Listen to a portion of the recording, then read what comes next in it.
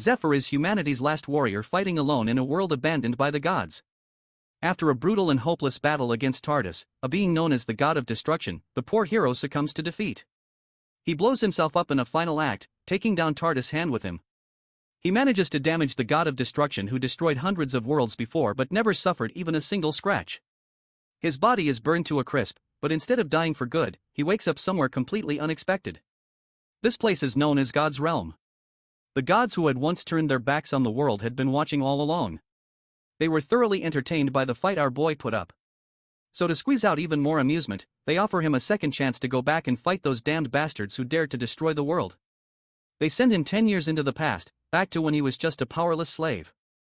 The only things he now has are his past knowledge and a special perk granted by the angel Mercedes. As he opens his eyes, he sees a bunch of bully slaves around him while a small powerless boy lies in there shivering from the beating. Seeing their maniacal faces and the logo on their chests, Zephyr quickly remembers that he's been sent 10 years back when he was 20 and refused to be used as a temple slave. As they bully our boy, their supervisor calls them out to get back to work. The bullies follow, but not without giving a warning to our boy not to pull that stunt again. However, Zephyr has no time for low lives. He picks up a nearby pickaxe, ready to blend in, but notices that same small boy on the ground whispering, "Thanks." The warrior doesn't recognize him and simply walks past, focused on more important matters, which were the perks the angel had mentioned he will be granted after regression. As the kid goes back to work, Zephyr stands still and activates his perks. A surge of power rushes through him. And in that moment, he can hardly believe that the angel actually gave him such a powerful spell. A while later, the other slaves are shocked to see Zephyr working at an incredible pace, filling up the rags in just minutes. They realize that this newcomer has now set a new standard, one that means they can't slack off either. Meanwhile, Zephyr is still thrilled about what happened earlier. When he unlocked his perks, a sudden barrage of information flooded his mind, causing a sharp headache. However, the pain quickly gives way to excitement as he notices several rare high-level skills and items appear before him. Completely free. Lost in thought, he doesn't notice the head of the mining team approaching. Mistaking his pause for laziness, the supervisor starts shouting, furious that the boy appears to be slacking on his first day. When he gets no response, his anger escalates. He raises his whip to teach the newcomer a lesson, but to his shock, Zephyr catches the whip midair with his bare hand and calmly returns it, prompting a stunned apology from the supervisor. Zephyr then turns back to his work, quietly surprised at his own reflexes and combat awareness. The whip didn't even leave a scratch. It's the effect of his first perk, an ability that cancels minor physical damage.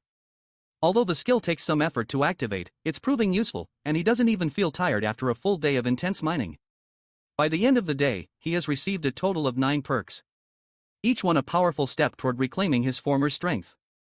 But for now, the warrior has a task to complete. Mining dozens of bags in just a few hours, Zephyr shocks the supervisor, who rewards his team with first place.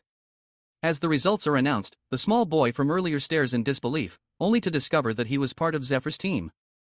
Zephyr, equally surprised, glances at the boy, realizing their paths are about to intertwine once again. The bully team's silence hangs in the air as the head announces the rest of the rankings. He reminds everyone that the last place team will receive less bread and their share will be handed over to the top ranking teams. With that, he orders all the slaves to pray to their light goddess, Arya. Hearing this, everyone immediately begins to pray. Zephyr follows suit, knowing that Arya is one of the 3 supreme gods and the most powerful moneylender. Most of the slaves here either lost their homes or were former adventurers who ended up in debt to the temple. The slave mark on all of them, including Zephyr, prevents escape. If anyone tries to flee without permission, their heart will stop instantly. Zephyr's goal now is to repay his debt and leave as a free man as quickly as possible. Not just to take revenge on the demon lord, but also to protect a deeply cherished woman, Alter. In the evening, the slaves gather and relax in the market area. Zephyr quickly notices how expensive everything is. As he stands in thought, the little boy from his team offers to buy him a beer. Wanting to show gratitude for being saved from the bullies earlier. With what little money he has, the boy wants to give something back. He also mentions that their team usually finishes last due to being weak. But thanks to Zephyr, they've placed first for the very first time. This moment makes Zephyr realize the true nature of the bullying tactic that by targeting and weakening one member of each team, they create a liability that drags everyone down, ensuring the team ranks low. However, Zephyr gently rejects the boy's offer, thinking the kid would only hold him back. Instead, he walks up to the bartender and asks for recovery water. This surprises the bartender as recovery water is quite expensive. He suggests that Zephyr should just wait for his injuries to heal naturally instead. However, the boy hands him 1.5 gold coins and requests the rest to be covered as a loan. This shocks the kid, knowing they already have existing debt, and the interest on new loans is notoriously high. But the warrior brushes off his concern, confident he can pay it back. Without hesitation, he drinks the recovery water. The item regenerates the drinker's endurance, and if consumed in larger quantities, it also slightly increases mana. Normally, it's not very effective. You need high amounts just for minor results. However, due to Zephyr's rare perk that boosts potion effectiveness by 500%, even a small dose yields impressive results. Despite working hard in the mines, Zephyr knows he can't make any real money there as no bonuses are awarded for extra effort. So, he makes a decision to consume as many potions as he can to train his body and build strength. Once he feels strong enough, he informs the head about hearing strange sounds, possibly monsters, deeper within the mine and suggests calling in the hunting team. Zephyr knows exactly what he's doing, as dungeons are where the real money lies. He reflects on the nature of monsters, which are creatures born from warped mana, inherently hostile toward humans, and long regarded as a menace. Yet over time, people begin to recognize their value. Their mana stones, formed inside their bodies, and even their bones were sources of rare and useful materials. The dens they stay in are called dungeons, which were once considered threats, but are now seen as profitable resources. These dungeons are handled by hunting teams, which are composed of enslaved fighters selected for their combat prowess. Due to the extreme risk involved, they are paid handsomely with performance-based bonuses. Zephyr wonders why someone like him, trained as an adventurer, is assigned to mine duty. He suspects there is a deeper motive behind it. While lost in thought, the shopkeeper reminds him that he's reached his borrowing limit. Zephyr notes that if he wants more funds, he may have to steal. Just then, the priestess appears and offers a grim solution of selling his organs to the temple, which buys fresh ones for research. She hands over the paperwork, stating that the surgery can be cancelled if the loan is repaid in time. Zephyr, despite the shock of others around him, accepts and insists on more recovery water. The shopkeeper reluctantly hands it over while warning him about it. The boy gulps down the bottles, satisfied that he now meets the physical conditions required. As he is busy with that, a man named Goat, head of a recon team, approaches to confirm if he is the guide they're expecting.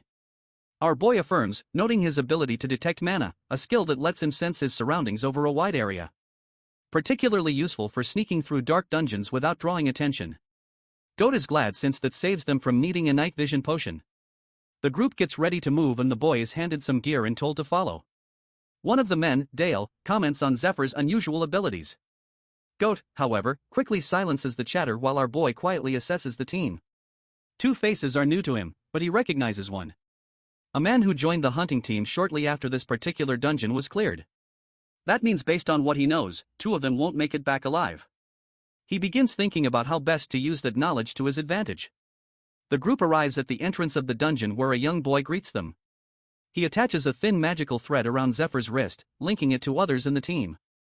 If any of them fall, the bracelet will snap, signaling the main base to send reinforcements. Though it's just a scouting mission, the boy still wishes them caution. Inside the dungeon, two torch-wielding monsters wander in, distracted by falling stones. Dot and Dale swiftly ambush and eliminate them. Zephyr watches, noting that the recon team's primary role is to gather intel and assess monster activity.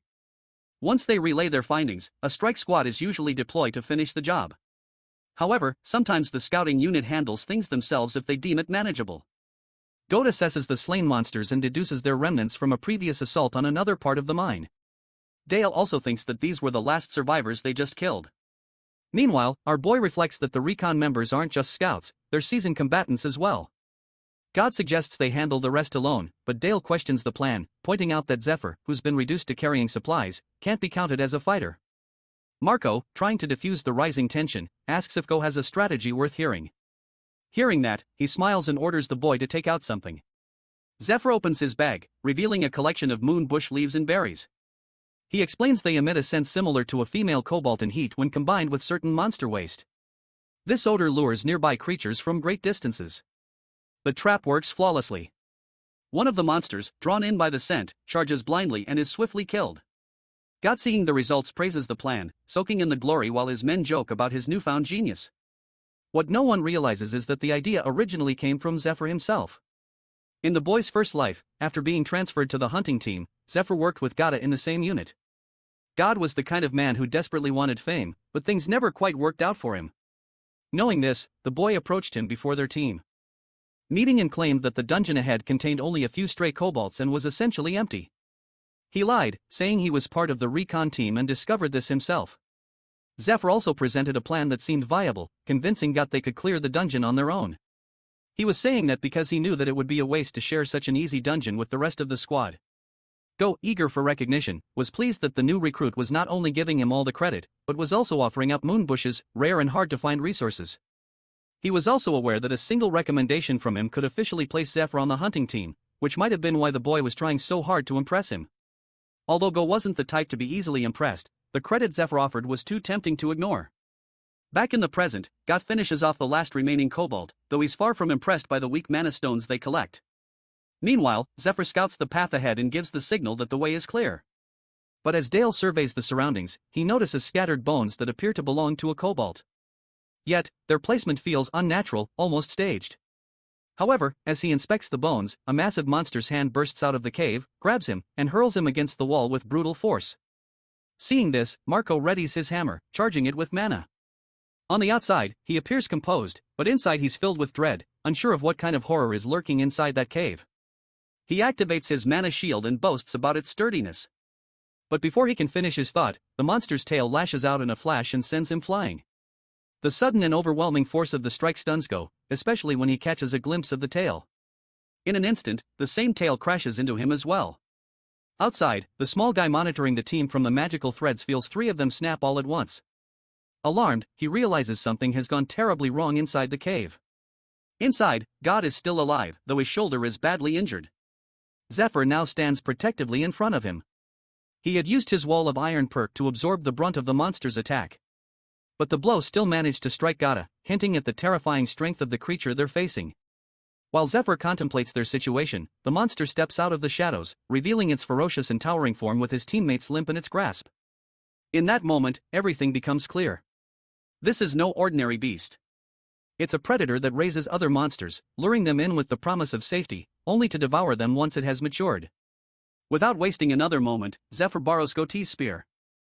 He activates perk 3, loading a ball of energy into his hand and excitedly demands to know which part of the monster it wants him to kill. The perk, known as Silver Key, functions like a personal storage inventory. From it, Zephyr retrieves a piece of cloth and a bundle of dragon weed. Goat watches in confusion, unsure of what the boy is planning. But Zephyr moves with calm determination, wrapping the cloth tightly around his hand and gripping his spear. Goat, despite his injuries, feels a surge of resistance. He doesn't want to hide behind a mere miner. But before he can act, the monster unleashes its fierce skill. A deafening, paralyzing roar that instantly roots him to the ground. In that moment, a chilling memory of something an old soldier once told him during his early days flashes through his mind. That man spoke of an encounter with a fully grown monster where the entire village stood motionless, paralyzed by fear so intense they couldn't even blink. They simply waited for their turn to die. And now in the present, the same thing is happening again. But this time, Go watches in stunned disbelief as Zephyr moves. The boy isn't frozen. He's charging in, darting around the monster with speed and precision, dodging its massive strikes and positioning himself with practiced agility. Zephyr had used the dragon weed in combination with the effectiveness boosting perk neutralizing the fear effect. However, he only has one offensive perk, and it's not an option at the moment as it demands far too much mana. Instead, he applies a powerful poison to his spear, one potent enough to deal with monsters like this. The potion comes from an old friend from Zephyr's past life. His friend Fate had spent his entire life crafting formulas, potions, poisons, and mixtures, perfecting each one. To Zephyr's shock, Fate gave them all to him, claiming the world was nearing its end and that someone had to make use of them. If those potions could save even a few lives, he said that alone would make him happy. Remembering his friend's words, Zephyr lunges forward and drives the poisoned spear into the monster, then follows up with a swift slash across one of its arms. He knows exactly how the poison works. Once it enters the bloodstream, it begins eroding the target from the inside, and in just 3 minutes, it spreads throughout the entire body. Now all Zephyr needs to do is survive until the poison takes effect. But before he can reposition, the monster's tail lashes out, striking him hard and slamming him into the cave wall. The beast doesn't hesitate. It charges with its jaws wide open, trying to swallow him whole. Acting on instinct, Zephyr grabs the remaining vial of poison and hurls it straight into the monster's open mouth. He follows up with a powerful slash across its face, aiming for the mouth. The monster screams in pain and struggles with only 1 minute left before the poison finishes it off. Zephyr knows he doesn't have the skills or stamina to completely evade the monster. Until then, he only has two options now. Wait for the creature to collapse from the inside or strike hard enough to bring it down himself. As the boy tries to attack, the monster swings its tail again, but with quick reflexes, Zephyr manages to grab it. He holds on tightly until he is lifted above the monster's head. Once he is directly on top, he jumps down and stabs the monster in its eye. The other end of the spear snaps from the impact, and Zephyr uses both the broken spear and his knife to stab the monster multiple times. The monster begins thrashing violently in pain. As it moves uncontrollably, the boy clings to the knife still lodged in its eye. He knows he can't let go now. There's still one more blow needed to finish it, so he leaps onto its head again. With the mana restored from drinking several recovery potions and boosted by his effectiveness perk, he channels all his power into his fist and slams the monster with everything he has, crashing down like hell upon it. Watching it all unfold, Goaty finally realizes he was wrong. With talent like that, the new guy is bound to get recognized and climb his way to the top. However, he also knows that since Zephyr is just a minor, he needed Go's help to get into the dungeon in the first place. As Goat reflects on this, Zephyr, now standing with authority, requests to speak with him. Somewhere deep in the jungle, a yellow-haired man is badly injured and surrounded by a group of shady individuals. He pleads desperately, insisting he isn't a follower of the Demon Lord. One of the men, marked with a cross on his forehead, gives a signal to his buff, muscular teammate. Without hesitation, the buff man crushes the yellow-haired man's skull, ending his life. But then, the body begins to twitch violently.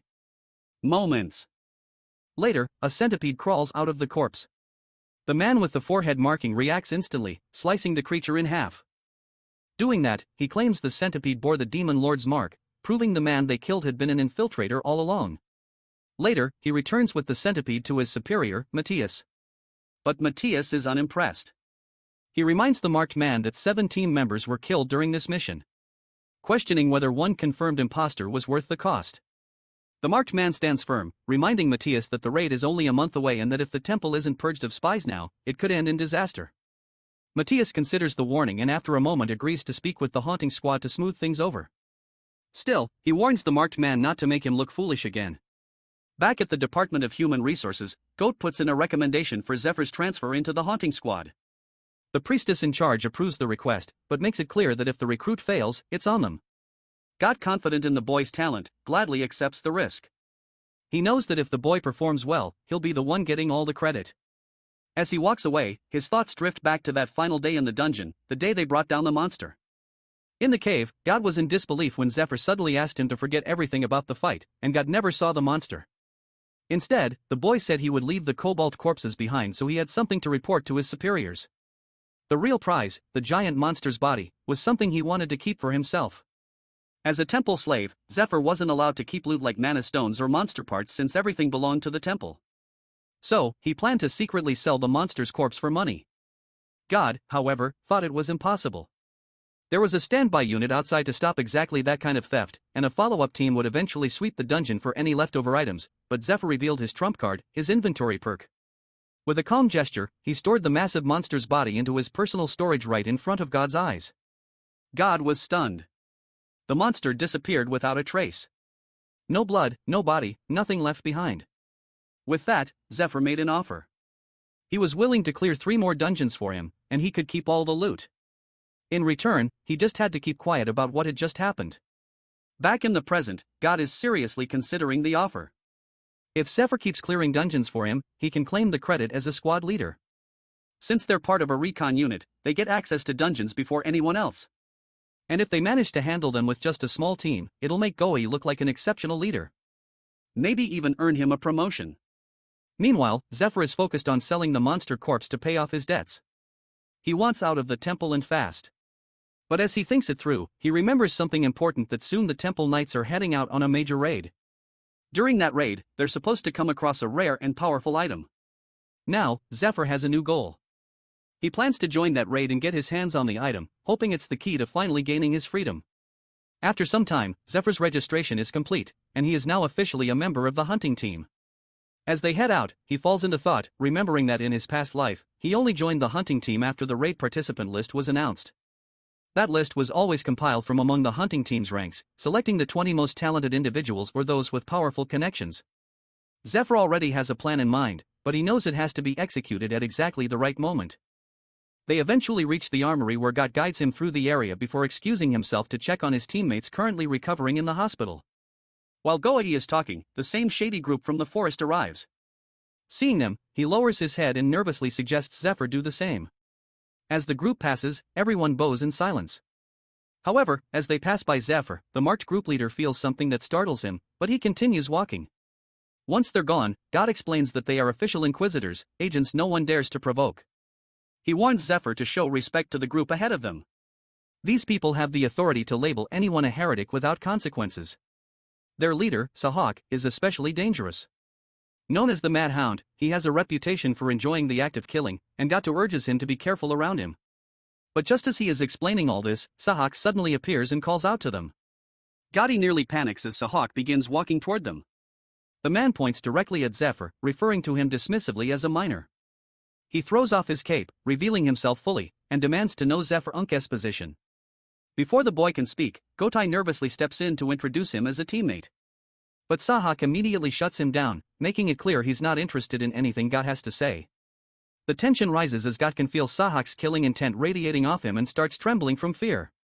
While Zephyr remains calm and unfazed, that composure catches Sahak's attention.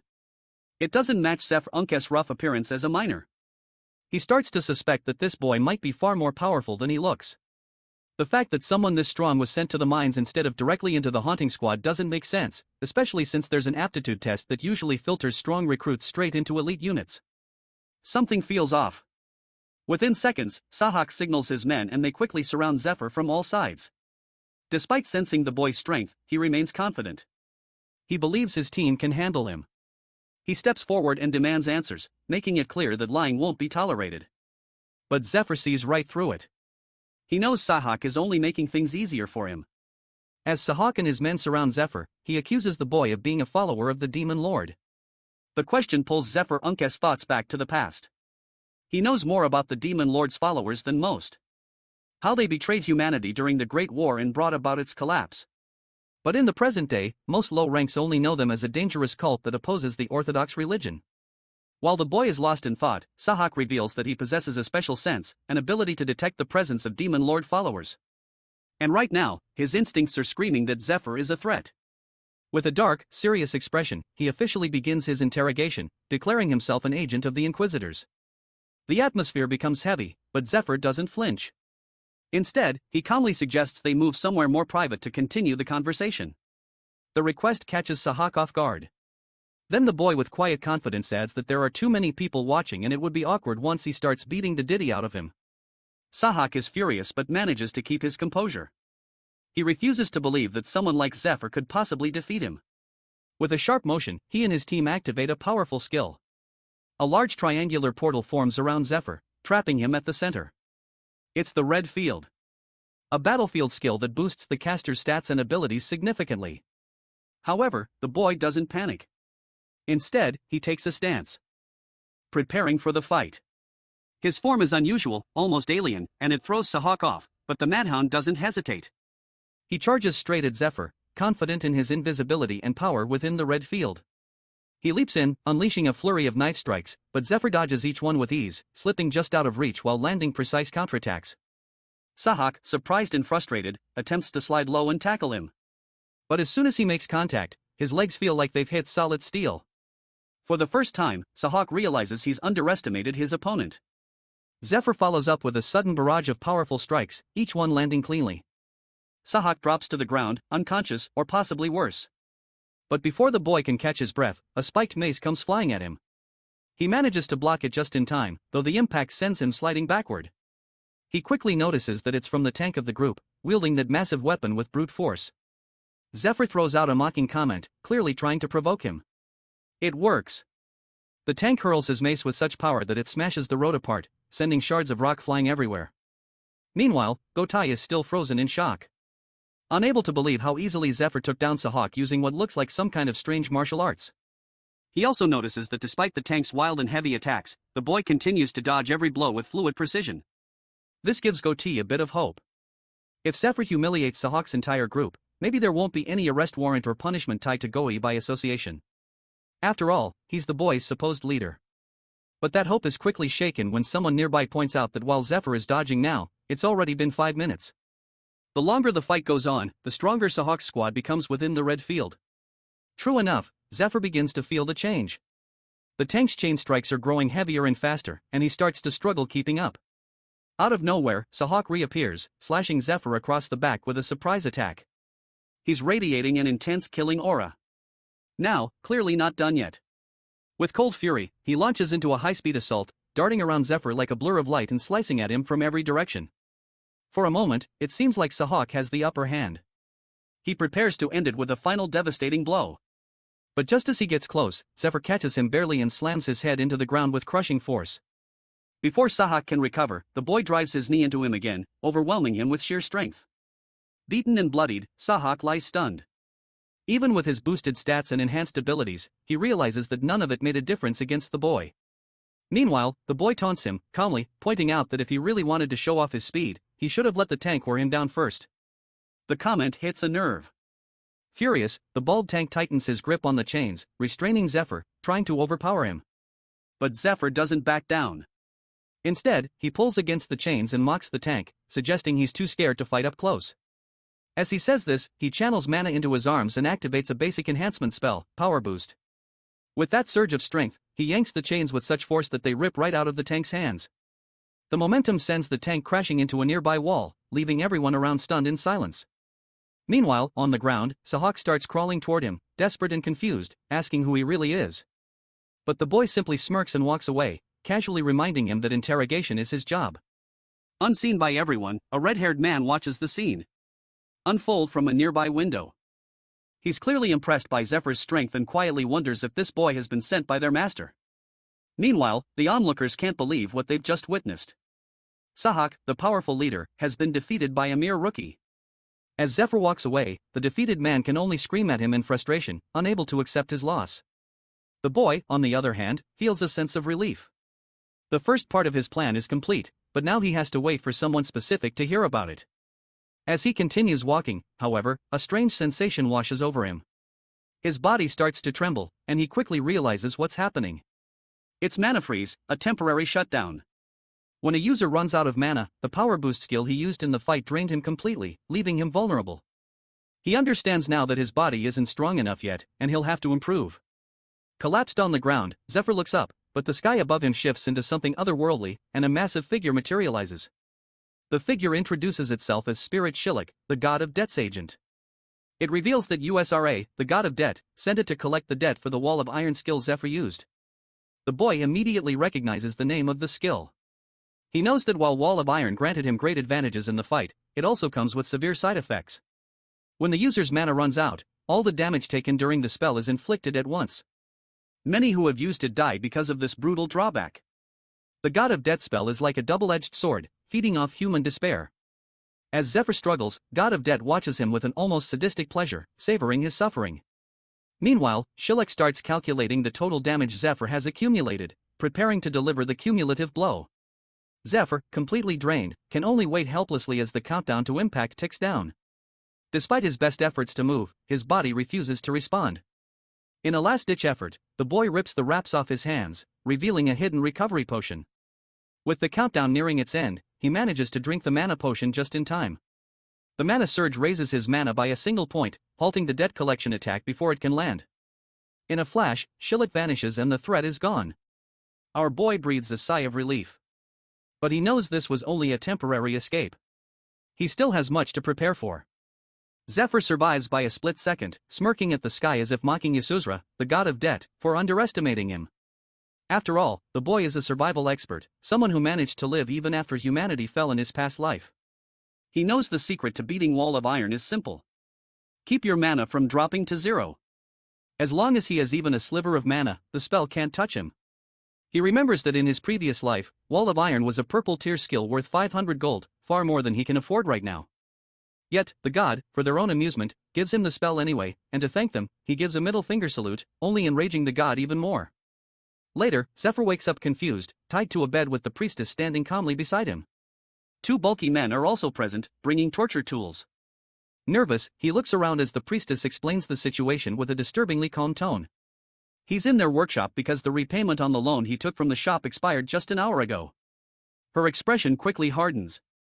She grabs a large knife and says he took multiple loans using collateral, skipped all the interest payments, and never planned to repay any of them. She holds the knife just inches from his face and demands answers. Zephyr realizes the situation is deadly serious. If he tries to use Mana, the debt collector, Shillik will return instantly, so he has no choice but to talk his way out of this. He begins pleading, saying he'll repay everything next week, but the priestess remains unmoved. She declares they'll definitely take his salary, but he still has to pay the shop loan with interest, something he clearly can't afford.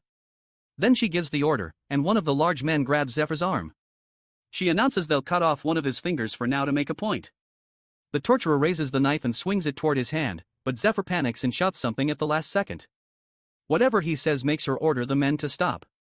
Her expression shifts from anger to disbelief, shocked that Zephyr could possibly know something like that. The badly stand in shock as the woman screams at them in a fit of rage, ordering both to leave immediately. They obey without a word.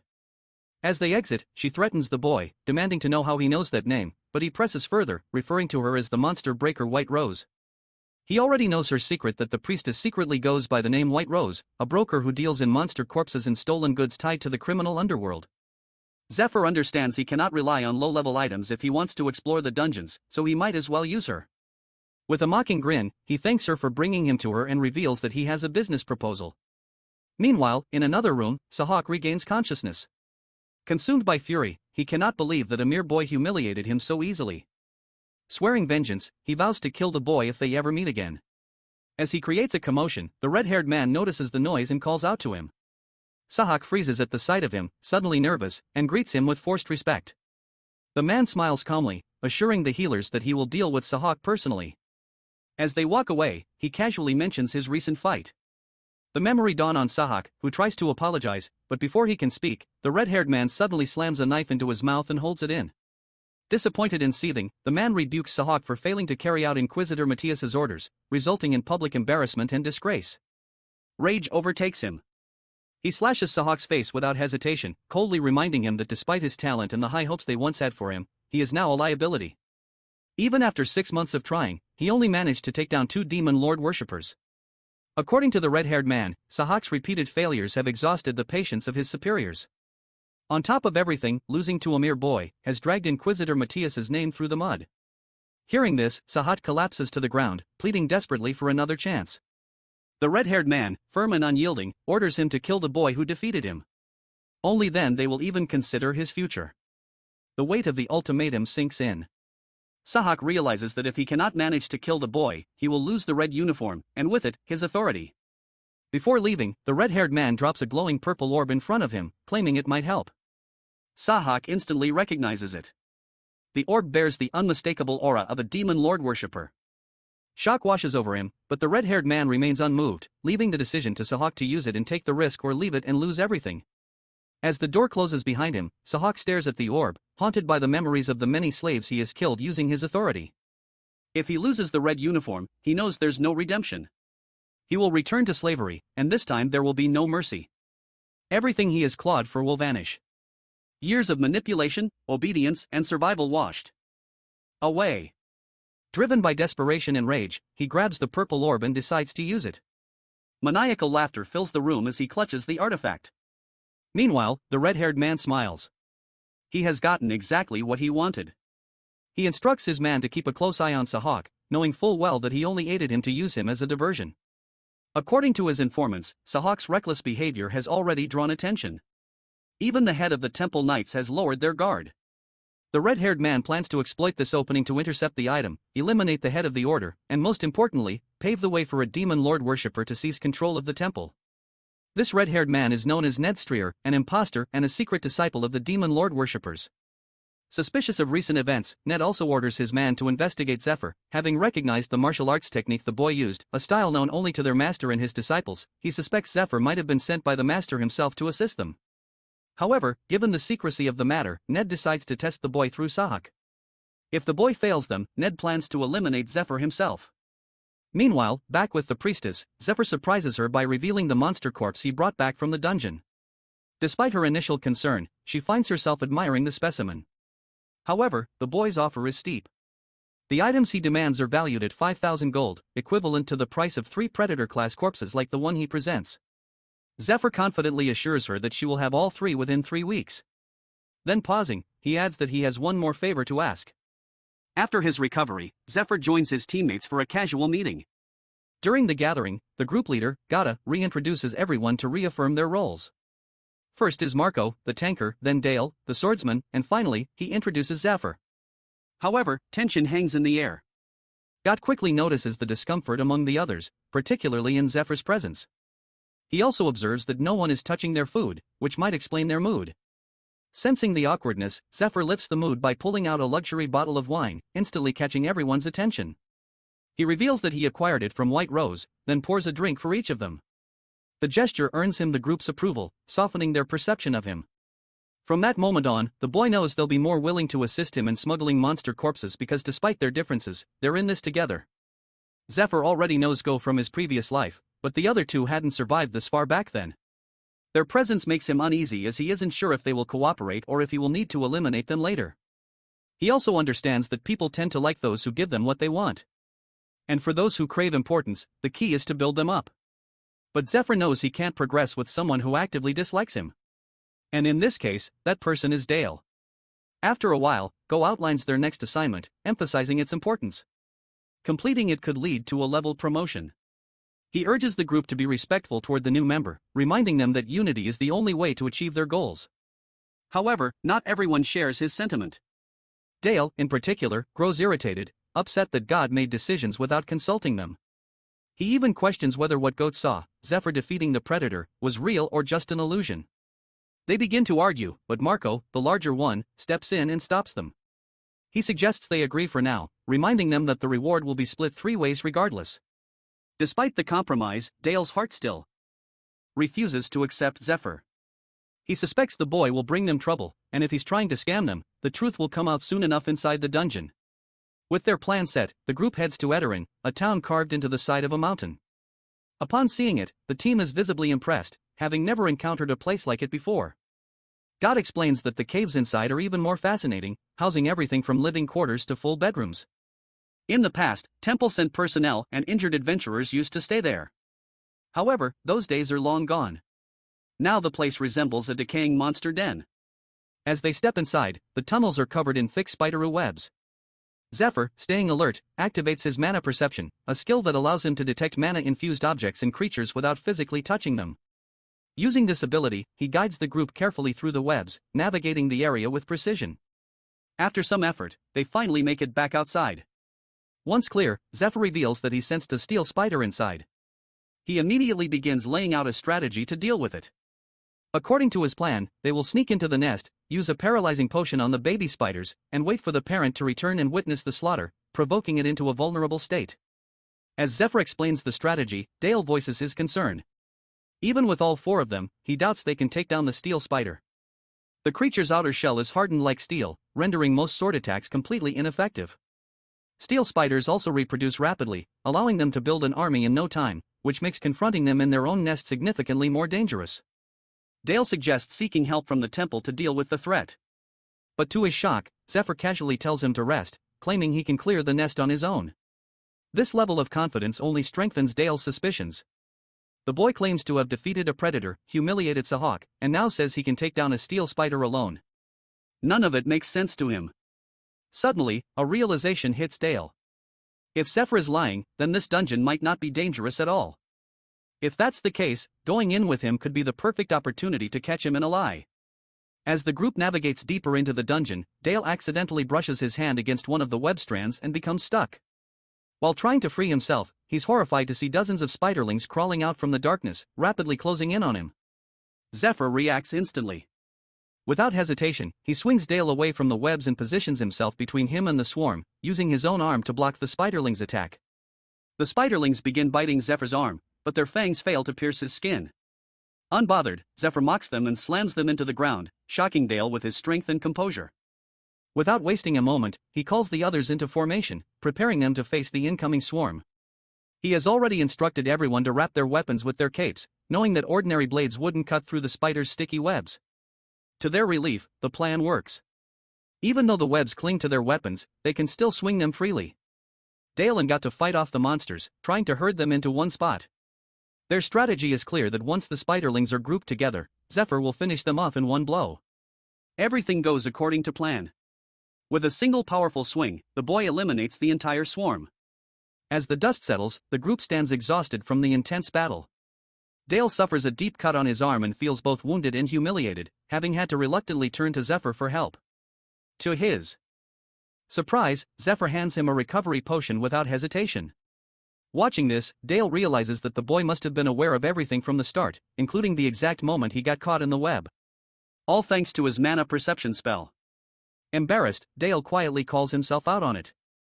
Zephyr, however, simply reassures him and advises against repeating the same mistake again. Meanwhile, he silently observes Dale with growing appreciation. In his past life, he had to train unskilled fighters, but Dale shows surprising focus and discipline. Zephyr is aware of his lingering suspicion toward him, but he also knows that once they clear the dungeon, his doubts will resolve on their own. The group soon enters the spider's nest, where they use the paralyzing potion.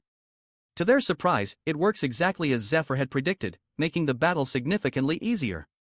They also remember his advice to aim for the spiders' bellies, as they are softer than their steel-coated backs. When Dale tests this mid-fight and confirms its effectiveness, he is once again baffled by how accurate Zephyr's knowledge is. As Dale stabs and slices through one of the monsters, the others rally around him to help finish the job. They celebrate having taken down a spider, only to be stunned when they notice that Zephyr has already defeated hundreds on his own. Climbing down from a mountain of corpses, the boy casually suggests they take a short rest. Still catching his breath, Marco can't help but wonder where Zephyr came from, and who could have possibly trained him. At that moment, Zephyr's mind drifts to the memory of a mysterious man who once trained him in a remote cave. But as the image resurfaces, his expression gets serious. He quickly brushes the thought aside and shifts the conversation, pointing out that only the boss room remains. The group grows excited at the prospect of the final battle. As they await orders, Zephyr casually walks over to a spider's corpse and plucks its sharp legs. Then, without hesitation, he tells the others to leave, insisting he will handle the rest alone. The group stares in disbelief about this sudden order. Go among the group isn't as ambitious as the others, especially not like Dale. He only wants to survive, even if it means always choosing the safe route and obeying those in power. This is the reason he has managed to stay alive for so long. When Zephyr tells him to leave, God agrees without hesitation, believing it's for the best. He thinks they would only slow Zephyr down. However, Marco insists on staying, reasoning that it's just the final stretch remaining. This unsettles Gata, and his nerves spike even more when Dale also agrees with Marco, arguing that more people mean better chances of defeating the monster. Gat begins to sweat nervously, hoping Zephyr will order them to leave. But to his shock, he doesn't send them away. Instead, he assigns them new roles. After a brief discussion, Zephyr strides alone into the heart of the dungeon, carrying himself with the confidence of a Chad. He soon finds himself standing before the queen spider's spawning chambers. Around her lurk her spider guardians, each stationed near thick web-laced layers. As Zephyr steps forward, every spider senses his presence, but he remains calm. He knows they won't charge unless he attempts to cross their designated layers where each is tasked with defending its own territory. With a calculated move, Zephyr summons bags of plain flour and hurls them toward the webs. On impact, the bags burst open, flooding the air with fine particles and clouding the spider's vision. The distraction works. In the chaos, Zephyr raises his crossbow and fires a bolt directly at the queen. The shot lands with a spark, not enough to injure her, but just enough to ignite a chain reaction. The airborne flour particles combust violently, triggering a massive dust explosion that rocks the entire chamber. Zephyr turns and bolts, knowing the explosion alone isn't enough to eliminate the spiders. As he runs, a few of the guardians give chase. Without missing a step, he fires poison-tipped arrows behind him, striking one spider and bringing it down. But another guardian charges after him, quickly gaining ground as Zephyr rounds a corner. To the spider's surprise, its path is suddenly blocked by a thick wall of webbing. Earlier, the boy had instructed his team to use spiderweb sacks to create traps at designated locations. When Go questioned whether these webs could actually stop spiders, the boy explained that without a special liquid their bodies produce, they get stuck in their own webs. After handing out the sacks, he revealed to the group that they would have to fight the spiders this way, as there were simply too many of them. Back in the present, the earlier explosion has evaporated the spider's protective liquid, and the chasing spider becomes ensnared in the web. Wasting no time, the boy draws the pair of spider claws and slashes down the trapped creature, killing it instantly. Although only one guardian spider remains, the queen suddenly charges out from the depths with a screeching scream. She barrels after Zephyr, who dashes toward the cave's exit while the rest of the team waits in information outside. Just as the boy reaches the exit, the queen launches a stream of highly poisonous acid at him.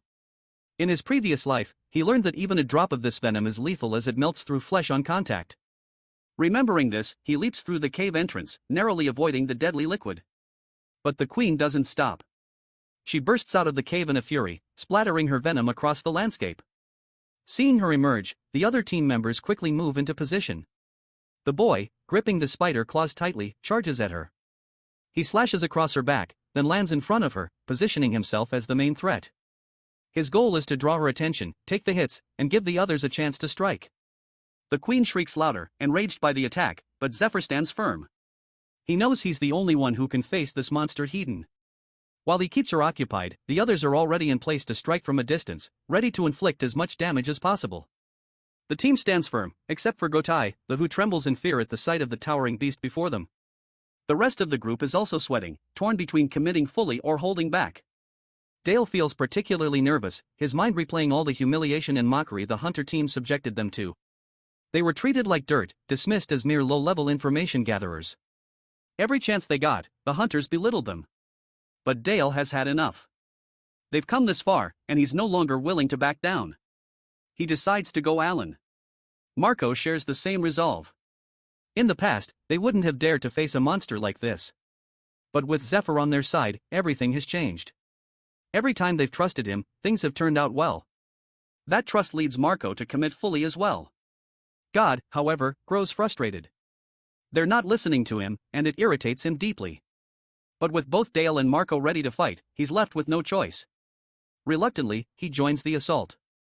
Together, they target the damaged section of the spider's armor, coordinating their attacks from all sides. They keep Zephyr's advice in mind. Aim for the middle of the spider's legs where the nerves run through. He had also told them to coat their weapons in tranquilizers. Dale follows that instruction and strikes. It works. However, just as Dale lands a blow, he realizes the monster is about to strike him from behind, but Zephyr is already in motion. Leaping from above, he strikes the spider mid-attack, disrupting its assault. He radiates confidence, drawing the monster's full attention as he challenges it to focus on him. The spider, enraged, turns its fury toward Zephyr, but he blocks every attack flawlessly. Dale watches in disbelief. He can hardly comprehend how fast Zephyr moves, how effortlessly he handles the creature's fury. He remembers the doubts they had about this battle, and how Zephyr had assured them they'd be fine, that the queen spider would hardly notice them, blinded by rage over her burned eggs. And now, watching him in action, Dale believes it. The boy had also informed them that the queen spider's hind legs are the safest place to be near. Because she lays her eggs in a narrow spawning layer, she has developed the habit of minimizing the use of her rear limbs. Now, as Dale observes the spider, he notices that she is barely moving from the back and is primarily attacking with her front half, proving Zephyr's words to be true. This realization hits Dale that the boy might have already fought monsters like this before. The boy had only been holding the line so they could pierce the tranquilizer into the creature. He would handle the rest. With that in mind, all of them attack the monster from all directions, successfully driving their weapons into her body. However, Goatee's spear gets stuck in one of the spider's legs. And before he can pull it free, she lifts him up into the air. With a blood-curdling scream, the spider begins thrashing wildly, swinging her massive claws at Zephyr while Gotta crashes violently to the ground. Driven by rage over the destruction of her eggs, the queen spider seeths. But she knows her claws alone won't be enough to crush them. So she begins channeling venom into her glands, preparing to melt them with her toxic poison. But before she can release it, Zephyr charges forward. With precise timing, he plunges his hand deep into her abdomen, grabs the venom gland, and with full force rips it out from her body. He then unfastens his belt and wraps it tightly around the gland, sealing it and preventing her from using it for at least a few minutes. Without wasting a second, he leaps onto her body, springs into the air, and delivers a brutal kick straight to the spider's skull. The force cracks the monster's head. Landing firmly, he stands tall, calm, and focused. He knows that with steady coordination, they can win this fight. Seeing the spider collapse, the group erupts in cheers. Dale, however, still can't believe they've actually defeated the queen spider. He turns toward the boy, searching for answers. But in that moment, he realizes that the boy let them defeat the monster. Zephyr had guided them, protected them, and made sure they were the ones to land the finishing blow. This realization hits him hard. Hunting feels completely different under a leader like him. For the first time, Dale believes that maybe, just maybe, he can become someone like Zephyr if he keeps following him. Meanwhile, Zephyr's mind is already turning, considering which monster corpses he should bring back to offer to White Rose. But his thoughts are interrupted when Dale calls out to him, proudly showing the resting place he prepared for him. He suggests he take a break, assuring him that they'll handle everything from here. To Zephyr's surprise, Dale starts praising him outright, offering to dismember the corpses for him, provide comfort, and take care of the remaining tasks. Hearing this, the boy realizes that his mana reserves are nearly depleted anyway, and accepting their help would save him the trouble of dealing with USRA's reactions later. Watching them work, he comes to a new conclusion that his teammates aren't bad at all. But then his expression turns serious. He knows deep down they still won't be enough if he has to face someone from his past life. His current gear and stats aren't good enough either, so he'll need a solid long-term plan. Later, he brings back the Predator's corpse to the priestess, who is visibly impressed by it. She even offers him more inventory space as a reward. However, as Zephyr stands there, he silently observes the shady dealings taking place in the temple right in broad daylight. Truthfully, he no longer believes temples are as holy as they claim to be. They collect donations from believers and use the funds not just for monster defense, but also to expand their influence, building entire cities around themselves. The donations aren't entirely for worship. They're payment for safety. Temple knights slay monsters, and protection has a price. But Zephyr knows this won't last. In the future, even safety, especially for one's own children, will become impossible to buy. Later, during a private meeting with the priestess, she informs Zephyr that the monster corpse he gave brought in a good sum. She expresses her admiration for his abilities, but he cuts straight to the point that he wants to know how much debt remains. According to her, he's paid off 48% of the total. She adds that the temple will also take 20% off the top as their share of the debt. Then she remembers something else that she had personally requested and secured lab cleaning duty for him. According to her, he can use the lab's equipment once everyone has left for the day, but he'll be responsible for cleaning everything afterward. This excites Zephyr. It's much easier than having to sneak into the lab. As they continue talking, a figure approaches and calls out to the priestess. When they turn around, Zephyr sees the man's face and freezes in shock. It's Ned, an agent of the Inquisitors, and someone Zephyr had a history with in his previous life. The priestess jokes lightly, teasing that Ned must be here to ask for a loan or invite her on a date. But deep inside, she knows exactly why he's come. Ned is here for the boy. After all, Zephyr beat up Sahak and Ned is his superior. She finds it reckless, insulting even that Ned would come all the way here to start something with her client right in front of her. Trying to defuse the situation, the priestess politely attempts to usher Ned away.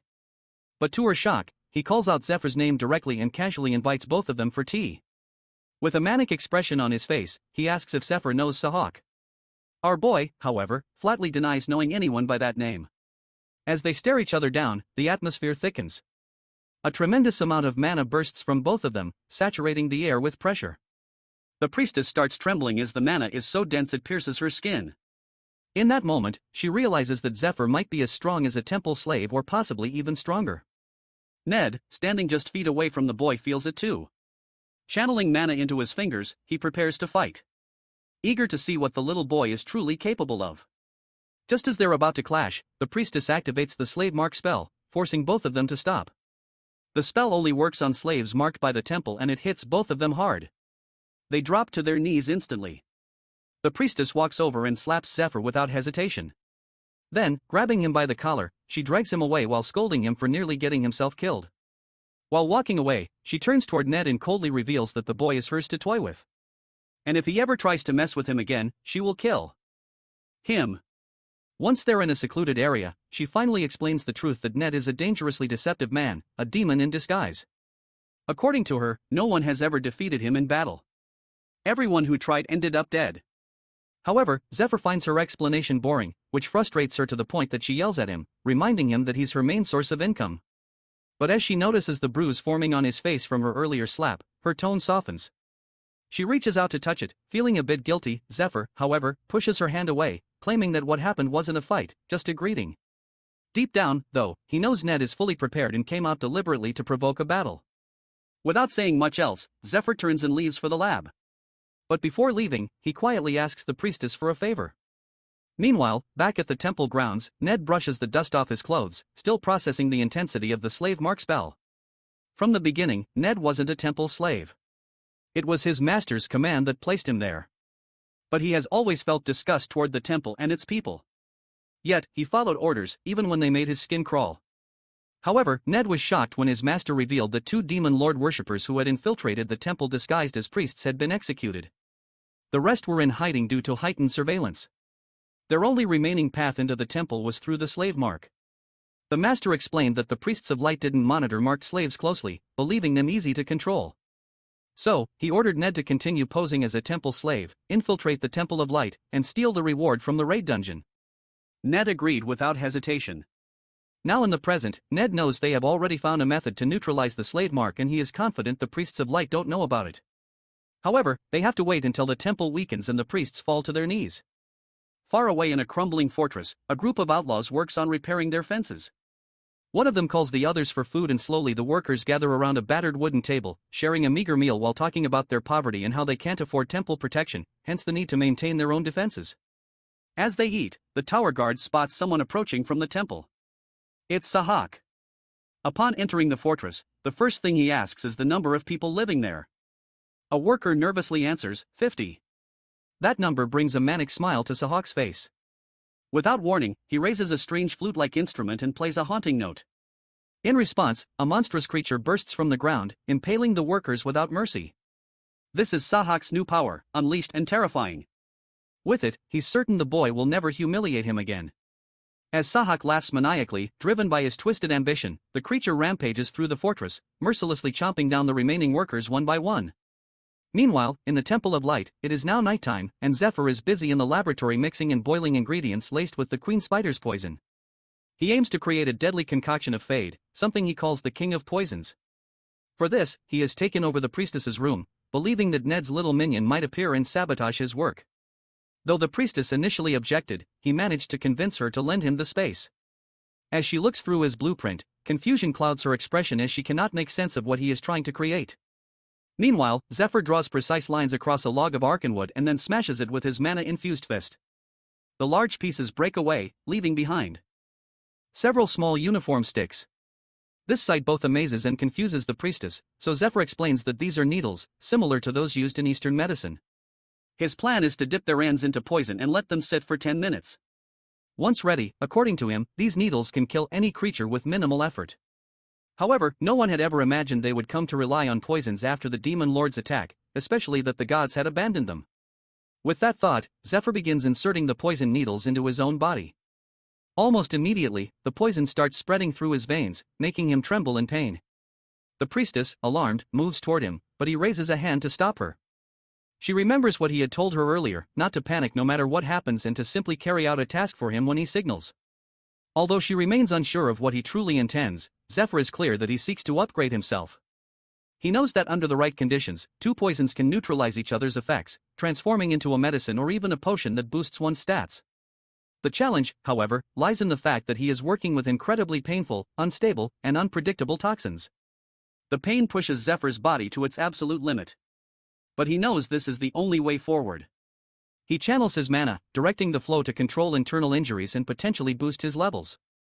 With this, he is testing whether the technique will heal him or if it will cause his body to shatter like a brittle mirror. Still, Zephyr knows this pain is nothing compared to what the Demon Lord once did to him. As he concentrates, the flow of mana stabilizes. His veins begin to lose their darkened hue, returning to their normal color. The transformation stuns the priestess, but she recalls what Zephyr told her earlier, that she must drive the final poison needle into his head when he gives the signal. The moment arrives, and though nervous, she obeys his command, plunging the needle in with trembling hands. Several hours later, deep in the woods surrounding the Temple of Light, a beam from the slave mark erupts into the sky, lighting it up with a flash. On the ground, chaos reigns as hunters flee for their lives. Chased by a stampede of monstrous ostriches, they shout in frustration, cursing the recon team for misreporting the number of nests. Fortunately for them, they had fired a flare earlier, calling for reinforcements, but the stampede moves faster than anyone anticipated. As the hunters argue, the creatures catch up and tear through the group one by one. The leader is the last one left standing, and he knows the temple is still at least 20 minutes away and things look grim. He Ashton hauls to the ground, watching as one of the massive ostriches looms over him with its razor beak, ready to strike. But just as the monster lunges, a powerful dagger slices through the air, piercing the creature's neck. The beast crashes lifeless to the ground.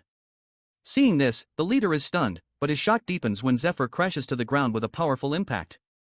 As soon as he lands, all the monstrous ostriches charge at him. But with his newly enhanced strength, he easily overpowers them, tearing through the horde like they're nothing more than a bucket of KFC. He targets their necks with brutal precision. And with a single powerful mana burst, he launches multiple projectiles that strike every creature squarely in the throat, killing them instantly. The leader stands frozen, unable to comprehend how a single person, temple reinforcement or not, could do this alone. Before he can say anything, Zephyr demands the location of the monster nest. Still in disbelief, the leader points it out. Without another word, Zephyr vanishes in a single leap, leaving behind an overwhelming aura and a heavy sense of awe and inferiority weighing down on the hunter captain. However, the leader immediately regrets not giving Zephyr a critical piece of information that the nest is extremely dangerous. As he silently blames himself for the oversight, a sudden blast echoes through the forest, followed by a chain of explosive crashes and deep cracks in the earth. To his utter disbelief, Zephyr emerges from the shadows moments later, dragging the severed head of the boss monster behind him. Despite the intense battle he clearly just fought, he looks calm, almost relaxed. The poison needles coursing through his system seem to have doubled his strength and dulled the pain. But Zephyr knows his next challenge is gear. He needs new equipment, though finding a place to forge or acquire it will come first. As he considers his next move, he fires the green flare, signaling that the emergency has been handled. Meanwhile, far away in the dungeon's dark depths, Sahak continues his brutal slaughter, waiting for the moment he and Zephyr will meet again.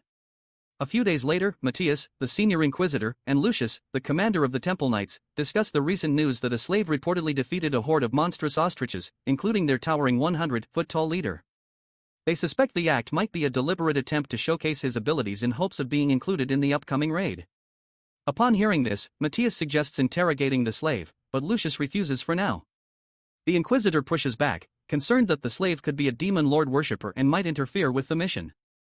However, Lucia surprises him by proposing a different strategy, bringing such individuals along on the raid and dealing with them there rather than risking them causing problems elsewhere. Although they've been friends for over 20 years, Matthias disagrees with the idea, but the commander has a reason for involving him further. He leads Matthias into the tower basement. When he opens a large sealed door, Matthias is taken aback when he sees Michael's legendary heavenly lance and shield. He can't believe his eyes. He'd only ever read about relics like this in books. The commander assures Matthias that with these weapons, they finally have a real chance at clearing the dungeon after 10 long years. With a confident expression, he adds that this time he'll be nearly unstoppable during the raid. The next morning at the slave rooms, Zephyr's hunting teammates wrap up a grueling training session. They're a bit surprised by the training area being so crowded lately. Marco explains that these are slaves hoping to claim a spot in the raid. Rumor has it that 2 or 3 positions might still be open. As they talk, the priestess suddenly walks out of their room and passes by them. The group immediately bows out of respect. After she walks past, a few of them quietly wonder what she was doing in their quarters. Soon, the group's worst suspicion is confirmed when they spot Zephyr in their room wearing a golden ring. They stare in disbelief, unsure how he managed to get such an item from the priestess. Zephyr, however, brushes it off casually. Internally, he knows the ring is no ordinary accessory.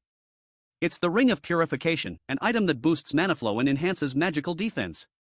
The priestess gave it to him after his upgrade session, claiming she had more items like it that could help improve his stats.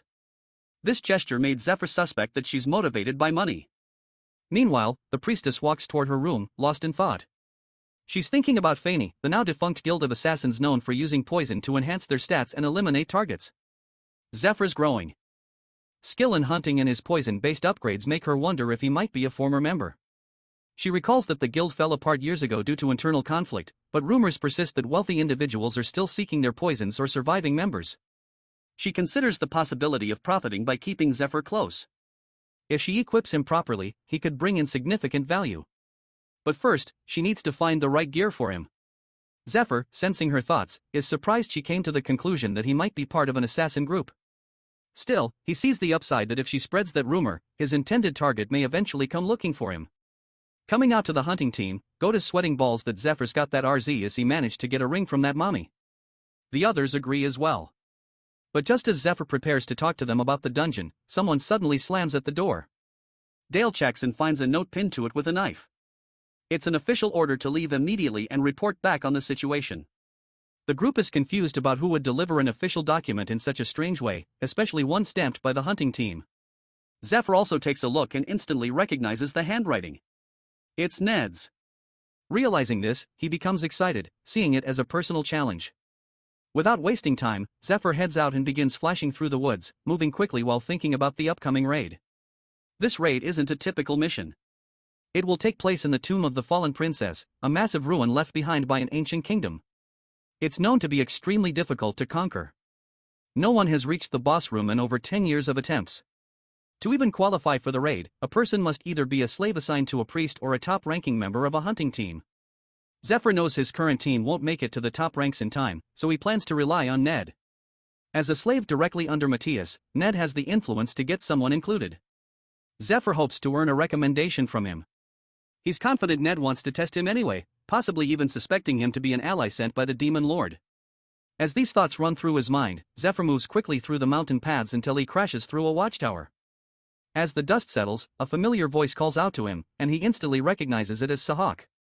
He pauses and tells Sahak to go home, clearly puzzled about why he's even there. The ugly-ass Sahak gives an evil grin, claiming he's been feeling pretty horny for him these past couple of days. As Zephyr stands there confused, Sahak suddenly pulls out a knife, attempting to show off some new power. But before he even finishes speaking, Zephyr flashes past him and drops him to the ground with a single strike.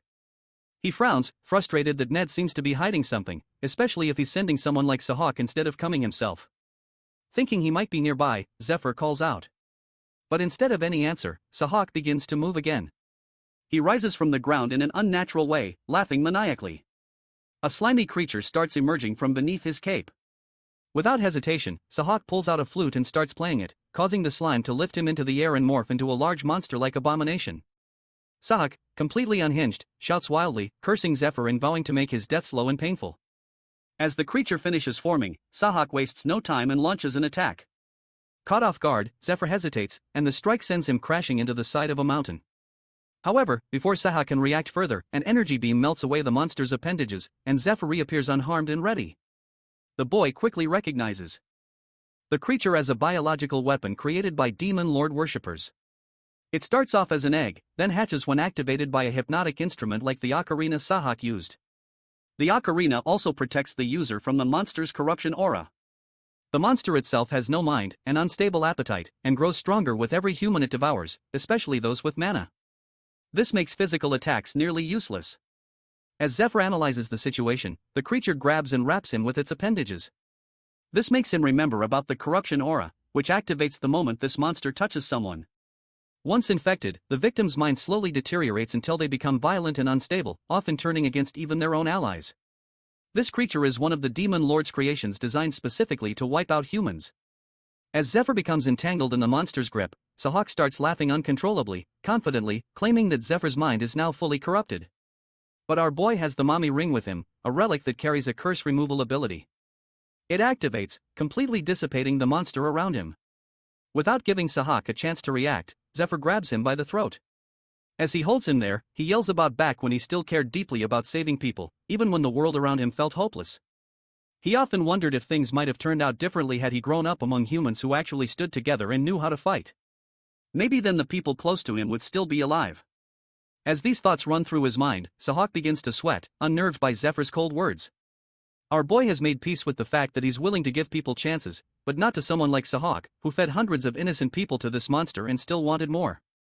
With anger building up, Zephyr channels all his mana into his fist and slams it into Sahak's gut, following up with a brutal punch to the face that shatters it completely. Deserved.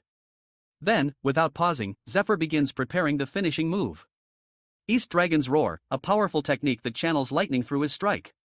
Gathering mana into his palm, he releases the attack with full force, hitting Sahak with a barrage of lightning-charged strikes.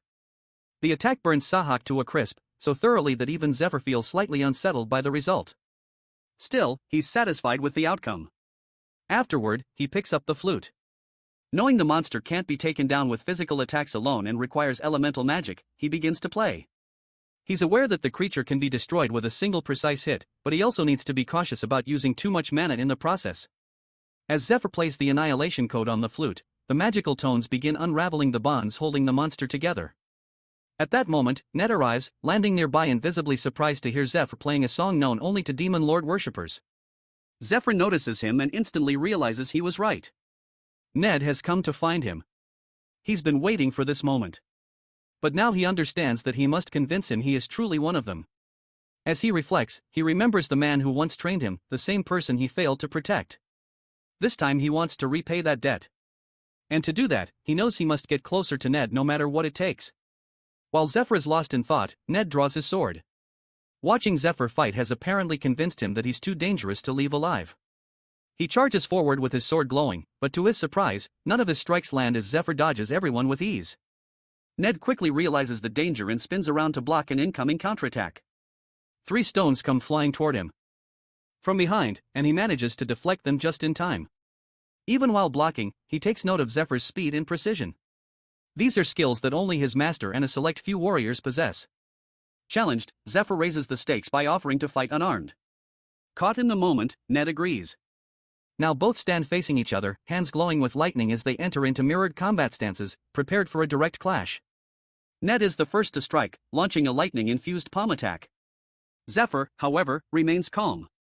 He channels the floating cloud technique, which emits an electrical charge identical to Ned's.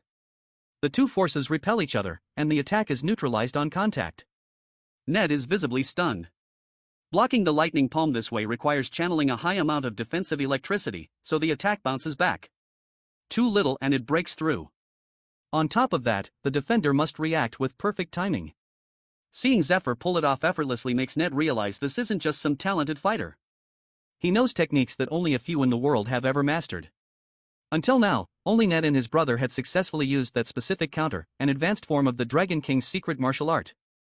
The technique originally belonged to Jinriang, a high-ranking demon lord worshipper who climbed to power by mastering and preserving the Dragon King's hidden arts. Among his many disciples, only 2 were ever taught the true secrets: his own son and Ned himself.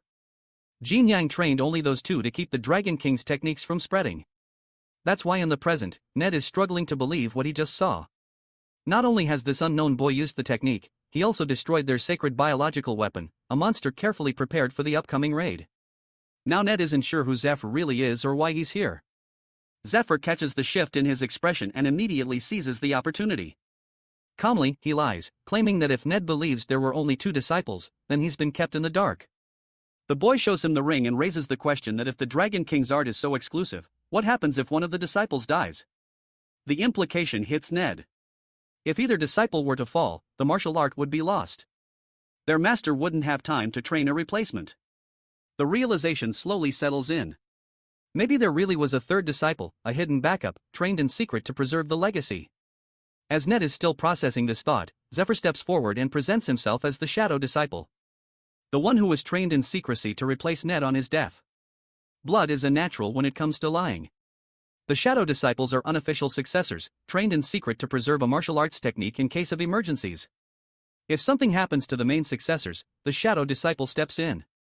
However, once the official heirs safely inherit their master's position, the shadow disciple is often eliminated. Keeping them alive poses a risk as their existence alone can invite future conflict. Right now though, Zephyr is making all of this up.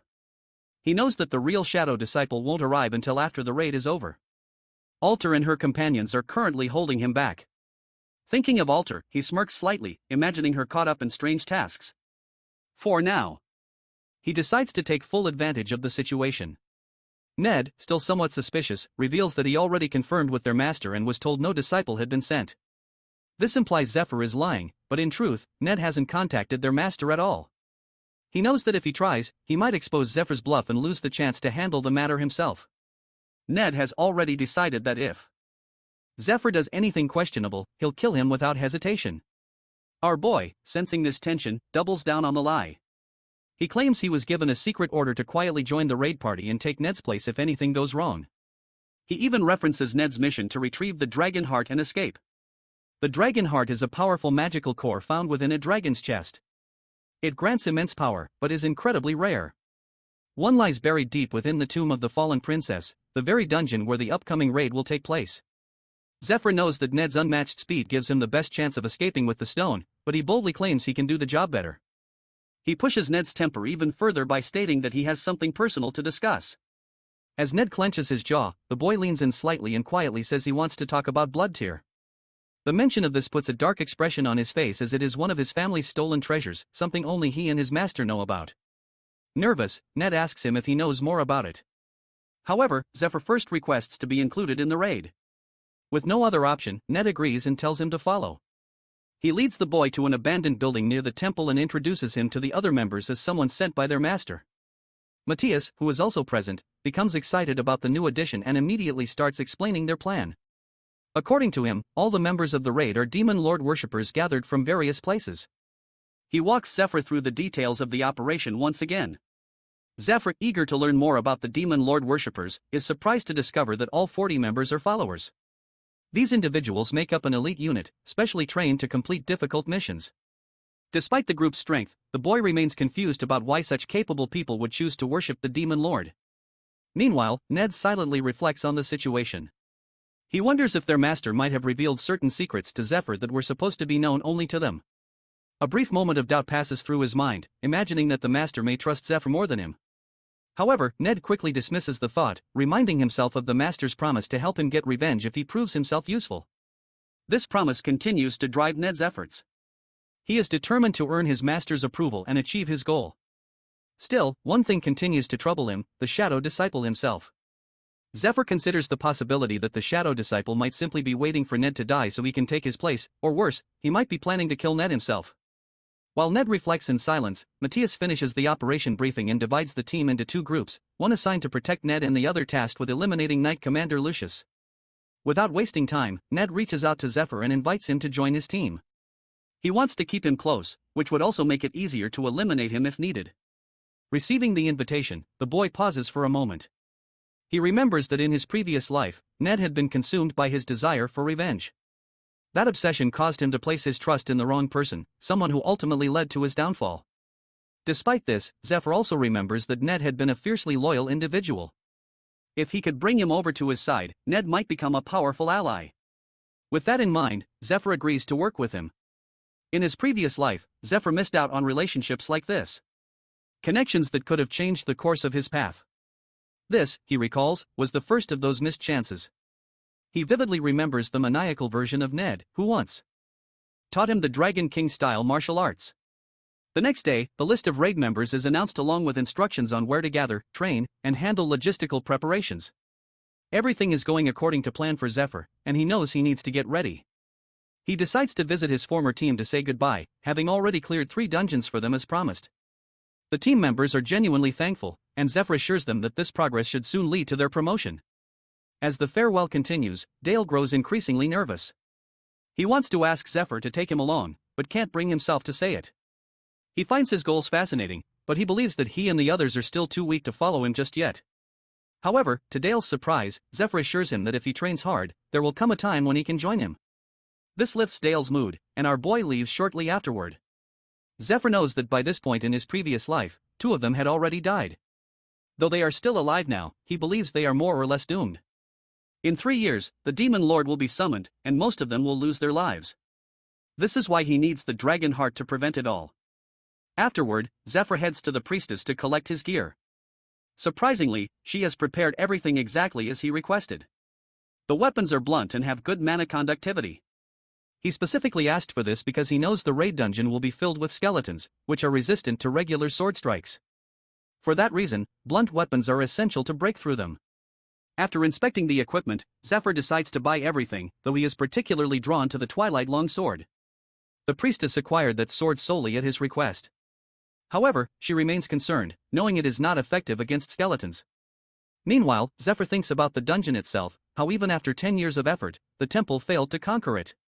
Yet, now even the Demon Lord worshippers are willing to risk everything for it. Also, everyone in the raid is technically Zephyr's enemy, and Ned still doesn't trust him. He knows that if he fails to win him over, they may end up fighting to the death this time. As they continue their discussion, an instabid named Agelia arrives. She works as an enchanter for the temple's lab and greets them politely. In this world, enchantments involve imbuing items with mana and magical energy, and Agelia is among the best at the temple. Once she settles in, she uses a holy light spell to fully infuse Zephyr's items with light energy. This process is part of the dungeon preparation, as the boy wants to ensure his gear is ready before facing off against the other raid members. After the enchantment is complete, they pay Agelia. And to Zephyr's surprise, the cost is quite low. He wonders if the priestess might have pulled some strings to lower the price. Curious, he decides to settle his own debts with the priestess and notes that she hasn't taken any commission from his previous trades. The priestess responds by saying she's simply helping him as a friend. Zephyr thanks her, then casually reveals that he has no money left. This surprises her and he explains that the recent dungeons he cleared didn't yield much. To make up for it, he takes out the poisons he created and offers them as payment instead. The priestess is both shocked and excited by the offer. Zephyr teases her briefly before handing the vials over. Before leaving, he reminds her not to sell them to any potential moles. The next morning, all the raid members gather in front of the temple. Zephyr is slightly surprised to see hundreds of people there, including healers and knights. He recalls that in his previous life, only a few of them had survived. Once everyone is assembled, Lucius, the head of the raid party, steps forward and officially announces the start of the raid. The raid party this time isn't ordinary. It includes a mix of knights, hunting team slaves, inquisitors, and slaves from the lower branch of the inquisitors. A total of 86 people make up the group divided based on their roles, such as frontline fighters, scouts, and protectors. There are also long-range attackers supported by recovery buffers. All members fall under the leadership of 4 key figures, which includes a priest, a priestess, Matthias, and the highly revered Lucius. Lucius holds a respected position partly due to the stigmata mark bestowed only upon those loved by God. Those who receive this mark not only gain special powers in life, but also become angels after death, serving the gods in the afterlife. Lucius received the stigmata at the age of 7, and because of this, people hold him in the highest regard. Many consider it a great honor just to see him in person. Our boy finds it surprising that someone of his status even chooses to appear before them. While thinking about this, Zephyr notices Ned staring at him with clear frustration, which unsettles him. Meanwhile, Lucius begins addressing the raid members.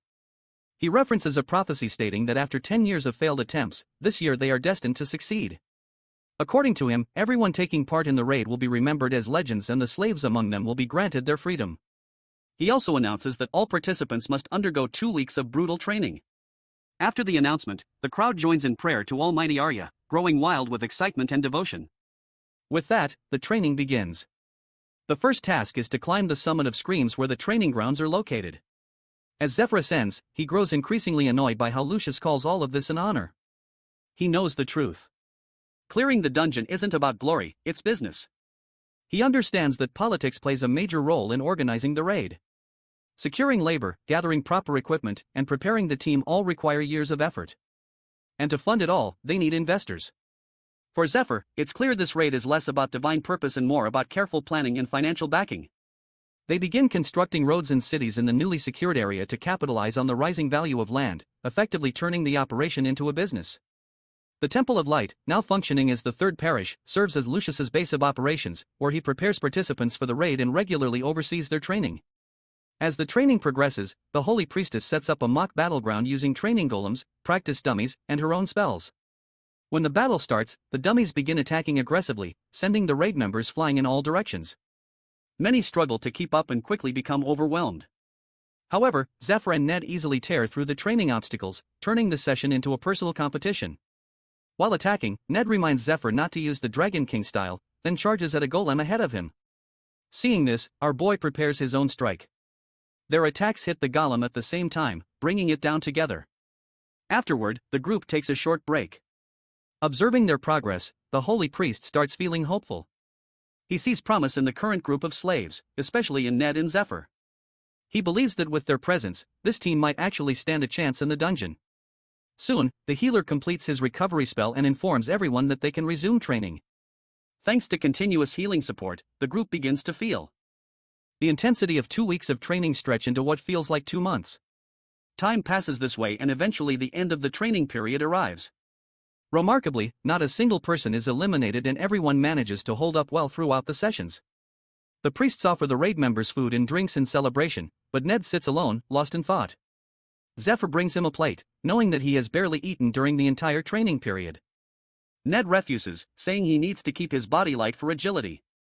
Hearing this, Zephyr sets his own plate aside as well. He doesn't feel like eating either, knowing he must be ready to take his position soon. This irritates Ned, but our boy shifts the mood by pulling out a luxurious bottle of wine. Ned accepts a glass and while sipping it, asks how much Zephyr actually knows about him. During training, he realized that Zephyr hasn't shown any intent to harm him. Ned recalls that Zephyr once mentioned the blood tier, but didn't explain further at the time, brushing it off and promising to talk later. Remembering this, Ned's curiosity grows. Zephyr, noticing the shift in his expression, realizes that something has changed. When they first met, Ned had tried to kill him. But after spending the last 2 weeks together, it seems Ned may have changed his mind. Our boy responds by correcting Ned's question. Instead of asking what the blood tear is, he should be asking where it is and who possesses it. After saying this, Zephyr leans in and whispers something in Ned's ear, something that leaves his face pale with shock. You see, the blood tear was shown to Ned by his father as a relic passed down through their family line. According to him, their ancestors had earned it by defeating monsters. The sword later brought their family the title of Baron after they offered it to the king, who appointed them as the sword's official caretakers. Ned's father believed deeply that Ned would one day inherit both the sword and the family name. He was confident his son would become a great knight worthy of carrying it. However, when the Temple of Light invaded their estate, they seized both the sword and the baronial title, claiming them as collateral for a loan, despite Ned's father begging them not to. According to the temple priests, the sword belonged to the title. And since Ned's father had surrendered the title in exchange for the loan, he no longer had any right to it. Hearing this, Ned's father lost control and charged at the priest with his sword drawn. But before he could strike, the guards stabbed him. Little Ned, who was there at the time, witnessed everything and screamed for his father. While the priests reminded the dying man that he was lucky the sword hadn't touched him. If it had, even his son would have been executed. 12 years ago, this kind of event wasn't uncommon. Dungeon speculation had been growing wildly out of control. Investors made fortunes during the peak as loot prices soared due to successful raid parties. But when the raids started to fail and scams began surfacing, the dungeon market lost its appeal. The Temple of Light, which had profited the most during the boom, continued to mislead investors, claiming the market was stable. They sold worthless items at high prices to squeeze out as much profit as possible before the collapse. Ned's father was one of those investors. He had borrowed money from the temple, but when the market crashed, he lost everything. Those responsible for the collapse never faced any consequences, especially the priest Olden, who had been close to Ned's father, but still deceived him. Since that day, Ned's only goal was to take revenge and bring down the Temple of Light. Alongside that, he has spent years searching for the blood tear, but has never been able to find it. Back in the present, Ned can't believe it when Zephyr revealed that their master possesses the blood tear sword. According to Zephyr, the master also disclosed that the 12 apostles of the Demon Lord are secretly running the organization while disguised as high-ranking priests within the temple. This revelation deeply shocks Ned. Zephyr also told him that the master had lied when he promised to help him get revenge. As Ned walks with the raid party, the weight of the betrayal sinks in. He knows now that the master only wants them to retrieve the heart so he can deliver it to the leader. If that happens, Ned won't ever get the chance to strike back. Once the heart is handed over, they won't be able to touch the ones responsible. He realizes they've been manipulated from the beginning. The master he once considered family has betrayed him, and he knows Zephyr isn't lying. There's no way he could have known what the master had said about helping him with his revenge, unless it was true. Thinking about all of this, Ned feels lost and uncertain about what to do next. After some time, the raid party arrives at the entrance of the tomb of the fallen princess. Even before entering, several members begin to shiver due to the overwhelming dark energy surrounding the place while others feel excited at the challenge. Despite the unease, the group enters and steps onto the first floor of the dungeon. The priestess points to purification amulets embedded in the walls and explains that this level has already been cleared and purified. The dungeon contains a total of 9 floors. Everything up to the 7th floor, including the gatekeeper on the 8th, has already been cleared. However, due to the lingering evil energy from the lower floors, monsters continue to appear. As skeleton monsters begin to emerge, the raid squads prepare to engage. Their excitement building at the chance to fight. Meanwhile, back at the Temple of Light, Lucius's uncle, head priest of the 3rd parish, welcomes reinforcement forces sent from the central parish. They've arrived to provide support while the temple's main forces are out on the raid. However, the head priest remains unaware that the central parish leader, Olden, the very man leading the reinforcements, is actually a secret worshipper of the Demon Lord. Back in the dungeon, the raid party pushes forward, tearing through the endless wave of skeletons. These undead creatures continue to appear due to the lingering presence of their fallen princess, Eurydice, once the greatest sorceress in history, who dragged her subjects with her into death. As the battle continues, a couple of massive bone golems made up of hundreds of skeletons appear among them. One of the golems slams into the ground, creating a powerful shockwave that sends several raiders flying through the air. Reacting quickly, the holy priestess and the other casters cast Chain of Light, anchoring the golem in place. Seizing the opportunity, the raiders rush in and begin attacking the restrained monster. To their shock, the golem breaks free from the spell's grip. Just as it prepares to retaliate, Matthias, who has been quietly praying and preparing, steps forward. With a single powerful slash, he brings the golem down. The raiders, stunned by his strength, briefly pause in awe. Matthias immediately calls them to focus, warning that a skeleton mage may be controlling the golem. Just then, they spot the skeletal mage perched on top of the fallen golem.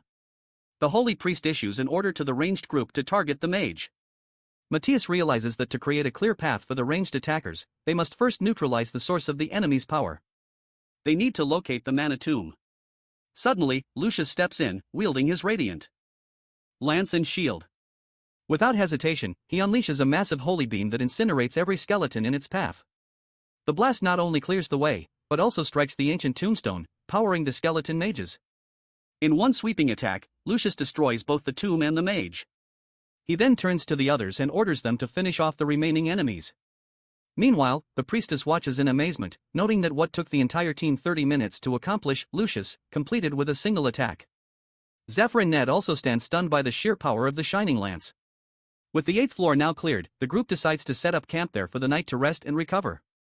As the others rest, Zephyr quietly examines a nearby wall, searching for something, and eventually he finds it. Elsewhere, in a temporary meeting room set up within the dungeon, Lucius briefs the other head members about the 9th floor. He proposes that they clear all the tombstones before approaching the boss room. The priestess disagrees, arguing that heading directly to the boss would be more efficient. However, Lucius firmly reminds the group that the last raid failed because they took the shortcut. Although they reached the boss room, they were surrounded by waves of skeleton soldiers and lost many lives. He refuses to make the same mistake, even if it means spending extra days clearing the path. Hearing that, the priest understands that even the slower approach will result in casualties, and the burden of those deaths will fall on the survivors. One of their top priorities now is to preserve Lucius's mana and health so that he can face the boss and secure victory for the team. He recalls how during last year's raid, the group froze in place upon reaching the boss gate, overwhelmed by the oppressive aura of dark energy it radiated. Back in the present, the meeting is suddenly interrupted by distant screams from the raid party. They are under attack by the pet monster previously used by Sahak. 5 of these beasts, originally intended to assist Matthias in his plan, have gone into a frenzy. Something has triggered their hypersensitive danger sensors, causing them to rampage. Meanwhile, Zephyr, still inspecting the wall, discovers a hidden wheel embedded in the stone. Without hesitation, he activates it. As he turns the mechanism, the entire dungeon begins shifting. The floor and walls move like interlocking cubes, creating a massive transformation that confuses and terrifies everyone inside. All of this had been planned a few days before the official announcement of the raid party members during a secret gathering of the Demon Lord worshippers. At the meeting, Matthias briefed the group with critical information. He explained that the boss room door would not open unless the gatekeeper was defeated, and once inside, they could only leave by killing the boss. This information was gathered from ancient wall texts and court records. One of the members questioned whether they could simply break through the dungeon walls, but Matthias explained that the deeper they went, the stronger the protective barriers became. At the lower levels, the walls were as hard as steel. However, Lucius had a plan. He intended to use the stake of faith as a wall breaker. This item was an unbreakable pillar, and Lucius's strategy was to wedge it into the door, keeping it permanently open. Since the item could not be destroyed, this would guarantee the door remained accessible. With that in mind, Matthias instructed the attack group to eliminate Lucius. The plan involved dragging the boss monster toward Lucius while pushing it away from the door. During this chaos, Ned was assigned to steal the dragon heart. Once he made it out through the door with the heart, they would awaken the corrupted creature. These creatures are powerful monsters that devour humans and corrupt anyone they come into contact with. While Lucius and the other high-ranking leaders have magic resistance and are unaffected by the corruption, the rest of the raiders do not have such protection. Once the corruption spreads, the affected raiders would begin attacking each other, creating the distraction they need. In the confusion, the boss monster would be able to finish off Lucius. According to Matthias, once they successfully escape, they will report the mission as a failed raid to the temple. The group also received a special drug from their leader designed to disable the slave mark, preventing the priest from using any forced commands. Along with that, each member is given an ocarina flute, which can summon corrupted monsters to aid in their escape. This part of the plan excites Zephyr. It makes his task of stealing the dragon heart much easier. At the time of the raid, acting outside of the original schedule, Zephyr uses the flute and activates the corrupted monsters earlier than intended. The sudden appearance of the creatures causes widespread panic and chaos throughout the raid party. He knows the healers are present, so most of the raiders will survive the chaos. As Zephyr moves forward with his plan, the leaders spot him. Matthias notices him and remembers seeing him once before when Ned brought him to the gathering. However, he is confused about what Zephyr is doing there now. Realizing he's been seen, our boy presses a hidden button and turns a concealed wheel built into the wall. It's part of an old protection mechanism from when the dungeon was once used as a shelter during the demon invasion era. The device randomly alters the dungeon's internal structure. Zephyr, having encountered this mechanism before, is familiar with how it works and uses it to his advantage. As he escapes, Lucius catches a glimpse of him and instantly recognizes him from Matthias's earlier mention. Suspecting him to be a demon lord worshipper, Lucius attempts to use the slave mark's force command. To his shock, the command fails. Matthias also notices this and immediately realizes that Zephyr must have taken the special drug he had distributed earlier. Enraged, Matthias charges his sword with powerful energy. However, before he can strike, Ned appears in a flash and slices through his arm using his flexible sword. Matthias stands in disbelief, unable to accept that Ned is betraying him as well.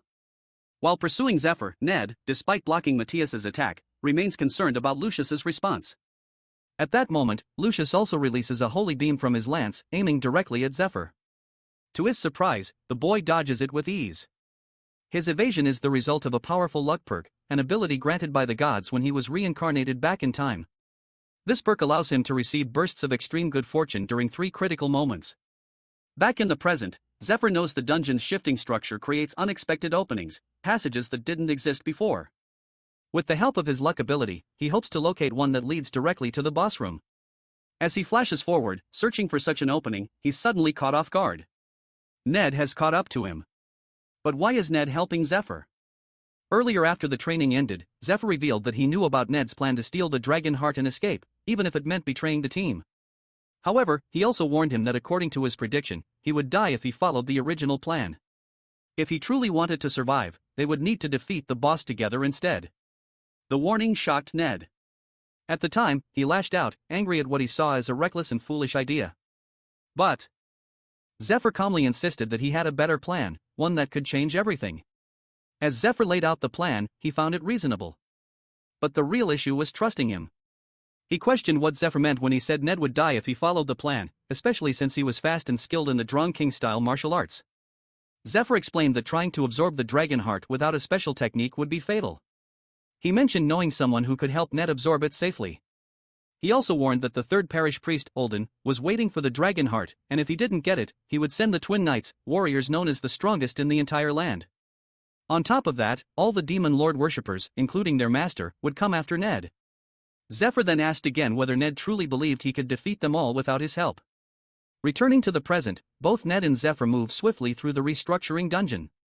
As they advance, Ned recalls his earlier argument with Matthias, during which he requested to personally deliver the dragon heart to their leader.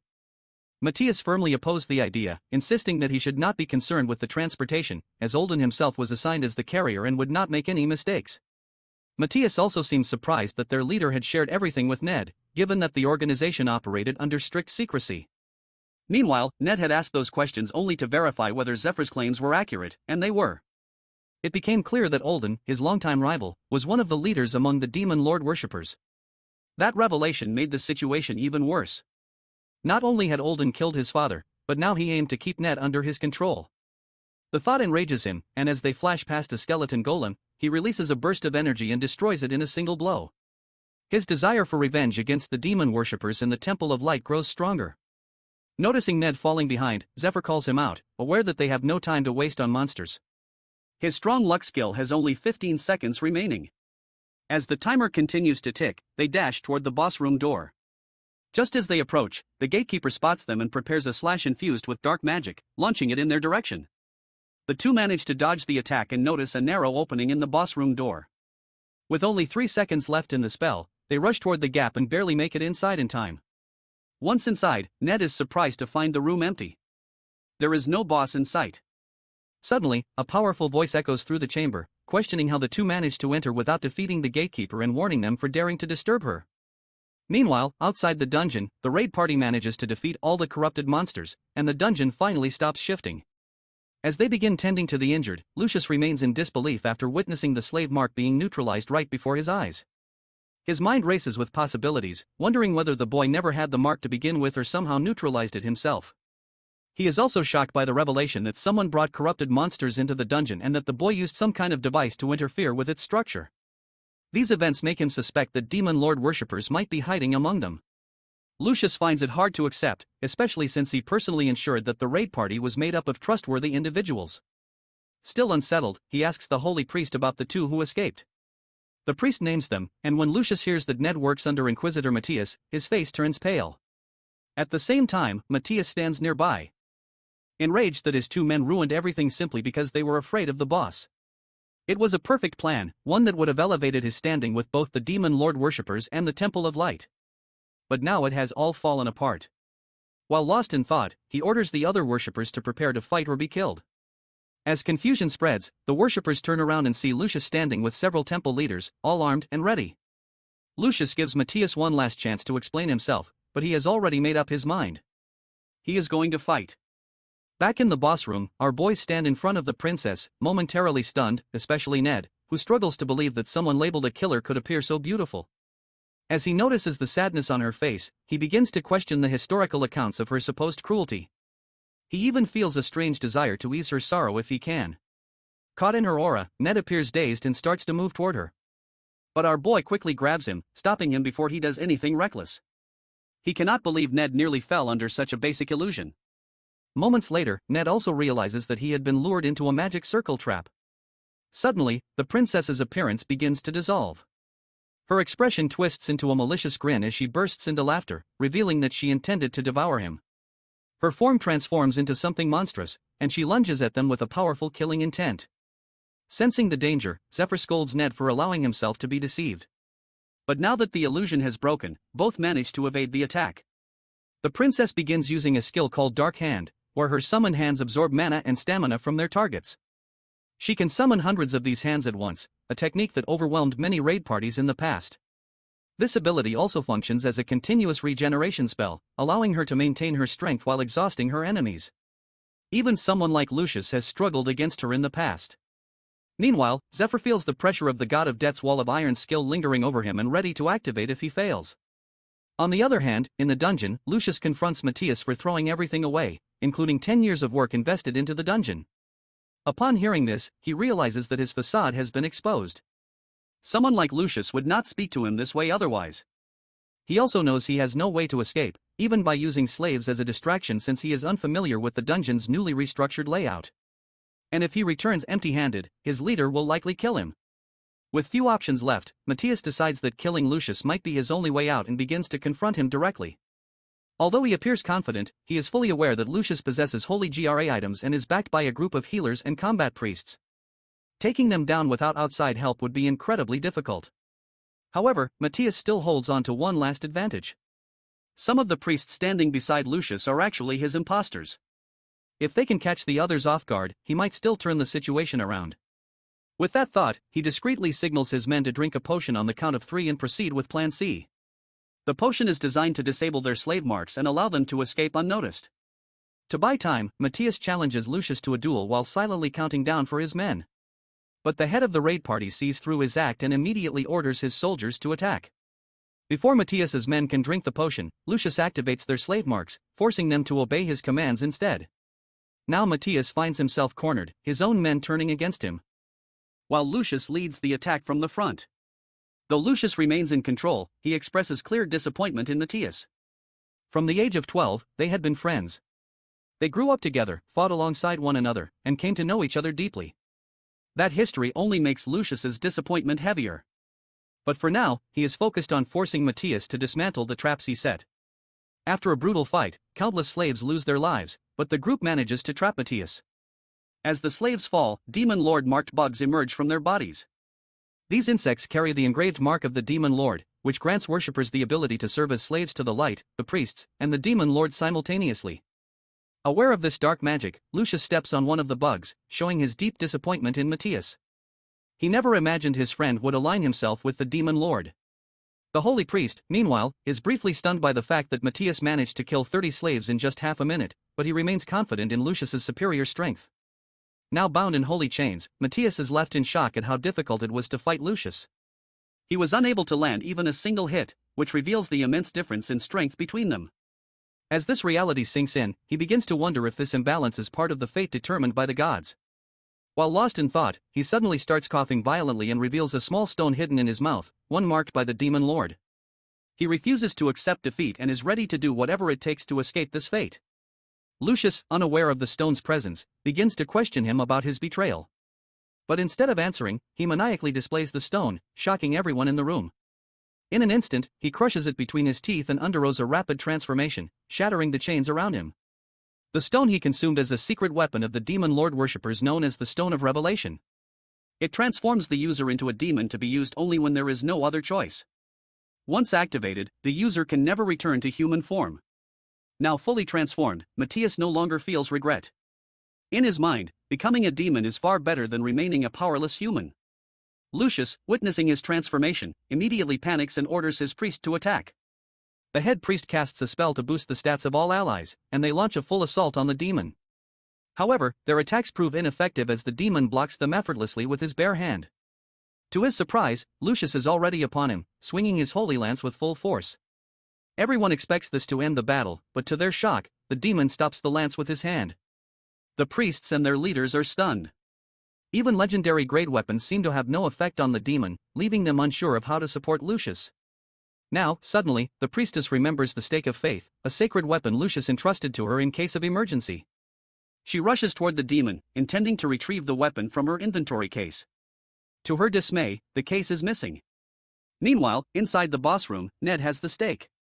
He had stolen it from the priestess earlier as part of their plan. As the princess casts her skill, Ned begins counting down. To his surprise, the spell fades away exactly as Zephyr predicted. After just 15 seconds, the reason becomes clear that the spell requires the caster's brain to function in overdrive. Overusing it risks severe damage, even causing the brain to melt if pushed too far. The limitation means the spell cannot be cast repeatedly, giving them a narrow window to act. To counter the side effects, the caster is forced to use lower-level skills, allowing the brain time to cool down. This creates an opening, an ideal moment for an attack while the princess's ability is uncooled down. Following Zephyr's attack pattern, both leap toward her. Our boy draws his twilight long sword and strikes with a powerful sweeping slash. He understands that no matter how well one prepares, the outcome can never be fully predicted. The weapons, the allies, the environment, and the unexpected challenges, they can all shift without warning. But through all of that, there is one thing he can rely on. The Dragon King-style sword technique. Executing it with precision, he lands a clean blow and appears to behead the princess. For a moment, it seems like the battle is over. However, to Ned's surprise, the princess begins to transform into an even more monstrous form. But instead of hesitating, our boy feels a surge of excitement as this is the moment he has been waiting for. Assessing the situation, Zephyr prepares to give Ned an order, but he already knows what to do and leaps toward the princess. The boy had previously warned him about this transformation. During the shift, there is a brief moment when the princess will become idle, and that is the exact window they must exploit. Remembering this, Ned opens the inventory case midair and unleashes the massive stake directly into her. It pierces her body and immediately begins to channel holy light energy into her form. The stake responds to the dark aura surrounding the princess, radiating its own powerful energy in reaction. Meanwhile, Zephyr begins slashing at her appendages to prevent her from removing the stake. The weapon is causing immense damage, but it has a limited charge.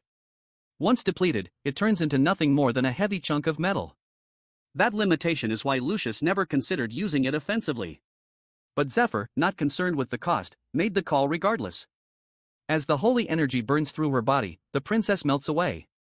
The stake, sensing that the threat has passed, deactivates on its own. Zephyr's divine item enhancements also fade due to prolonged combat. Exhausted, he drinks a mana potion and takes a moment to wonder if Lucius has survived.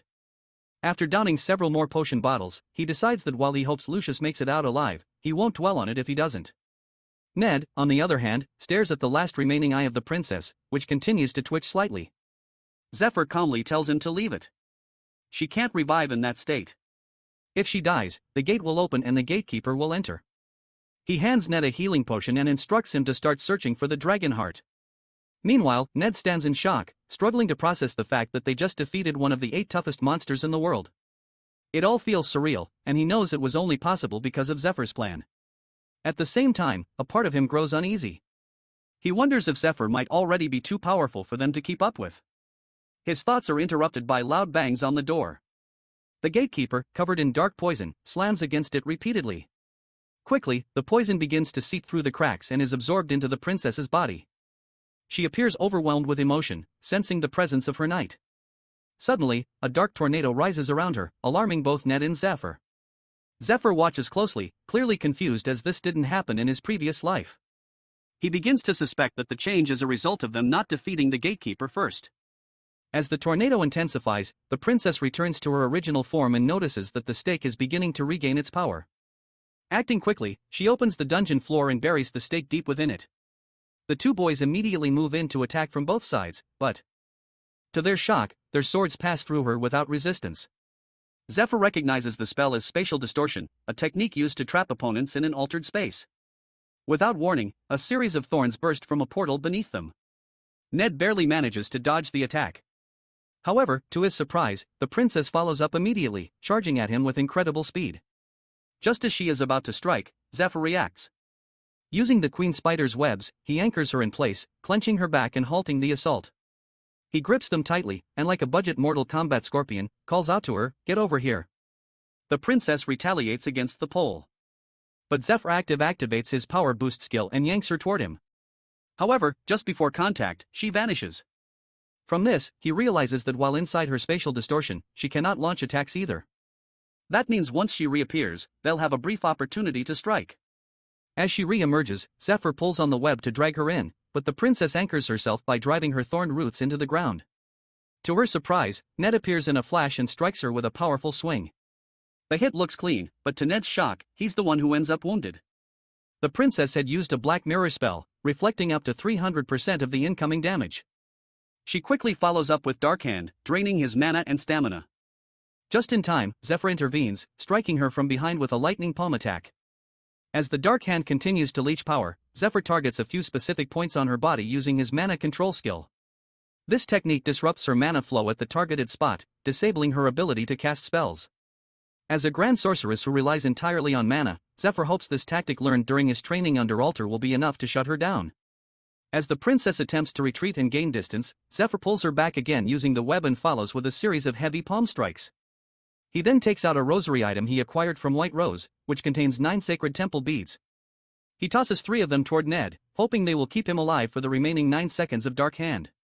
But just as he makes the throw, the princess lands a direct hit to his face, sending him crashing to the wall. Zephyr is stunned by how quickly she broke free from the mana control. The princess wastes no time. She roots Zephyr in place with another binding spell, then launches a barrage of massive dark energy spheres. All of them hit him directly, causing a powerful explosion that shakes the entire room. Meanwhile, at the temple, the priestess grows increasingly worried about Zephyr, regretting that she hadn't given him more temple beads. Back in the dungeon, the beads are destroyed and Zephyr is covered in blood. Ned also lies unconscious on the ground. Our boy realizes that the moment he lost control of the battle's momentum, the princess gained the upper hand. He knows that although she is a difficult opponent in this life, defeating her in his previous form would have been much easier. This failure highlights just how weak he truly is. He has exhausted all of his consumable items. His weapons are damaged beyond use, and he has no tools left to rely on. Even the divine skills granted to him before his reincarnation. Wall of Iron, Strong Luck, and Revive seem completely useless in this situation. This realization leads him to a bitter conclusion that the gods may have given him these so-called blessings not to help him, but to entertain themselves. Watching him struggle and suffer, it feels like a leash placed on him by higher beings who find amusement in his despair. With no path left to victory, Zephyr decides he can do one final thing: to provoke those who sit above. Using his own blood, he begins drawing a forbidden symbol on the ground. Moments later, an angel descends, furious, demanding to know how he is aware of such a symbol. But Zephyr smiles as she has taken the bait. Our boy knows that the mark he draws is a direct reminder to the gods of a shameful defeat they suffered long ago. Because of this, they have declared it taboo. Even attempting to draw it is enough to warrant divine punishment or immediate death. In simple terms, the moment the symbol is completed, he would be automatically executed by divine force. As the angel appears, the dark aura surrounding the princess fades, giving Zephyr a bit more time to recover. That shift in energy, while subtle, is a small advantage he immediately recognizes. Returning to the angel's question, Zephyr counters with one of his own: how she managed to appear in the human world when divine beings are not permitted to enter so freely. The angel replies that only those with a direct connection to humans can do so, then once again demands an explanation for the forbidden mark. Unbothered, Zephyr refuses to answer without compensation. He demands something in return for the information. The angel fumes at this while her divine aura intensifies to the point that Zephyr can no longer move his finger. She declares that by drawing that symbol, he has already angered many gods. They want him eliminated even though they once considered him amusing to observe. To provoke her further, Zephyr challenges her to kill him while carefully warning that she should only do so if she truly has the authority. He understands that with the perks the gods granted him, they don't want him to die easily. They prefer to watch him suffer, to be entertained by his ongoing struggle. Moreover, he knows there are gods who wish to recruit him into their divine legions. Killing him now would mean losing the opportunity to claim what they desire. That tension between divine agendas is exactly what Zephyr aims to exploit. Neither side truly wants Zephyr's death, and he knows that's exactly why the gods sent the angel to stop him from completing the forbidden symbol. Sensing the shift, the angel becomes uneasy and asks what he wants in return. Zephyr responds by demanding more powerful perks, stating that the ones he was given so far have proven useless. He then addresses the gods directly, claiming that if he dies, some of them will lose something valuable, while others may gain an advantage. He urges those who stand to lose not to let it happen so easily. He promises them that if they do nothing, they will never find another human as entertaining as him. And if they're willing to take the risk, now is the time. The gods, stunned by his boldness, hesitate. But the goddess of light, Arya, finds his defiance amusing. Intrigued, she decides to intervene. A brilliant beam of divine energy descends from the sky. The angel watches in disbelief, unable to understand why a goddess would aid a human like him. As the beam strikes, it shatters the barrier that surrounds him. When the dust clears, Zephyr stands once more face to face with the princess. She wastes no time, charging toward him with her dark hand spell active. But the moment she closes in, Zephyr slashes her with a radiant sword of pure light, a weapon that incinerates anything it touches. This sword was gifted to him by Arya, who deemed the boy far too entertaining to lose. Elsewhere, the other gods react with fury, especially Azra, but the god of the sky, Akuz, steps in to defend Arya's decision. He argues that the weapon belongs to her, and she is free to use it however she chooses. Internally, Eris understands the deeper reason for stepping in. He knows that the god of death desperately wants Zephyr for his own agenda, and Eris refuses to let that happen. Back in the fight, Zephyr relentlessly attacks the princess with the divine light sword, striking her with such force that even her spatial distortion spell fails to protect her. He knows she has no defense against a divine item of this magnitude. Seizing the moment, he activates the sword's Yahe spell, unleashing a heavenly light strike that crashes down upon her, finally taking her down. As she falls, the princess reverts to her original beautiful form. Zephyr realizes that the Yahe spell, powerful as it is, doesn't only deal damage, it also carries the ability to break curses. That explains her sudden transformation. The curse has lifted and her true self has returned. Now fully conscious, the princess takes in her surroundings with a dazed expression, as if waking from a long and haunting dream. She looks at Zephyr, confused, and asks who he is. Zephyr introduces himself calmly, declaring that he is the one who will carry on her legacy. The dragon heart was once given to the princess as a gift by her loyal knight who now serves as the gatekeeper. The two were in love and had dreamed of living a happy life together. However, they were naive and unaware of what the future held. In the present, the princess reveals that on the final level of the tomb, there is a magic circle shaped like the tree of life. This circle has the power to purify the curse on the dragon heart. She claims she used its energy to cleanse the dragon heart, but in doing so, she lost her human form and became a monster. She thanks the boy and his friend for freeing her from the curse and explains that she has outlived her natural lifespan. She knows her end is near. Before disappearing, she asks about the dragon heart's intended use. In response, the boy uses the communion spell to share his memories with her. Through this, she sees everything. Zephyr's previous life and the journey that brought him here.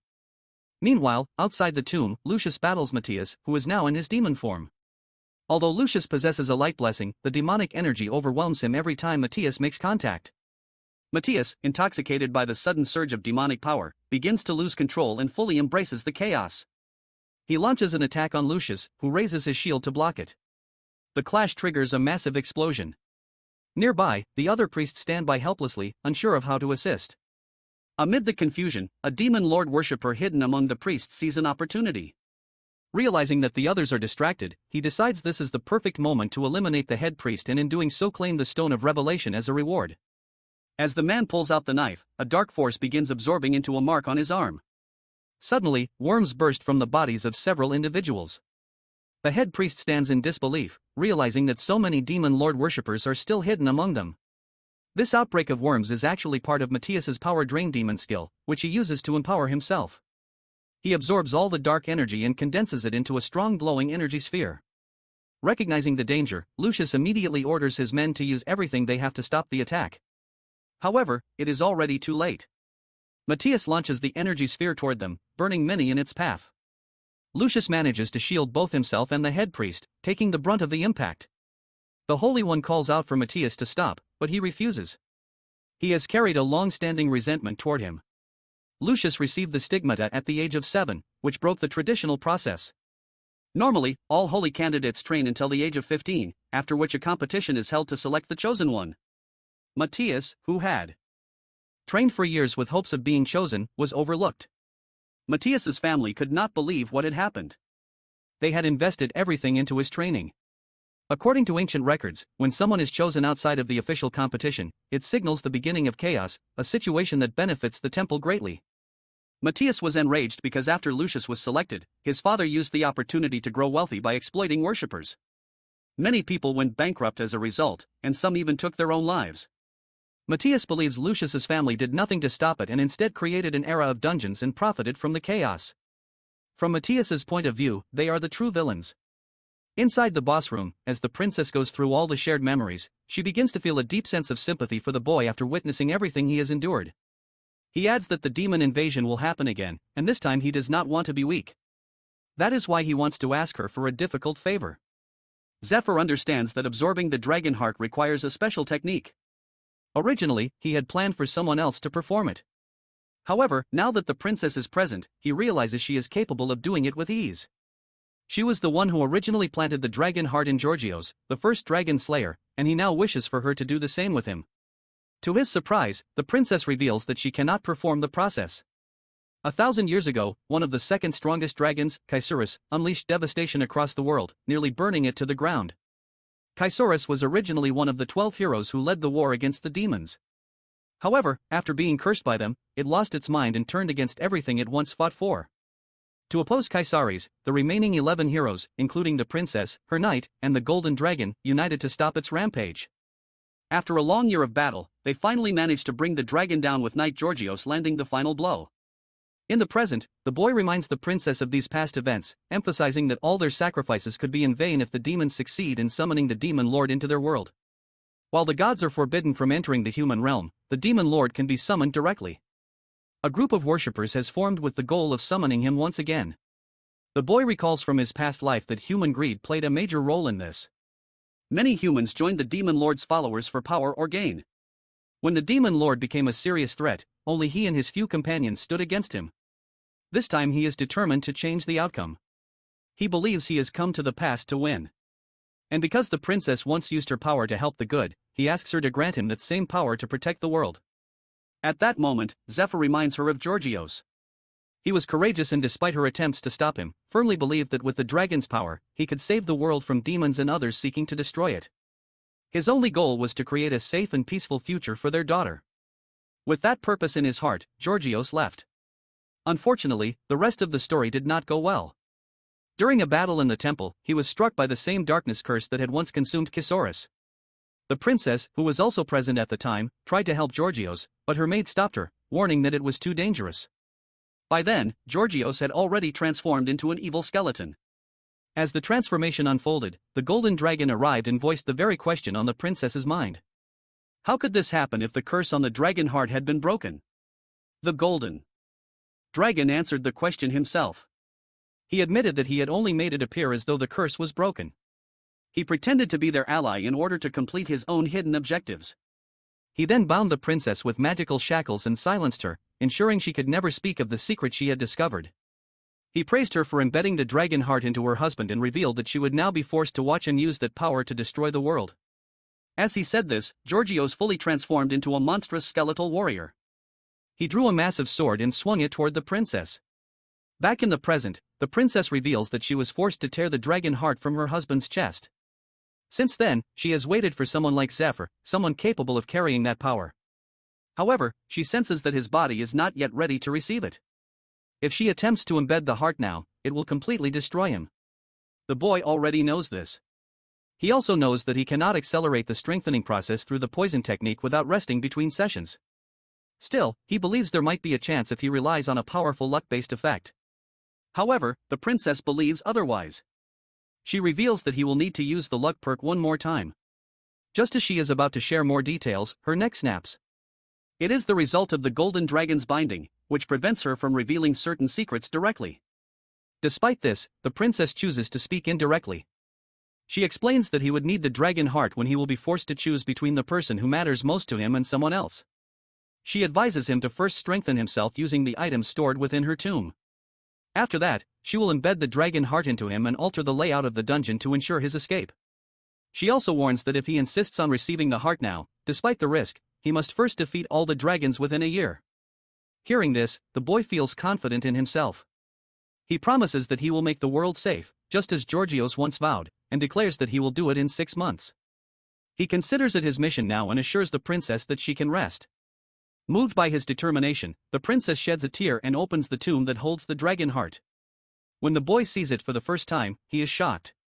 She then instructs him to lie down and begins the embedding process. As the process begins, the boy activates his strong luck perk to maximize the chance of success. Suddenly, everything fades around him and he finds himself in a dark realm.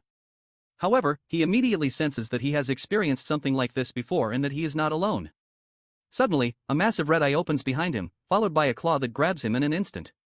It is Kaiorus, still lingering within the dragon heart. Though only a remnant of the dragon's overmind remains, its presence is powerful enough to make the boy feel as though his heart is being torn in half. Kaiorus, filled with rage, recognizes the scent of the gods within Zephyr and questions why they have sent another puppet into his domain. The dragon refuses to grant his power, especially not to Zephyr, and with that crushes him tightly in his claws. Meanwhile, back in the dungeon, Matthias in his demon form has managed to take down everyone, including the head priests. Lucius is now the only one left standing. He blocks his relentless attacks with his holy GRA shield. As Lucius deflects another strike, he attempts to retaliate by launching a fiery beam. However, Matthias easily dodges and flashes behind him, striking him hard in the back. This moment confirms what the demon has suspected. Lucius is growing tired. His reaction. Time is slowing and the signs of exhaustion are starting to show. Also, the holy leader grows more concerned, realizing that Matthias is becoming increasingly adapted to the demonic power. With each moment, Lucius is the only one sustaining damage and tiring. The two clash again, exchanging blows, but Matthias begins to overwhelm Lucius with sheer speed and strength. Lucius's shining lance stands no chance against Matthias, so the Holy One knows that no one is left to protect him, and he will now have to rely on a hidden power. However, activating it will put his life at serious risk. But he sees no other option. As Matthias prepares his final blow, he is suddenly interrupted. A flash of light deactivates his attack. He notices a heavenly feather floating in the air, the result of something Lucius has triggered. An angel now stands behind Lucius, shedding radiant feathers. Upon her arrival, she questions how much of his life Lucius intends to sacrifice this time. Lucius considers offering 1 month, but the angel deems it insufficient. She proposes 6 months instead. Lucius agrees and the angel vanishes immediately after. A surge of divine energy begins to radiate from Lucius. His entire body glows with holy light so intensely that Matthias, even in his demon form, begins to feel fear. He does not understand why he is afraid, but the sensation is undeniable. While Matthias tries to comprehend this fear, Lucius unleashes a barrage of holy light beams. The blasts overwhelm Matthias completely, shredding his demonic form into pieces. Now fully defeated, he struggles to accept that the Holy One had kept such immense power hidden for 20 years. According to Lucius, the ability he used is called Shard of Glory, a skill that only the Holy Ones can access. It allows them to borrow power from their future angelic selves in exchange for a portion of their lifespan. This is the main reason why most Holy Ones do not live beyond the age of 30. They are often forced to use this skill to fight powerful enemies, and the temple frequently places them in such situations. In truth, they are treated as little more than pawns. After explaining this, Lucius questions whether Matthias truly believes his betrayal was worth sacrificing their friendship. But Matthias remains consumed by jealousy over Lucius's chosen status. He believes that the goddess values his life while treating them as worthless. Matthias insists he was the one everyone expected to be chosen, but everything took a strange turn. The goddess never even answered his prayers or acknowledged his questions. As he speaks, Matthias begins to fade into the air, his form slowly dissipating. Meanwhile, in the boss room, Ned wakes up disoriented. As he regains focus, he is suddenly shocked to see the dungeon boss engaged in some kind of mysterious ritual. Outside, Lucius manages to heal both the head priest and the priestess, but he remains concerned that the three of them are the only survivors from the raid party. Once they are fully healed, he instructs them to find a way out of the area. Meanwhile, inside Zephyr's mental realm, the dragon is momentarily stunned by a strange glow forming around the boy. The energy takes the shape of a pinkish female figure. Zephyr immediately suspects it may be the effect of his strong luck perk activating again. However, he considers it excessive as the protection is triggered after only a brief lapse in focus. This sudden reaction makes him realize that he is within his own mental realm. Here, he must remain strong and fearless. If he shows weakness, the dragon could devour his mind, rendering the heart transplant completely ineffective. With that realization, Zephyr grabs the dragon's claws and forces them apart, freeing himself. He remembers who he once was, and that memory fuels him. In a flash, he dashes toward the dragon's head and delivers a powerful strike. Then, he pulls a sword from the ground, an immense weapon, and claims this battle as his fifth dragon fight within his realm. His body radiates power and his entire appearance has shifted, glowing with a renewed aura. As he walks toward the dragon, Zephyr channels his resolve.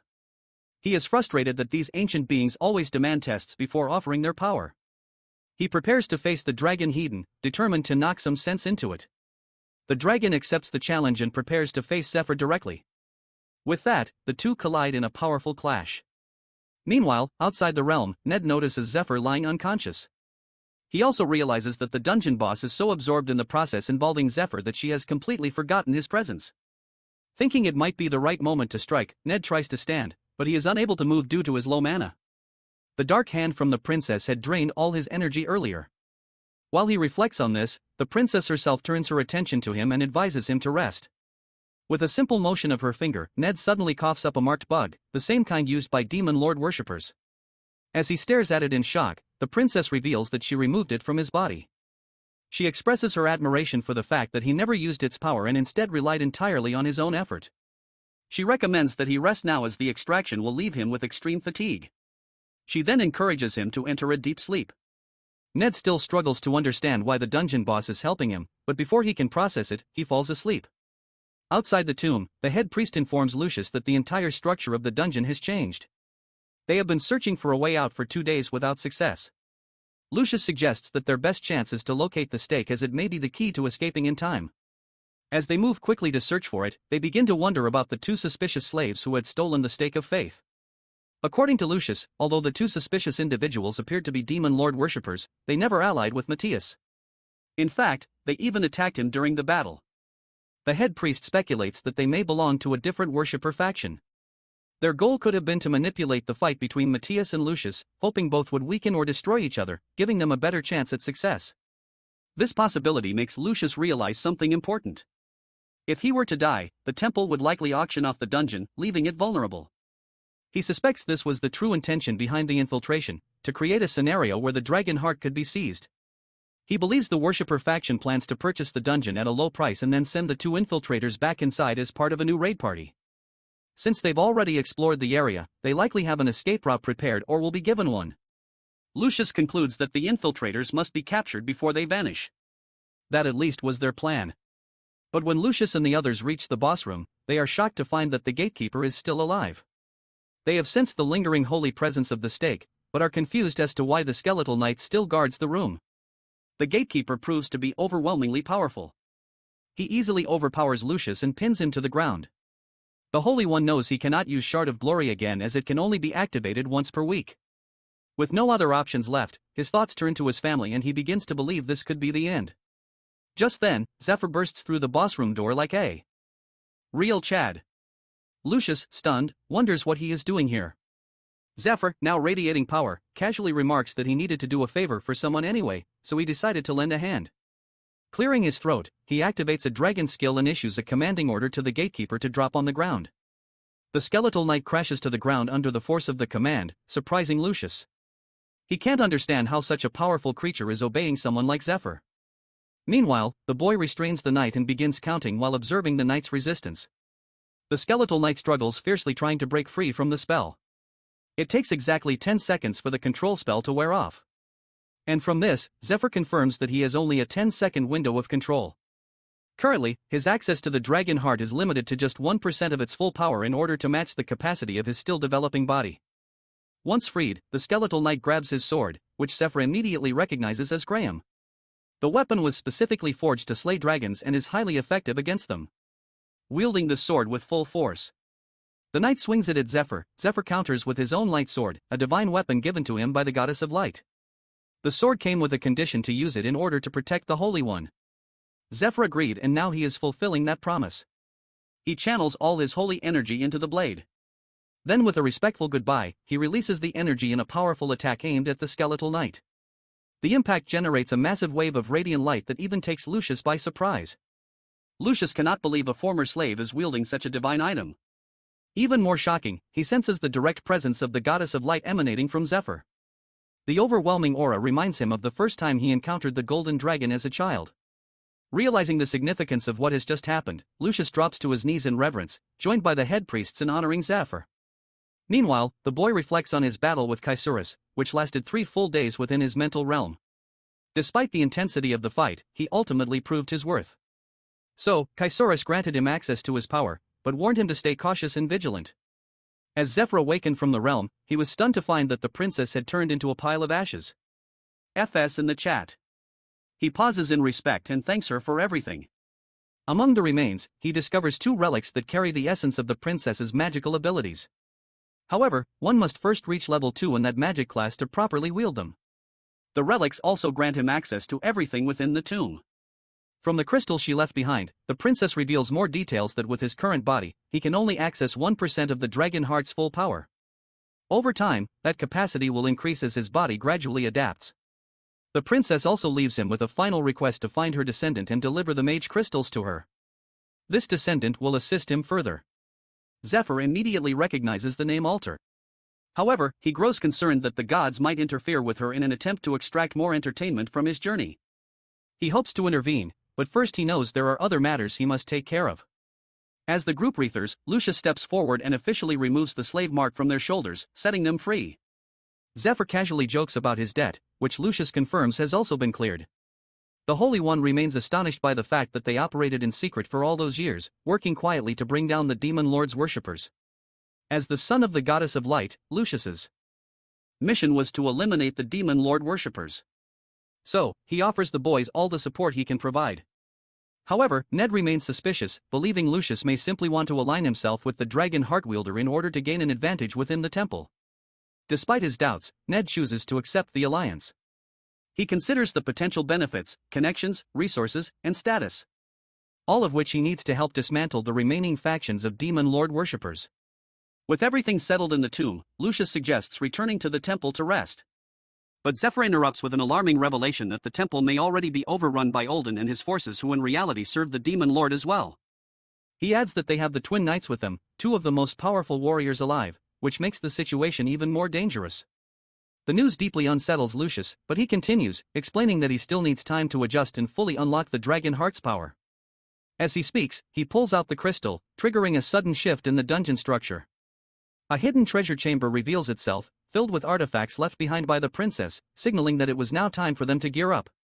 No one has been able to access the chamber for the past 1,000 years. When Zephyr finally opens it, everyone is stunned to see multiple glowing crystals floating within the room. Even the priests are left speechless, recognizing several ancient items encased inside the crystals. There are dozens of high-level artifacts scattered throughout the chamber. As Zephyr activates one of the crystals using the princess item, the sight makes Lucius realize that without Zephyr's help, they would never have gained access to these items, nor could they claim any credit for defeating the dungeon boss. After retrieving several items, the priests begin using their appraisal skills to inspect them. They quickly confirm the equipment is of extremely high quality, infused with powerful magical enchantments. Many of the items are rare, with none of them having appeared for sale in any known market. While exploring the chamber, Zephyr notices a familiar potion bottle and becomes visibly excited upon recognizing it. The others also begin selecting what appeals to them, especially Zephyr, who reclaims the Gram sword from the skeletal knight and equips a full Dragon Slayer outfit. As the group settles and organizes their newfound gear, Lucius expresses concern. He explains that although Zephyr revealed Olden's true identity as a Demon Lord worshipper, the temple currently has no method to identify infiltrators like him. This presents a serious problem for the battles still to come. The only way they can confirm someone is a worshipper is by forcing them to use a skill which makes it nearly impossible to catch Olden. Ned suggests killing him, as doing so would reveal the worshipper bug from the body. However, Lucius strongly disagrees. The problem lies in Olden's position. He comes from a noble family and now holds the rank of cardinal. His pedigree and responsibilities within the central parish make him nearly untouchable. Additionally, he maintains a neutral stance in the temple's internal politics and is closely associated with Lucius's family. Arresting or killing him without solid proof would carry enormous risk. Ned begins to suspect that Lucius doesn't fully believe Zephyr's claims and is simply avoiding confrontation. However, Zephyr remains calm. He knows there's a way to prove everything. The answer lies in the familiar potion bottle he discovered earlier. Meanwhile, back at the temple, Olden is in the process of hypnotizing a bishop. At the same time, Lucius's wife and child are held hostage by the twin knights. She is confused and terrified, unable to understand why Olden is doing this. At that moment, Olden reveals the truth. According to him, all demon lord worshippers carry a marked bug inside them. The bug grants them power and grows over time. Once the bug fully matures, as in Olden's case, it becomes a queen. This queen bug can produce larvae which are used to brainwash and control others who ingest them, just like the bishop currently under his influence. Olden explains everything to Lucius's wife because he plans to use her to manipulate her husband. She doesn't understand what he means until he reveals his intention. He takes out a small larvae and attempts to place it into her son's mouth. Horrified, she reacts quickly and slaps his hand away. The area where she touches him begins to writhe and squirm as if Olden's body is made of bugs. The sight horrifies her. Enraged by her defiance, Olden prepares to retaliate. But before he can act, one of his men bursts into the room, shouting that Lucius has arrived outside. The news stuns Olden. He rushes to the window and sees Lucius and the head priestess cutting down his guards and making their way toward him. Panic begins to set in. As Lucius confronts him, Olden yells out in protest, accusing him of attacking temple priests. But Lucius remains unfazed. He used the special potion Zephyr gave him, an item that allows him to see the worshipper bug inside those who serve the demon lord. With the truth now undeniable, Lucius finally understands how blind he has been to the deception around him. He steps forward and formally announces Olden's arrest for betraying the Temple of Light. Olden, refusing to acknowledge defeat, bursts into arrogant laughter and mocks Lucius, calling him a prick. Inside, Olden is terrified. Lucius's return is completely unexpected, and none of their leaders foresaw it. There is no logical way the dungeon could have been cleared this quickly. Worse, there's no sign of Matthias, which likely means he was captured and revealed everything about him. Still, Olden tells himself it doesn't matter. Lucius has already walked into the trap by returning to the temple. Just then, the bishop enters and publicly calls out Lucius for accusing a cardinal without proof, but Lucius calmly activates the special skill granted by the potion, immediately spotting the bug inside the bishop. He realizes Olden must be controlling him.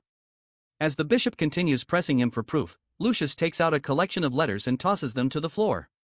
Olden immediately recognizes them and is visibly shocked. He can't believe Lucius has obtained those documents.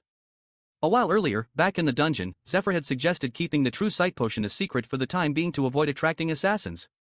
Instead, he proposed gathering more concrete evidence to expose Olden. Zephyr then briefed the group on the dungeon's hidden depth, explaining that it extended far beneath the temple. He believed there would be a pathway leading to a strategic exit point. Following his plan, the group made their way out, eventually surfacing near Matthias's old hideout, a location often used by the demon lord worshippers for secret meetings. There they discovered a set of abandoned letters. These documents contain detailed plans between Matthias and Olden, including their strategy to steal the dragon heart. Matthias had held on to the letters as a safeguard in case Olden ever betrayed him, and now Lucius has possession of them. Hearing this, Olden bursts into maniacal laughter and finally admits that he is the leader of the demon lord worshippers. However, he quickly adds that they still can't do anything to stop him because he has Lucius's wife as a hostage. Lucius spots her and, gripped by worry, calls out, but Olden quickly stops him, warning not to come any closer.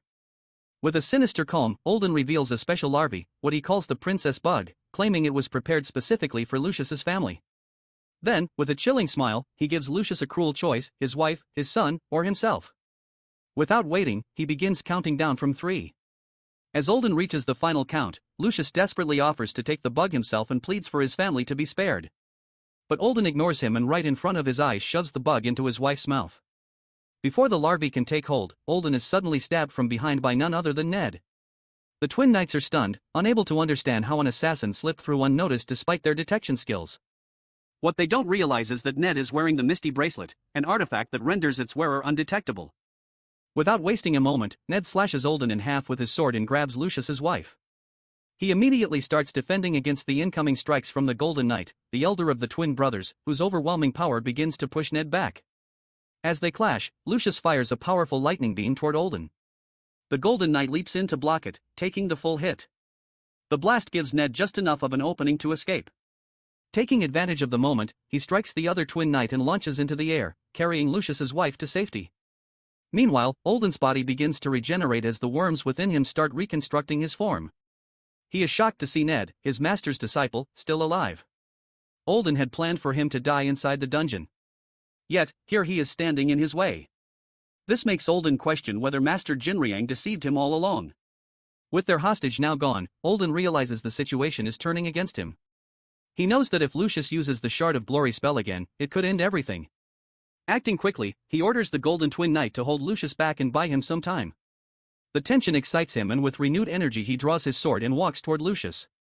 As he approaches, the Holy One maintains his composure and exchanges a few sharp remarks, but the guy appears confident, certain he can handle him. The two formally introduce themselves before engaging, each preparing to demonstrate the full extent of their strength. Outside the temple, people begin gathering as it is time for the healing rituals. However, the guards stop them, lying that a knight's training session is underway. From a distance, even the mining group notices smoke rising from the main building, leading many to speculate about what is happening inside. Priestess Rose also suspects the guards are lying. She remembers when Zephyr last traded with her and warned her to stay away from the main building for a while, explaining that a high-ranking official would be visiting and that her shady business might be exposed. Since then, she has mostly stayed in the slave quarters as a precaution. But now, seeing the smoke coming from the main structure, she begins to worry. Back inside the main building, the head priests and priestesses are actively defending against waves of demon lord worshippers. They are using items acquired from the princess's treasury, which helps them hold their ground. They do their best to avoid killing any of the corrupted priests, knowing that if word gets out, the rival factions within the temple will seize the opportunity to discredit them. They maintain their defense as best they can when suddenly they are stunned to see the temple spire collapse in front of them despite being protected by a barrier. Looking up, they spot Lucius locked in battle with the Golden Knight. To their surprise, the knight appears to be growing tired. His sword is at a disadvantage against Lucius's spear, which gives Lucius superior reach and control. The Golden Knight tries to avoid the spear's tip to close the distance, but when he finally lands a strike, it is completely reflected by Lucius's mirror chain mail. He quickly realizes that Lucius intentionally baited the attack just to reflect the blow back at him. Lucius confirms his strategy, explaining that the twin brothers are considered the strongest warriors on the continent, and defeating them requires more than brute strength. Lucius dashes toward the Golden Knight and they swing at each other, blocking one another's attacks. However, the Holy One gains the upper hand as he dodges and strikes the knight with his golden arm. He immediately follows up by flashing behind the knight and landing a powerful crashing light beam. The impact completely obliterates the knight, sending him crashing to the ground in defeat. Seeing this, the head priest assumed Lucius defeated the twin knight with ease. But as Lucius turns, it becomes clear that he has taken significant damage himself. During the Divine Judgment spell, the knight managed to counterattack, landing multiple blows on Lucius. The Golden Knight also realizes something crucial. The mirror damage effect only activates when he strikes Lucius's body directly and only reflects 50% of the damage. Thinking about it, he is recovering from his wounds using the worms inside him, and his rage is building. In a flash, he appears behind Lucius and prepares to deliver a deadly blow with his sword. However, just as he is about to strike, the queen bug inside him sends a signal, halting his movement. Lucius seizes the opportunity, chaining him in place and blasting him with a heavenly beam. Though wounded, he continues to receive signals from the queen bug. At the same time, Olden's body has been dragged into a secluded forest by Zephyr. The boy gives him a brutal beating, but chooses not to kill him yet, keeping him alive for a reason. Back at the main building, Lucius and the head priests reveal that the strategy was to isolate the twin knights and Olden by keeping them occupied, allowing the group to take them down one by one. The plan worked perfectly. Realizing he has been outmaneuvered, the twin knight loses his some time ago. Olden personally volunteered to oversee the transportation of the dragon heart. He confidently told the master that with his mind control skills, he could safely take over the temple in the third parish and keep the dragon heart under close watch without needing to move it. The master approved the plan and gave him the green signal. Now with everything falling apart, he tries to make sense of how everything unraveled, how the raid ended so quickly, how Ned uncovered the assassination plot, and how the dungeon was cleared in record time. It all seems unbelievable. He begins to suspect that the master may have orchestrated this to eliminate him once his part was complete. When they reach their royal carriage, one of the demon lord worshippers has already prepared it for escape. Still, Olden's mind keeps racing. Even if Lucius exposes him as a worshipper, the Temple of Light might protect him to secure his vote in the upcoming papal conclave. But what truly worries him is his growing list of enemies. If Jean Riang has betrayed him, then more disciples like Zephyr could be coming after him. As Olden steps in the carriage, he suddenly feels something sticky on his hand. Within seconds, his body trembles in pain. It's one of Zephyr's poisons crafted to inflict unbearable agony, even on the worms inside him. Suddenly, the cloaked accomplice at the carriage removes his hood, revealing himself. It's Zephyr. Before Olden can even react, he kicks him in the face, sending him crashing to the ground. The Twin Knight tries to retaliate, but before he can act, a poison needle strikes him, instantly knocking him out. It turns out he isn't the real Twin Knight at all. Just a regular warrior in disguise. Sensing defeat, Olden desperately calls for the real Twin Knight's help. Meanwhile, as Zephyr walks toward Olden with his sword drawn, the old man begins pleading for mercy. He's confused, unable to understand why his body isn't recovering from the poison. Desperate, he starts offering anything he can, hoping to buy enough time for the real Twin Knight to arrive. But Zephyr stuns his ass out by revealing the bloodied helmet of the Silver Twin Knight. 12 hours earlier at dawn, Zephyr along with Lucius and the priest successfully identified the Twin Knight as a demon lord worshipper and eliminated him. Ned, seeing the truth, realized they planted a disguised Silver Knight in there, waiting for him to deliver the dragon heart so they could dispose of him afterward. In his previous life, Ned barely escaped the Twin Knight, but was forced to spend his days in hiding with the dragon heart, unable to absorb it himself. Eventually, he was found and killed by another of Jinriang's disciples. Lucius also fell under the control of the marked bug, becoming a nightmare to deal with. He too was eliminated. All those deaths traced back to Olden's manipulation and betrayal. That's why in this life, Zephyr refuses to take any chances. Back in the present, fueled by that memory and rage, Zephyr unleashes a blast of divine lightning upon Olden. But to his shock, the remains it leaves behind seem far too small. While thinking, Zephyr suddenly senses something approaching from behind and manages to block the attack just in time. It's Olden, now in his true demon form, transformed into a grotesque slithering mass of worms. According to him, he is far stronger in this form than the Twin Knight ever was. This makes Zephyr realize that Olden had shed a portion of his body earlier as a decoy, allowing him to transform back into his demon form undetected. In this state, Olden possesses overwhelming power and the ability to return to a human appearance at will. Anyone who has seen his demon form has never lived to speak of it. Calling Zephyr's resistance a mistake, Olden slams his massive fist into the ground, creating a violent shockwave that rips through the forest. Elsewhere, Ned, who is guarding Lucius's wife and child, hears the tremor. He quickly instructs them to stay hidden inside the cave and hands them cloaking bracelets to render them invisible. As he turns to leave, Lucius's wife expresses concern, but Ned, the chat he is, assures her that he stands on business and doesn't need that. With determination in his eyes, Ned flashes toward the source of the shockwave. As he moves, memories of his father's death resurface, fueling his resolve for revenge against the inhuman sloth, Olden. He's ready to bring down everyone involved. Back in the main building, Lucius continues his battle against the stronger of the remaining Twin Knights. The marked bug inside the knight is enhancing his power, but it's causing his precision to falter. Lucius notices that the knight is growing anxious from being held off for so long. Seizing the opportunity, he calls out to the head priest, who activates his battle light spell.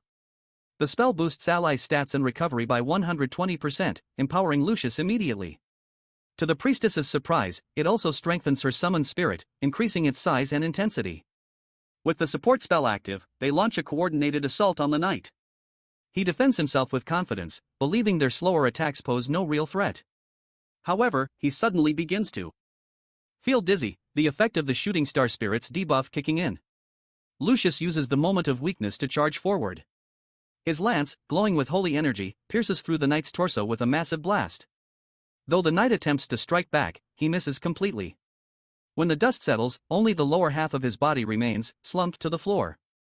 Just as it seems the battle is over, Lucius turns in shock to see the entire structure behind him sliced cleanly in half. The head priest quickly realizes what happened. During the fight, the knight wasn't just aiming at Lucius. He was targeting the building, attempting to bring it down on the brainwashed priests inside. Lucius immediately rushes toward the bishop to help, but he's too late.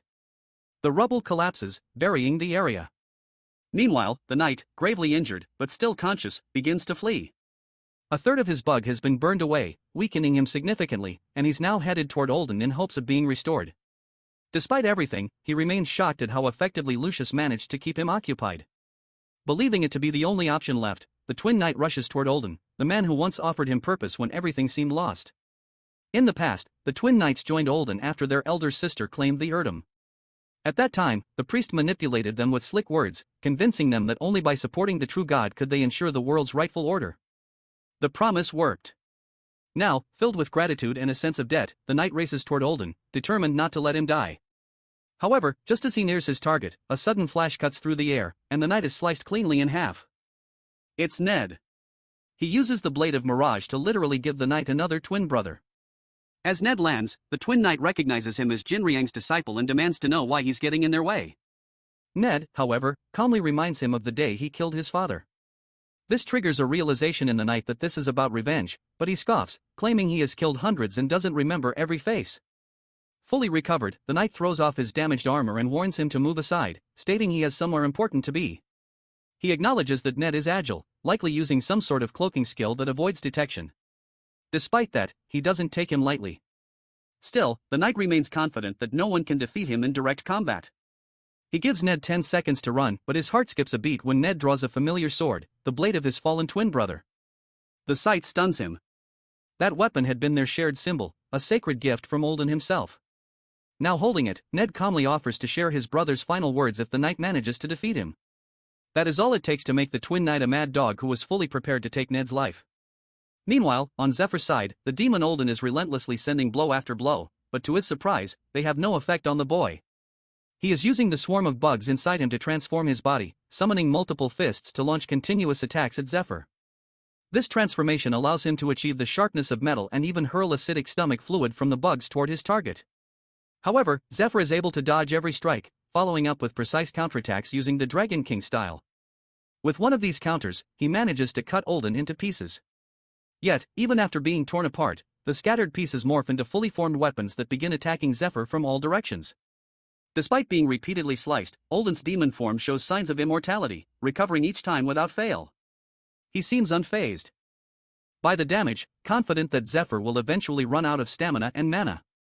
As the fight continues, Olden charges forward and grabs Zephyr by the collar. He reveals a disturbing intent that he admires Zephyr's power and strength and plans to implant a bug inside him to turn him into a servant. He then hurls him to the ground with immense force. As he crashes into the earth, Olden follows up by slamming his massive fists down on him, generating a series of powerful shock waves. Finally, the demon reshapes his arm into a sword and brings it down onto Zephyr. The move takes a toll on Olden as well, visibly tiring him. Well, how did Olden become like this? In the past, he was persuaded by the master himself to join the worshippers, who offered him power beyond imagination. The master gave him a marked bug, advising him to take good care of it. From that day onward, Olden began borrowing the bug's power. He went on to kill countless people, and once the bug inside him matured, he used the Stone of Revelation to complete his transformation into a demon. In the present, despite unleashing a series of powerful attacks, Olden is shocked to see Zephyr completely unscathed. Zephyr holds back the demon's arm with his bare hand, showing no signs of injury. This stuns Olden, but the boy explains that he could have taken down Olden along with the twin knights earlier. However, he intentionally split them apart to give Ned a chance for personal revenge. The other reason is that Zephyr recently gained the power of the Dragon Heart and wanted to test it against a strong opponent like a demon. He activates his Dragonification skill, temporarily boosting his heart's power by 9%, a skill that can be used only once a day. Since Olden poses a real challenge, Zephyr chooses to test the enhancement on him. At the sight of the Dragon Heart, Olden begins to panic, unable to comprehend how Zephyr possesses such power. The boy attempts to grab him using his enhanced dragon arms, prompting Olden to flee in desperation. However, before Olden can get far, a powerful slash strikes him from behind, slicing him into several pieces. For Zephyr, this is only the beginning. Meanwhile, back in the jungle, the twin knight manages to pin Ned down with his sword. As Ned holds the blade back with his hands, he recalls Zephyr's earlier instructions. He had briefed him on a critical detail on how the twin knight could be defeated using something deeply connected to Ned himself. 25 years earlier, when the twin knights were just children, their father was informed by the master of the magic tower that the boy's mana was connected. When one activated his mana, the others would respond as well. The master added that if trained properly, the two could grow into a formidable knight duo. That day, their father made the decision to do whatever it took to nurture their potential. Thanks to his dedicated efforts, the twins eventually developed into highly promising knights. Later, Olden intervened. He manipulated events to prevent the twins from inheriting their family title and used that opportunity to bring them under his command. He enhanced their combat abilities further by giving them the twin blades, weapons that allowed them to perfect a unique fighting technique. Over the years, the two warriors trained together relentlessly. Their synchronization became so precise that one would immediately follow the other's attack, forming a continuous and nearly impenetrable storm of sword strikes. Their coordination extended to the point that they could control each other's sword as if it were their own. Zephyr explains all of this to Ned, comparing their technique to the floating cloud style. This style mirrors the balance of yin and yang, enabling users to reflect enemy attacks when fighting alongside a compatible partner. Having already mastered the secrets of the floating cloud technique, Ned is able to resonate with the Twin Knight's sword and form an eclipse-like counterattack. During the battle, Ned focuses on reading the flow of the knight's movements, waiting for the right moment to strike.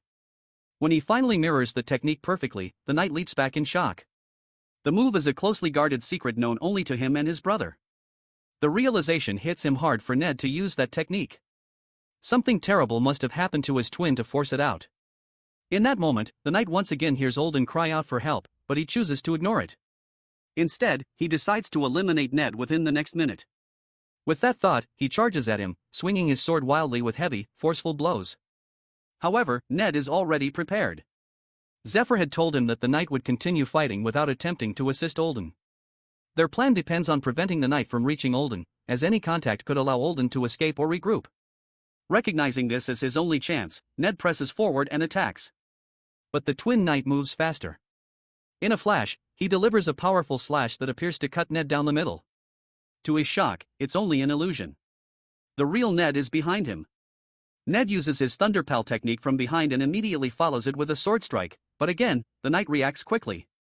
He blocks the attack and Ned's sword gets stuck to his. The twin blades are magnetically drawn to each other. Using this connection, the knight turns it to his advantage and stabs Ned in the gut. He then pins him down, attempting to finish him off, while Ned holds back the blade with all the strength he has left. At that moment, his mind flashes back to the blood tear and the memory of his father's belief that he would one day be worthy of wielding it as a true warrior. This memory ignites a burst of strength within him. Ned forces the sword back using only his fingers and immediately follows up with a brutal attack to the knight's eyes, burning them with electricity. The shock is so intense that even the twin knight struggles to recover. Blinded and unable to see, the knight tries to rely on his senses to detect Ned's presence. But as he moves based on instinct, Ned slashes across his body and finishes him off with a final devastating lightning blast that burns him to ash. With his defeat, the title of the strongest warrior in the land is now left unclaimed. Back at the main building, the head priestess and priest are focused on healing the wounded. Fortunately, the damage was not too severe, as they had managed to break up the falling building in time and used several defensive spells to minimize the impact. All the larvae inside the priests and slaves have also died. Either due to Olden's death or because he has become powerless. As Lucius observes the scene, his face lights up with relief when he sees his family approaching, accompanied by Ned and Zephyr. With that, they have successfully stopped Olden's plot and reclaimed the third parish. In the following days, everyone becomes occupied with treating the injured and arresting the remaining worshippers from the central parish. Lucius continues to offer encouragement through ceremonial blessings, hoping to relieve some of the lingering fatigue among his allies. In doing so, he also manages to uncover and purge the last of the Demon Lord's worshippers who had been hiding among them. They were also able to rescue the bishop, who remains in disbelief over everything that has happened and is still recovering from internal wounds. Lucius personally looks after him with great care. Zephyr and Ned are hailed as heroes and the bishop thanks them both in person for their efforts. As a gesture of goodwill, Zephyr presents the bishop with the shriveled, worm-covered head of Olden. The bishop is visibly disturbed by the gift, worried it might still be dangerous. Zephyr assures him that the head is now powerless and may even hold valuable information. When he asks Ned for his opinion, he doesn't seem concerned. They have already extracted everything they needed from Olden. Internally, Ned feels a sense of satisfaction, but he is also troubled by the fact that he can no longer follow through with his original plan. Finally, Zephyr hands over the intelligence they retrieved from Olden to the bishop. It contains the locations of hideouts, operational plans, and the names of worshippers across the region. Upon reviewing the information, the bishop is shocked to discover that it contains plans to summon the demon lord himself. Even more alarming is the revelation that the ones pursuing this goal are from the Eastern Union. The kingdom of Kion lies on the continent of Alan, which is divided into the Eastern and Western Unions, both of which originally held equal power. However, when the Holy One was chosen from the Western Union, the balance of power shifted significantly. As a result, the Eastern Union fell into economic decline to the point where it was forced to sell land to the West. This growing disparity fueled resentment and opened the door for demon lord worshippers to spread quickly among Eastern nobles, corrupting them through greed and desperation. According to Zephyr, two of the most dangerous threats, the Ice Dragon and the Blue Dragon, are currently attacking territories in the West. These dragons have already established nests in the continent's largest breadbasket region and have even taken control of the central trade hub. This disruption is causing widespread starvation in the south. The worsening situation explains why the East has begun aligning with worshipper groups. It is possible that the dragons themselves are part of a broader plan orchestrated by the demon lord's followers. Zephyr confirms that based on the information extracted from Olden, the worshippers did not summon the dragons, but instead provoked them into attacking. To resolve the crisis, the dragons must be hunted down and eliminated.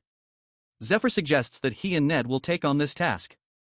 However, the bishop doubts his claim, questioning how they could possibly defeat a dragon.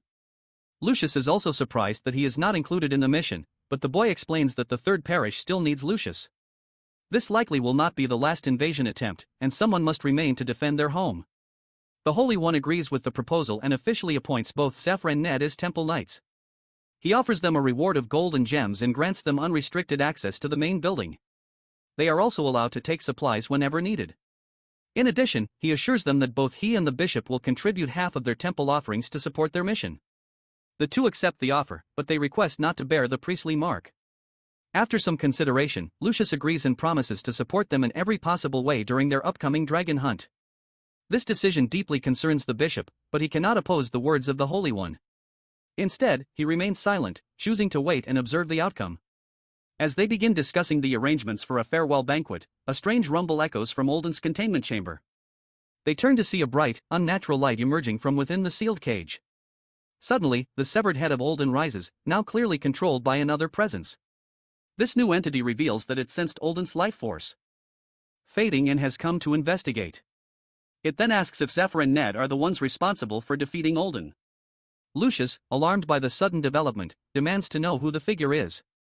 But before anyone can act, a flash of purple light erupts from the chamber. The cage shatters and Olden's head begins to float toward them.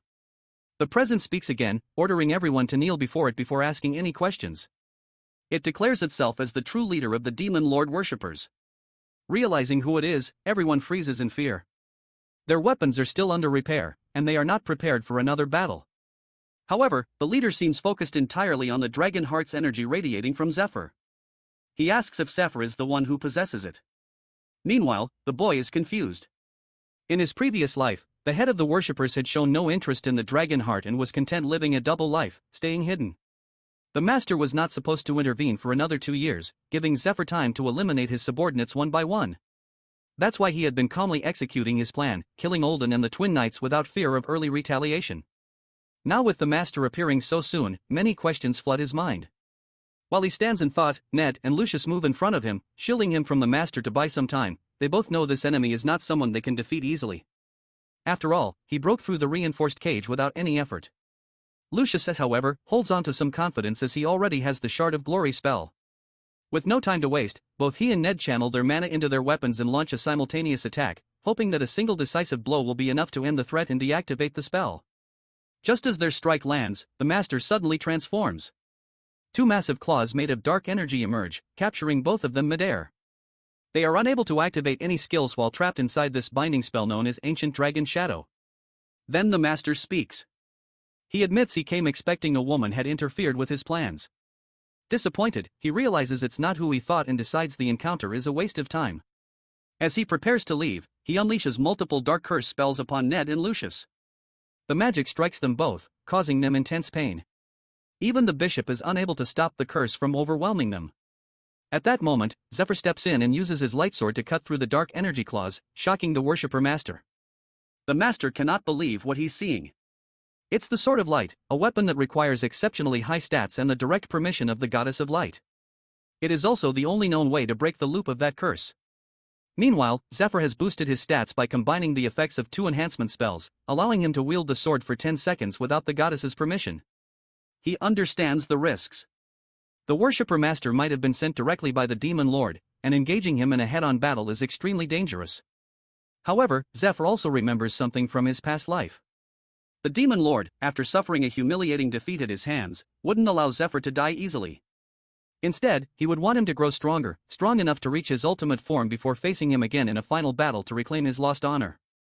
With that understanding, Zephyr realizes that the worshipper master is likely acting on his own initiative, not under direct orders from the demon lord.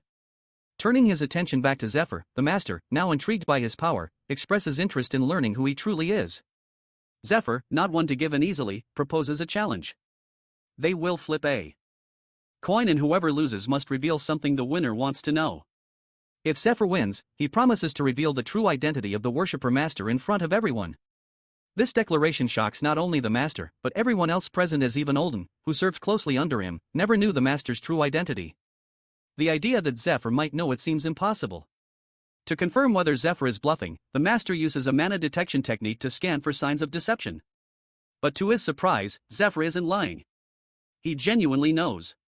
Sensing tension rising, the boy warns the master not to act rashly, suggesting that any aggressive response will only escalate the situation.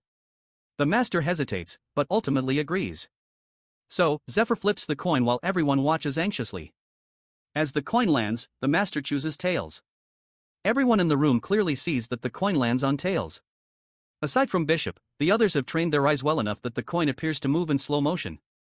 They are all surprised, not because it landed on tails, but because the boy allowed the master to call it so easily. Ned suspects there may be some kind of trick involved, while the master himself is confused by how easily Zephyr gives him the choice, even though the outcome seems obvious. However, this isn't just an ordinary coin toss. As the coin spins through the air, beams of highly condensed light clash midair, one from Zephyr and one from the master. Both had cast spells as part of the flip. The outcome isn't determined by the coin's landing alone. It is decided the moment the hand is lifted, but only if the one flipping the coin can strike first and prevent their opponent from interfering. Whoever beats their opponent before the reveal controls the result, turning the game into a contest of power rather than chance. The master summons a claw of dark energy to restrain Zephyr, attempting to overpower him before the hand can move. Zephyr struggles against it, fully aware that backing down now would mean surrendering the outcome. This rule, in fact, exists for that very reason. To ensure both parties see the contest through to the end. Despite the pressure, Zephyr breaks free of the claw and launches the coin high into the air. In a flash, he activates Jinriang's lightning acceleration spell and bolts toward the coin. With explosive force, he strikes it midair, slamming it down into the ground. The impact is so intense that it leaves a crater where the coin lands. At that same moment, Zephyr's dragonification time limit runs out. When the dust settles, the coin lies split cleanly in half, one half showing heads, the other tails. The result is a draw. This is how they managed to send the master back without suffering much damage. Ned later reveals everything to Priestess Rose over tea. According to him, Zephyr is able to read the master's intentions precisely and knows exactly how to end the entire situation. When Rose questions the details of the coin flip bet, Zephyr enters the room and interrupts, implying that they will settle it another day. He also now bears an oath bond skill, one that binds him from revealing anything directly about the demon lord worshippers until his next rematch. However, the cheeky boy knows he can still speak indirectly, offering riddles or cryptic hints to help them uncover the truth on their own. He warns them that the information is more shocking than the Eastern Union and insists he will share it only with those he truly trusts. As he prepares to reveal a hint, the scene shifts. We now see the master walking through a royal palace carrying a large bouquet of flowers. Looking at the oath bond, he seems surprised that the mad boy has not exposed his identity yet. Despite Zephyr's bold challenge and open hostility, he has kept his silence. This makes the master wonder whether the boy is simply mad or dangerously ambitious, perhaps hoping to learn more before acting. As he enters the grand palace hall, the master greets a black-haired girl. He addresses her as Alter and hands her the bouquet for her 20th birthday. She is the first princess of the Kingdom of Cayenne. The master, her brother, is Polaris, the first prince of Cayenne and the youngest cardinal of the Temple of Light. Back at the third parish, Lucius can't help but think about the hints Zephyr gave them. Clues that suggest the master is someone with unimaginable power. He knows they can no longer back out after committing so much. They've gone Allen. Ned too understands that his revenge is far from complete. The master and all his disciples still remain. He also realizes that everything worked out so far only because of Zephyr. For that, he owes the boy a debt far greater than his own life. Meanwhile, Zephyr, while focusing his mana, is troubled by the master worshipper's sudden appearance. There's always a reason behind one's actions, and when someone behaves out of character, it often means something or someone has tampered with time. He also finds it strange that the master left Ned and Lucius alive, even though he could have killed them both with ease. This inconsistency bothers him. It feels as if there's something important he has forgotten, or something he simply doesn't know yet. Whatever it is, Zephyr is determined to uncover the truth. But first, he has something else to take care of. The silver key embedded in his hand glows faintly. It was given to him by the angel as he was interfering with the gods, even if only for a moment. According to the angel, the silver key now holds increased privileges, and Zephyr is instructed to use it once he completes his mission, as the gods have something important to share with him. Recalling this, the boy dresses himself and activates the key. In an instant, it transports him to a stunning silver palace, a guest chamber within the angel's villa, where she welcomes him. Curious, Zephyr wonders if she might grant him more perks, just as she once gave him the key. The angel explains that she only does so to make his life more entertaining for the gods. Her answer irritates Zephyr, who wastes no time demanding the real reason for his summons. With a flick of her hand, she summons a seat and delivers the message directly. The gods have added new rules and rewards to his life. If he ever attempts to blackmail them again, all of his perks will be revoked. He will be disintegrated and classified as prey, and the one who kills him will inherit everything he had. Zephyr understands that the warning means if he doesn't behave, his enemies will inherit everything he possesses. Still, he has no intention of challenging the gods again. He presses the angel to reveal the perks promised by the goddess of light. According to her, he has already received one, the loosening of the restriction on the sword of light. He is now the only person without being a priest who can wield that sword. However, to use it, he must first complete a task for the goddess. She also explains a new rule. Zephyr must now carry out divine requests. In return, he will receive powerful perks. By passing the gods' tests and fulfilling their missions, he must prove himself worthy of the blessings he has been given. Zephyr accepts the conditions. Now alongside Ned, he prepares for the upcoming dragon raid venture. The head priest, along with Lucius, arrives to personally offer their apologies for sending them through the back gate in secrecy. Zephyr assures them it isn't necessary. Given the current situation and the looming end date of the raid, informants are everywhere. And caution is essential. The boy uses a cloaking enchantment bracelet to keep them hidden. But even so, they choose not to take any risks and continue through the back entrance. Before their departure, Lucius's wife hands them a care package filled with healing meals and other useful supplies. After that, they say their goodbyes and head off. Staying behind, the Holy One knows he must deceive everyone by making them believe he now holds the dragon heart. This way, no one turns their attention towards Zephyr. With that, they lock the gates to the main building entrance until the boy returns. In the dungeon's boss room, the princess and her night spirit also decide to rest. Their duty is complete, and their thousands of years of loneliness finally come to an end.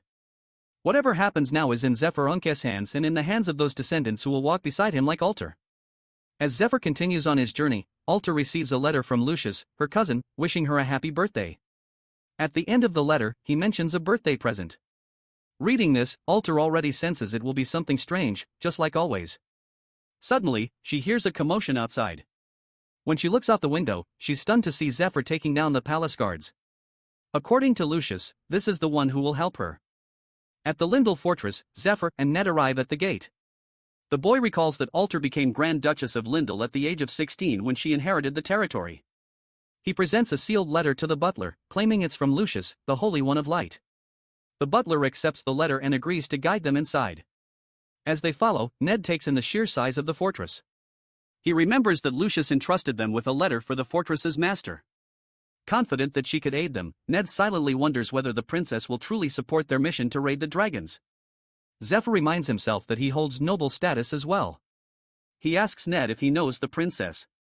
He remembers seeing her only during royal processions as a child. Rumors suggest she wasted her immense potential, making him doubtful of her involvement. Suddenly, a guard collapses near them. The butler apologizes and explains that the fallen man is one of many suitors hoping to win the princess's hand. At first, Ned assumes they're just common thugs, but he quickly realizes they're stronger than expected.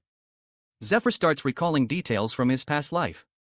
He remembers Alter Justina Kyan as a woman blessed with beauty, talent, noble blood, and incredible luck, Alan's brightest star. In a ceremony years ago, Prince Polaris had renounced his right to the throne and his title as Duke of Lindel to become a priest of light. Since his younger brother was unwell, the royal family planned for Alter's future husband to become king. Some noblemen saw marrying her as a pathway to power. However, Alter made it clear that no man would win her hand without proving his strength. She refused to waste time on the weak. Her challenge drew waves of hopeful noblemen to Lindel. Yet each of them was soundly defeated. In the present, her elite bodyguard, Oilia, continues the tradition.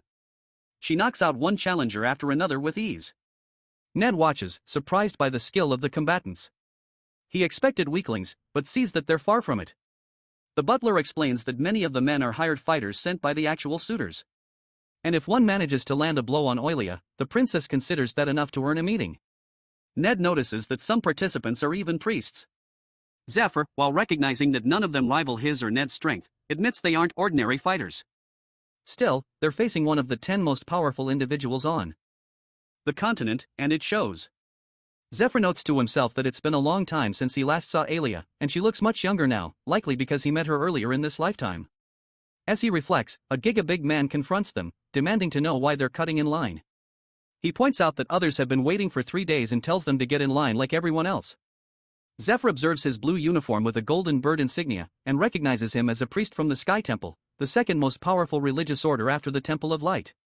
The boy assumes a noble must have hired this man to act as his representative in the challenge for the princess's hand. Without directly engaging, Zephyr shows the man a sealed letter from Lucius, insisting that the matter is urgent and they must pass. The big guy, not wanting to be held responsible, reluctantly steps aside. As Zephyr moves forward, he grows irritated by the unnecessary delays. He overhears those priests nearby discussing Lucius. One suggests Lucius has probably completed his dungeon raid. Another questions the timing, wondering if the princess had invested in it. The big one explains that once a raid is finished, Lucius must notify 3 groups in order. First his lover, then his temple, and lastly the investors. Zephyr listens and scoffs internally. He finds it absurd that such baseless gossip still circulates in the capital. Rumors that Lucius believes in Sweet Home Alabama. Annoyed, Zephyr smacks the ditty out of the priest who made the claim and throws him aside. He understands the tension between the Temple of Light and the Sky Temple, but he doesn't see why Alter should be dragged into it. He knows for a fact that she's only ever been with one man, him. He motions to the other priests and taunts them, reminding them that they've been waiting for days just to be beaten. He tells them they no longer have to wait and invites them to step forward. After the fight, Zephyr casually remarks that it's been months since the last time he had to deal with this kind of scuffle in a waiting line. He apologizes, explaining that he only acted because they insulted someone he deeply respects. The butler reassures Zephyr and apologizes for failing to stop the conflict earlier. He knows that Oilia usually handles such matters herself, but notes that Zephyr resolved the situation before she could act. Judging by their outfits, the men Zephyr fought are clearly not regular temple knights. Just then, Alter arrives and comments on her greenhouse. Zephyr turns and sees her, realizing that in his past life, they had met much later. Time only seemed to move for him after he left the cave where he trained with Ned for a year, and he finds it hard to believe this moment has come so soon. He respectfully kisses her hand. She silently observes him. After a moment, she mentions reading the letter from Lucius, who recommended them as temple knights. However, Lucius also advised her to speak directly with Zephyr for more details. She asks what he can offer. Meanwhile, Ned notices Alter's bodyguard glaring at him. He wonders if she's mistaking him for someone else or if they've crossed paths before. Meanwhile, hearing Alter's question, Zephyr reflects that at this point in time, she hasn't yet awakened her full communion ability. She can't read minds the way the dungeon princess once could, but she was born with the potential to develop that power. Right now, she uses a form of sensory magic to assess others, seeking out trustworthy allies to resist the growing threat of the demon lord worshippers. Zephyr realizes that she had already committed to this path long before he did. In the beginning, his motivation was vague success, which then narrowed to revenge for Ned, his mentor. But Alter expanded his perspective, taught him to aim higher. He now sees that the public contest for her suitor is just a clever trap. It's not about marriage. It's bait to attract strong warriors. With the kingdom under threat, even a royal heir like Alter has limits. What she truly needs are powerful, reliable allies. Wanting to prove himself, Zephyr begins casting magic, deciding it's faster to demonstrate his power than to explain it. Oilia watches closely and wonders if his strength comes from the dragon heart. Alter, recognizing the aura within him, asks Oilia if she's ever fought him. She hasn't, but soon gets her chance. Oilia steps forward with her sword and announces that she will attempt to strike him 3 times. Zephyr prepares to face her. Though his posture seems relaxed, she notices no openings. She knows that any reckless move will give him an advantage, so she proceeds carefully. On her first strike, his smooth movements deflect her blade with ease. On the second, despite a full force thrust, she can't even break his skin. On the third attempt, just as she loses grip on her weapon, he silently appears behind her and gently taps her shoulder. Stunned, she wonders when he moved behind her. She admits to herself that she's seen enough. His defensive magic and battle instincts are beyond exceptional. Later, Zephyr brings up the recent destruction of the granary by the blue dragon. He says rebuilding farmland won't help. It will only attract the demon lord worshippers again. Instead, he urges Alter to move forward with a more aggressive strategy. Clear out the thorny mountain range. If she takes control of at least 1 or 2 mountains, she can redirect the enemy's attention during the upcoming dungeon raid. He promises her that if she follows the plan swiftly and quietly, he will bring her the blue dragon's head within a month. Alter then asks what he wants in return. Zephyr says he'll accept any reward she finds appropriate, but brings up a more pressing concern.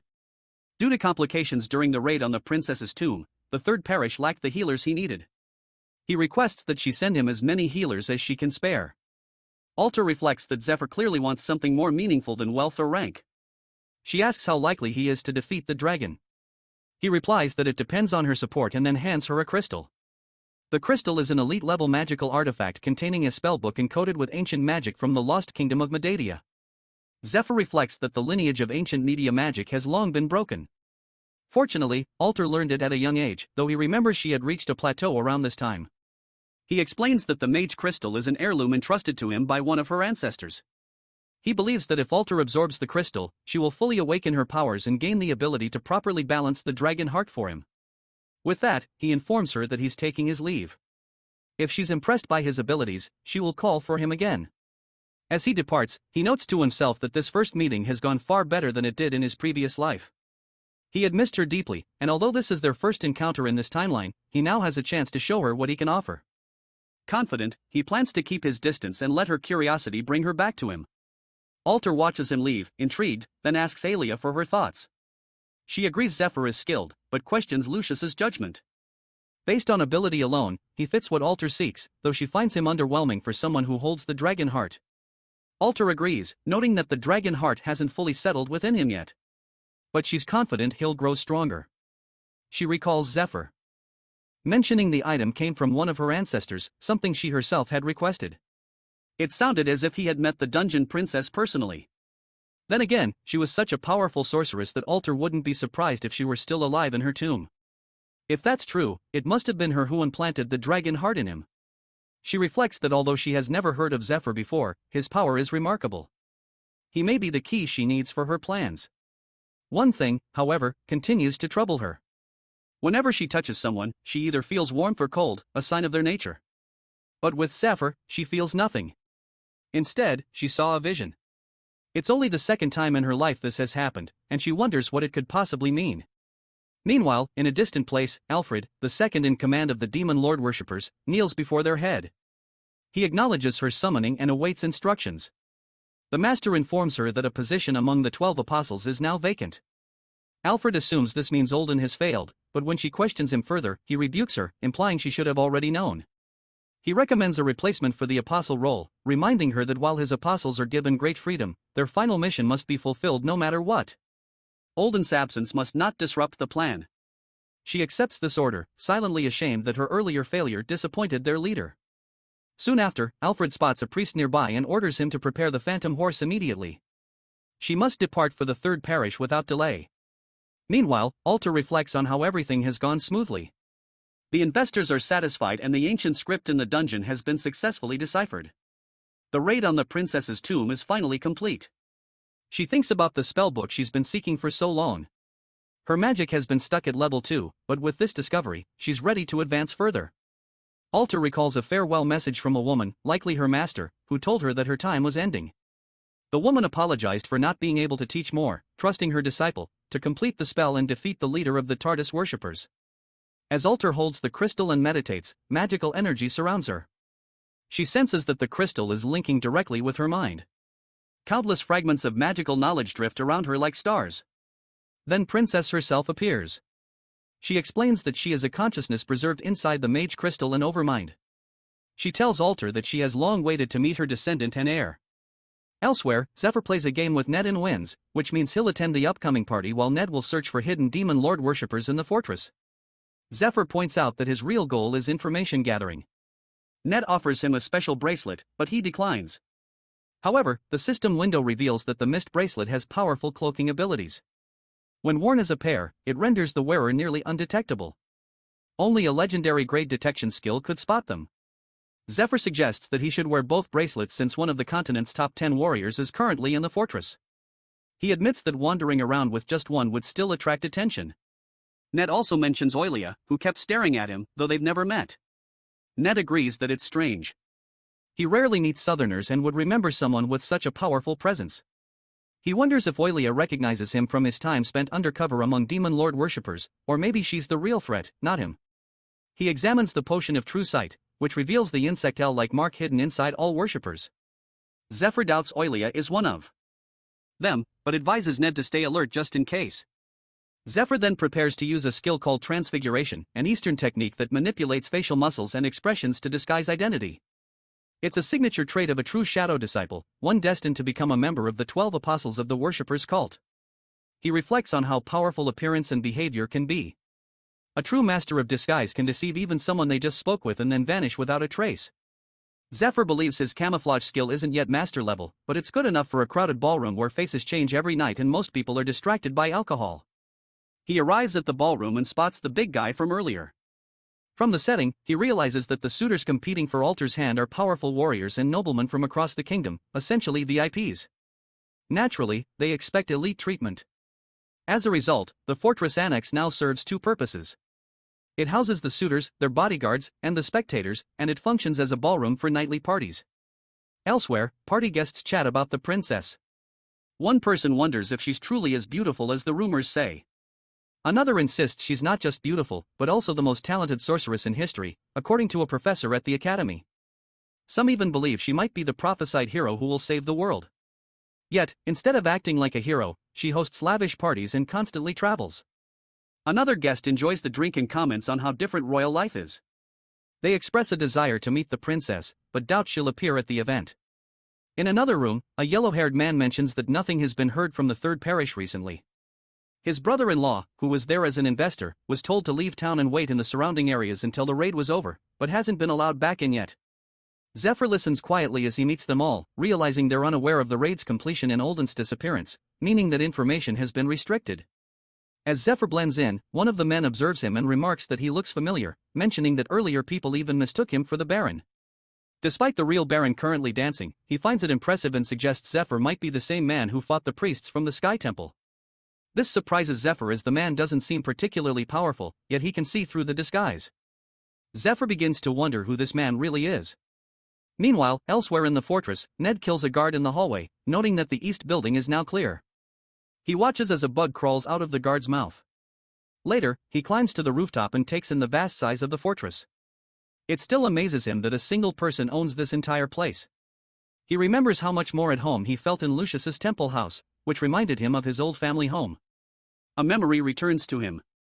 His sister once promised to bring him a present the last time he ever saw her and their mother. He imagined she'd be married by now with children like Claudia if it hadn't been for the typhoon that day. Suddenly, Oilia appears and questions why he's out walking alone. Ned is caught off guard. He scolds himself for letting his guard down, but reassures himself that he's wearing both Miss bracelets. Even with a legendary detection skill, he should barely be visible. Still, Oilia is no ordinary warrior. She's the princess's elite bodyguard and one of the 10 strongest fighters on the continent. Her reputation is well earned. She assures him not to be nervous and explains that she sensed something unusual in the area. She also mentions she came to speak with him directly. Ned, suspicious, asks how long she's been following him. She admits she's been tailing him since the second floor of the east building and says that makes things easier now. Ned explains that the people he killed were demon lord worshippers and that the bugs are crawling toward the bodies as proof. He invites her to check it herself and apologizes for not seeking permission before acting. He argues that eliminating the cult was more urgent. She accepts his reasoning, but tells him that it's not the reason she sought him out. Then, without warning, she attacks. Ned dodges, surprised. She explains that the princess has been preparing for the dragon raid for a long time and has gathered only the best warriors. Zephyr has already proven his worth, but Ned still has to do the same. She challenges him to show his abilities. Ned responds, understanding this is a test. He agrees to the challenge. Elsewhere, near the temple of the third parish, Alfred searches the area with the help of her minions. She finds another clue. Scorch marks and signs of demonic transformation. Evidence that Cardinal Olden was there and that something powerful was destroyed by lightning. Alfred investigates the aftermath of a battle and identifies signs of the Dragon King-style martial arts, concluding that one of Jinriang's disciples was present. At the site where she previously found the remains of the Silver Knight, she observes evidence of a clash involving at least 3 individuals, some of whom used divine energy. While inspecting a carriage, she notices something sticky on the door. Out of curiosity, she tastes it and immediately recognizes it as a deadly poison that shouldn't be there. This discovery leads her to suspect that the Eastern One, the Saint and Tarantula, may have formed an alliance. She's shocked, wondering if they're responsible for Olden's death, but can't believe they'd go that far. She reflects on how the temple of the third parish has blocked all incoming and outgoing activity, using a barrier that suppresses detection skills. Even carrier pigeons are getting misdirected, which points to a strong effort to hide something important inside. Recalling Polaris' statement that only 2 or 3 people in the world can implant a dragon heart, she suspects the leader of the demon lord worshippers might be one of them. However, she also wonders if the Saints group has obtained others. It's possible the Holy One and his allies are stalling for time to let the heart's power stabilize. If that's true, they likely don't care about investors or complaints from the central parish. Their secrecy is a calculated move to avoid interference. She despises how meticulously everything is being carried out. The critical question now is who has the dragon heart. Realizing time is running out. Days have passed since the battle with Olden. She decides to act quickly and gather proof before the heart is fully integrated. Suddenly, a mysterious woman appears and comments on the bird mask, wondering if it belongs to the second in command. She then tries to flee. Sensing her involvement, Alfred orders her minions to pursue. As they attack, the woman defends herself using lightning palm, confirming Alfred's suspicion. It's the Dragon King style. Alfred quickly identifies her as the Jinriang Unk's disciple and states that she has urgent matters to discuss, asking her to cooperate peacefully. Internally, the woman finds it all rather annoying. Meanwhile, back at Lindell Fortress, Oilia continues to test Ned. She knocks him off a building during their spar. Ned questions the fairness of the test, reminding himself they've already exchanged 3 sword strikes. He wonders if he's being excluded from the dragon raid because he's only as strong as Oilia. When she attacks again, he blocks her strike and shifts the shape of his mirage sword, catching her blade midair. Catching it, he tosses it aside. She reacts quickly, trying to kick him, but he dodges by bending down. When she strikes again, her target vanishes into dust. It was just a clone. In the next moment, Ned reappears behind her, having used the crow's cloak, which creates a clone using mana, and teleports the real user nearby. He quietly observes that if she had hit him instead of the clone, it would have really hurt. Oilia is surprised by the trick and wonders how he pulled it off. Ned reflects that he's heard stories about her power and is sure she hasn't shown her full strength yet. Neither has he. He believes if they both went all out, the fight would turn disastrous. He suggests they stop. Oilia guesses his hidden trump card is the Dragon King-style martial art and asks about it. She reveals that her highest stat is in her eyes, meaning cloaking or barrier skills don't work around her. This is the reason she was assigned to a special mission until recently. Meanwhile, the strange woman, a shadow disciple of the master, drinks from a lake after escaping pursuit. She realizes just how dangerous the second in command truly is. She reflects that things are going smoothly. By the time she slipped away from the princess's guards, the raid had ended and she had already found proof that one of their own had betrayed their master. She also witnessed the second in command sneaking around where the events unfolded.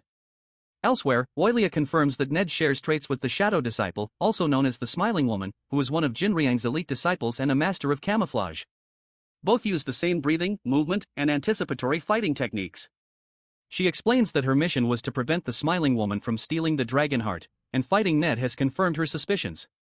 She also acknowledges that while Zephyr shows similar characteristics, the princess has vouched for his loyalty. The Smiling Woman, unaware of Oilia's assessment, wonders where to begin next. Oilia again emphasizes how much Ned resembles Jinriang's shadow disciple. It's as if they share the same bloodline. She begins to question his loyalty. Ned, however, doesn't understand what she's implying. The scene shifts to Olden after his defeat, now held in the third parish. As Ned is investigating, Olden apologizes for the past, revealing that he was simply following orders from the temple and never intended harm. He claims Ned should actually thank him as he sent Jinriang to raise him and paid for his upbringing. Thanks to this, Ned grew up training in martial arts in a secluded cave, free from worldly worries, and became strong. Olden tells Ned that he could never understand how bad things were in the past. Many children from bankrupt families starved, were sold into slavery, or became victims of vagrants. He claims he saved Ned from that fate and shaped him into who he is now. But as Ned attacks him, Olden pleads for just one chance to speak, urging him not to trust Zephyr, saying he is deceiving him. In the present, Ned walks outside Lindell Fortress. Lost in thought, he reflects that Olden sounded like a madman, which is why he ignored him until now. But things no longer add up. He remembers Zephyr once saying he was trained as a shadow disciple in case something happened to him. Then he recalls Oilia's warning. Jinriang Unke's shadow disciple, a red-haired, yellow-eyed woman, was one of the 12 apostles and trained in Dragon King-style martial arts. She resembled him so much it was as if they were siblings. Ned begins to question everything. Could his sister, whom he believed dead, still be alive? Could she be the smiling woman, the disciple of Jinriang? He doesn't know who is lying to him, or if he's simply making the same mistakes again. All he wants now is the truth. Meanwhile, a brown-haired girl plays the violin inside the ballroom. Zephyr and the guy who suspected him sit together, chatting. As the music plays, a priestess there notes it's the night sonata, a signal that the ballroom is closing for the evening. He shakes hands with Zephyr and suggests they meet again tomorrow for a drink. Zephyr agrees. As they part ways, the guy laughs to himself. He reflects that Zephyr is a rare kind of person, strong, cunning, and sharp. Despite seeming like a man in his 20s, Zephyr carries the wisdom and strategy of someone who's lived twice that. The guy realizes that during their conversation, Zephyr subtly pulled key information out of him without ever losing the upper hand. He concludes that Lucius must not have simply found Zephyr. He must have been chosen. With that thought, the man predicts a shift in power is on the horizon. The man, whose name is Philip, is the leader of the Pilgrim Merchantry. Speaking to his son, Edwin, he urges caution. He warns that merchants, unlike noblemen, can't afford to be careless. If they lose their money, they have nowhere to go. And men like Zephyr, if not handled wisely, can strip them bare without lifting a blade. Edwin asks whether they should report to the princess that based on his observations, Zephyr seems unfit. However, he's told not to do so. They can't afford to lose someone with such potential. They need to secure him before anyone else notices. Elise Brenta, the head healer of the Temple Knights in the second parish of Lindell, agrees. She insists that they need the best people possible. So, they must either recruit Zephyr or eliminate him. Meanwhile, Zephyr reflects on his situation. Everything he knows comes from what he saw, heard, and experienced in his past life. Naturally, some individuals are unfamiliar to him, people who died before he could ever cross paths with them back then. He thinks about Philip, the head of the Pilgrim Caravan, one of the 3 largest merchant caravans on the continent. In the past, Philip made his fortune trading spices with the East and gained fame as a patron of Altar, the so-called debauched princess. More importantly, he was one of the 3 key figures who helped Altar shape the future of humanity.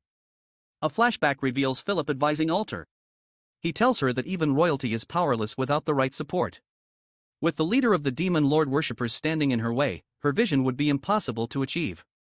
So, he advises her to appear as though she's indulging in luxury all while secretly building her power. He promises to fund her in that endeavor.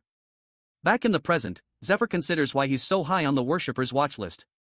In his past life, when Ned ran off with the dragon heart, the shadow disciple known as the Smiling Woman killed Philip.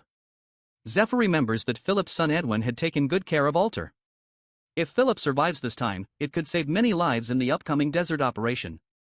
This realization gives Zephyr 2 new goals. First, to ensure Philip Pilgrim stays alive, and second, to stop the Smiling Woman who may strike at any moment.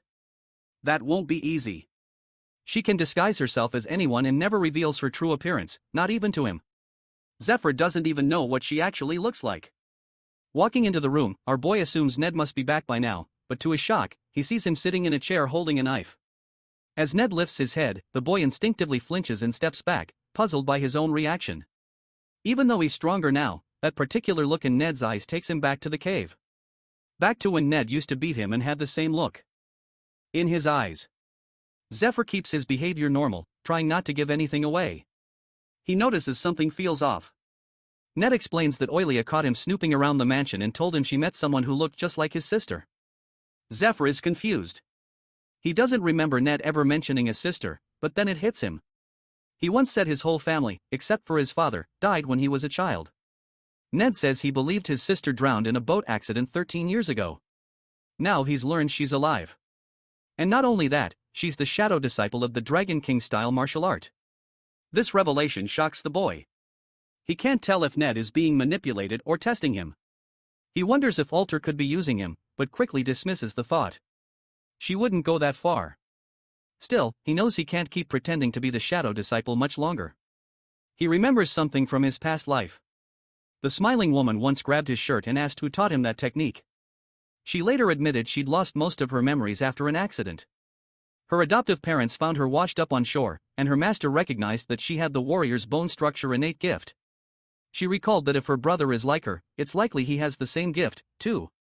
She had hoped to meet her brother again someday to recover both her memories and her lost family. Though she was technically Zephyr's enemy, she told him all of this. The boy now recalls that Jinriang once told him the warrior's bone structure innate gift is extremely rare and hereditary. If one sibling has it, the other likely does, too. This realization makes him suspect that Jinriang and Olden worked together to destroy Ned's family in order to obtain someone with the gift, only to discard them once they were no longer useful. Meanwhile, Ned wrestles with confusion. He finds no reason to doubt Oilia. Yet, her story seems too wild to believe.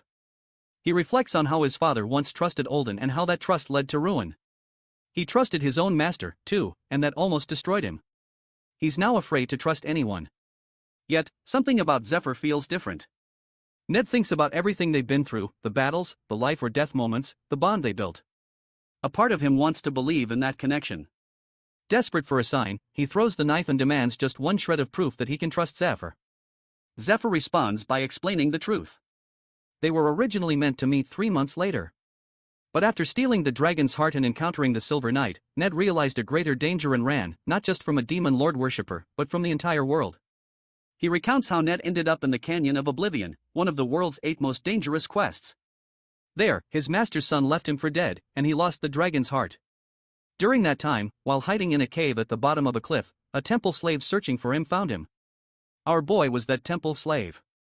Zephyr learned the Dragon King style martial art from Ned because they had no other choice. With one of them injured and the other inexperienced, they wouldn't have survived the canyon otherwise. Ned silently reflects on everything he's just heard. Zephyr continues explaining that with his help, he once became the most powerful human alive. Even so, he failed to prevent the world's end and couldn't save anyone. Now he questions his identity, calling himself the last human, a failed hero, someone who returned to the past with 10 years of future memories and also Ned's only disciple. He reflects on Ned's plan from his previous life. Back then, Ned calculated how long Zephyr would need to train in the cave, factoring in the strength required to escape the Canyon of Oblivion and his own physical limits. Survival and revenge were his driving forces, pushing him to live through impossible odds.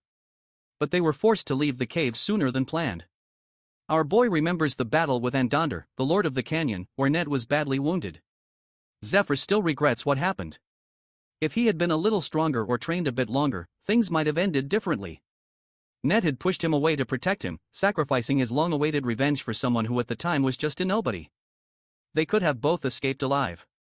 In that final moment, Ned demonstrated one last secret technique, something he never had the chance to teach Zephyr. With his remaining strength, he unleashed it using magic, striking with his spear. Zephyr will never forget the sight of his master's back that day. Back in the present, the boy now sits in front of Ned, who tries to process everything he's heard. It sounds unbelievable, but it explains so much, like Zephyr's unnatural strength, his deep knowledge, and his ability to wield divine items without being a priest. Ned realizes that everything is unfolding just as he once predicted. If he really returned from the future, blessed by a god, then all of it begins to make sense. Zephyr acknowledges how hard it is to believe, but affirms that it's all true. He leaves out some difficult truths, like his connection to the smiling woman, and admits, even if silently, that he approached Ned under false pretenses. He hadn't thought Ned would believe such a story, so instead he tried to direct suspicion toward the demon lord worshippers. Now he just wants Ned to live and help him face the god of destruction once again. Ned, holding his head in his hands, reflects, revenge wasn't the only reason he began this journey. He once believed he would live his whole life under his family's noble title, protecting their legacy. But after losing that title, along with the duty to uphold it, and even the family itself, he became a nobody. His master gave him a new name and purpose by taking him in as a disciple. He remembers Jinriang once promising to help him get revenge if he proved himself useful. Ned accepted every harsh task willingly, believing there was a good reason behind everything his master ordered. To him, the bond between master and disciple felt like family, bloodless, but deep. It seemed only natural to trust and support someone who gave him purpose. But now looking back, he feels like nothing more than a pawn in someone else's game. Ned expresses that he used to feel disappointed in himself, believing he had ruined his life. But now he realizes his life held meaning. He left something behind in this world. He places a hand on Zephyr's shoulder, silently thanking him for everything, for avenging him in their past life and for standing by him in this one. He reflects that he chose a hell of a disciple by picking a hero who traveled back in time to save the world. Then again, that's exactly what he would expect from someone trained by him. As he prepares to leave, Ned decides not to let him carry the burden alone. This time, they will move forward together. Later, Zephyr reflects that their conversation went well. Ned agrees to keep everything a secret, revealing too much about the future could cause widespread panic, and for now, that information gives them a critical advantage. Next morning, our boy is invited to a meeting called by Philip and his group. That morning, Philip officially introduces them as Princess Alter's permanent party members. Everything is handled quickly and efficiently, just as Zephyr expects from people chosen by Alter. Since the princess is currently unavailable, Philip suggests they have a chat in her absence. Ned silently notes the word unavailable and wonders about her absence. Zephyr suspects it's because of the Crystal spellbook. Unlike ordinary spellbooks, Crystal ones transfer their contents directly into the user's mind, forcing the body into a deep sleep during the process. The stronger the spell, the longer the sleep. Some users also experience fevers or other symptoms. He assumes a healer is looking after her, though it won't help much. It's not a physical injury. Ultimately, how quickly she recovers depends on how fast she can absorb the magic. Zephyr hopes she hangs in there. After all, he had a tough time in the dungeon, and now it's his turn to rest. The next few days pass quickly as the group focuses on preparing for the Blue Dragon raid. They gather supplies, sharpen their strategies, and adjust to the latest equipment. In the middle of all this, Elise Brenta gives Zephyr a quick hug. He tells her not to drag it out, and she promises to be quick. With that, he gained a new skill, Angel's Embrace. It's a medical ability that uses antenna-like sensors on the back to check a person's health through physical contact, usually a hug. Elise suddenly binds him with magical chains to keep him still, warning that if he moves, she'll have to start over. As she works, she casually comments on how muscular he is. Ned, watching the scene unfold, grows uneasy. He suddenly remembers he has something urgent to do. But as he turns to leave, Philip grabs his shoulder and asks where he's headed. Ned stammers that every party member needs a health check before a raid. They can't risk someone being unwell, but Elise doesn't let it slide. She says it's Ned's turn now. He quickly tries to dodge her attention, politely refusing and looking for a way out. At that moment, Oilia walks in. Clearly unimpressed, she tells them that the princess has asked to see both of them. Hearing this, Zephyr immediately thinks Alter must be awake. They follow her to the room, and on the way, Zephyr remembers that the dungeon princess Overmind is still sealed in the magic crystal. During their last conversation, she had shared a few important things with him. Inside the room, Alter is sitting up in bed, awake and alert. She greets them calmly while Zephyr studies her carefully, wondering if she already knows something about Ned. Some time ago, within Alter's consciousness, the dungeon princess appeared and shared that 3 stars had aligned, signaling that Alter's median magic had advanced to level 3. She congratulated her and explained that this meant she now held all the basic knowledge of median magic. From here on, she would need to continue training, awakening her powers, and gaining levels. With each new level, another star would join the alignment. The princess went on to say that no one, not even herself, had ever reached level 8. But she remained confident that she could be the first. If she managed to succeed, a gate to the stars would open. Alter agreed, though she was already feeling the effects of overusing her magic. Princess revealed she would now fall into a deep sleep. Because of the overwhelming magic flow, she wouldn't remember anything from this moment afterward. Before fading, the dungeon princess gave her one final reminder to trust Lord Zephyr. He was doing all of this for her, both in this life and the one before. Meanwhile, in the present, Princess Alter slowly opens her eyes. As she reaches for her hair and tries to sit up, a priestess gently advises her to take it easy.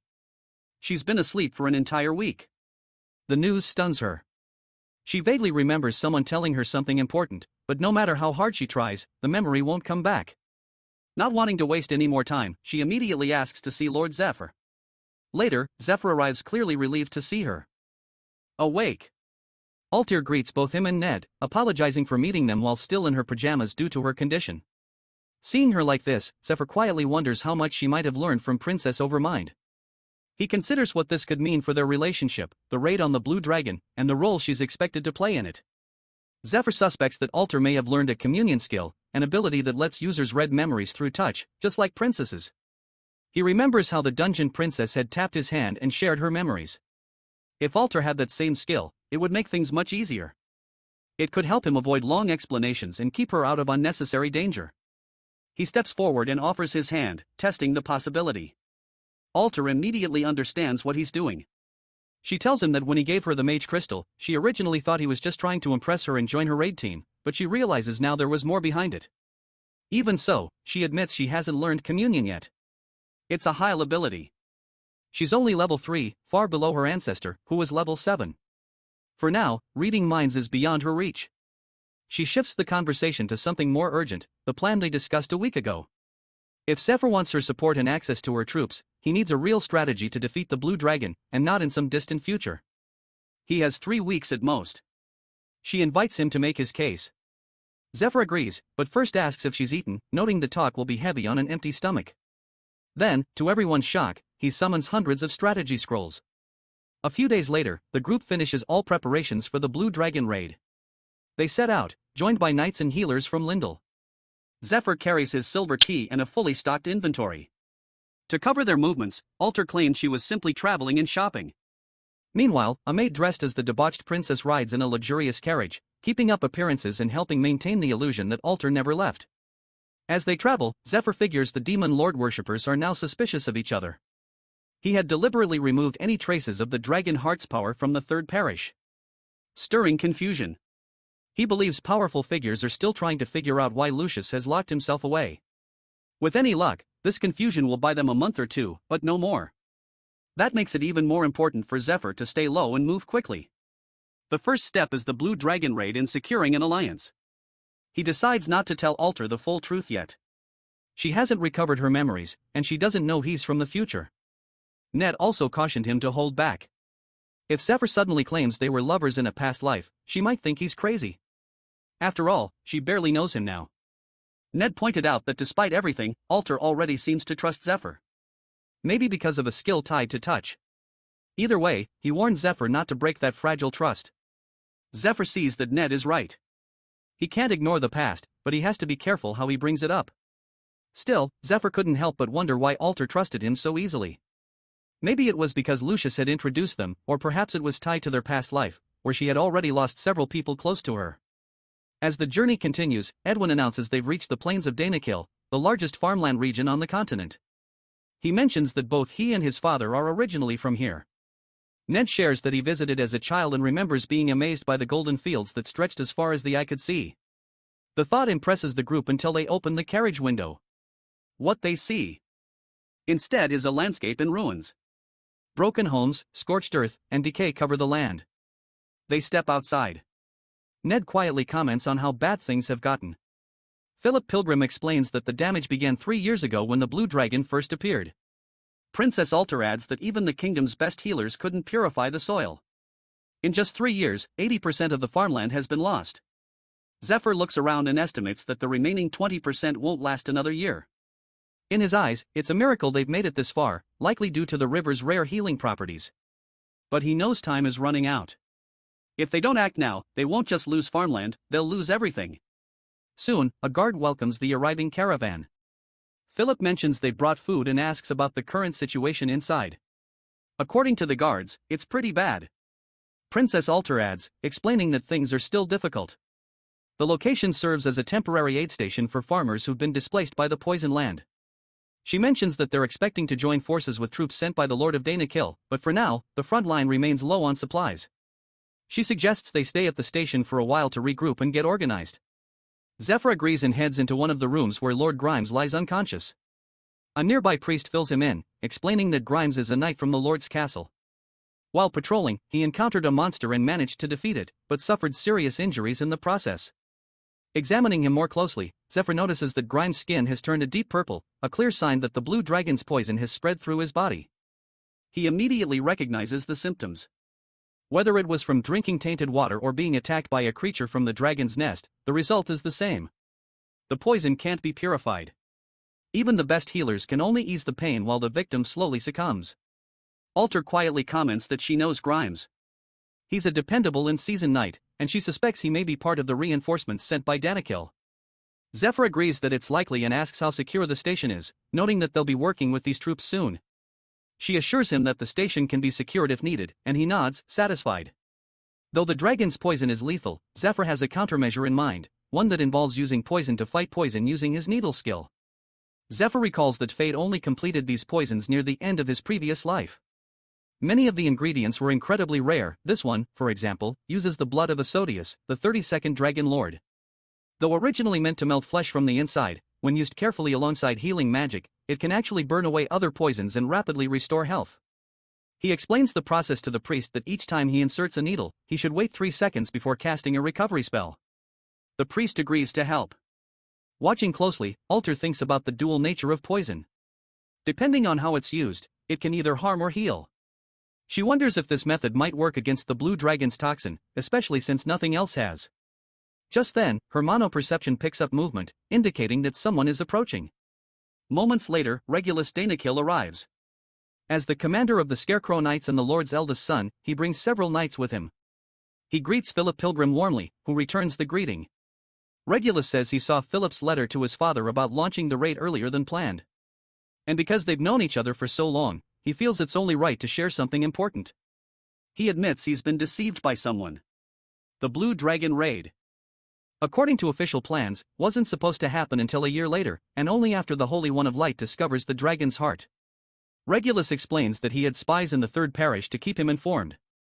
They've reported that the entire area is now locked down and that Lord Lucius hasn't been seen in public for days. He stays in his room and communicates only through requests for more troops. To Regulus, this all seems suspicious. Philip chuckles, acknowledging Regulus's caution and reassures him that his father has already promised reinforcements. He then asks if Regulus came on his own or was sent by someone. Before he can respond, Regulus abruptly changes the subject and immediately orders the aid station to be shut down. However, just as he's about to finish his sentence, a loud scream erupts from a nearby house. Shocked, Regulus rushes over to investigate and finds Lord Grimes inside, vomiting blood with several needles embedded in his body. Alarmed, he immediately recognizes the poison-tipped needles and draws his sword, demanding an explanation. His eyes land on Zephyr and suspicion takes hold as he orders him to step away from Grimes. Before tensions escalate further, Oilia bursts in and kicks Regulus, stopping him in his tracks. Blood trickles from his nose as he questions whether she's Princess Alter's bodyguard and why she's interfering. At that moment, Alter steps forward, revealing that she overheard everything using her mana perception. She acknowledges Regulus' concern but firmly states that he has no right to interfere with her raid party or threaten its members.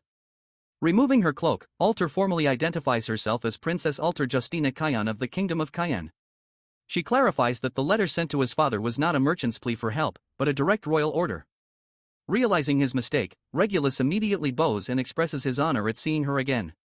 Meanwhile, Grimes, now stabilized, reaches out and grabs Zephyr Unk's hand in gratitude. He thanks him sincerely and asks how he can ever repay him. Regulus also apologizes to Zephyr, admitting he didn't realize he was trying to save one of their elite knights. Zephyr accepts the apology and silently notes that at the very least, Regulus takes responsibility for his mistakes, a promising trait that means he won't need to be dealt with harshly. Princess Alter then brings up their time at the academy. Zephyr realizes they must have been classmates. She recalls how other students feared Regulus because of his strict and serious personality. Still, he had a talent for noticing details others missed, which helped his team consistently outperform even the top groups, hers included. She continues, noting that now as Junior Earl and commander of the Scarecrow Knights, Regulus remains careful and thorough, and she respects that about him. Addressing herself formally as the Grand Duchess of Lindell, Alter shares a closely guarded secret, calling him her most trusted ally.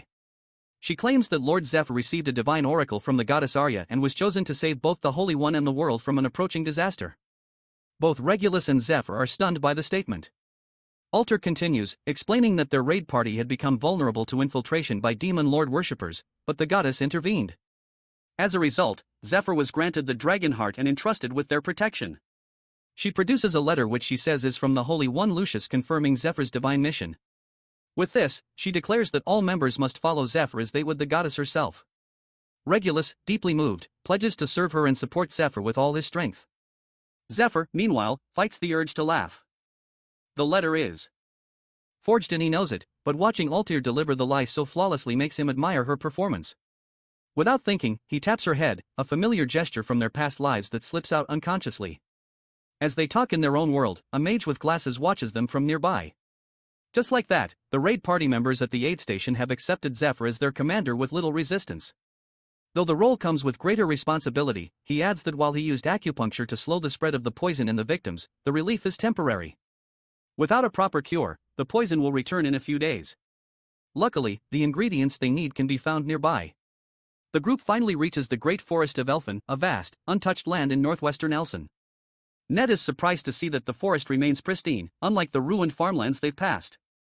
Zephyr also notes how massive the forest is, larger than several territories combined. Altair explains that the forest feels different because of its high mana concentration. Horses can't go far beyond the nearby town. The intense mana causes them to panic. Philip Pilgrim hesitates, suggesting they leave the goods outside the forest, admitting he feels uneasy, but Zephyr knows they're safer inside, recalling the threat of the smiling woman who still roams the outer lands. He wishes he could store the group in the Silver Key for their safety. He remembers the angel once telling him that the Silver Key can store people too. However, she warned him that the previous owner who tried this retrieved a companion who had gone mad, screaming like a wild animal. Altair, curious, asks why someone would lose their mind in the Silver Key. Zephyr decides not to explain. Instead, he concludes it's better to keep his companions nearby where he can watch over them. In moments like this, he wonders whether he truly needs the Silver Key at all. Altair explains that the nearby forest town used to be home to about 50 residents from the Danakil territory. Now it serves as a frontline base and the rest of the raid party is already stationed there. She suggests they head in that direction. Zephyr agrees, though he briefly senses something strange, like someone had been watching them from the woods. When Altair asks if something's wrong, the boy says there's something he wants to check. She remembers that the last message from the forest town came 2 days ago, sent by a carrier pigeon while they were still at the aid station. The mage. Daisy adds that the sorcerers from the magic tower had installed a device in the town that would release red smoke in case of trouble. Altair's guard confirms she's already checked for hidden enemies or shapeshifters and found nothing unusual.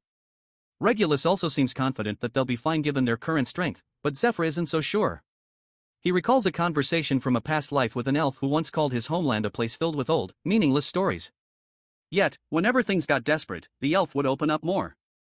Zephyr has come to understand that despite its beauty, the Great Forest of Elfin is a dangerous place, one that lures people in, only to consume them. Back in the present, Zephyr quietly conveys Ned to take the lead and guard the front of the caravan. Ned nods and walks ahead. As they move on, Altair points out a section of tangled bushes that mark the forest's entrance. She notes that a magical security device used to be placed deeper within the woods beyond the forest town. Now, strangely, it's been moved here. Suddenly, a voice calls out from within the bushes, morphing into a monstrous face that warns the humans to leave. Zephyr grips his magical key, thinking that 2 days is more than enough time for the town to have been taken. With that, he draws the Graham sword, declaring that the enemy has had more than enough time to occupy the bases. He questions what the monster did with the remote village people. Just as the monster is about to respond, Altair dismounts and tells everyone to wait. She then steps forward and, addressing the monstrous figure as the president of the forest, introduces herself, stating that she comes in peace and wishes to speak. The creature in the bushes responds, asking why she speaks of peace while arriving with an army. He reminds her that several warnings were already sent through carrier pigeons. Calling her the human princess, he accuses her brother of destroying any chance for negotiation. He recalls how her brother once proposed a truce. Each side would build a town and a sentry post on opposite banks of the river with no contact, no interference, and no conflict. It was meant to mark an era of silence, sealed by a rare item as a token of cooperation. But now, he says, all they can offer intruders is death. As the roots begin to move, the group braces for a possible attack. Suddenly, they erupt, sending the party members flying in all directions. Meanwhile, Zephyr reflects on the elves, long-eyed beings with pointed ears and a deep connection to magic. For over 2,000 years, they've lived in the Great Forest of Elfin, drawing on its life force to create unique magic and transform the land into a living fortress. As the battle begins, the creature warns them once again to leave or face death. Regulus Danakil tries to reassure the group, but he accidentally steps on some kind of berries that explode. Meanwhile, Alter quietly disapproves, but her attention is soon drawn to a strange glow coming from the bushes towards her.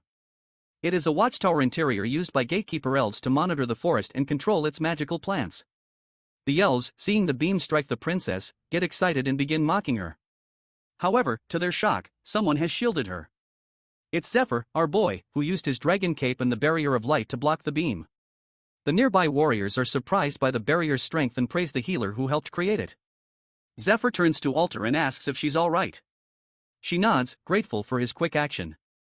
Alter then wonders if the gatekeeper elves might just be following orders. One of the elves watching is visibly shocked that the humans survived the attack. Meanwhile, Zephyr, unfazed, believes that no magical device can truly stop him. With his team gathered behind him, Zephyr steps forward and using his dragon tongue skill commands the elves to open the gate. As he speaks, he senses the same uneasy gaze he felt earlier, likely coming from the central watchtower hidden inside a giant tree. When the gate cracks open, one of the elves asks, confused, what just happened? Without hesitation, Zephyr enters, quickly, knocks out 2 guards, and grabs the young elf girl. Despite her young appearance, he can tell she's likely well over 100 years old. He jokes that sometimes a conversation starts better after a good smack, but she demands that he let her go. He pauses for a moment, noticing something off. Her eyes look different than he remembers. Before he can ask, someone attacks, and he throws the girl aside in defense.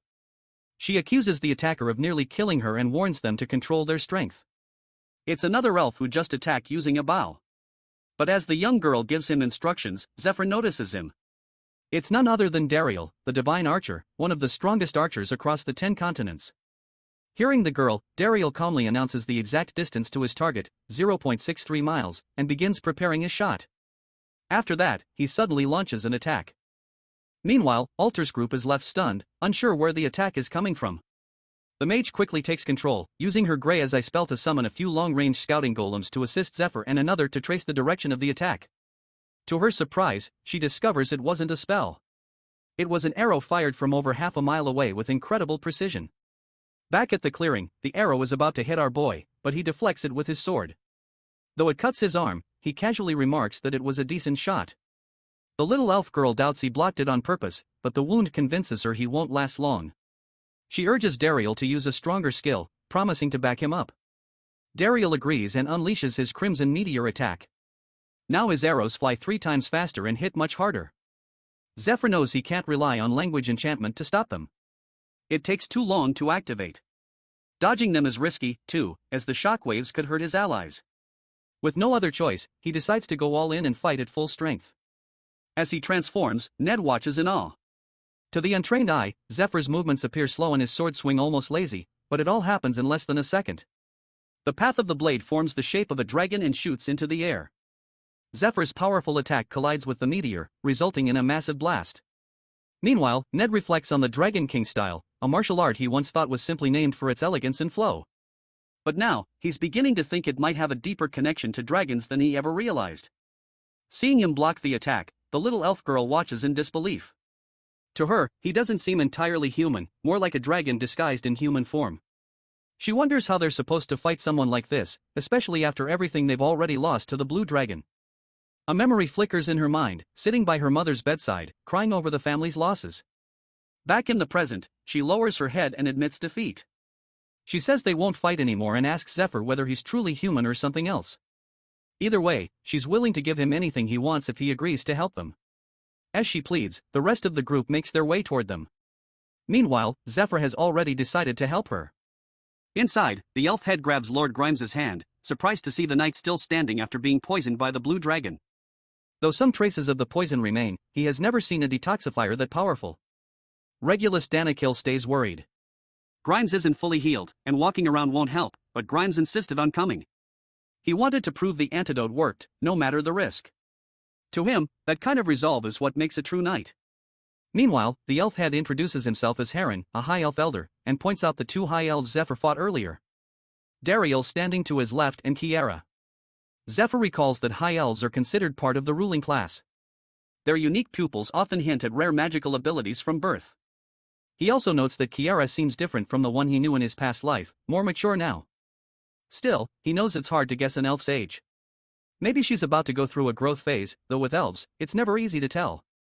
Heron remarks that the Tree of Life must have guided Zephyr to them, calling it a stroke of fortune to meet someone who might actually help. Since their truce with Prince Polaris, the elves have stayed deep within the forest, away from the outside world. Heron explains that Zephyr is only the second human they've ever welcomed. The first had risked everything to enter the forest and save the elves from a deadly poisoning. Hearing this, Zephyr recalls someone from his past, Fade, also known as the Viper. According to Heron, however, Fade was searching for his lost companions. Heron also believes that even a friend of a friend can be trusted, and with that, they might be able to help each other. Hearing that, our boy's thoughts drift to the rivers that flow through the great forest of Elfin. These waters once carried the healing power of the Lake of Vitality, nourishing the forest and all who lived in it. For generations, the elves flourished, drawing their strength from the divine energy of the Tree of Life. The tree grew tall and powerful by feeding on the lake's life force. One of the lake's tributaries flowed into the Danakil Plains, turning the region into humanity's richest farmland. But things changed when the blue dragon made its nest in the lake. The once pure water turned toxic, poisoning the rivers and slowly spreading corruption across the forest. The sickness now threatens not only the elves but the nearby human lands as well. A few days earlier at Lindell Fortress, Zephyr's group had gathered to go over their strategy. Edwin explained their plan to raid the Blue Dragon's nest, which would involve both their team and the troops based in Danakil. He emphasized the need to gain the elves' support, but admitted he wasn't sure they would agree. Princess Alter challenged his doubt, asking why he lacked confidence in her. Edwin responded calmly, explaining that it wasn't her skills he doubted. He was simply unsure how the elves would respond to the crisis. While it was clear the elves were in a tough position and might be open to cooperation, Edwin knew the real obstacle wasn't them.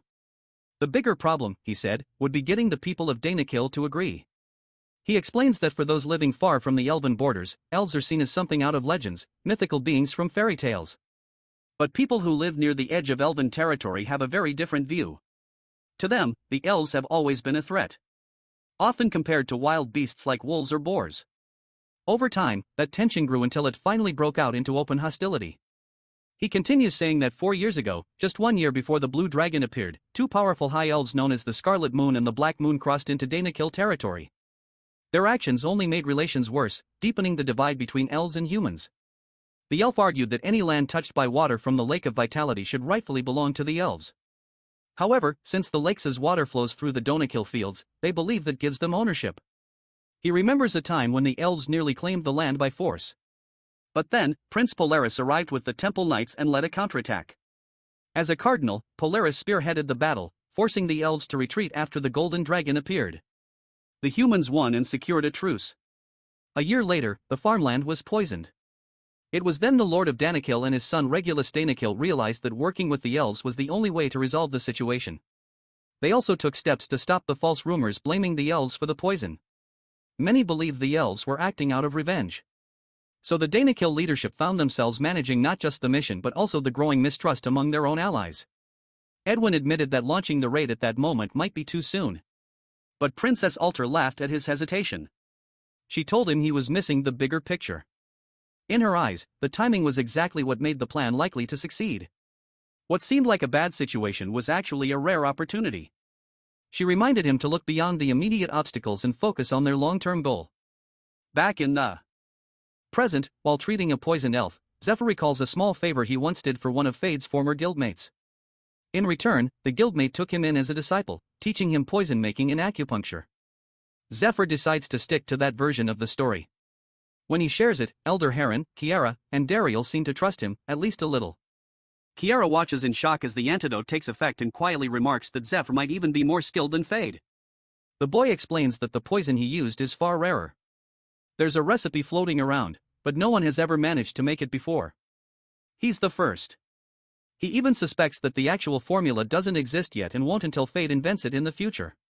Curious, Zephyr wonders about Kiara's connection to Fade.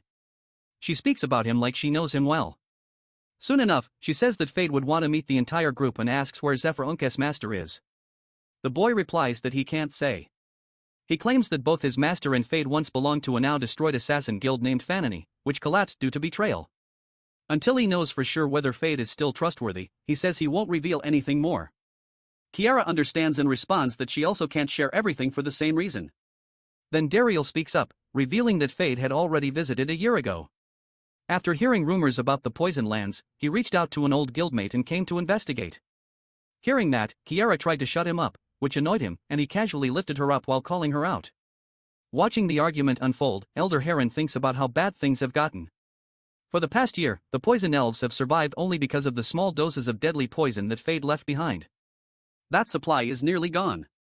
He remembers the painful choices they've had to make, deciding who would receive treatment and who would be left to die.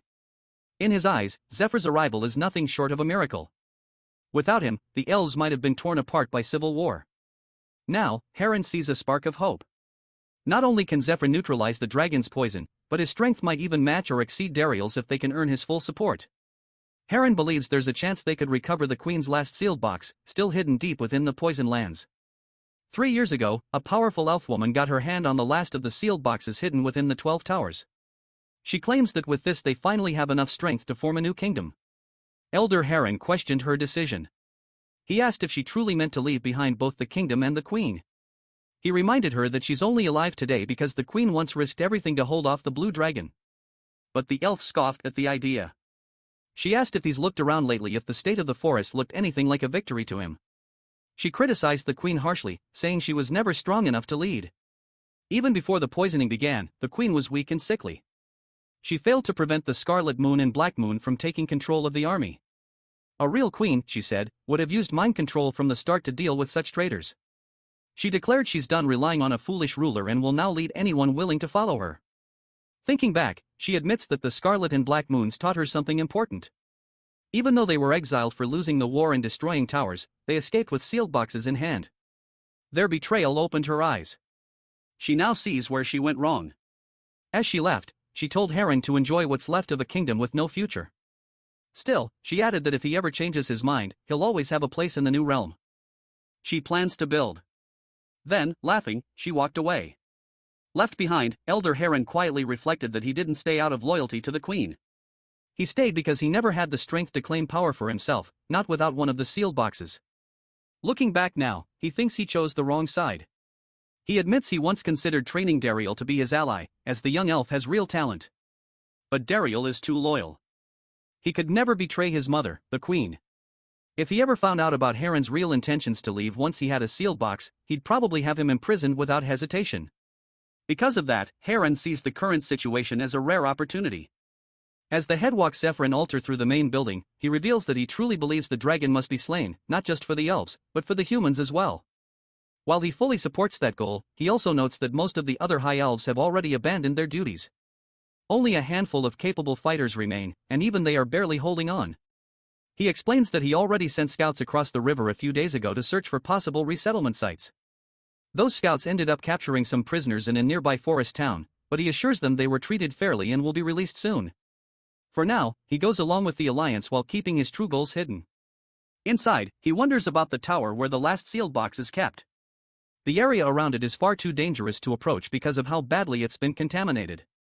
However, with Zephyr's rare ability to neutralize the poison, Heron believes he can persuade him to retrieve the box.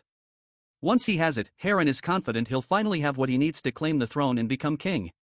Elsewhere, Edwin reports that the elf elder has agreed to cooperate. With their poison kin now saved, the rest of the elves are beginning to support the alliance as well. They watch as the people of Danakil eagerly follow Princess Alayir's preaching and devotion to the goddess of light. This confuses Philip, who wonders why the people revere the goddess so deeply. His son explains that she has protected them since ancient times.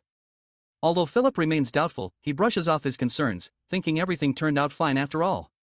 Still, with a knowing smirk, he quietly advises Edwin to stay alert, sensing that trouble is near. Not far away, Milia, a mage from the magic tower, grows increasingly frustrated. She's already irritated about being sent to such a remote, unsanitary place, especially one where no one is even allowed to bathe. On top of that, she has no patience for Alter. With a dark look in her eyes, she wonders if she could kill her now, asking Daisy if she's discovered any of Alter's weaknesses yet. Meanwhile, in the southern metropolis, the fake Alter signs a petition to proceed with the Thorn Mountain clearing project in partnership with the Architectural Guild. The crowd celebrates and she pretends to be excited about turning the mountains into farmland. After wrapping up the announcement, she asks for leave to continue her work. While the real one carries out their missions, the fake Alter stays focused on pushing the mountain clearing plan forward. However, hidden among them are demon lord worshippers in disguise, ready to sabotage the project. But it doesn't matter. This plan was only a cover for the real objective. Zephyr knows that if anyone investigates closely, they'll eventually discover Alter Terre as an imposter. Fortunately, the demon lord worshippers seem distracted by their own internal problems, especially with one of the 12 apostles' positions left vacant. It's the perfect opening to move forward. Back in the forest, Kiara leads the group to a magical plant called Flora, designed to produce food and water based on coded input. But the plant is now malfunctioning due to poison contamination. Instead of helping, it's turned into a monster-producing factory surrounded by toxic mist. This makes the elves fear for their village. The poison has already pushed them back from the forest center, and if it spreads further, their home may be lost. Dario remembers that while Zephyr helped them stabilize the poison, his mother was hit by the worst of it, and she's been in that condition for 3 years, so they must hold the defenses. Following Zephyr's suggestion, the group prepares to fight the monsters while collecting magic stones from them as loot. Determined and ready, they brace themselves for battle. As the monsters charge, the mages, Altersguard, and Ned fight back fiercely, knocking them down and keeping the horde at bay. After they manage to stop the attack, Daryl invites Zephyr to a meeting to thank him for helping defend the village and stabilize the poison. He admits it was surprising to receive help from humans. However, despite his gratitude, Daryl calmly explains that the 2 ingredients Zephyr requested are essential for protecting the village from further contamination, so he cannot hand them over. This response deeply frustrates Zephyr. He begins lecturing the elf, insisting that he needs those ingredients to craft a cure for his mother. According to his plan, once he heals her, he will restore both the lake and the tree of life, at which point those very ingredients will begin growing naturally again. To make his point, Zephyr gives him the middle finger salute and firmly assures the elf that he will also slay the dragon just as he promised. What more does the elf want? A hawk to a tribute or something? Still, Daryl remains hesitant. He doubts Zephyr can truly slay the dragon and insists that without the ingredients, the village would be contaminated within seconds. He sees himself as the last capable warrior among the high elves and believes it's his duty to protect their home at all costs. Hearing Daryl's refusal, Zephyr warns him that there won't be another chance. No one else is coming to save them. Not from the blue dragon and not from the queen's illness. All the humans have lost their minds, so asking them for help is pointless. Zephyr even is sacrificing his own blood to make an antidote for the poison. Yet, they still don't trust him. Stepping closer, Zephyr urges Daryl to open his eyes. This isn't something they can hesitate on. It requires full commitment. Agitated, Daryl challenges him to settle it through combat. As Daryl strikes, a sudden burst of light flashes into the sky. Alter watches in shock. Surprised they would use their full skills in such a confined space. But to her surprise, the two vanish into the dust. Inside the dust cloud, Daryl tried to prove his point by aiming his strongest shot at Zephyr. But even that attack can't pierce Zephyr-Unk's dragon-like scales. Though Daryl also wants to defeat the dragon, deep down, he knows the task might be impossible. Seeing him tear up, Zephyr tells him to get up. Then, to everyone's surprise, he snaps his bow in half, calling it useless.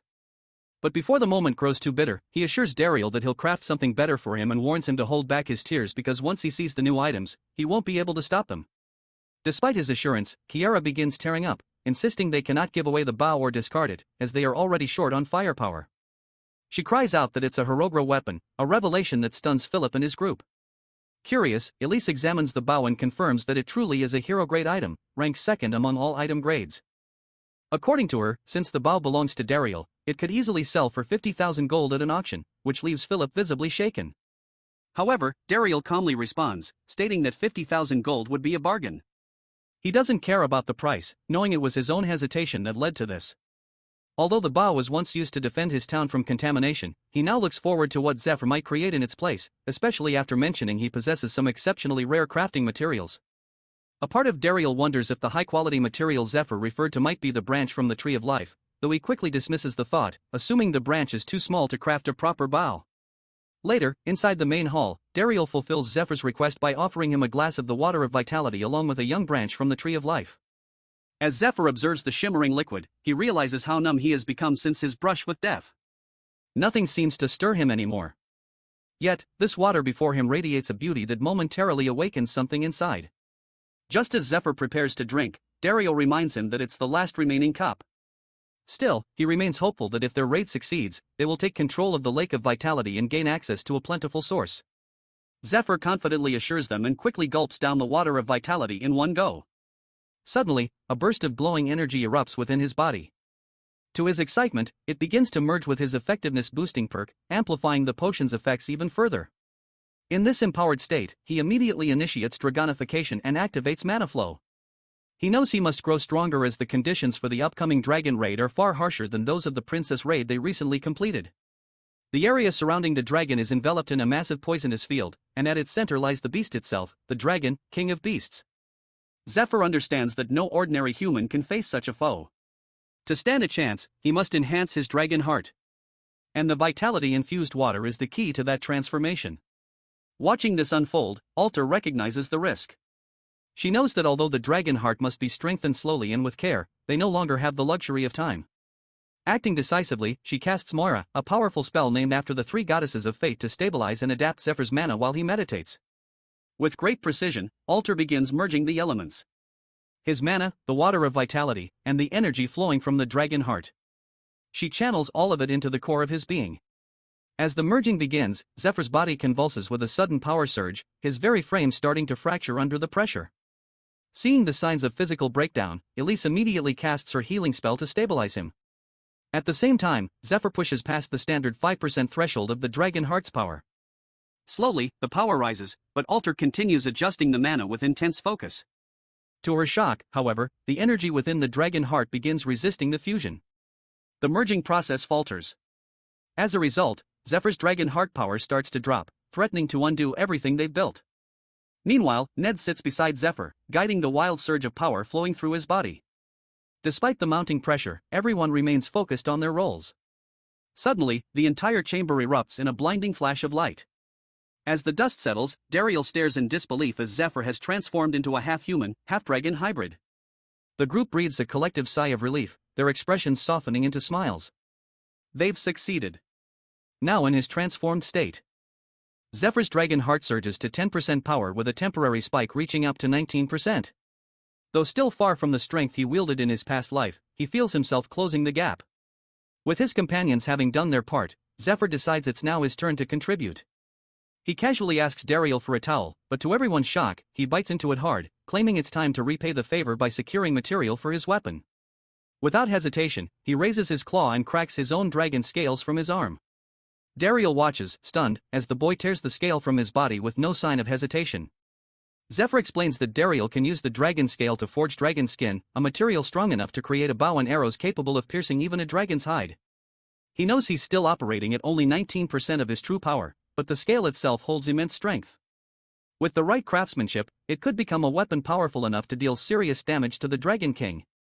Afterward, the elven blacksmith places the mana stones into a boiling pot, explaining that they'll need to mix additional high-quality ingredients with the core materials to forge a top-tier weapon.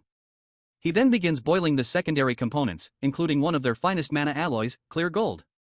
After a period of careful boiling and preparation, all the components of power are finally ready. Now comes the most critical stage, the fusion.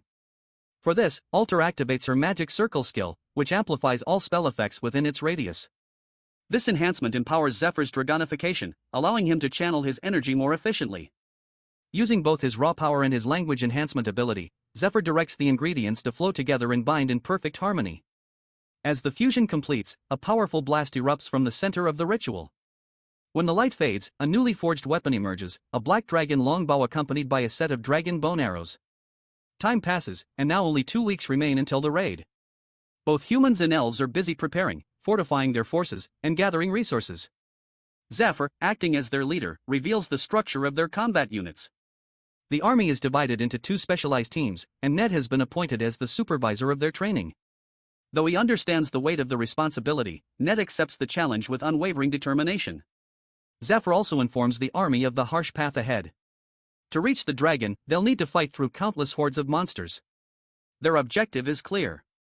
Cover the distance and reach a point 1 mile east of the Lake of Vitality in under 10 days. Following Zephyr's guidance, the troops begin gathering supplies and refining their strategies. Among their efforts, they collect mana stones, which they use to construct powerful golems, living defenses for the treacherous march to come. The mages are responsible for golem production. The mana stones are being used for a variety of purposes, constructing buildings, crafting weapons, and especially powering magic circles. These circles act as traps that protect the base and serve as temporary safe zones. According to Alter, if a circle is created using a branch from the Tree of Life, it can shield the area from the poisonous fields.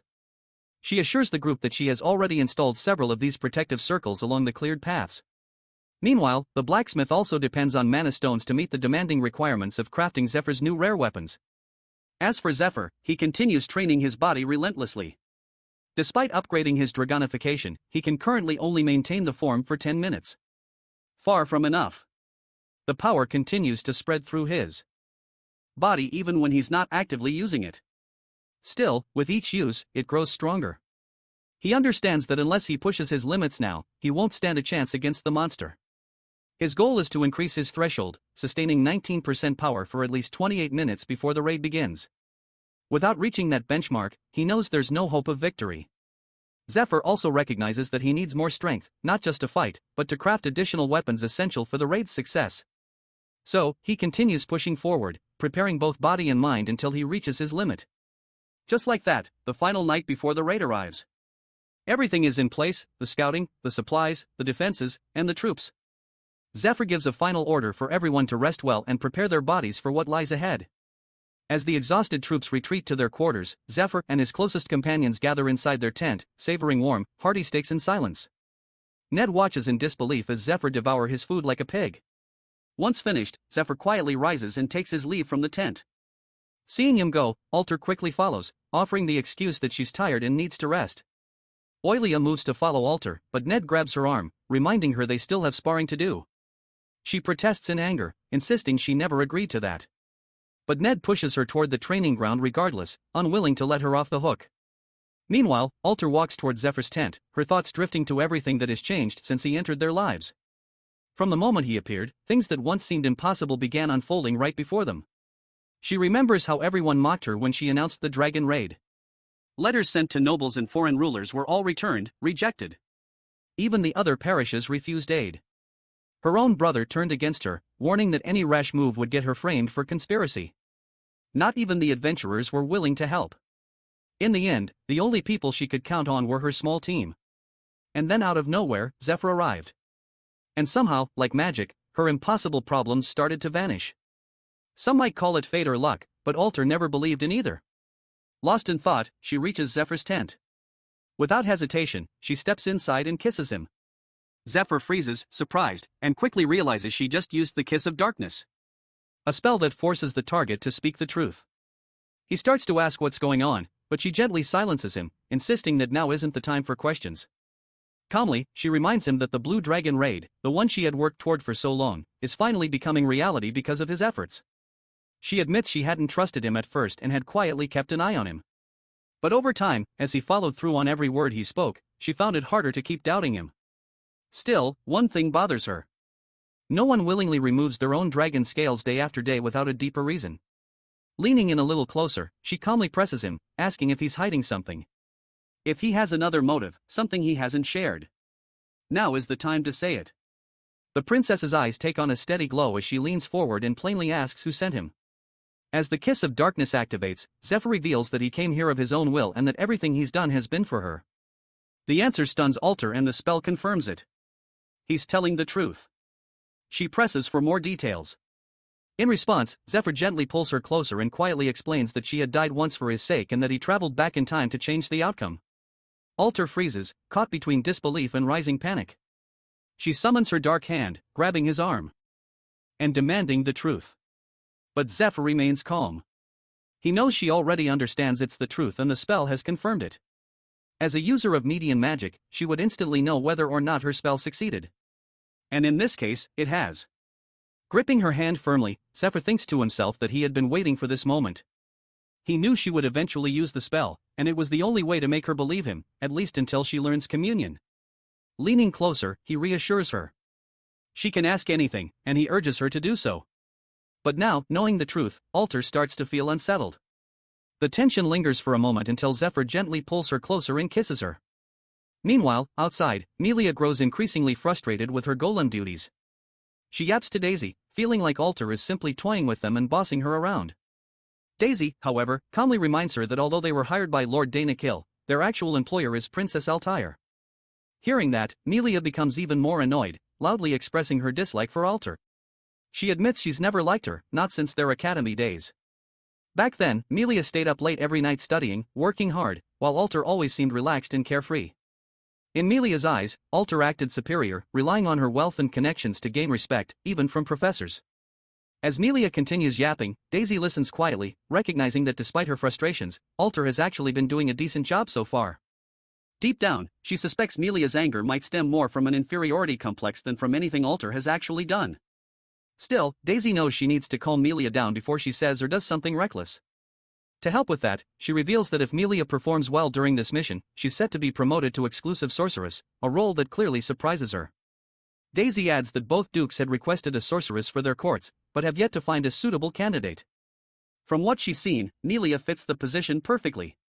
If she proves herself during the dragon raid, her future will be secure. That's all the motivation Melia needs. Her view shifts, and with new determination, she returns to her work. Unnoticed by either of them, Heron waits silently in the shadows nearby. Once they're gone, he approaches the golems and begins scribbling his own set of commands onto their control plates.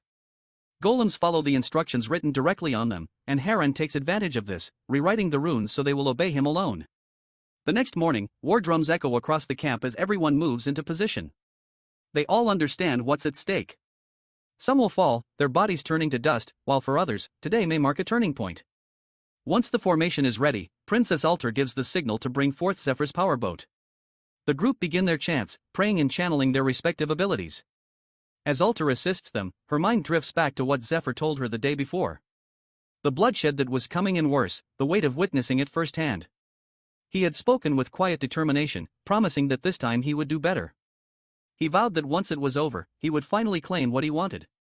Thinking back to that moment, Alter calls upon her star power, channeling her magic to grant Zephyr strength. She remembers him being confident that after everything ends, he intends to give her the throne, and he hopes to stand beside her, not just as an ally, but as her king. Suddenly, a bright flash lights up the field. Zephyr appears out of it, fully transformed into his dragonification form. With that, the Blue Dragon raid begins. Their party consists of 225 members with healers and long-range attackers like Melia and Dariel positioned in the backline, alongside support units, including Alter and other mages.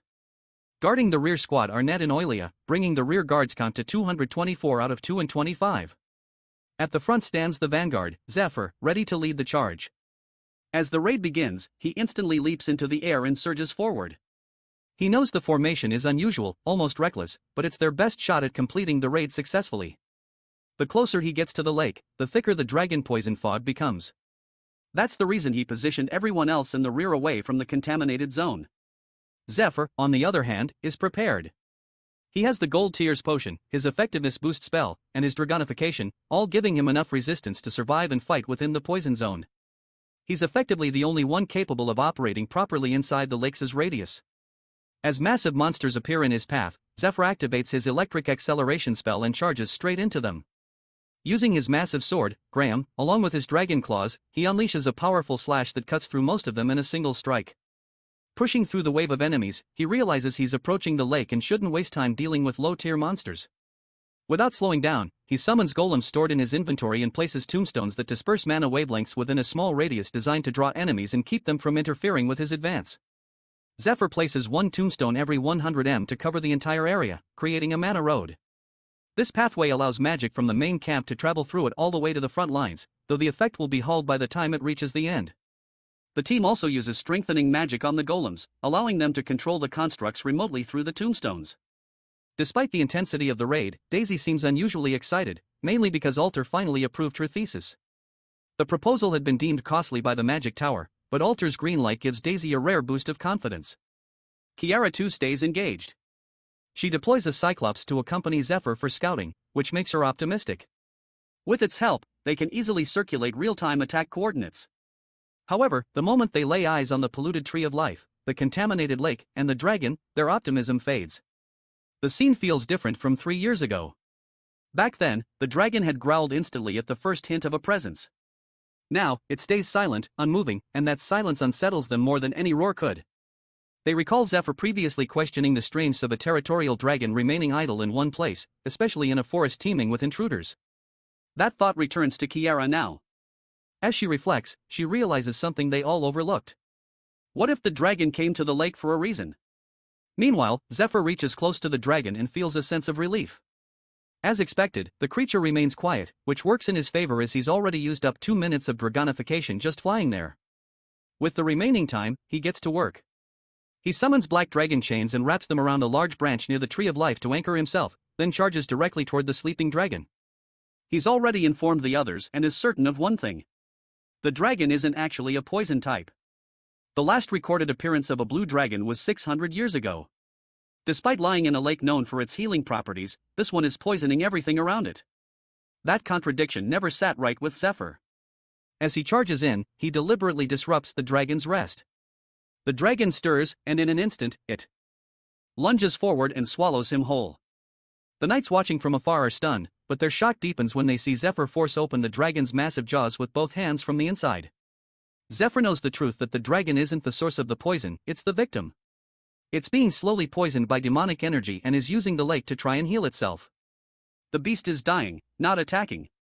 As he pushes the jaws open, Zephyr clenches the black dragon chain between his teeth and anchors it tightly around the dragon's mouth.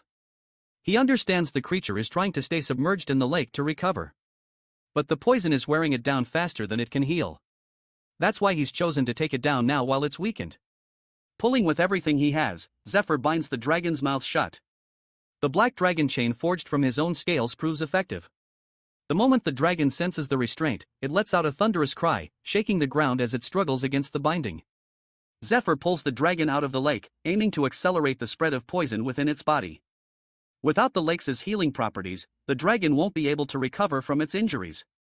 However, to his surprise, even with 19% output from his dragon heart, the creature resists. Its strength is greater than he expected. Not one to back down, Zephyr adjusts quickly. He draws Graham and slashes the inside of the dragon's jaws where the tissue is softer than the outer scales. Suddenly, a momentary lapse in focus costs him. The dragon charges forward, jaws wide open, and manages to pin him against the Tree of Life with its mouth. Before Zephyr can react, the dragon releases a burst of its dragon breath directly at him. From the rear lines, the others watch in alarm. The same devastating beam had once burned part of their forest, and now it's aimed at their leader. Alter immediately senses the urgency and calls for everyone to prepare their skills. Still, deep inside, she believes Zephyr is unharmed.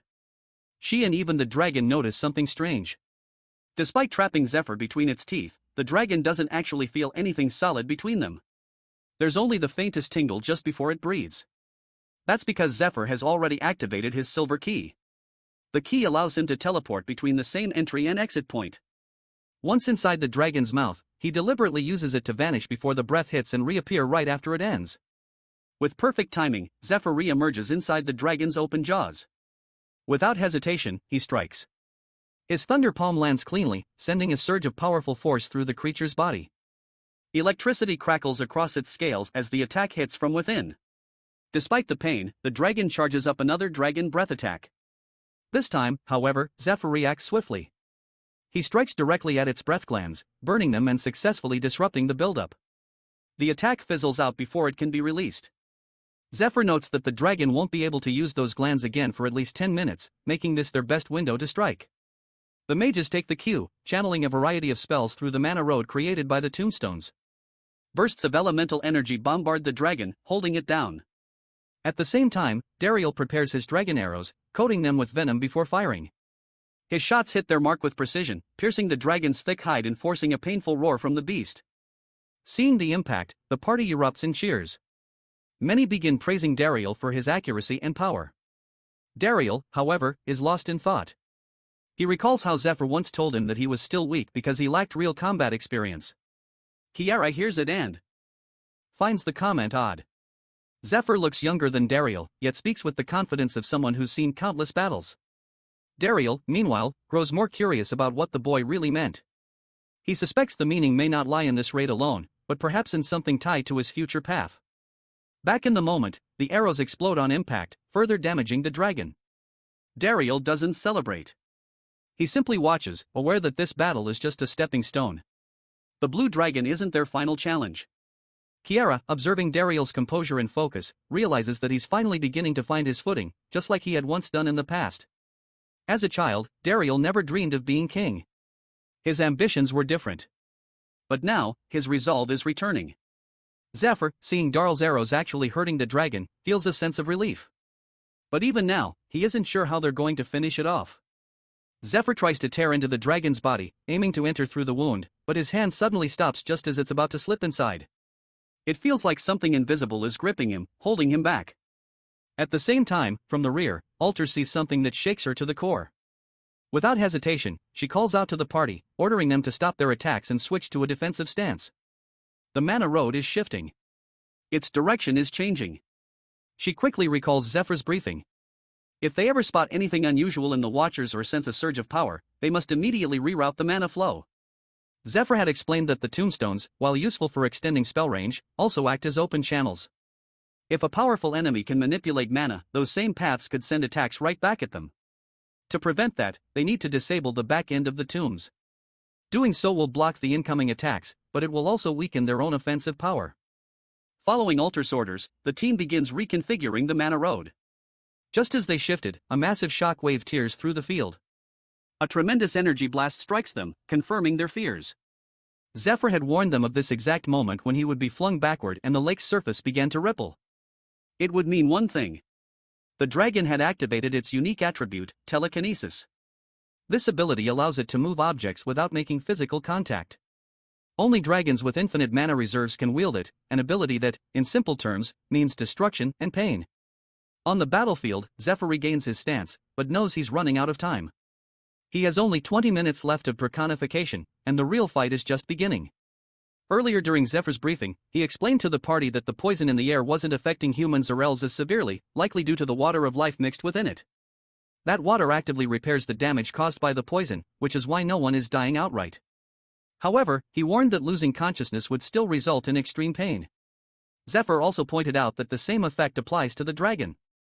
Because of the constant internal pain, the beast remains partially dazed and might not be able to activate its unique abilities right away. Kiara, recalling past raids, finds this unusual. In those battles, the monster's attacks had grown more repetitive over time, something that always felt off. Zephyr explained that this was their window of opportunity. The moment they deal enough damage to break the creature out of its daze, it will regain clarity, and that's when it will activate its real powers. That's when the true battle will begin. Now back on the field, Zephyr stands in front of the massive wheezing dragon shrouded in purple energy. He draws Graham, his sword. The dragon's eyes fixate on it and widen in recognition. It remembers the blade. It remembers Georgios, and now it realizes that it's him again. Meanwhile, chaos briefly erupts in the rear squad, but they quickly regain formation. Alter and the mages manage to redirect the mana roads, successfully cutting off the feedback loop of the dragon's counterattacks. The rear squad is safe, at least for now. However, even with that defensive advantage, they all begin to understand a harsh truth. Despite their efforts, despite the strategy, they are still painfully small in the face of the dragon's overwhelming power. Alter grows increasingly concerned. Their long-range attacks will be far less effective under the current conditions, and she knows that supporting Dariel is now critical. He's the only one who can make full use of the mana road to land direct hits on the dragon. Meanwhile, Dariel himself is feeling the pressure. The distance is so great that each of his arrows takes nearly 4 seconds to reach the target. That means Zephyr will need to hold the dragon in place for at least 4½ seconds, an eternity in battle. At the same time, the dragon gate appears to be closing again, and everyone holds their breath, waiting for Zephyr to force it open once more. Inside the battlefield, Zephyr continues dodging the dragon's swirling beam attacks. Each strike carries enough destructive force to disintegrate whatever it touches. He quickly realizes that tanking them head-on is not an option. As he analyzes the pattern, the dragon suddenly unleashes a devastating surprise attack. It catches him slightly off guard, but he manages to block it just in time. Without hesitation, the dragon lunges forward with jaws wide, trying to devour him. Zephyr instantly activates electric acceleration, darting out of reach. He draws Graham mid-movement and delivers a powerful slash across the dragon's jaw, forcing it open.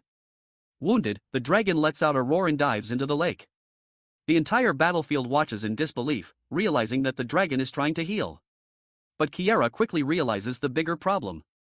The dragon's dive is stirring the waters and violent waves ripple across the lake. The nearby plants, which produce magical byproducts, might absorb this chaos as energy. And if they do, they'll start spawning powerful minions. As the summoned monsters emerge, they immediately begin targeting the golems. In response, all rear support mages shift their focus to reinforcing the golems and eliminating the incoming threats. Alter quickly orders the monsters to be cleared, knowing they could interfere with Zephyr's fight.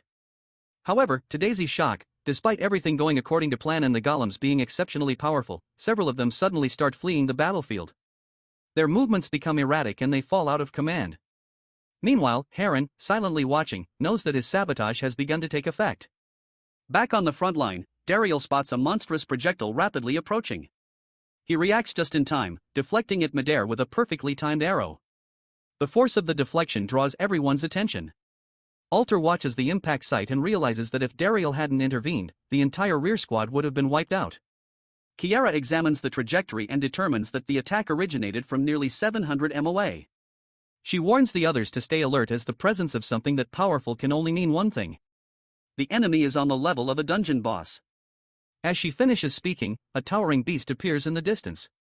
Meanwhile, Zephyr reflects on his past life, recalling that the Blue Dragon raid began about a year and 4 months later than the current timeline. In that attempt, they lost both the Black Dragon's Heart and Lucius, the Holy One. However, Alter still managed to gather strong allies and rare items, allowing them to initiate the Blue Dragon raid and eventually slay the beast. Despite the success, they failed to obtain the Dragon's Heart due to a critical mistake. As a result, Danakil's vital agricultural land became irreparably contaminated, turning the operation into a failure by every measure. Around that time, after returning to the temple from the cave, Zephyr struggled to rise through the ranks. Meanwhile, Olden, one of Ned's staunch rivals, took control of the Third Parish. Zephyr saw becoming a temple knight as his only path to revenge, a way to close the distance between himself and Olden. He knew that finding a weakness would be crucial, and the more information he gathered, the better his chances became. Elsewhere, Matthias and Olden sipped tea as they acknowledged the princess's failure and reflected on the decision to withhold troops from the Great Forest. A strategic move that wasn't solely Olden's idea, but a brilliant one nonetheless. Zephyr recognized the political cost of the failed campaign. The princess lost soldiers, resources, and much of her standing. Even if she joined the upcoming Ice Dragon raid organized by the Guild Alliance, he doubted she would hold any real influence. With the Black and Blue Dragon hearts already secured, only the Ice Dragon's heart remained to complete their objective. Olden anticipated generous rewards once it was done. Back in the Silver Key, Zephyr notes that the situation has shifted. This time, he fully understands the traps laid out for them and refuses to let things unfold according to his enemy's plans. He also got the healing potion that restores wounds, a mana potion that replenishes energy, and golden tears, an enhanced protective item that blocks harmful effects. Confident in his inventory, Zephyr checks the status of the video transmission golem. While the large golem at base can transmit footage from his end, he needs to see what's happening back at camp. Unfortunately, inside the Silver Key, the golem fails to connect. He assumes the storm has passed by now and decides to focus on the task ahead. Back at the fight, the group is locked in battle with the monsters, including the massive boss. It rips a tree from the ground and hurls it toward them. Seeing it, Kiara asks Dariel about their remaining Black Dragon arrows. Dariel reports having only 24 left, barely enough to deal with the dragon itself and none to spare for the surrounding monsters. These arrows are crafted from hippogriff feathers with gem seed branches enhancing their power. Kiara and Dariel coordinate their attacks using Blue Storm and Flame Dance in tandem. Zephyr notes their synergy and the solid performance of the entire party. However, he also recognizes the core issue. They simply are facing too many monsters. Seeing them coming, Dariel prepares to fight. Undeterred by the number of enemies, whether dozens or hundreds, he intends to destroy them all with his arrows. Meanwhile, the monster boss speaks in his own language while casting an area of effect spell from horseback. In an instant, he vanishes, leaving the knight stunned. Moments later, he reappears out of nowhere, a massive jaw slamming down on them with crushing force. One of the soldiers spots more monsters, some already reaching the outskirts of the camp. The troops move to defend, but the monsters strike first. However, to the monster's surprise, Oilia arrives just in time and stops its stomp with her leg. With calm confidence, she notes that it stands too upright to be one of them. Then, without hesitation, she kicks, sending the monster flying backward. Despite the chaos, Regulus Danakil, seated on a wooden stool, reminds himself of his duty, protecting the fragment of the Tree of Life's branch hidden within the hut. He recalls Princess Alter entrusting him with this responsibility, explaining that the small branch powers the core of the magic circle. Without it, the base's safety zone would collapse within 10 minutes and the area would fill with poisonous mist. Though he understands the importance of his task, Regulus struggles with inaction as he hears his knights screaming outside. Lord Grimes encourages him to remain strong. Meanwhile, Regulus is using the impenetrable fortress, a family skill passed down through generations of the Dina kill line. It generates a powerful force field that protects a designated building, though the user cannot leave while the skill is active. The smaller the space, the stronger the barrier, enough to resist even legendary weapons. Only those he permits may enter. Regulus reassures himself that he is the right person for this task. Then someone knocks on the door, coughing and asking to be let in. The voice resembles Princess Alter's. He hesitates, believing she might be in danger and that failing to help her could cost him and his knights their lives.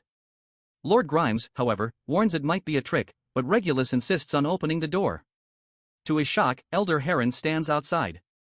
Regulus briefly doubts the elf's identity before realizing Heron mimicked the princess's voice using an item. It's an imp acorn, which allows the user to remember and reproduce another person's voice. As Heron removes the acorn from his mouth, he uses a blinding flash. Regulus, though only temporarily blinded for 3 seconds, becomes immobilized. Enough time for Heron, already under an acceleration spell, to act and get his hands on the Tree of Life branch fragment. A horn sounds in the distance, signaling an emergency. Oilia recognizes it as a sign that the magic circle's core is compromised. At the same time, Heron confirms their successful infiltration and urges his imposter group to move quickly. Oilia notes that the safety zone will deactivate in 10 minutes. Elsewhere, Princess Alter, calm and composed, attempts to contact Zephyr, informing him that her side is falling apart. She reveals to use a space core to restore the circle, but urges him to kill the dragon quickly. Zephyr, hearing this, doubts he can finish the fight in less than 10 minutes. He considers whether a reward might help motivate him. Hearing that, she offers him last night's unfinished work if he takes down the dragon in 10 minutes. That's all the motivation he needs. He ends communication and shifts into action. Meanwhile, he notices the blue dragon's breathing sacs beginning to recover, restored by the water, likely in preparation for another breath attack. As he seems momentarily distracted, the dragon suddenly bursts from the water, ready to strike. But he reacts just in time, summoning the Stake of Faith and slamming it down on the creature. He borrowed the weapon from Lucius, who despite concerns about the debt it carried, agreed to lend it. He then activates the Watcher Golem and signals the rest of the squad to follow his lead. Determined to end it within 10 minutes, he now sees the monster as nothing more than dead meat. Back in the forest, the imposters cheer over how easily they succeeded, but the mage controlling the golems quickly silences them. She struggles to maintain the copied magic circle and recalls Alter's instructions about the activation requirements for her skill mockboard. Though she successfully copied the magic circle of purification from Alter's earlier briefing, she now finds it difficult to keep it stable. She warns the others that being a copy spell, she can only use it once and urges them to move quickly. Their goal remains clear. They are heading toward the final sealed box, which contains the seed of the Tree of Life, essential to founding their new empire. Stopping there, Heron thanks his teammates, who reassure him that they are honored to follow a leader like him. Yet deep inside, Heron harbors other intentions he does not reveal. Back at the battlefield, the elf warriors begin to falter after their elder retreats. From a safety bunker, Philip and his son watch the situation unfold with concern. Feeling helpless, they know they did everything they could, ensuring steady food supplies, deploying Oilia to tear through enemy minions, relying on a skilled healer, and placing their hopes in Zephyr, who carries a dragon's heart. Even the princess stood by them, protecting the soldiers with her blessings. Despite all this, morale continues to drop as the absence of their elder weighs heavily on the elven forces. Philip's son, however, finds it strange that Dariel still holds his ground firmly, even though the one he looked up to has already abandoned the fight. Philip explains that although Dariel appears strong and determined now, he is not the true center of the Elf Kingdom. That role belongs to the Chief Priestess, the chosen partner of the Tree of Life. The tree itself selected her, and only an elder who has received the tree's favor can become a leader. Through the Tree of Life, she can connect with all elves and influence their minds. Her name is Sylvestia, also known as the Broken Moon. Born blind, she became paralyzed after giving birth to Kiara.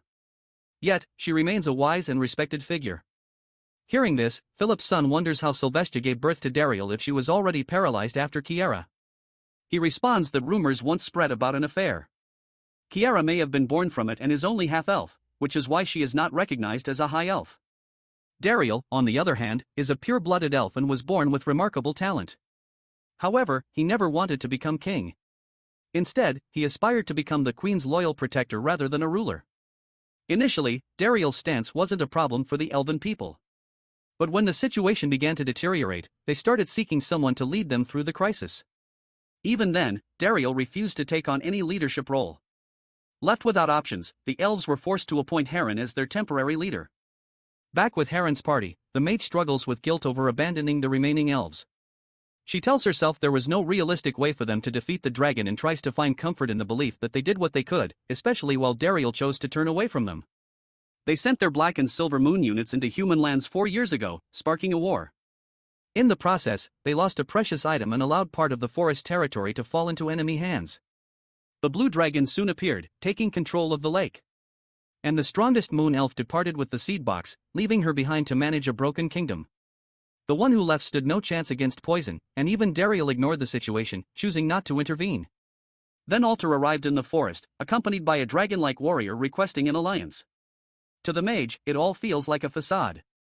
She believes they lack the strength to stand as equals with humans, and even if they do manage to defeat the dragon, the elven kingdom is already lost. Overwhelmed by the thought, she begins to cry, realizing Dariel truly abandoned them, leaving them with no real hope. What they're doing now, she tells herself, is for the sake of finding a new one. As they reach the tower containing the Tree of Life seed, Heron looks ahead with determination. He plans to plant the seed far away from this place, hoping the new tree will eventually choose him, allowing him to finally become king. However, to their shock, a large red monster is already there, clawing at the tower walls. Back at the safety bunker, Philip feels puzzled. The High Elves, especially those of the Black and Crimson Moon, had left the kingdom to build a new one. But no one has heard anything about these new elven realms since. He wonders where they went. As the thought crosses his mind, the crimson beast near the tower begins to radiate an overwhelming energy. Taking charge, Heron deploys 2 sparrow golems, one to distract the monster and the other to retrieve the sealed box. The plan works perfectly. While one golem draws the monster's attention, the other blasts through the tower and swiftly returns with the box. However, what they don't realize is that the demon has spent 3 years searching for that very box. The moment it sees it in their hands, it strikes, slashing their throats and seizing it with ease. The monster is no ordinary beast. It is Crimson Moon, once known as Masha, a former queen candidate from 60 years ago. After undergoing demonification, she lost herself completely. The only emotion she retains is her deep hatred toward the elves. 3 years earlier, both the Crimson and Black Moons were brought to their knees by the master of the demon lord worshippers. Furious that they had dragged humanity into war, he punished them. In that moment, he revealed 2 stones of revelation, powerful relics known to transform their wielders into powerful demons. He explains to the smiling woman standing beside him that the stones are braided with the same parasitic worms. Yet, each one grants different powers after demonification. The process isn't always successful, and the master believes its outcome depends on the hatred, anger, and greed within the heart. The stronger these distortions, the more powerful the transformation becomes. With that, the master begins to remind the Moon siblings of their resentment toward the elves, those who stole their future and took everything from them. He offers them the stones, and in an instant, with a violent surge of energy, they undergo demonification and transform into monstrous beings. Watching the transformation, the smiling woman questions the master's true intentions, but he simply claims he had none. Then, without warning, he snaps his fingers and summons the 12 apostles of the demon god cult to welcome the newly born demons into their ranks. Over the next 3 months, the demonified siblings wage havoc, killing countless individuals, both humans and monsters alike. As they grow accustomed to their powers, Olden lends them his demon soldiers to assist in a new mission, killing the blue dragon. Upon reaching its den, the black demon understands that the real challenge lies not just in the dragon, but in the elf protected by the Tree of Life. Still, if they want to send their enemies into the depths of hell, they must acquire the dragon's heart. Without hesitation, they leap into the den where the blue dragon rests. The dragon immediately senses their presence and begins to emit wild tornadoes.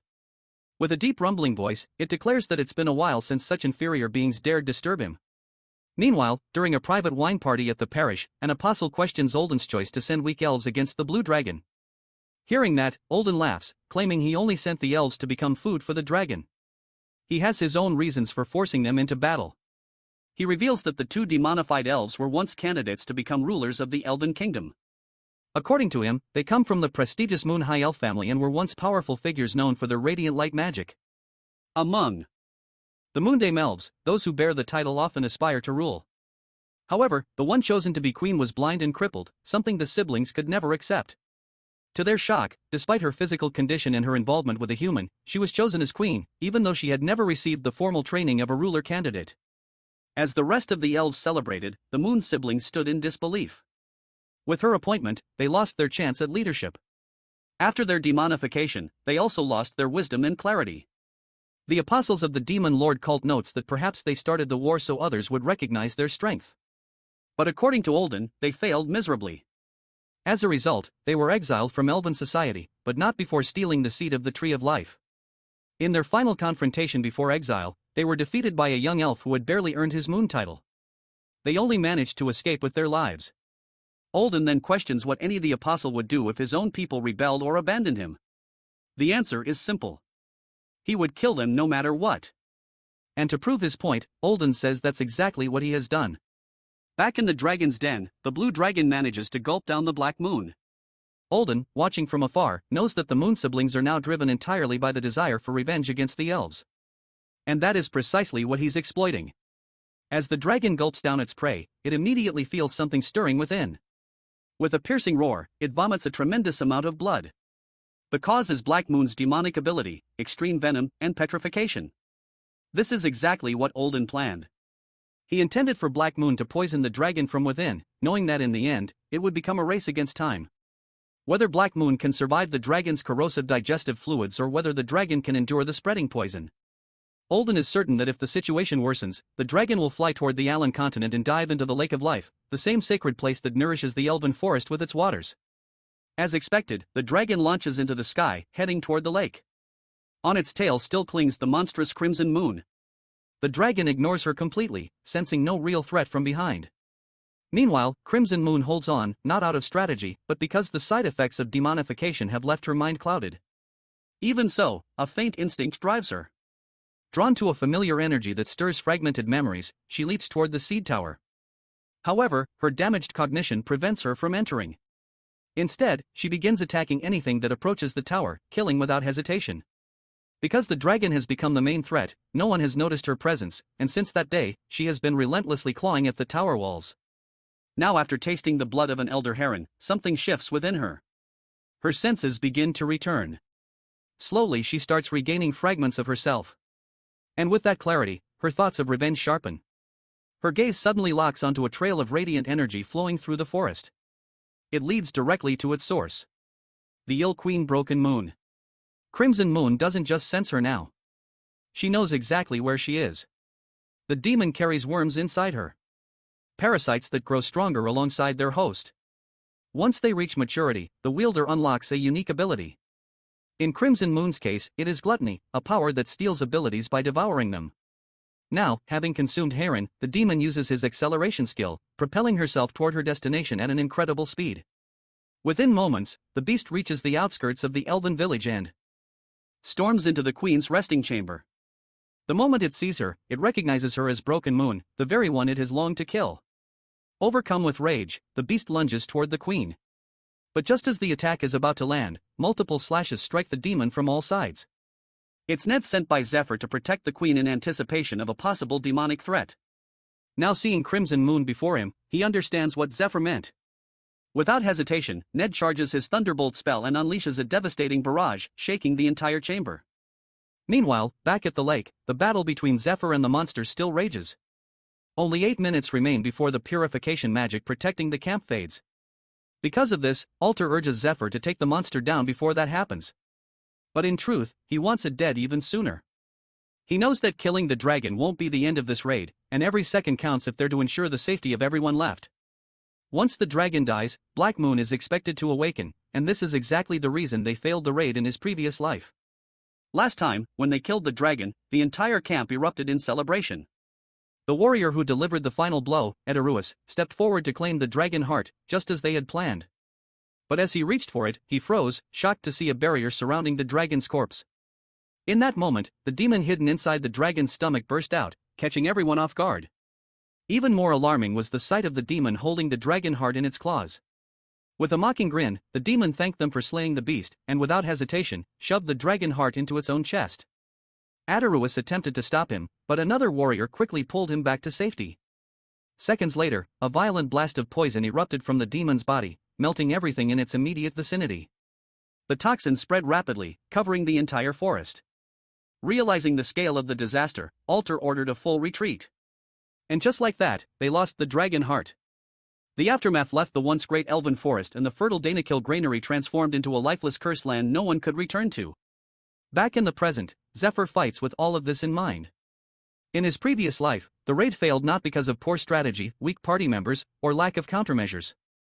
Those aspects were solid. The failure came from a lack of critical information.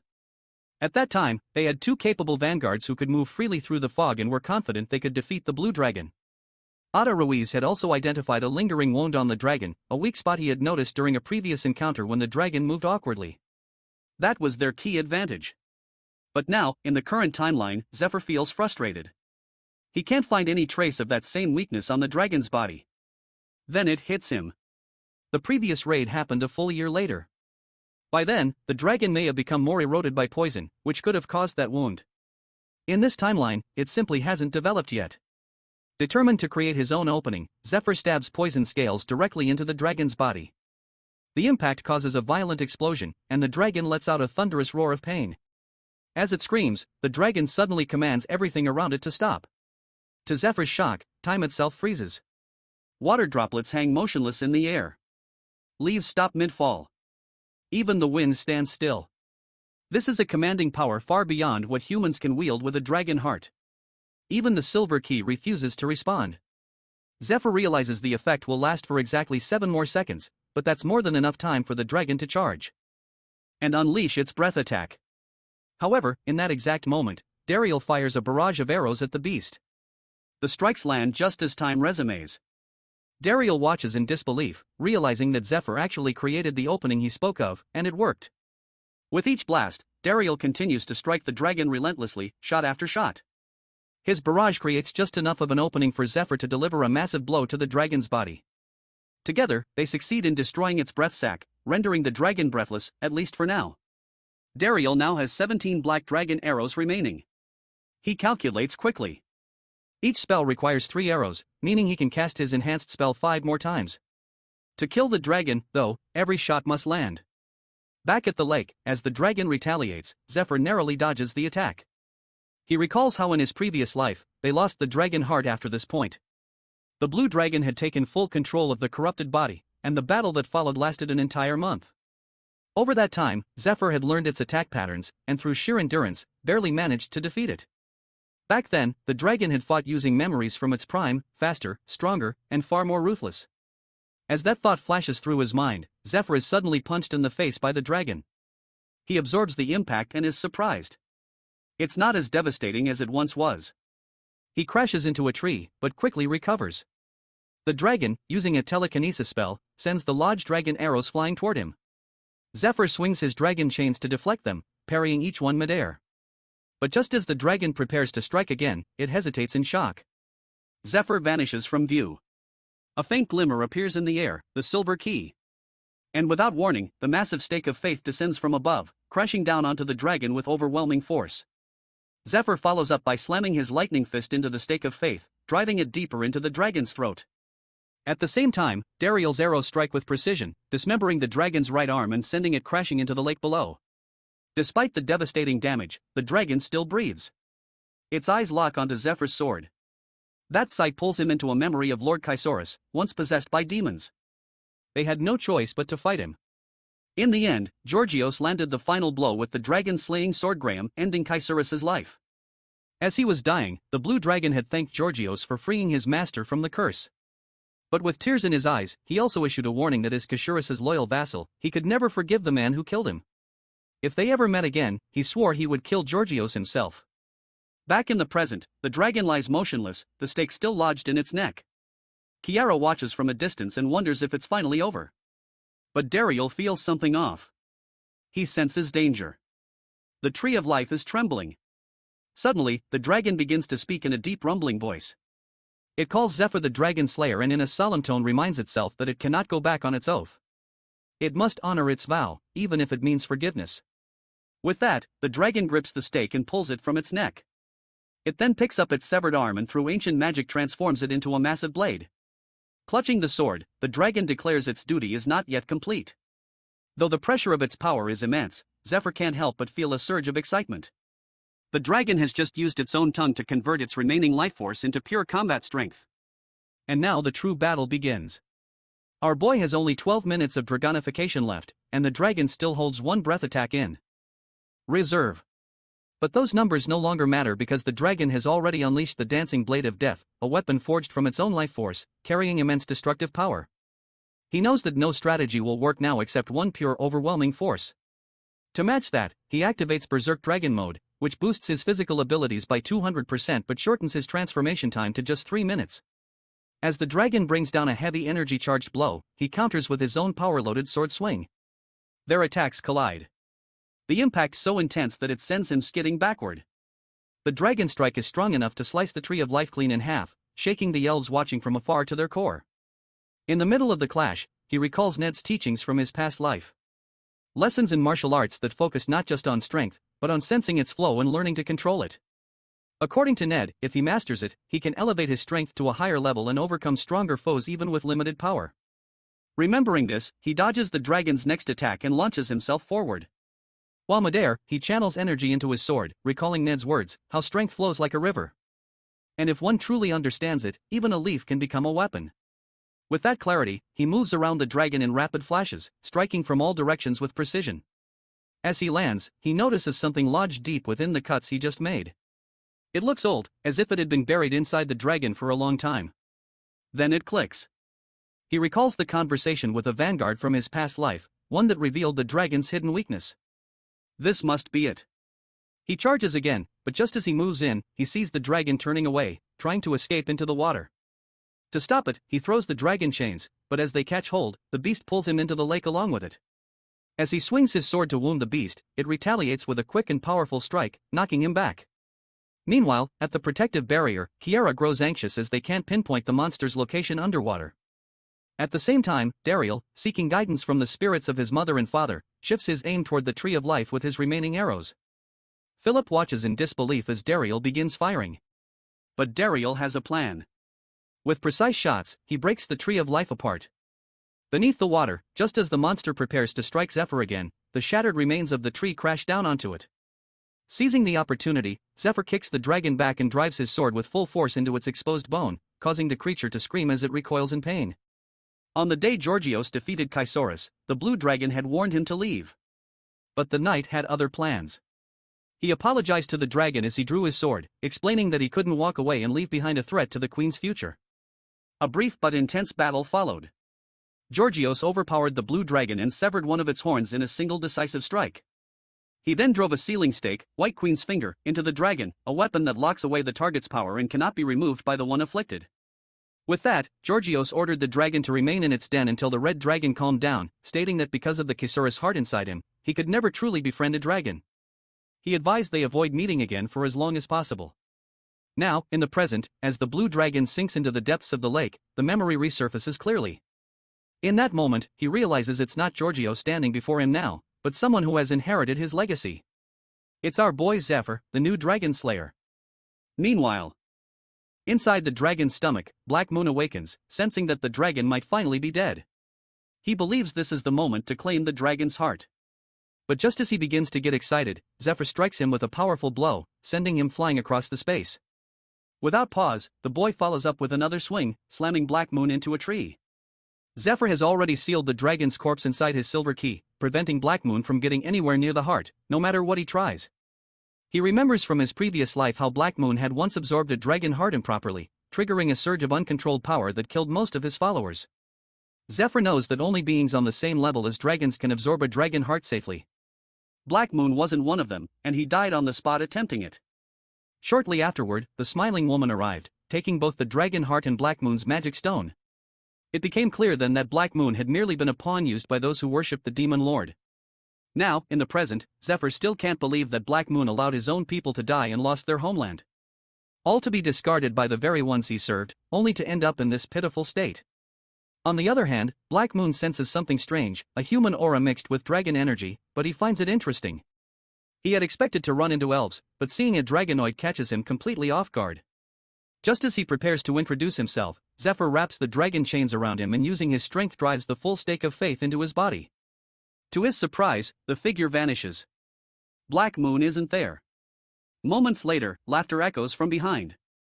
Black Moon mocks Zephyr, claiming that his speed exposed his own weakness, making him easy to counter. By now, Black Moon has already figured out that Zephyr is relying on limited dragon power and that he can only maintain it for around 2 minutes. Zephyr realizes the man is sharp. Only 48 seconds of dragonification remain. And once the effect of his secondary spell ends, he will immediately collapse.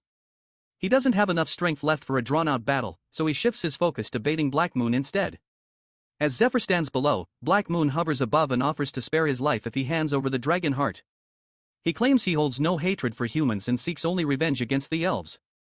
While Black Moon yaps, Zephyr quietly casts Dragon Tongue, a spell that issues a direct command. With it, he orders Black Moon to freeze in place. Black Moon is shocked. His legs suddenly refuse to move. Seizing the moment, Zephyr strikes once more, slamming the stake of faith into him with full force. But to his shock, Black Moon activates a barrier, blocking the strike and shouting at Zephyr for interrupting him mid-sentence. Meanwhile, Zephyr, feeling dazed from using Dragon Tongue, begins loading his silver key.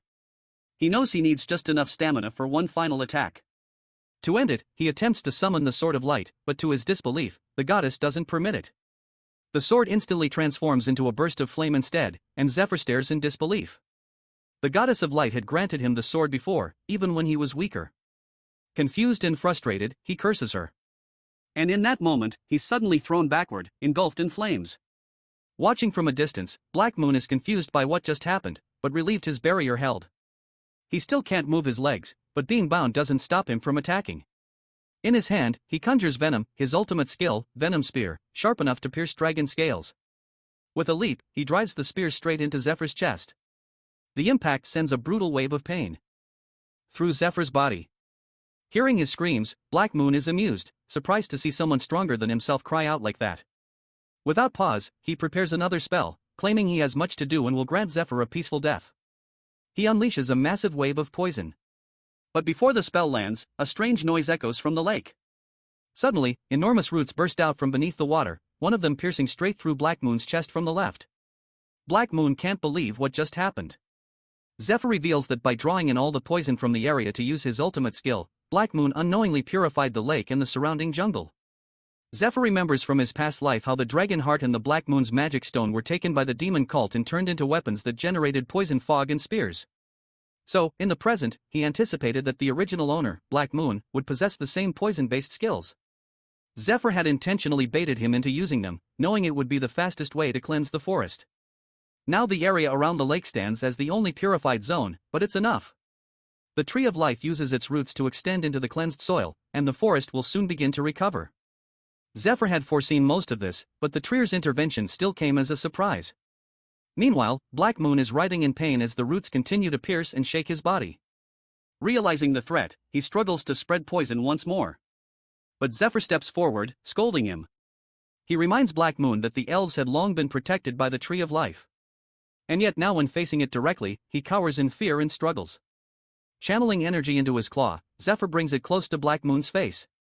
He calls him ungrateful and foolish, but assures him that since he is incapable of true understanding, he'll have to face the truth in death. With that, Zephyr drives his empowered claw into Black Moon's stomach, extracts the magic stone, and brings him down for good. Before news of their success even reaches the rear squad, they witness it with their own eyes. The Tree of Life begins to resurrect right in front of them. Seeing this, Alter announces to the rest of the party through her golem that the blue dragon has been defeated and the dragon heart has been secured. The soldiers hearing this and seeing the tree's revival are filled with renewed energy and quickly begin wrapping up the remaining monsters.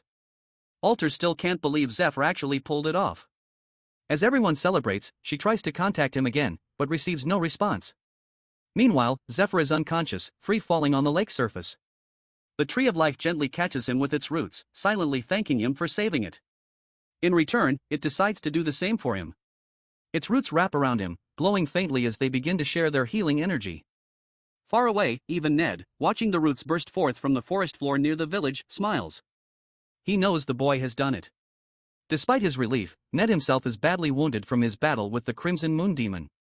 He's shocked to have been struck by his own martial arts, realizing too late that the demon was capable of duplicating his techniques.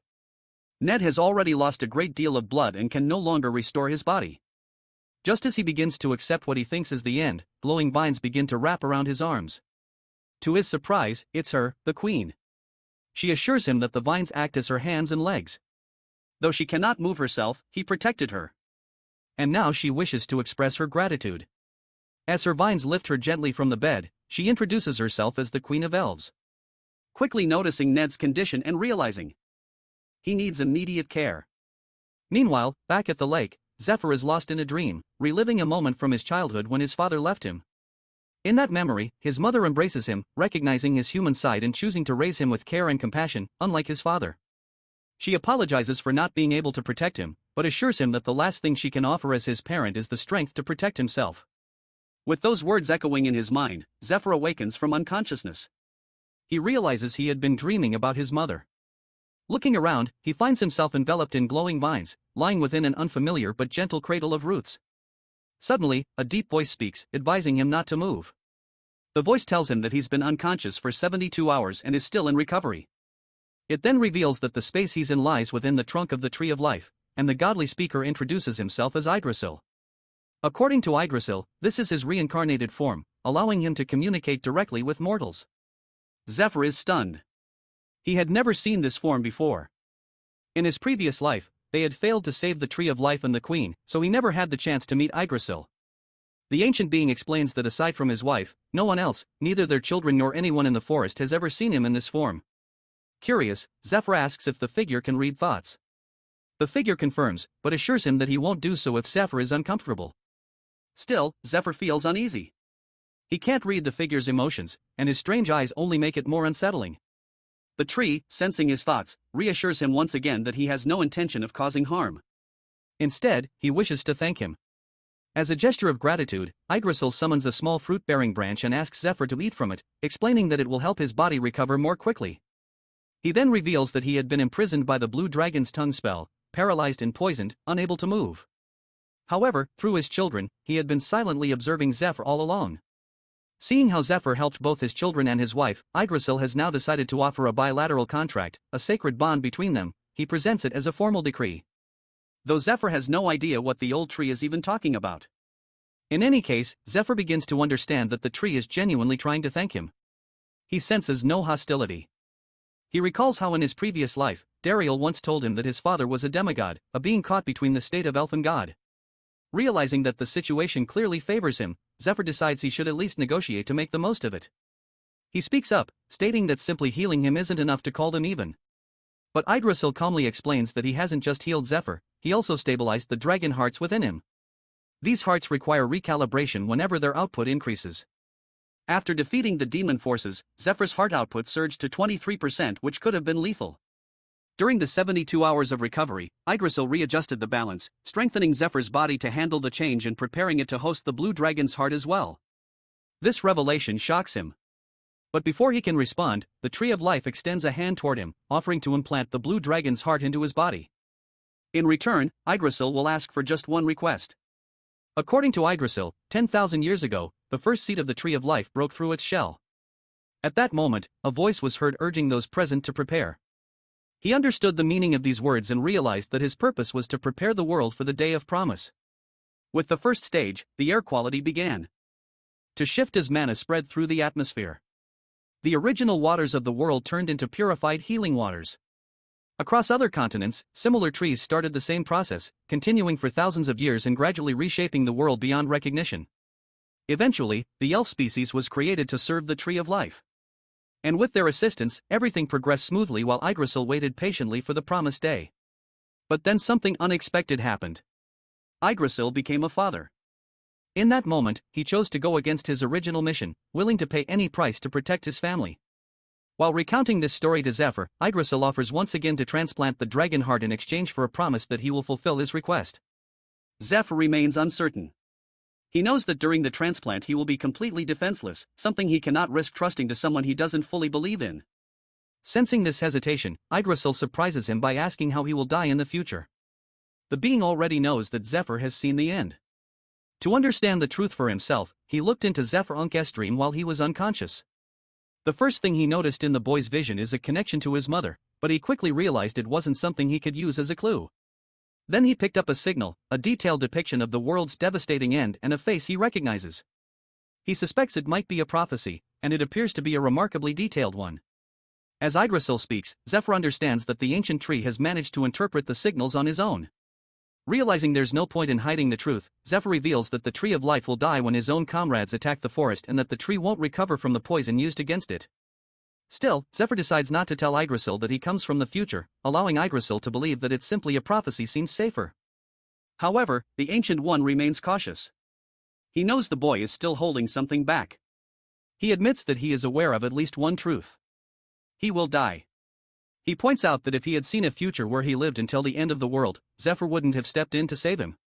As he says this, Yggdrasil reveals a symbol on his forearm. Zephyr instantly recognizes it. It's the same oath ring mark he received after defeating the cult leader, Olden. However, as Zephyr continues watching the mark, his eyes begin to burn. Yggdrasil explains that he shouldn't try to view it further as his current state of mind isn't strong enough to handle its power. He adds that he is bound to keep certain knowledge confidential and isn't in a position to share the core truth. Yggdrasil goes on to explain that both he and the 7 dragons are bound by a mission given by the Almighty, one they cannot abandon until their deaths. Zephyr immediately understands what he means. It's the same reason he had no choice but to kill the blue dragon. The Tree of Life then reveals that in the final days, the surviving dragons will lose their will and join the Demon Lord's army, a future he has already seen. Upon hearing this, Zephyr wonders if he too will become an enemy like the dragons. Drazel offers a vague answer, admitting that he has never doubted his mission and never truly believed this world held much value. Yet, something changed when he fell in love with the Broken Moon. Despite knowing she wouldn't live long, she loved him and wanted to have a child with him. Though her body was weak, she wished to create lasting memories and dreamed of continuing a life together. She also refused to use the Chalice of Conception, a sacred tool used by elf royalty to help conceive a new life, choosing instead to try naturally despite the risks. She chooses a different method, and Yggdrasil, moved by her love, takes on a humanoid form. That one woman significantly shifted his perspective, making the world seem more valuable than it ever had before. He believes Zephyr will one day understand that feeling as well. Hearing this, Zephyr recalls Alter from his past life and the moment of conception they shared. As he lies down and closes his eyes, Yggdrasil begins channeling the blue dragon heart's energy through his divine powers. Before starting the process, he makes a request that when the time comes, Zephyr must kill him to prevent any chance of him harming his family. It is a personal plea. With that, Zephyr is transported into his mental realm where he must face the will of the blue dragon. He reflects on the fact that although he once considered threatening Yggdrasil over the heart, he never actually did it. Yggdrasil could have manipulated him in his sleep, but he didn't. That alone confirms to Zephyr that he can trust him. Yggdrasil had also mentioned that while Alter is skilled, she lacks experience in transplanting a blue dragon heart, and the procedure would take much longer with her. With that in mind, Zephyr leaves the transplant to him. Now conscious within his mind, Zephyr knows the stakes that if he fails to defeat the dragon's dark thoughts, his body will either be destroyed or fall under the dragon's control. In his previous life, it took him a month to overcome this trial. He wonders how long it will take this time. As he transforms into his dragon form, the blue dragon appears and immediately responds to the change, acknowledging his transformation. However, Zephyr is genuinely shocked when he senses the presence before him. Much to his surprise, it's a woman. On the other hand, the woman calmly points out that they've already fought each other, so there's no reason for him to be unsettled by her appearance. She invites him to sit and have a cup of tea rather than drawing his sword again. Despite her calm demeanor, Zephyr still struggles to believe that the blue dragon is actually a woman. Meanwhile, in the forest, Dariel assures everyone that Zephyr is safe and currently with his father. Alter, upon hearing this, looks confused. After all, his father is a tree. Others begin to wonder if the tree might have simply consumed him. Dariel, however, explains that the Tree of Life might actually be treating him. Philip, hearing this, grows concerned. He worries that Zephyr could end up captured by the Tree of Life and possibly used as a hostage. At the same time, Dariel senses another strong presence within the tree, one he suspects might be the blue dragon heart.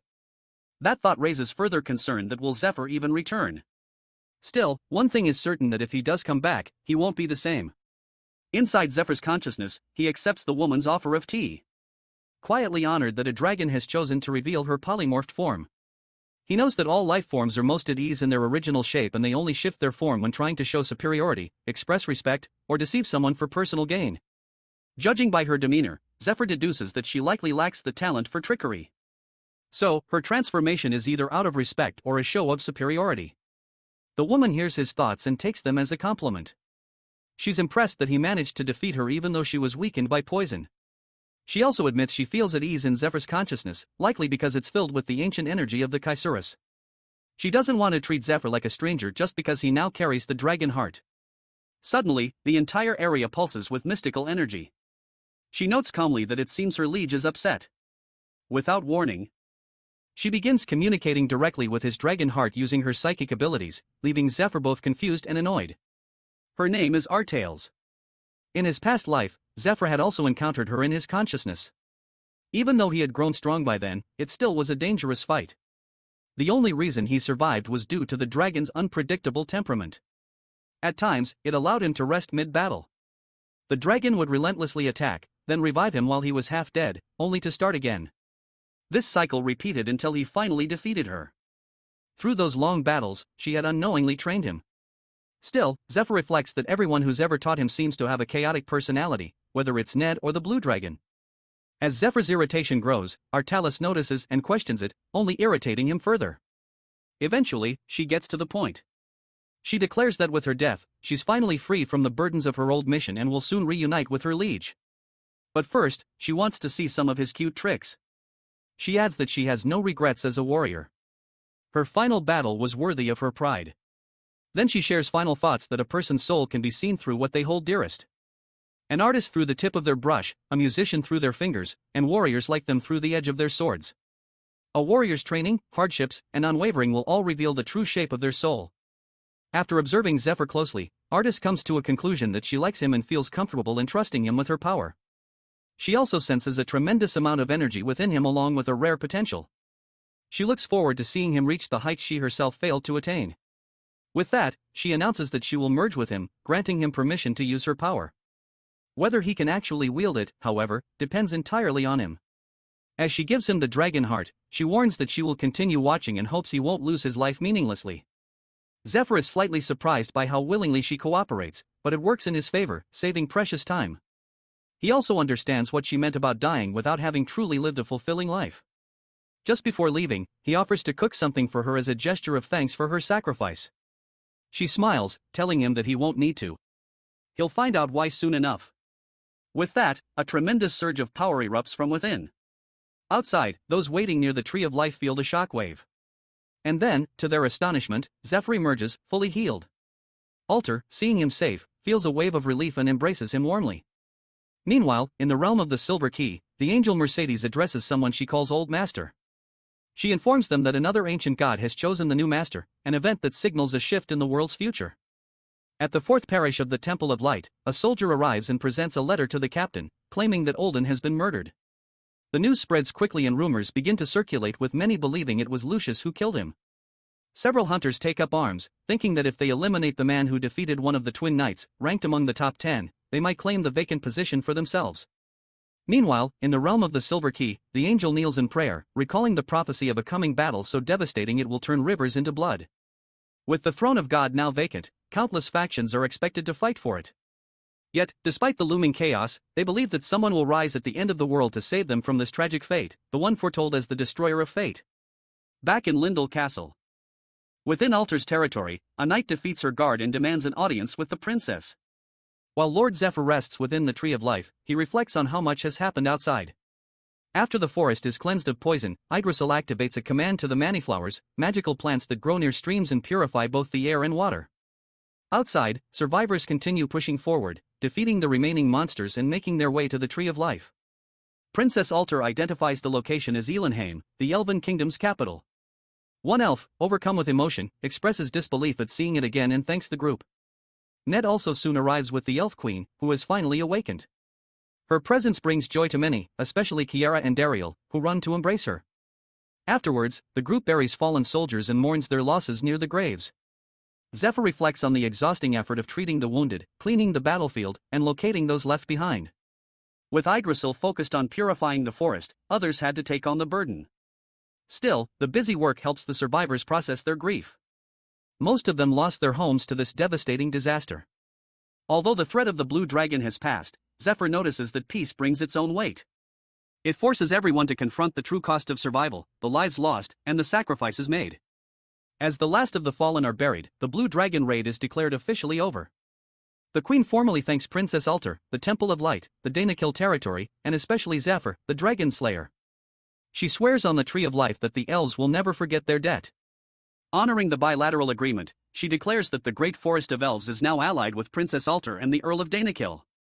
A non-aggression pact is sealed along with a commitment to share future hardships and victories. Philip's son, Edwin, reflects on how these alliances answer many concerns he had before the raid. With tension between elves and humans, the mission had always risked betrayal from within. Attempting a raid under such conditions seemed premature. Yet, Princess Alter saw the bigger picture. To her, this moment of crisis was an opportunity, a chance to unite both the Elven Kingdom and Danakill. She challenged the idea that they should exploit the elves' weakened state. Philip Pilgrim agrees that conquest isn't the goal. He reminds the group that Polaris, once celebrated in Danakill as a hero, had already proven his worth by driving out the Black Moon and Red Moon during the war 4 years ago.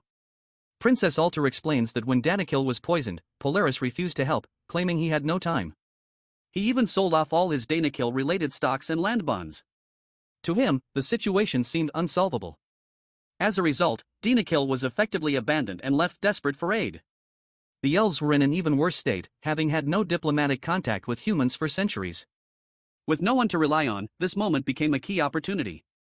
By helping both Danakill and the elves, Alter plans to bring them into an alliance, one that favors her rather than human kingdoms like Cayenne. It's a strategic move to remove Polaris' influence and prepare for the long war ahead. Zephyr, hearing that, also considers the advantages. Danakill's abundant farmlands, the Tree of Life's limitless healing power, and the unification of the elves. Alter's plan has worked better than expected. Yggdrasil and the Elf Queen, as it turns out, have similar goals. Now that the Queen has awakened, she will command the Forest Elves through the Tree of Life's bond, ensuring loyalty. A celebration follows. As the group gathers, the Elves' Queen raises a toast to their hard-won victory.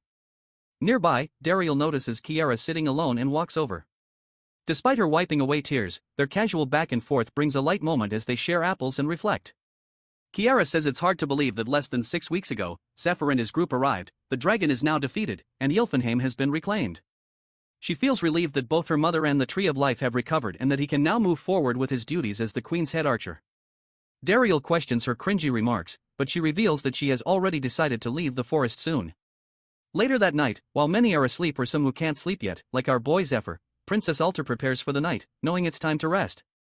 But there's one important thing she must do before going to bed. And just as she thinks of it, she hears a knock at her door. She knows many admire her for her beauty, lineage, and talents. People praise her, offer gifts, even pledge their lives to her, but none truly understand her desires or who she truly needs protection from. Even before adulthood, she realized few would walk her path. Though she appreciates her companions, she has never felt romantic interest in any of them. At some point, she accepted that she may always be alone, but that she believes is something she can live with. Princess Alter reflects that what she truly needs isn't a romantic partner, but a reliable weapon. She remembers the day her hopes for a normal life were shattered when Polaris, corrupted and dangerous, reached for her and she had to run. From that moment, she knew emotions were a luxury she couldn't afford. Love to her only creates vulnerability. She once believed that choosing a political partner, someone who could lead her to victory, was the logical path. But when she looked at Zephyr, she began to question that belief. Oilia, observing the change in Alter since Zephyr Unk's arrival, remarks to Ned how often the two are together. Zephyr would keep an eye on things while she visited the elder. She remembers asking the princess who would protect her, to which Alter casually replied that the Tree of Life would protect her, but she knew it was Zephyr. Oilia, left out and emotional, admits to feeling abandoned. Though she and the princess grew up like sisters, it now feels like she's no longer needed. She sits with Ned drinking, frustrated and disheartened. Ned notices and thinks she's clearly unfamiliar with romance. Or perhaps she just doesn't like Zephyr. Still, he encourages her to recover, telling her to rest for now and help his disciple later when she's back to herself. As she drinks, Ned wonders what his disciple might be doing at that moment, but reassures himself that it's his second time, so he'll probably manage. Meanwhile, Zephyr approaches Alter's residence feeling unexpectedly nervous. He remembers her words. If he could defeat the blue dragon in under 10 minutes, they could pick up where they left off. He had done exactly that, and things had started to escalate that night before everything got interrupted. Now standing outside her door, worried, he wonders what surprises Alter might have planned. He remembers Alter casting the kiss of darkness on him, which forced him to reveal details about his previous life. After that, he kissed her maniacally and just went with the flow, but she rooster blocked him. He knows Alter has feelings for him, too, but to her, he's just someone she's known for a little over a month. She doesn't recall their past lives, so it makes sense that her desire isn't as strong as his. Still, he's willing to let her lead for now, though he fully expects her to make it up to him someday. There are more important things to handle, like discussing their next move or examining the dragon heart. So, he enters her room, and when he looks at her, he realizes it's okay for him to goon. For once, Alter looks away shyly, then meets his gaze, thinking about how much she had planned to say. But now, overwhelmed with nerves, she forgets it all. Without a word, he kisses her at the door. She notes how sweet he tastes. That night, they lie beside each other. Before this, she believed she would live her life alone. That love didn't matter, but he changed that. He gave him more love than she thought possible, and she gave it back freely. Alter once believed she was alone on a difficult, thorny path, but he had always been there, walking beside her. She thinks back to the night he revealed his past and how deeply it affected her. She had tried to avoid the truth, hiding her own loneliness. But now she can't even imagine the kind of pain he endured. Losing everyone, forced to continue on alone. Her heart aches for him. She had stayed awake that night, unable to rest, feeling a strong desire to do something, anything for him. That's when she finally understands this must be love, and she's in love with him, too. On day 44 of the lockdown in the third parish, Fate holds a dagger to a priestess. She's caught off guard, thinking the sacred barrier around the parish should have made entry impossible. Yet here he is. Fate, however, insists he came for another reason entirely. He didn't expect to find this. He demands to know who supplied her with the poisons in her possession. Elsewhere, Daryl practices with his bow. He recalls being 15 when his mother briefly regained consciousness. At that moment, she gave birth to Kiara and said that this little girl was born with a different fate and would have to leave the forest. Now that the girl was grown and ready to leave, she chose to go with Zephyr, claiming it might be fun and that just maybe she'd run into Fate out there, too. But Daryl questions Kiara's sadness at the banquet. Was it really just about leaving? Or is it something deeper? Perhaps the lingering rumors among the elves. He remembers the whispers. Her striking eyes and vibrant hair make others suspect she's half human. Some even say that's why the queen was punished and why the forest's life force has been weakening. He concludes that maybe she really doesn't belong in the forest at all. Still practicing.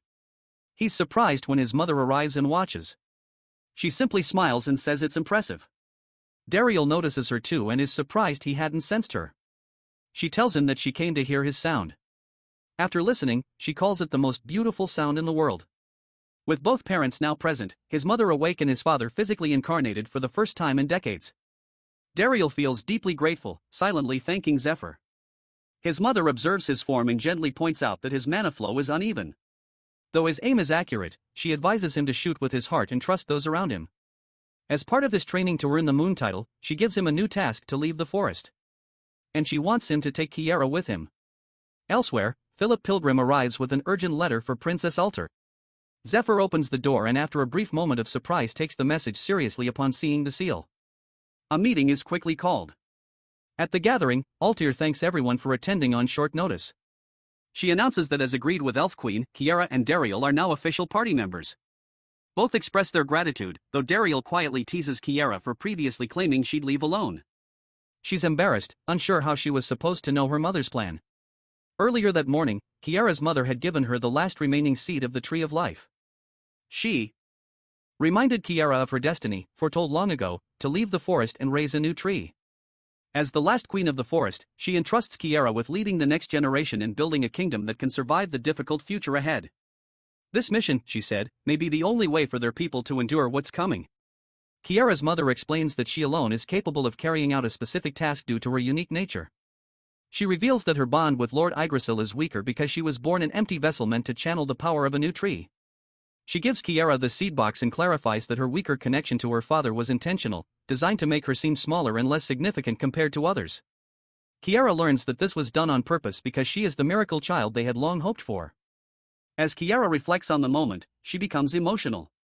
She had felt joy when her mother regained consciousness, but part of her had also feared it. Deep down, she worried her mother might confirm painful truths she didn't want to hear. That fear made her want to leave without speaking to her.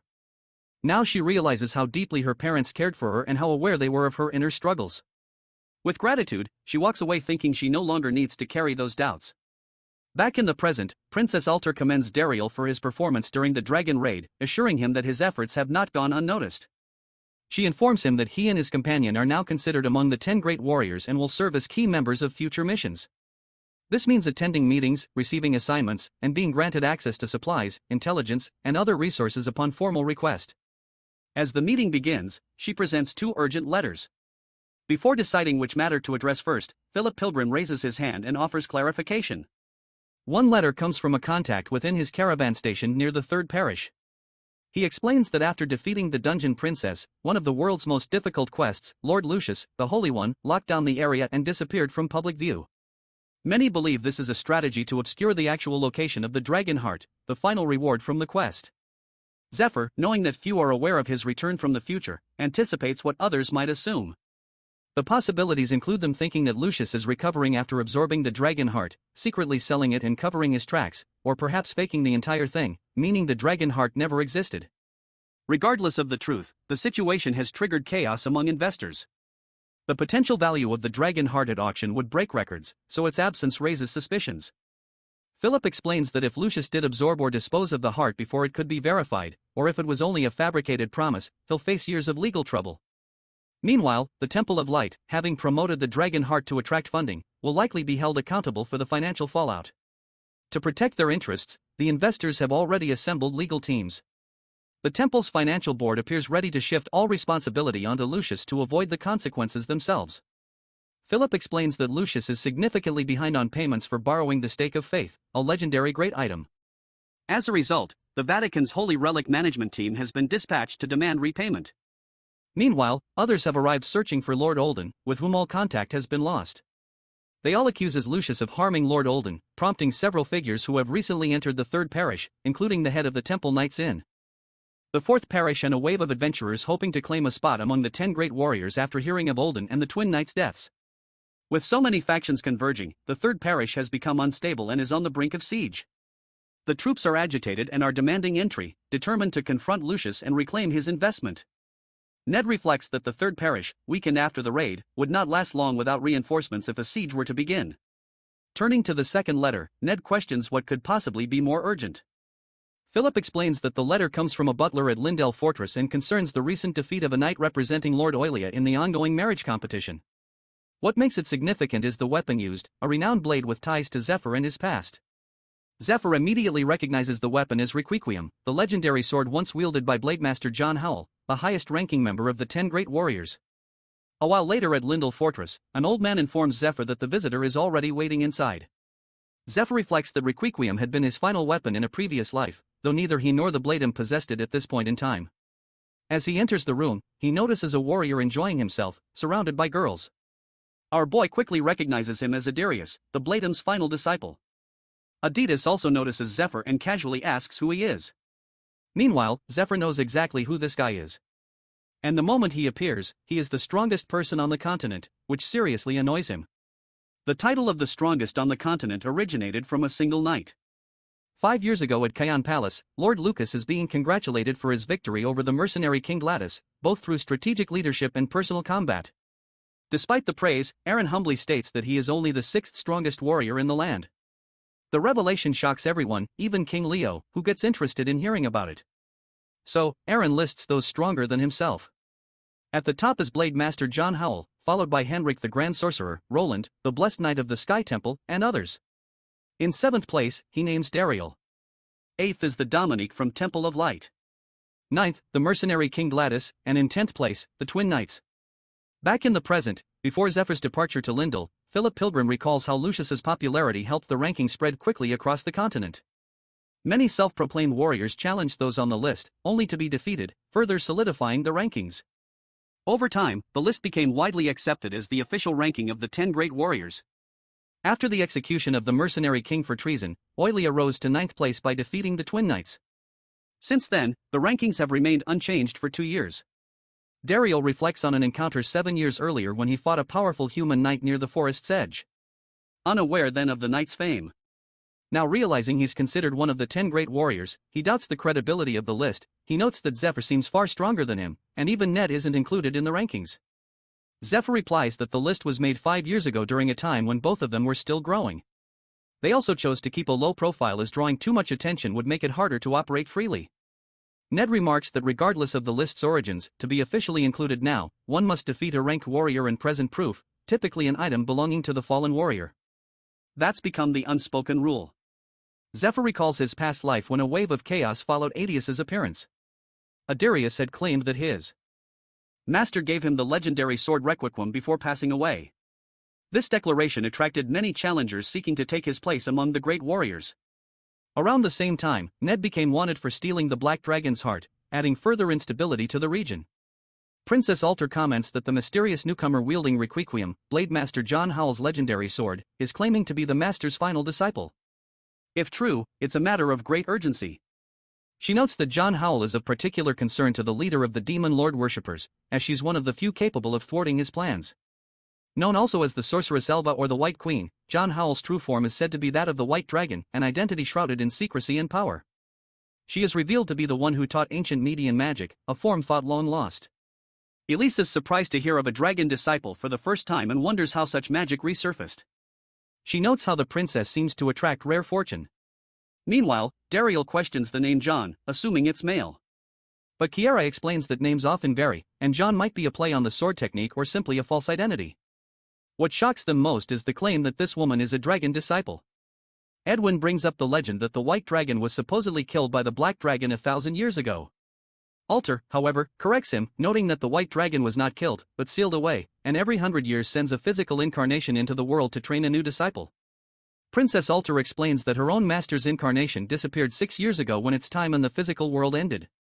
That raises the question, how could this new disciple have been trained by her since then? Kiara speculates that the guy might be lying, but Princess Alter silently concludes that Adirius is indeed her master's disciple, something she knows through Zephyr. However, revealing this openly would raise difficult questions, especially since only she and Ned know about the future.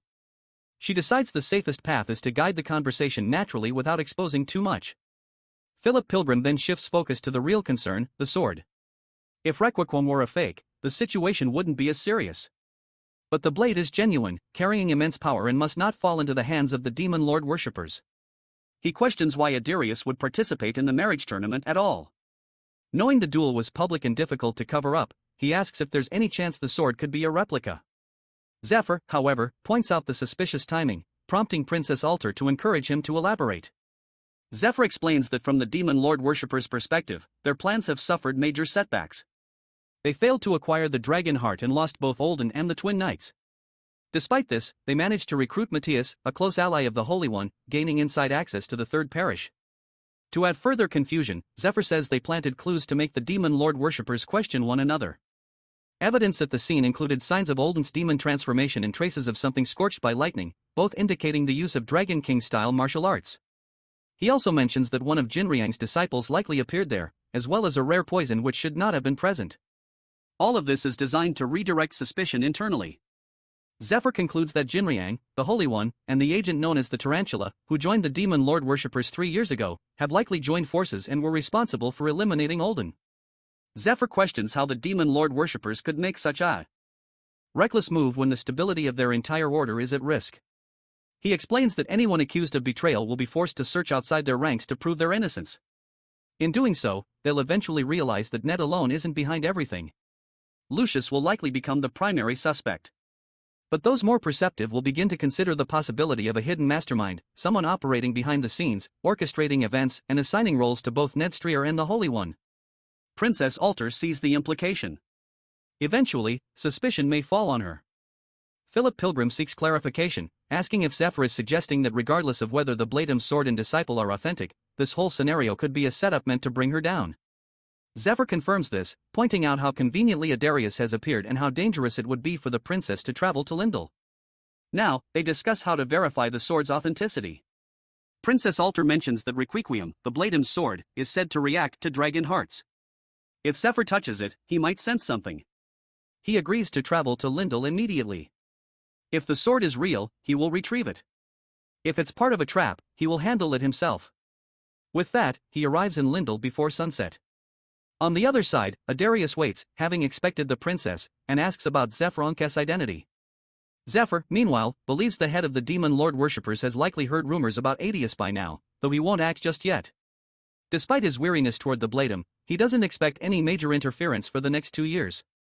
Zephyr didn't come here because of Adarius's fame, but for another reason altogether. Noticing him, one of the girls challenges Zephyr, defending Adarius's win and inviting him to speak. Before the situation escalates, Adarius calmly steps forward, joking that his master said he'd meet interesting warriors here. He seems amused at how quickly he's found someone worth fighting. When Adarius offers to take their fight elsewhere, Zephyr agrees, but warns him to listen carefully. Internally, Zephyr senses his arrogance, almost as if he expects to be followed like a master commands a dog. He activates the unique dragon ability called Dragon Tongue. And as it activates, Adarius finds his body moving against his will and collapses, confused. Without further comment, Zephyr turns and walks away. His girls, watching it all unfold in panic, wonder what they should do next. She notes that Adius has been taken away, and whatever skill Zephyr used had an unusual and powerful effect. The girl whose name is Nina suggests they should go help Adarius, concerned by the dangerous look in Zephyr's eyes. However, a nun dispatched from the Sky Temple to Baron family intervenes, saying there's no need. She believes Adius can handle the situation on his own and advises them to stay out of it. She also recalls the day Adius first arrived at the fortress. As Adarius was sitting quietly at the edge of a building when Nina joined him, she expressed regret that a month has already passed and apologizes for keeping him at their fortress. She encouraged him to seek out Princess Alter, just as his teacher had wanted. Adarius, however, said he'll do that later, explaining he can't walk away when so many monsters still threaten the area. Na remembers how Adius saved the fortress single-handedly during a major monster wave. Though rough around the edges, she appreciates his strong heart. The sister comments that someone might be falling for him, then adds that as stronger monsters began appearing, Adarius fought with increasing intensity, often skipping rest, food, or sleep. Eventually, he charged alone into the boss monster's den and defeated it a week later after luring it out and toying with it during battle. His fighting seemed almost possessed, wild, and unrelenting. Over the next 6 months, Adius cleared 3 nearby territories of monsters. Baron Risha, impressed by Adarius' strength, thanked him for defending their lands and marveled at how someone only 18 could be so powerful. Despite knowing that Adarius' goal is to marry Princess Alter, he proposed that he marry his daughter instead, promising to make it worthwhile. Adius politely declined, saying he must go to the princess, but Baron insisted his daughter should accompany him. The sister supports the idea, commenting that Adius is reckless and only focused on battle. She warns that he doesn't react well to being interrupted during a fight. When Na asks for guidance, she suggests they follow Adarius from a distance and observe in secret. Meanwhile, outside, Zephyr is calmly served tea while Adidas lies tied up on the ground. However, Adira soon manages to free himself from the restraints, shouting triumphantly that he is free. Zephyr observes this with mild surprise. Most knights would take at least 30 minutes to break a basic dragon tongue. Yet, Adarius manages it in just 12 minutes, a clear sign of the powerful item in his possession. Adarius also hadn't expected a human to use such advanced dragon-related magic, and the sensation reminds him of his own master. Meanwhile, he speculates about Zephyr's true nature, wondering if he's a dragon servant or perhaps carrying a dragon heart. He uses Cradle of the Earth, a rare ability tied to the white dragon, which allows the user to hide items in an underground inventory. Adarius quickly decides it doesn't matter. His master warned him never to go easy on opponents like Zephyr. He formally introduces himself, a disciple of Blademaster John Howell. Seeing him, our boy knows why he stands above most warriors. Exceptional natural talent, elite training, and a legendary item. That item is the Silver Lion Mythal armor crafted from the bones of the white dragon. The armor nullifies a wide range of debuffs, resisting temperature extremes, poison, curses, and even the weakening effects of dragon skills. This armor explains how Adidas has survived intense battles, and even fought dragons without possessing a dragon heart. Zephyr notes that he already wears the armor and evaluates his combat potential. He then draws his own weapon from a silver key. His sword, Graham, is a famed dragon-slaying blade forged 1,000 years ago. Zephyr reveals that the blade is freshly soaked in dragon's blood and confirms he carries a dragon heart within his chest. To test him, Zephyr pours water into a glass and lays out a challenge. If a single drop spills during their fight, Adarius wins. If that happens, Zephyr will hand over both Graham and the dragon heart. Adarius asks if he wants Requiem in return, but the boy replies that if he does manage to win, he can keep the sword. However, Zephyr will earn the right to choose a nickname for him, suggesting playful insults like Whitey Baddock or simply Mutt. As the duel begins, Zephyr mocks him for having crawled behind him for 12 minutes under the dragon tongue, suggesting that Mutt is already a generous nickname for someone with his level of intelligence. With that, the two clash. Zephyr strikes first, and the guy blocks the blow, acknowledging his confidence. He raises the stakes, saying that if he loses, he'll willingly become Zephyr's lapdog. Both fighters push forward with full force. Idarius quickly notes Zephyr's skill. Impressed by how effortlessly he wields a massive sword with just one hand. Curious to test his own strength, he activates Lion's Roar, a unique ability granted by the Silver Lion mithril armor. With his defenses heightened, he launches an aggressive attack, but Zephyr immediately counters, striking with enough force to make him crash with a massive blast. His girlfriends and an old man observing the fight reflect that Idarius has grown even stronger since their last meeting. Meanwhile, Idarius leaps into the air and charges straight at Zephyr with his powerful sword crackling with energy. However, our boy calmly blocks the attack, which only excites Idarius more. He calls it a real challenge. But to his shock, Zephyr suddenly uses his Dark Hand spell, gripping Idarius midair and slamming him into the ground with tremendous force. Stunned, Adius wonders where such overwhelming power is coming from. He finds himself unable to move, as if something unseen is pinning his entire body in place. Zephyr stands calmly, still holding his glass of water. For Adidas, it becomes clear Zephyr just used Dragon's Way, a technique powered by an absorbed dragon heart. The ability allows the user to summon the image of the dragon as it once was, granting them the same powers and attributes. Using telekinesis, Zephyr subdues him while reflecting on their past. In his previous life, Idarius was already considered the strongest among the 10 great warriors, making him a priority for recruitment. Zephyr had always intended to test him this way. Now seeing his current level, he realizes Idarius still has a long way to go and likely experienced a dramatic leap in strength later in life. He recalls the exact cause of that growth and feels relieved that if he had left Lindell Fortress out of boredom, they might never have crossed paths again. Back then, Zephyr wouldn't have had the strength to restrain Idarius. But this time, he knows the outcome will be different. In this life, he becomes the first truly powerful opponent Zephyr has faced since leaving his master's side. He sees potential in him, believing that this time he will grow stronger, not alone, but with Idarius as his sword. As their battle concludes, Zephyr acknowledges his victory and tells him to accept him as his master, giving him the nickname Mutt. The scene shifts to 6 years earlier. A gray-haired woman, Princess Alter's teacher, grabs her arm and tells her that her time is nearly over. She calls Alter her beloved disciple and says she has taught her all she can. Although her instruction is incomplete, she believes she will find a way to finish the magic herself. She stresses the importance of defeating the head of the demon lord worshippers. Having spent 25 years in this physical incarnation, the teacher reflects on her long journey filled with both failures and promising students. Some quit halfway, others were lost to corruption. But Alter stood firm. The teacher feels proud to have her as a final student, confident she will continue fighting and inspire hope in the world. She quietly wishes she could have fully healed her disciples' emotional wounds and hopes someone will be there to stand by her when she eventually reunites with her original self. As her physical form begins to dissolve, she senses something is wrong. Instead of returning peacefully, her spirit is suddenly pulled elsewhere, as though caught in a trap. Disoriented and unable to breathe properly, even in spiritual form, she finds herself in a strange place filled with dust. In her weakened state, she becomes trapped in the body of a small lizard and is then caught by a young orphan boy, Idarius. He casually contemplates whether to grill or boil her, completely unaware of her true identity. The dragon spirit is in disbelief, internally protesting the absurdity of being eaten by a child. Back in the present, Idarius explains how he became the Bladem's disciple. She trained him in swordsmanship until her physical form faded about 6 months ago. Before parting, she entrusted him with a sword and armor, asking him to aid Princess Alter. Adius, true to his word, especially when it involves a bet, now pledges himself as a loyal follower, ready to do whatever is asked of him. Watching all of this, Zephyr is pleased.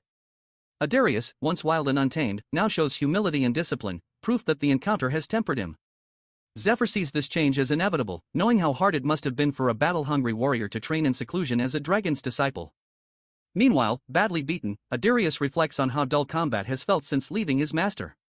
Bandits, knights, even boss monsters, none offer a real challenge. Disillusioned, he begins to question if this is all there is to fighting, and wonders where he'll find that same thrill again. But after meeting Zephyr, it feels like he's found his answer. Idarius knows Zephyr still hasn't shown the full extent of his abilities, and he's desperate to uncover what he's hiding.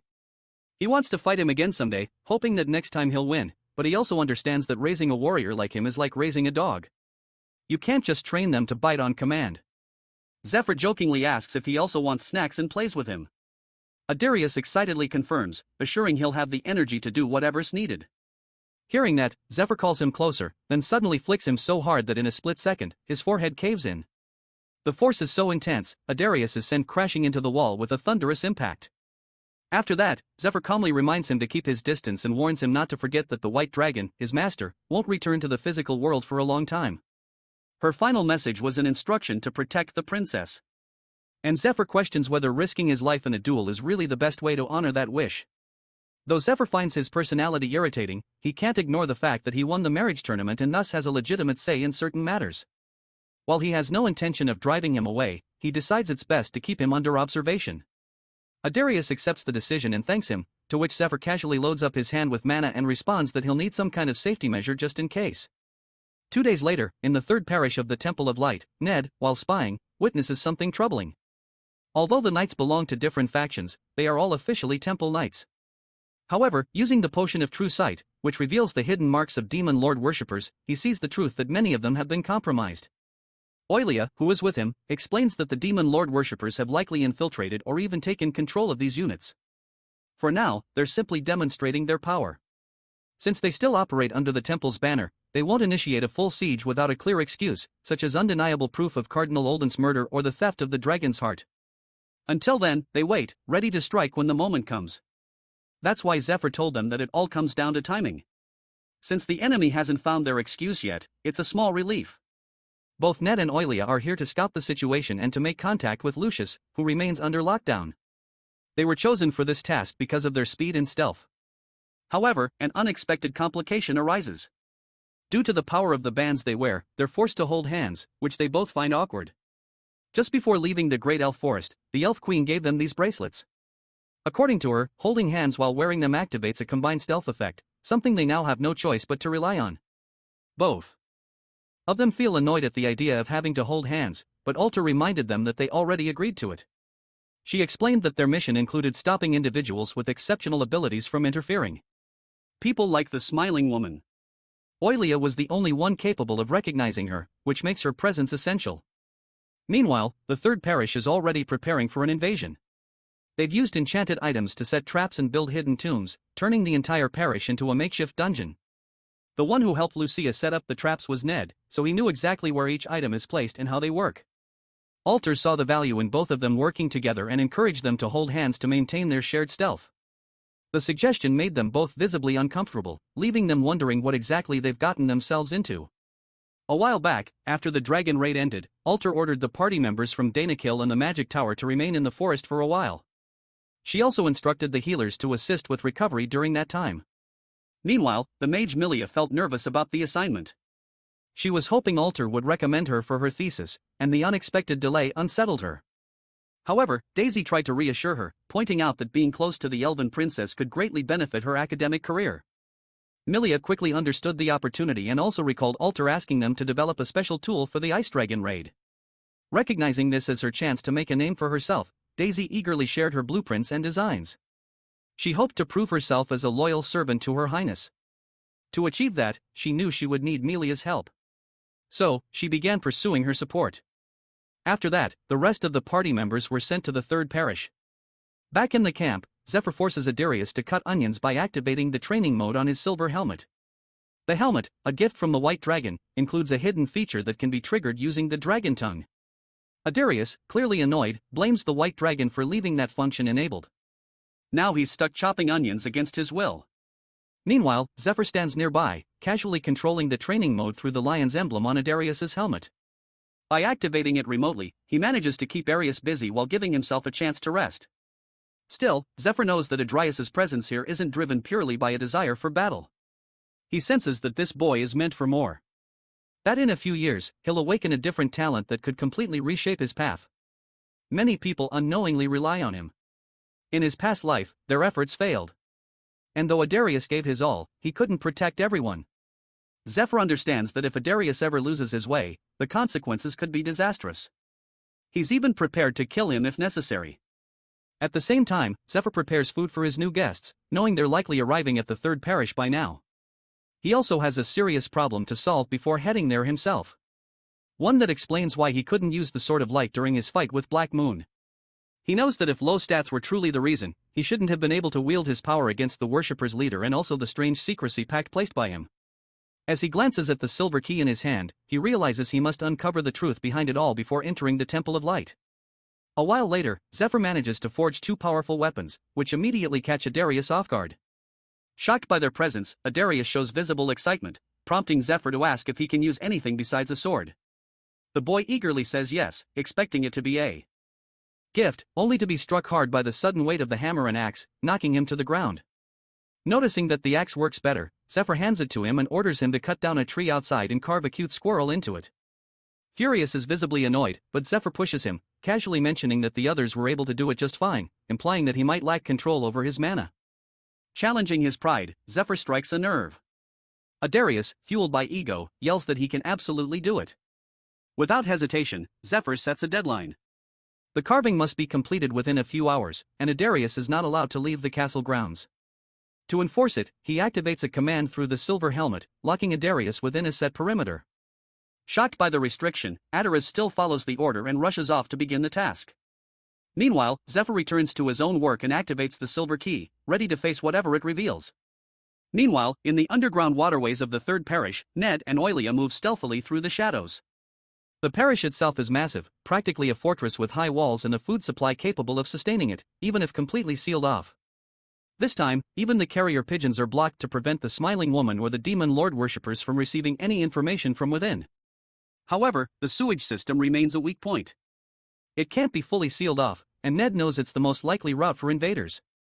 Opening a grated door, he uses a magic tool called the Labyrinth Maker, a device that distorts space, allowing only those who follow a specific choice to pass through. Its location is also magically hidden. He reminds Oilia of the method he explained to her earlier. To activate the path, both of them begin dancing, an unusual but necessary ritual to meet the entrance requirements.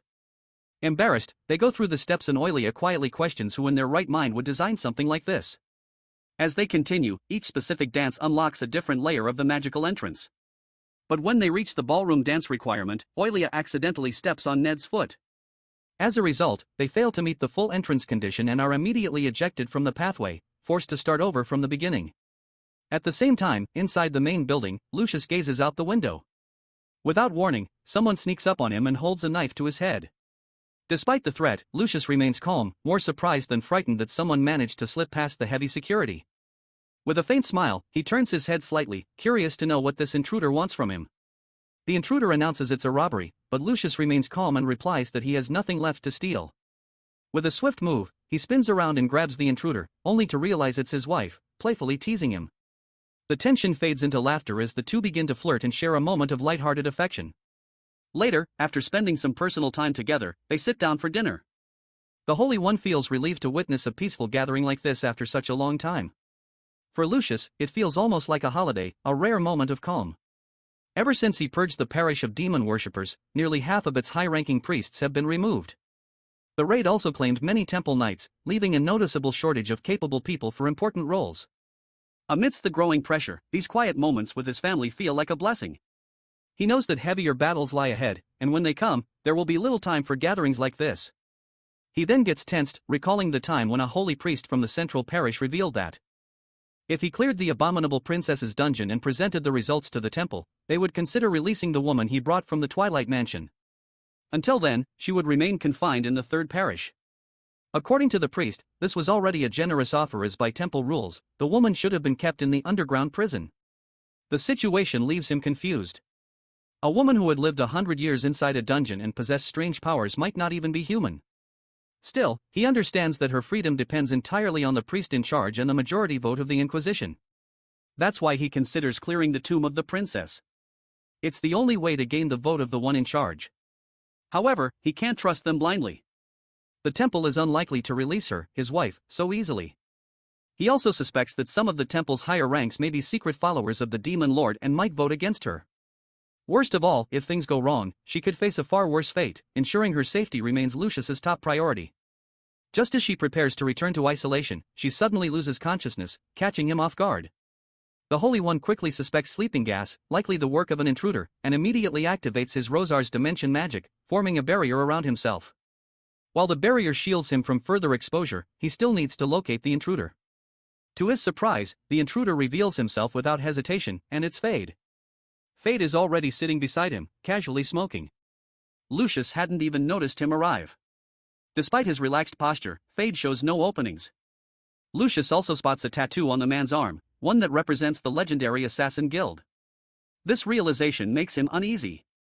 If the man truly belongs to that guild, he likely possesses advanced skills in both combat and poison.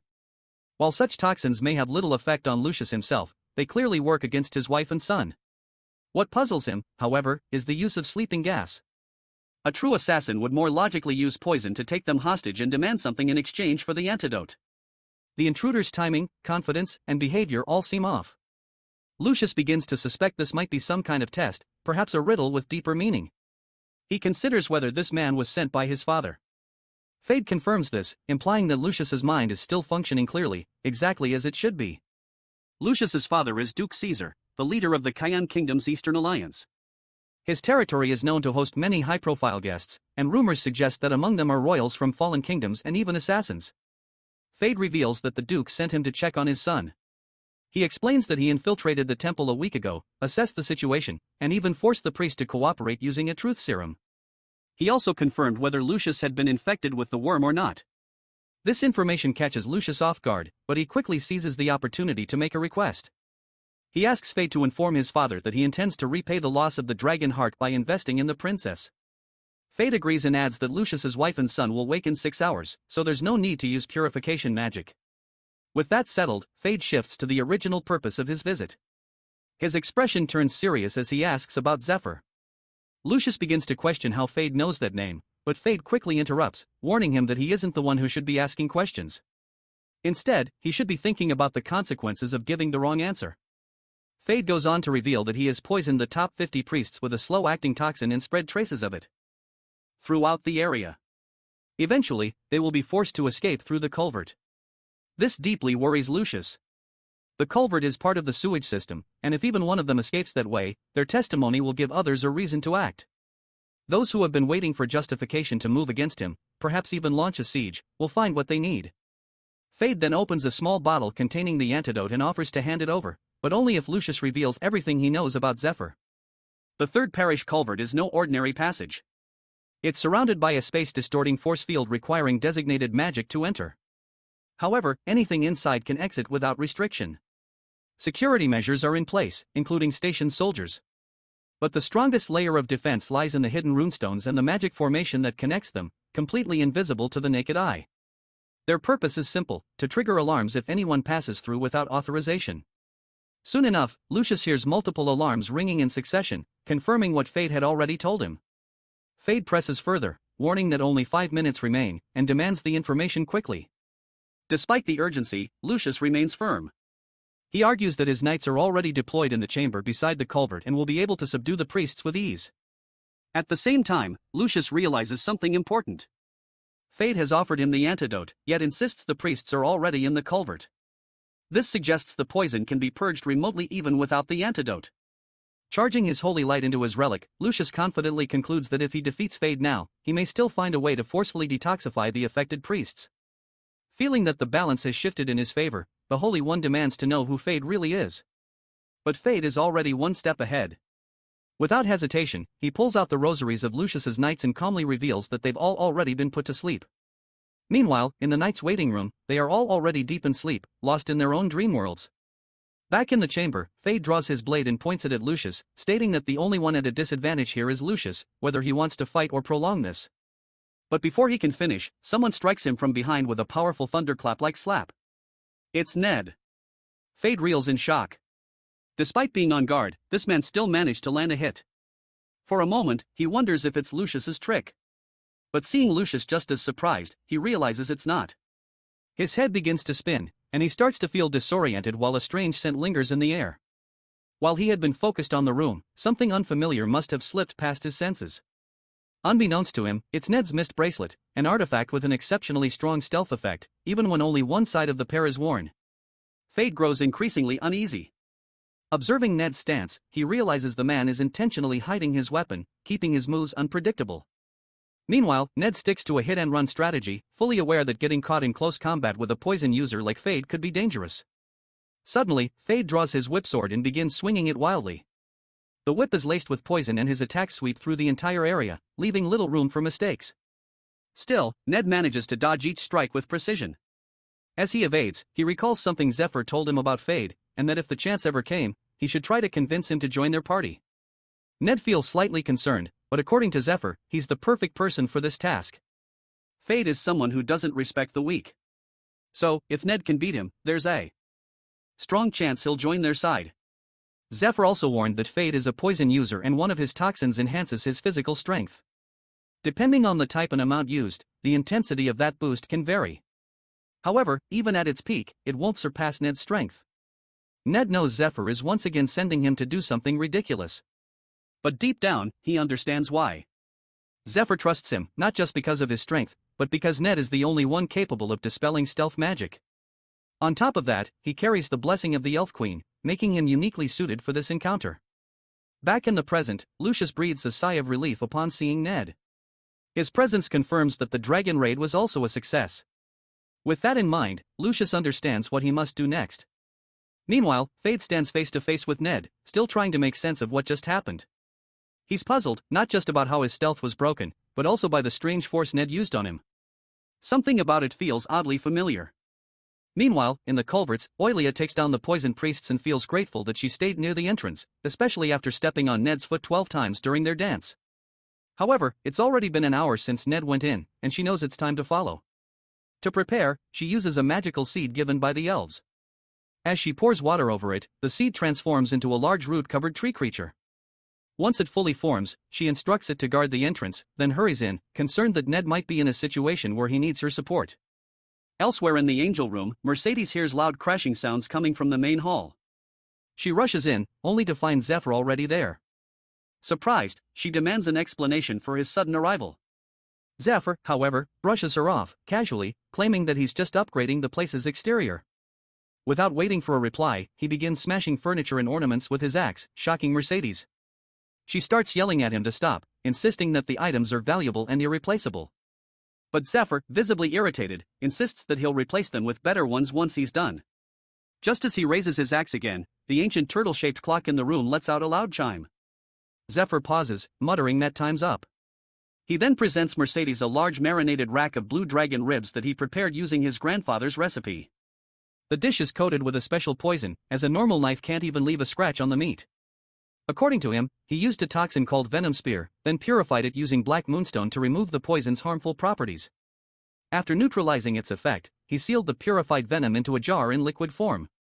To cook the ribs, he uses weak flames produced from dragon breath, applying just enough heat to slowly roast the meat until it reaches perfect tenderness. The result is a rare delicacy. Even Mercedes, for a brief moment, is drawn in by the rich aroma, but she quickly reminds herself that this might be part of his trap. She plays along, telling Zephyr that she designed the room for him to do whatever he wants. Cook, destroy, indulge, but warns him that if he thinks causing chaos will help his cause, he's mistaken. She calls his behavior pointless, but Zephyr calmly begins slicing the meat and offers her a taste. Despite her annoyance, Mercedes can't resist the flavor.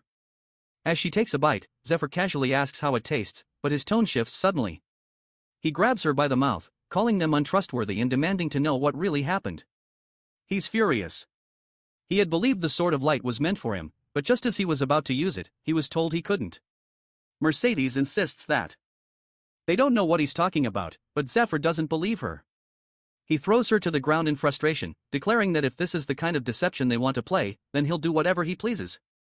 Without hesitation, he sits on the throne and announces that his time as a tool is over. From now on, he'll sit back, eat, and let the gods watch.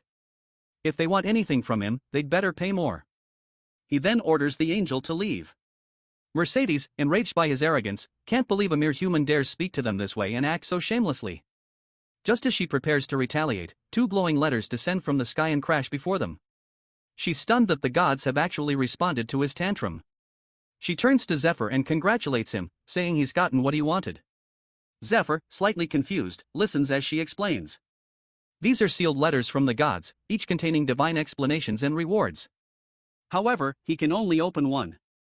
Once he chooses, the other will vanish. The two letters are from the God of Light and the God of Sky.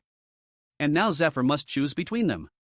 Back in the third parish, Ned and Fade clash, both swinging their blades with precision. Fade, however, has already interrogated the nun Rose. Under torture, she revealed that Zephyr was using a strange fighting style she had never seen before. She also claimed he used to inject himself with poison through a needle and that the last time she saw him, he was following the Saints' raid party. That was all she knew. Now, as Fade fights, he is certain the one facing him is Ned, while the man with silver hair will be Zephyr.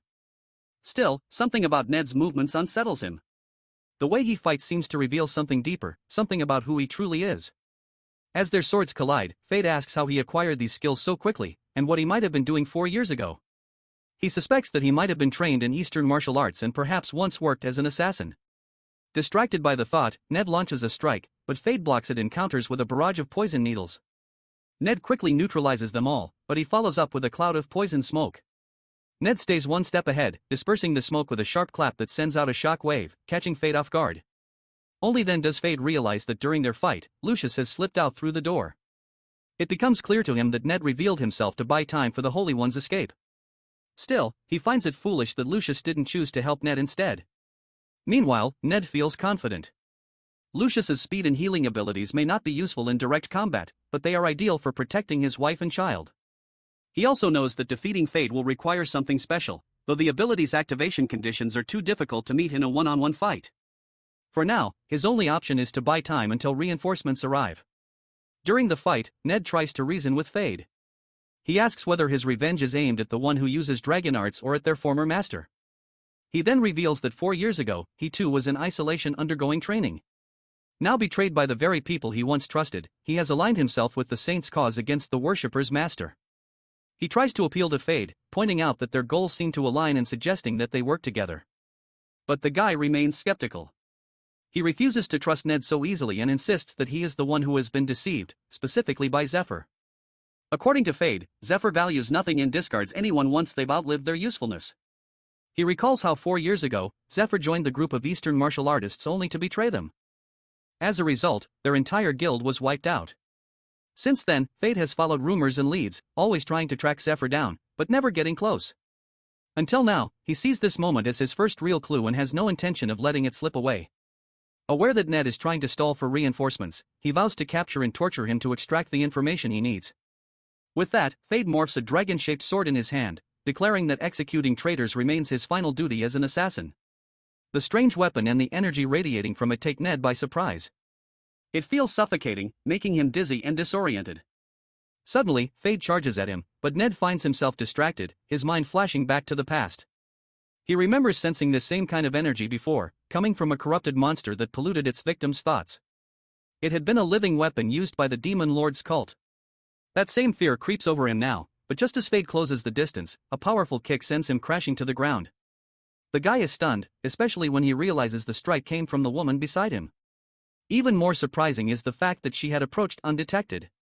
A moment later, she lets out a sharp scream and the guy freezes instantly. At first, he wonders if the scream itself caused it, but then it hits him. She's like him. Right then, Lucius arrives with his priests. Together, they chain Fade to the ground. Now, the final task falls to Ned. As he steps forward, Ned recalls the moment the Elf Queen entrusted him with a unique spell. She had warned him that it was dangerous, one sought by humans long ago, though she had refused to give it to them. The spell required him to maintain eye contact and physical contact with the target for 30 seconds. She had made him promise never to abuse it, explaining that it was a power meant to help him recruit a comrade, someone vital in the effort to save mankind. With those words in mind, Ned places his hand firmly on Fa's shoulder and begins to channel the spell. About a month ago, when Zephyr was preparing for the dragon raid, there was a small hut used by Olden's infected subordinates to pass information to him and among themselves. Although Olden was weaker in combat compared to the other apostles, he excelled in intelligence gathering with contact points spread across the country. He also managed to rise to a high rank within the demon cult due to his strong skills in politics. That, however, is a story of the past. Now in the same hut, the lifeless bodies of demon cultists lie scattered as the smiling woman steps inside and calmly crushes them underfoot. She's searching for Olden, but the state of the hut tells her everything she needs to know. The cult has descended into chaos following his death. There's no longer any reason to check the other contact points. She begins to suspect that the nobles, who have suddenly fallen ill and isolated themselves, might be hiding something. Her master's words return to her. Before sending her on this mission, he warned her not to trust anyone outside their sect, not even the cult, because all others care only about deception.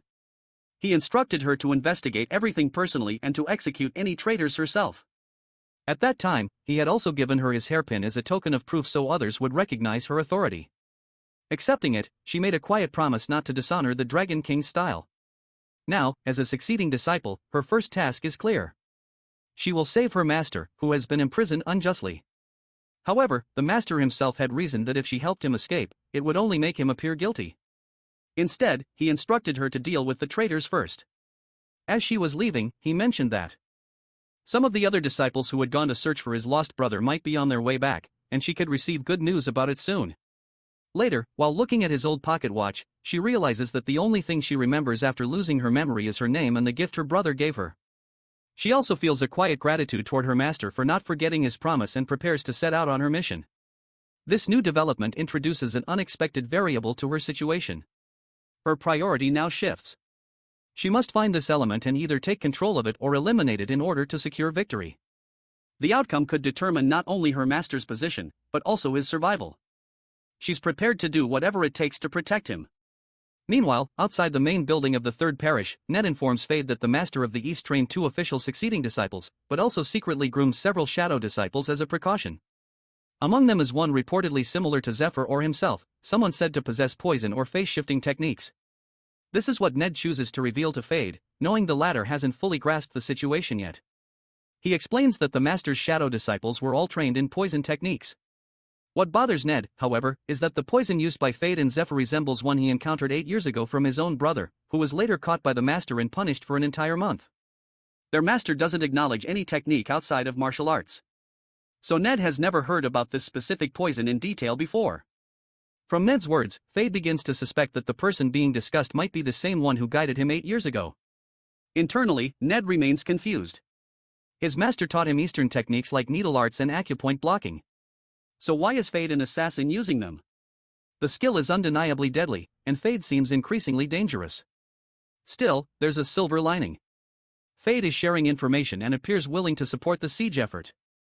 Then Ned notices something that catches him off guard. The red scar on Fade's face has grown larger since the last time he saw him. For the next few days, a deadlock settles around the castle. The enemies outside make no move. Oilia remains on watch throughout the day, but there are no signs of siege preparation. The opposing forces appear to be doing nothing while they are training their soldiers. Meanwhile, Lucius, aware that the Blue Dragon raid has drawn most of the attention, begins preparing for a follow-up Ice Dragon raid. But something is still missing, both in his own strategy and in the enemy's. It's as if both sides are waiting, each reaching quietly toward their limit. Then, without warning, the balance breaks. A strange newcomer arrives outside the castle gates. All the soldiers and commanders turn their attention toward him. Lucius, catching sight of the figure, momentarily loses his composure. He can't believe his eyes. It's none other than the old inquisitor of the third parish, the former captain of the vanguard party during the raid, Matthias Grimmer. The mages outside recognize him, too. To them, he's Lucius's former subordinate. Once dismissed from the saint candidacy at a young age, often mocked as the crumb-picking dog of Lucius himself. As the others talk about Matthias, Lucius remains frozen in shock. He clearly remembers seeing Matthias transform into a demon with his own eyes. He had killed him, and the body had turned to ash right in front of him. Oilia, however, sees through it immediately. She recognizes it as a trick, an illusion created by someone familiar with their history. They likely knew that Matthias's corpse was never recovered. This appears to be the work of the Master of the East, Jinriang, who personally trained that weapon, shaping her into a master of disguise and deception. She is the smiling woman, and while Ophelia understands how the trick works, even she finds it strange that they chose to use Matthias as bait. Still, the intent is clear. Draw attention, confuse the enemy, and shift the blame. Meanwhile, Matthias begins weaving a false narrative. He claims he and others were part of the original raid party, but were abandoned as soon as they uncovered Lucius's alleged plan. He insists that Lucius had plotted to scam his investors, steal the dragon's heart, and keep the profits for himself. According to him, during this betrayal, Lucius also allied with the demon worshipper Ned. Matthias then goes further. He formally accuses Lucius of blasphemy, invoking official authority to put a target on his back. Ned is also visibly confused that Matthias looks just like his older sister. He struggles to understand how she could accuse him of worshipping a demon lord in front of so many people. He recalls Zephyr once saying that she lost her memories in an accident as a child and doesn't even remember his name. Meanwhile, one of the waiting party members shows interest in the Matthias declaration. Though he finds the situation amusing, he acknowledges that despite being a senior inquisitor, he lacks the authority to detain the Holy One, who vastly outranks him. He can only bring formal charges, and for them to take effect at least 3 high-ranking priests must approve. As he removes his mask, Benjamin reveals that 3 such priests are present and warns that if his accusation is false, he will be executed immediately for insulting the Holy One. He then activates a Hirogra holy relic called Tice Judgment, a tool from the Old Kingdom that was used in trials. It automatically fires an arrow at anyone giving false testimony and can be used 3 times a day. He presents the relic and commands everyone to give their testimony, claiming the angel is watching. He directs the relic toward Matthias and accuses the Holy One of working with demon lord worshippers. The smiling woman recalls that the relic once belonged to the ancient Inquisitor Tice, who blinded herself to ensure fairness and relied on hearing alone to detect lies. The relic works by analyzing subtle sounds like heartbeat, breath, and vocal tremors for signs of anxiety. However, Smiling Woman is an expert in manipulating muscle movements and simulating emotions at a subconscious level. Confident that even a holy relic can't detect her lies. In her Matthias form, she confirms the accusation. When no arrow is fired, it signals that his statement is true. Cornwall, a first-class inspector from the Temple of Light's Financial Council, acknowledges this and officially approves the accusation. Benjamin, a senior member of the Vatican's Holy Relic Management Team, also gives his approval. The Smiling Woman silently reflects on the absurdity of the moment. If it's blasphemous to accuse the Holy One, then surely surrounding and threatening him must be blasphemous as well. She sees the crowd as a group that has traded reverence for profit. Shameless people waiting for someone else to throw open the temple doors on their behalf. She debates whether she's simply relieved to be present and mentally links the name Matthias to a PY, imagining it burned under the title of the Holy One. Her thoughts turn darker, considering whether it might be better to just incinerate everything altogether. Meanwhile, Matthias questions Gertrude about her stance. Internally, Gertrude doesn't care much about financial losses related to the Holy One. Her only concern is whether Olden is still alive. Just as she prepares to respond, a lightning strike interrupts and Oilia steps in. She expresses disbelief that such claims are being entertained. Gertrude immediately recognizes her as Oilia, one of the 10 great warriors and a known bodyguard of the princess. Cornwall too notices the man standing beside her, finding his face oddly familiar. Oilia turns to Benjamin and asks how reliable Tice's judgment truly is. He responds with confidence, claiming it's perfectly accurate. She then challenges this certainty, asking whether the relic can account for false testimony delivered under hypnosis or mental suggestion. She argues that even if someone speaks with conviction, the underlying belief might be manipulated. As she points toward Ned, she explains that he was personally sent as reinforcement by Princess Alter to aid the Holy One. She calls him her servant, claiming he slept with her horses in the stables for 12 years. In her eyes, his loyalty is unquestionable.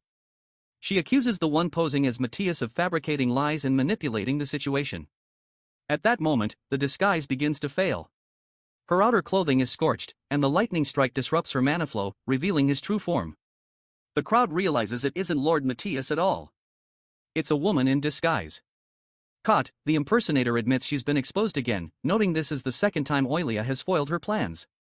She then turns to Ned, calling him a traitor and vowing to take his life before the day ends. With that, she and her 2 men take out the Hypnos Ocarina and begin to play. In response, a massive corrupted creature rises from the ground. Ned quickly realizes the creature before him is indeed a Shoggoth, but something feels off. The musical pattern needed to control it is unusually long, which signals that the beast has evolved. What they face now isn't a regular Shaggoth. It's a Basilicos. The impersonator, now fully transformed into her true female form, prepares for what's next and asks if they're ready. She announces it's time to begin the Song of Swords and Screams. As her voice echoes, Cornwall feels a wave of fear.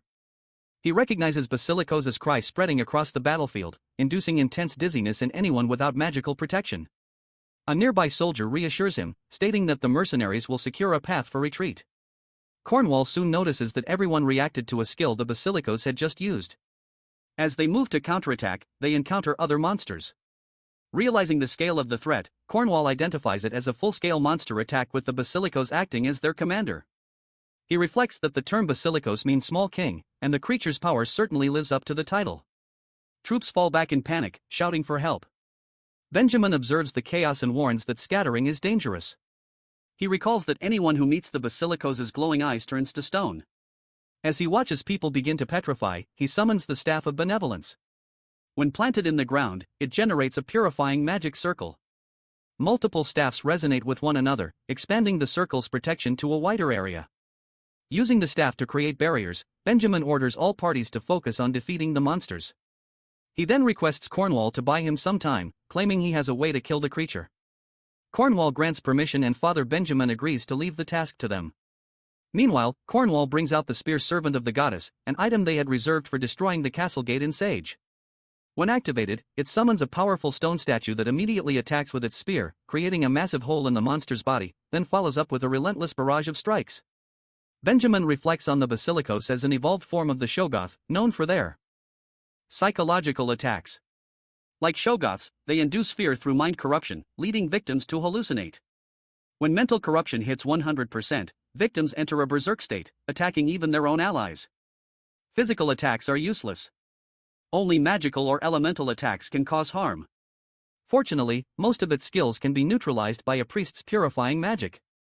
While its light-based attacks aren't a concern, Benjamin worries about a unique feature reported in past Basilicos encounters, a second mouth located on its tail.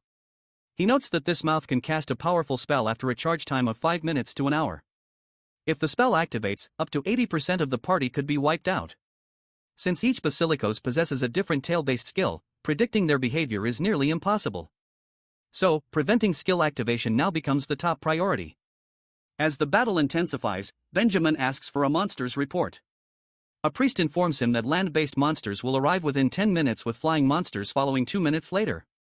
Benjamin acknowledges the urgency and instructs everyone to protect him for the next 3 minutes.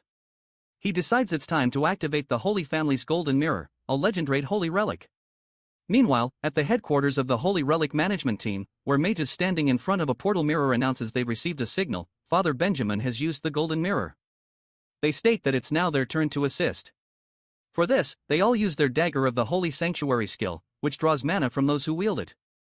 They then use the Golden Mirror to send the gathered mana to Benjamin, who channels it through his relics and feels the overwhelming force. It's far stronger than what he's used to, and he struggles to stay on his feet. He recalls bringing the Golden Mirror as a contingency for a siege. If he had rented it, like the Stake of Faith, he could have used it freely. However, since this relic was specifically assigned for the siege mission, using it outside those bounds would result in severe punishment. Despite this, he decides that survival takes precedence over protocol. Just as he targets the monster, he is shocked when Gertrude grabs him from behind. She reminds him of the rules, warning that the mirror is only authorized for use against fortress gates. Then, for Olden's sake, she forcefully redirects the target toward the gate. As the blast hits the gate, one of the worshipper apostles watching is satisfied with their preparations. The apostle is confident that Gertrude's obsession with Olden will ensure she follows their plans. Meanwhile, another apostle expresses his preference for direct action and would rather confront the threat personally than wait. The other understands but insists that an all-out war must remain the last option. He explains that before launching such a campaign, they need to establish clear justification through formal declarations, repeated negotiations, and explicit orders from their superiors. By following these steps, he believes their actions will be seen as justified. Justification, he adds, ensures the backing of powerful allies and honors the rules of war. Ultimately, it means they won't have to fear retaliation from the Golden Dragon, the kingdom's guardian. The apostle named Athel claims he is trying to drain the Holy One of anything valuable while keeping his own position secure in the spotlight. Another member present, Wilhelmina, acknowledges that such behavior is simply how high society operates. She notes that the apostles are bound by rules. They have risen too high within the Temple of Light to give up their influence. Now with that, she urges everyone to gather their strength once again and prepare for a second strike. Back in the fight, on interruption, Cornwall demands to know what Benjamin and Gertrude are doing. The two then proceed to fire a third shot from the Golden Mirror. Meanwhile, in the forest near the third parish, a golem guiding altars party reports that the assault has begun, and they'll reach the weakened temple barrier in 30 minutes. El suspects the Golden Mirror is responsible, explaining that it uses concentrated divine energy or mana to generate a brief vortex of destructive power. Princess Alter expresses concern that even the protective force field generated by the Dungeon Princess relic may not hold much longer. Dariel offers to provide cover fire with an arrow and asks Kiara to calculate the coordinates. She requests 15 seconds, but as she begins the calculations, Dariel notices something unexpected. Without hesitation, he orders everyone to jump on the count of 3. Despite their efforts to dodge the incoming slash, some soldiers are struck and fall while Princess Alter watches it all unfold. As the dust settles, they hear a voice mocking their luck. Stepping into view, it's revealed to be Jin Gang, Jinriang's son, and the top disciple of the Dragon King style. Drawing his weapons, he declares his intent to send them to hell. Back in the third parish, chaos unfolds as Ned and Oilia join forces against the smiling woman in a 2-on-1 battle. While fighting, Ned attempts to confront her, urging her to remember that he is her younger brother. She refuses to accept it, unable to believe that the person standing before her could be related to her. She lashes out, but Ned sidesteps the strike. She accuses him of being misled and warns that if he intends to deceive others, he should at least be convincing. Suddenly, the sound of a barrier breaking echoes through the area, and the fortress gate collapses. Oilia quickly assesses the situation and confirms that the defenses have failed. Realizing this, the smiling woman activates her electric acceleration ability and dashes toward the temple while Ned and Oilia immediately give chase. As they sprint after their leader, the demon lord worshipper guards begin playing a flute, recognizing that their role is to support her mission at all costs. The sound of the flute triggers the monster's strange mouth ability designed to hold back the pursuing priests. The monster opens its mouth and roars a spell into the sky, forming a dark magic circle that begins to rain down blood.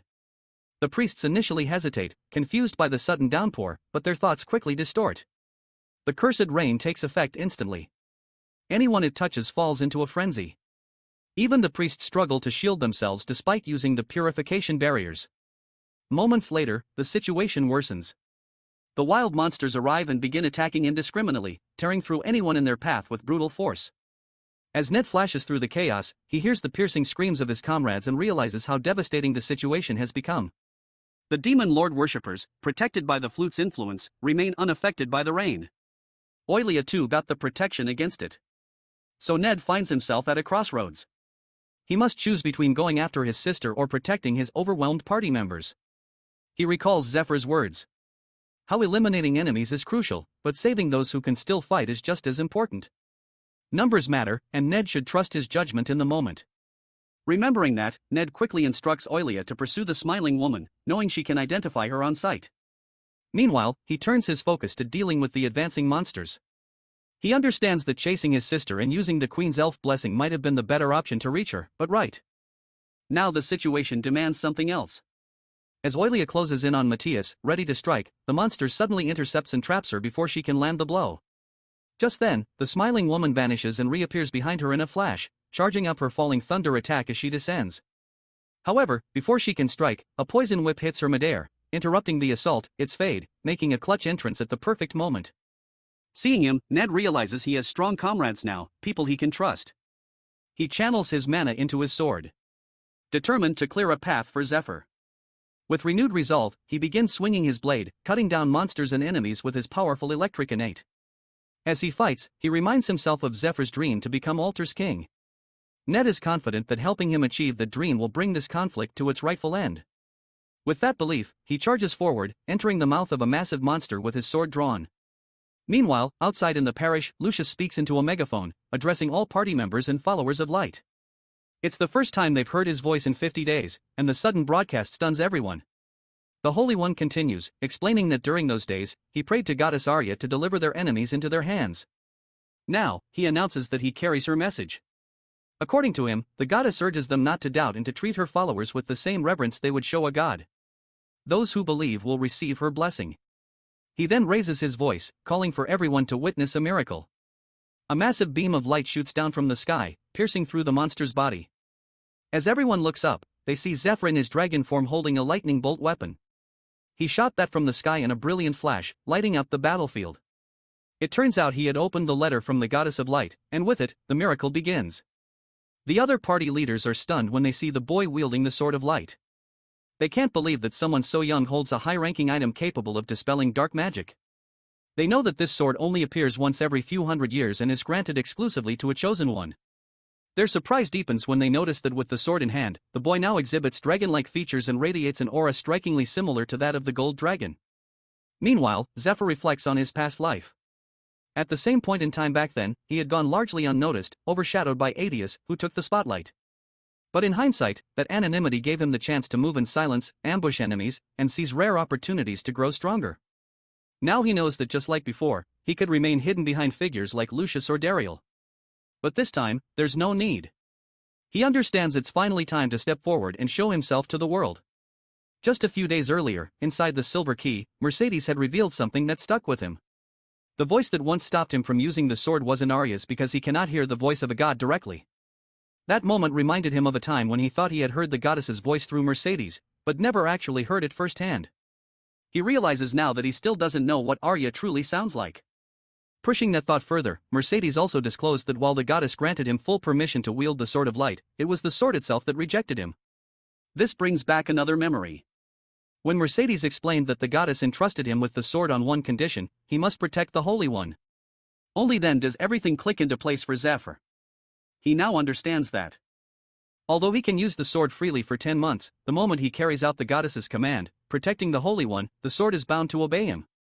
10 months is more than enough time for him to take what he needs. Back in the present, the boy casts his dragon tongue spell, forcing all humans to kneel and freezing the monsters in place. To everyone's shock, the spell works instantly. Everyone stops exactly where they stand. Even Ned and Oilia fall under its effect. Then with a single swing, Zephyr slashes through all the frozen monsters, leaving the smiling woman stunned. She doesn't understand what just happened, but quickly realizes that the figure before her isn't the saint with the dragon heart, it's a dragonoid. Now aware of the threat, she knows the only option left is to retreat. Fortunately for her, the chaos Zephyr caused gives her just enough time to shift her appearance. As she prepares to flee, something strikes her from behind, leaving her dazed. It's Fade once again arriving at the perfect moment. He was watching closely and noticed that she stole someone's cape and altered her energy signature to mimic someone else, but he never lost track of her. He's certain it's her because he previously marked her with a uniquely scented poison. The scent remains, allowing him to locate her easily by smell alone. Realizing this, the woman silently acknowledges his rare talent. Meanwhile, Zephyr remains deep in thought, aware of how powerful he has become. With the Sword of Light and the 2 dragon hearts within him, thanks to Yggdrasil, his current output reaches 24.5% for both hearts. With all this power, he knows there's no longer any need to hide who he is.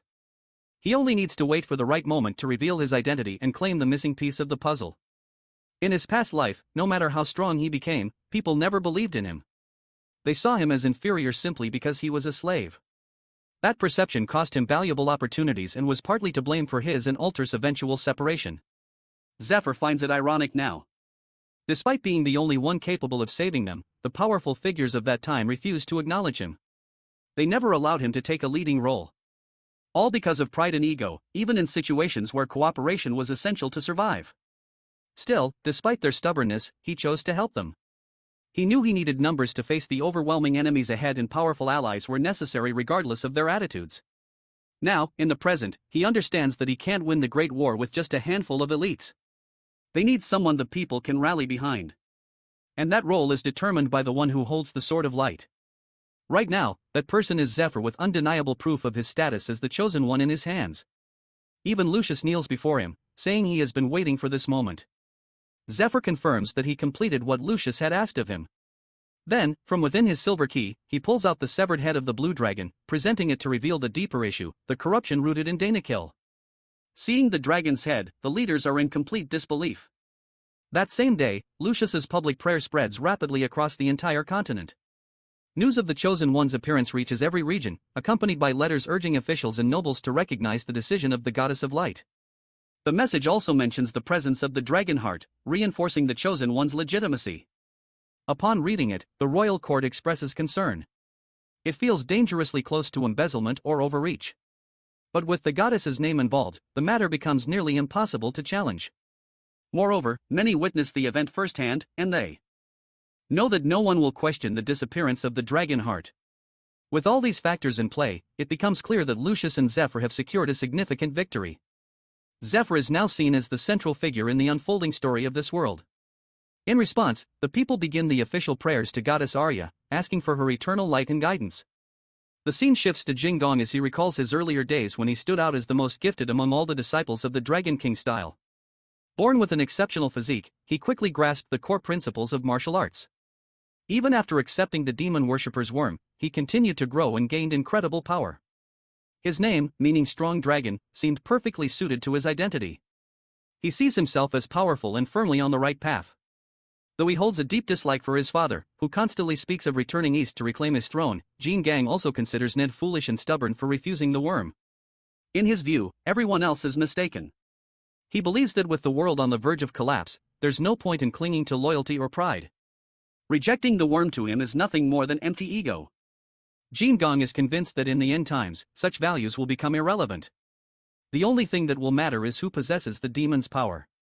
power capable of adapting beyond the fragile limits of humanity.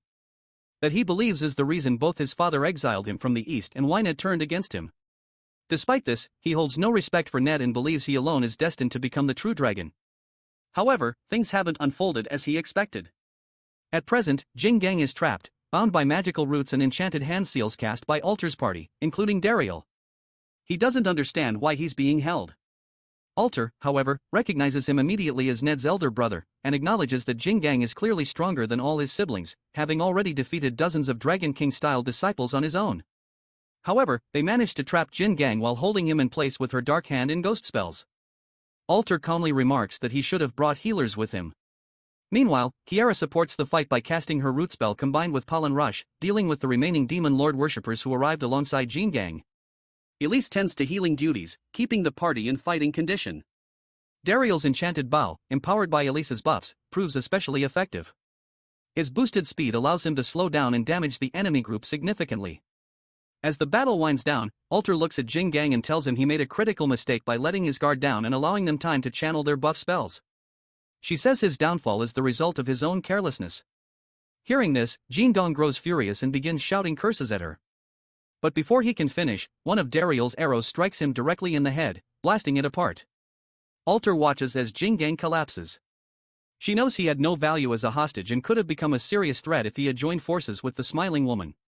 In the end, killing him was the safest option. Realizing that Jin Gang was present here, Alter begins to suspect that the smiling woman may now be with Lucius. The flash of light she noticed earlier might have come from Zephyr. As she thinks about this possibility, a slight blush rises on her face, knowing she might see him soon. Afterward, the group scouts the surrounding area, makes sure it's secure, and begins the healing process in preparation to move toward the third parish. At the third parish, Alter's group arrives just as night falls, and finally reunites with Zephyr. Meanwhile, the local residents are shocked at the sight of Dariel. It's been centuries since they last saw an elf. Cornwall, observing from a distance, grows puzzled upon seeing Princess Alter standing so close to Zephyr.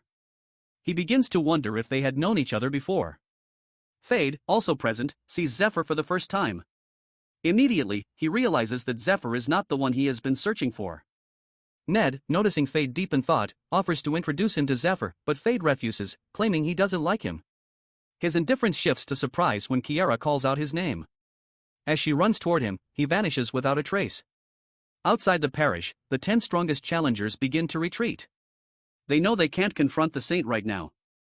And if the saint truly defeated the twin knights, then he may be stronger than any of them, making it pointless to engage at this time. Elsewhere, in one of the temple hallways, a knight arrives to find Gertrude trapped in an enchanted snare. She calls out manically for Olden, insisting she will find him. At the 13th parish, Prince Polaris finishes reading the letter detailing all that has happened. He laughs, amused by the unexpected turn of events. Intrigued, he expresses a desire to meet Zephyr himself. The boy has provided him with so much entertainment that Polaris feels he should be rewarded. Eager for another encounter, he turns to the Golden Dragon and asks whether it's time to arrange a new event for the second round. The next day, all the forces besieging the third parish withdraw. The officials in charge of the sacred relics also retrieve the stake of faith. Meanwhile, the Finance Council expresses satisfaction at a new investment opportunity connected to Zephyr. The parish defenders witness these developments and prepare to relay various updates to their respective clients. Among the most notable news is a possible change in the Ice Dragon raid plans due to the recent arrival of a dragon slayer. On the other hand, Gertrude and the knights who had secretly entered the parish in search of Olden are captured and placed in jail, awaiting further investigation. The High Priestess, initially troubled by how they can explain Olden's alleged connection to demon worship, is surprised by how smoothly everything turned out. Strangely, those involved appear to have lost their memories, which prevents any complications. The priest standing nearby remarks that the situation could have escalated had news of Olden's death become public. He also suspects that the fourth parish may still be plotting something and believes their retreat is only temporary. To the High Priestess, it almost seems as though the situation has been resolved, yet something still feels unfinished. While they escort Lucius, he overhears the conversation and surprises them by confidently declaring it a straightforward victory. In hindsight, he is right. They managed to handle the grime-smiling woman, and even the angel herself appeared, delivering a letter from the goddess of light directly to Lucius. Before departing, she simply reminded him to continue offering prayers. As the Holy One opened the letter, it revealed that an emissary of the goddess would soon arrive from the haven carrying a divine artifact. Lucius felt deeply honored that the goddess herself sent a message and immediately assumed the emissary was Zephyr. He became fully committed to fulfilling any task she required. What Lucius didn't know was that the letter was a forgery written by Zephyr himself after bribing an angel during the Dragon Corpse barbecue. Zephyr knew Lucius would never uncover the truth and quietly planned to reward him later for his unwavering faith. Meanwhile, something more pressing occurs. Fade receives a letter from Lucius's father informing him of his arrival at the third parish. The Holy One is visibly shocked by the news, but when Fade reveals that his father has instructed him to offer his help, the priest becomes enthusiastic. He recognizes that Fade's presence could be a significant asset in the upcoming Ice Dragon raid. Fade agrees to assist, though he makes it clear that his support stems purely from goodwill, as he feels no personal obligation to be involved. Not far from them, Zephyr arrives and asks Fade if the smiling woman had provided any useful information. He adds that if Fade had known anything about the tarantula, he wouldn't have left in the middle of the night. Fade seems ready to respond, but then stops himself. Ned, reflecting on the situation, realizes his suspicion might be accurate. The main problem with the smiling woman lies in the failure of his queen's blessing. It has no effect on her. As a result, they resort to using a truth serum. But even that yields no information about the tarantula. Ned suspects that all Fade managed to obtain was the location of the Dragon King's style, which still leaves many questions unanswered. Ned also recalls that the tarantula are notoriously difficult to track. And with the Jean Gang now dead, the only ones who might have information about them are Master and Zephyr. At that moment, Zephyr offers to help Fade take revenge on the condition that he shares what he knows. He warns him not to refuse. With a sudden burst of movement, Zephyr flashes close to Fade, startling him. Caught off guard, Fade quickly agrees to listen. Later, the entire group gathers for a meeting where the new party member, Adarius, introduces himself as the wielder of the Requiem sword and a disciple of the White Dragon. He explains that his master instructed him to assist Alter, so he has come to fulfill that order. The group welcomes him warmly, and Alter suggests that he train under Zephyr for the time being. Adarius accepts without hesitation. Though he understands the princess wants him to observe and understand the current situation first, he feels slightly disappointed that he couldn't make a more dramatic entrance by arriving earlier. Ideally during the Blue Dragon raid. He holds strong confidence in his own abilities, believing that had he been there, he might have slain the dragon himself with a single strike to the heart. Inwardly, he recalls the words of the White Dragon that when the Demon Lord descends upon the world, all dragons will follow him and unleash destruction. His mission, therefore, is clear that he must kill them all before the end times arrive. This is what his master had once told him while in lizard form, which also implied that he would eventually have to kill the original form of the White Dragon as well. Adarius knows he cannot bring himself to do that. As a result, his goal shifts. Instead of killing, he now aims to prevent the Demon Lord's descent altogether. He also understands that dragons could be powerful allies if used correctly, and their support might make the coming battles much easier. Still, he feels puzzled as to why Alter hasn't considered this possibility. Then he remembers. Perhaps it's fear. A fear that might be affecting everyone seated around the table, clouding their judgment and making it harder for them to think clearly. Adarius doesn't like this atmosphere, so he decides to stay quiet for now, observe the group, and follow the other party members until he fully understands the situation. While he's lost in thought, Zephyr glances over and notices something about him that he doesn't like. After the meeting, Elsie casts her spell, Angel's Embrace, a strange form of magical health assessment.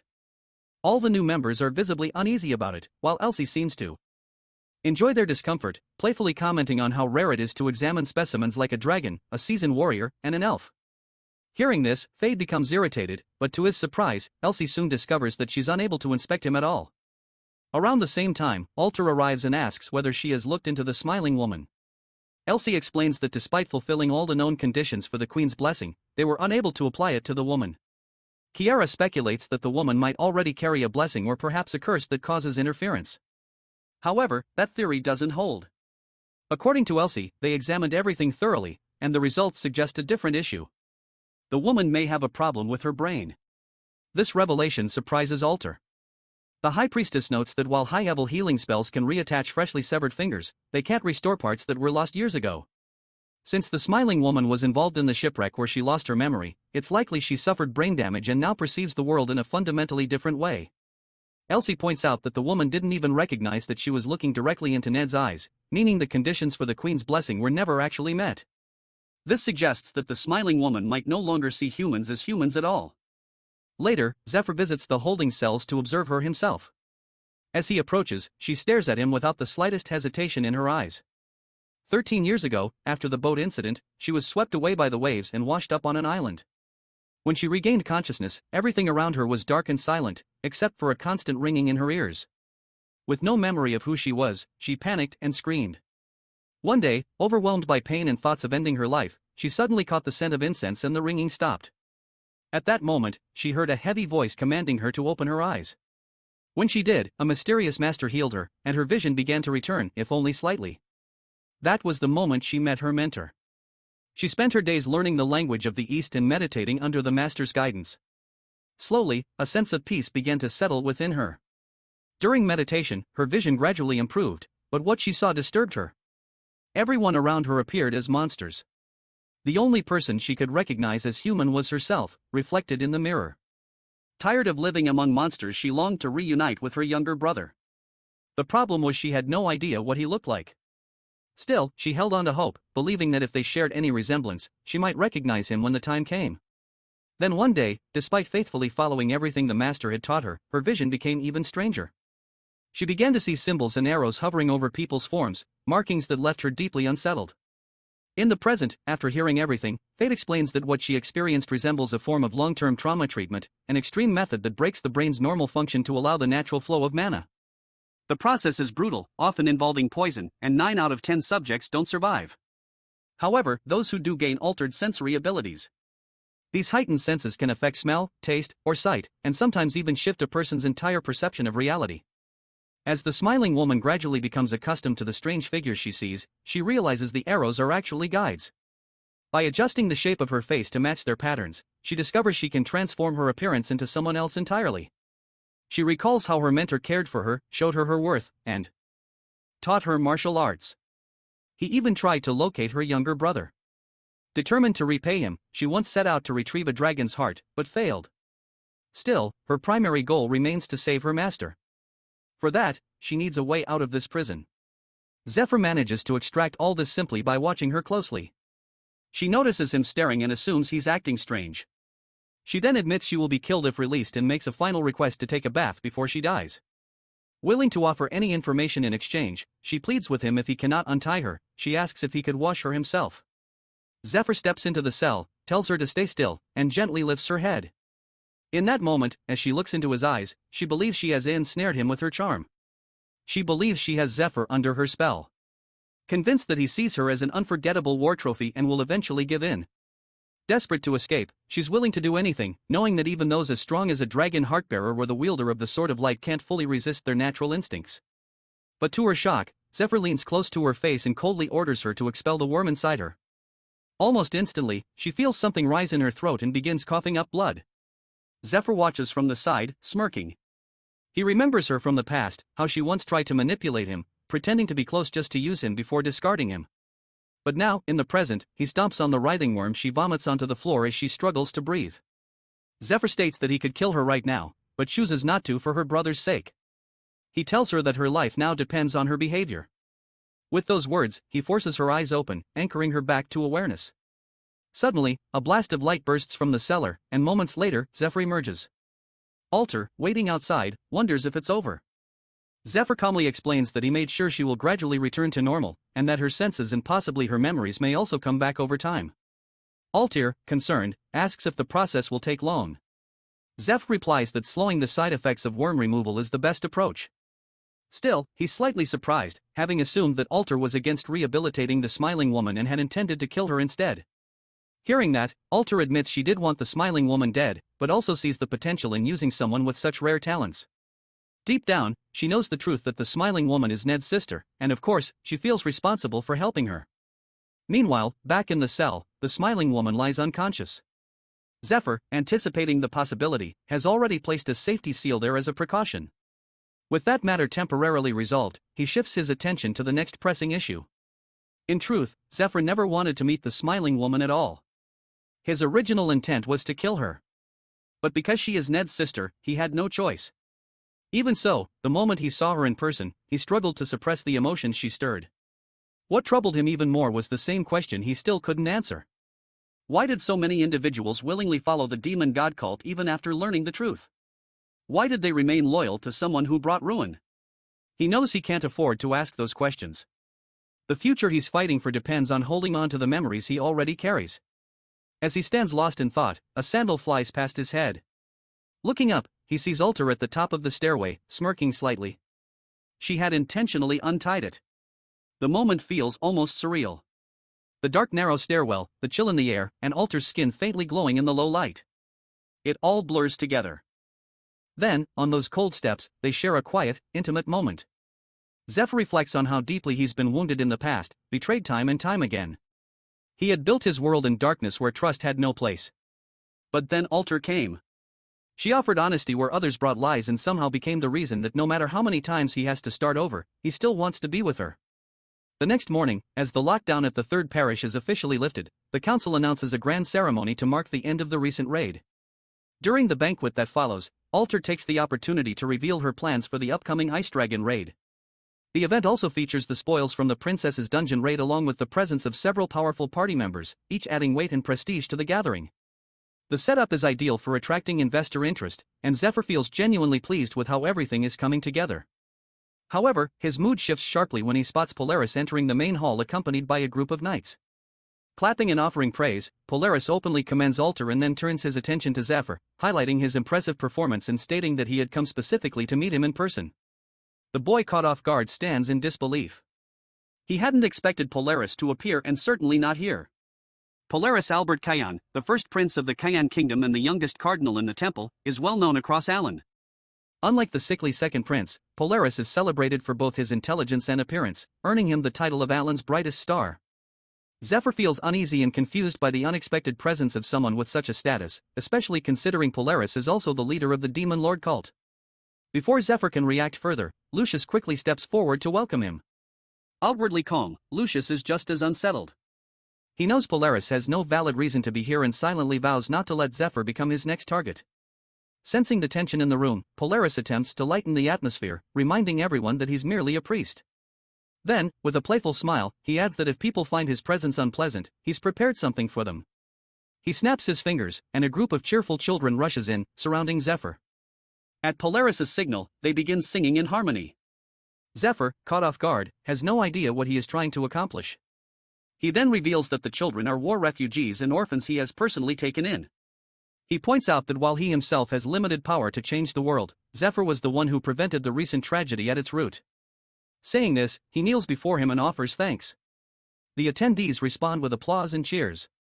Alter, however, remains skeptical. She knows her brother too well to believe he traveled all this way just to offer praise. Something else is at play. Meanwhile, Polaris shifts the topic, smoothly, transitioning into a speech about the dungeon bubble collapse and the economic ripple effect it caused across the continent. Polaris explains that new dungeon-related laws have recently been enacted. One of these laws requires that all treasures and loot obtained from dungeon raids must be evaluated by a nationally certified appraiser and reported to the investors. He then reveals another clause stating that all item values must be assessed based on current market conditions and economic trends. To everyone's surprise, he claims that upon review, the current market value of a black dragon heart is listed as 0 gold. He continues, noting that according to the law, dungeon items do not legally belong to the party until they are officially reported.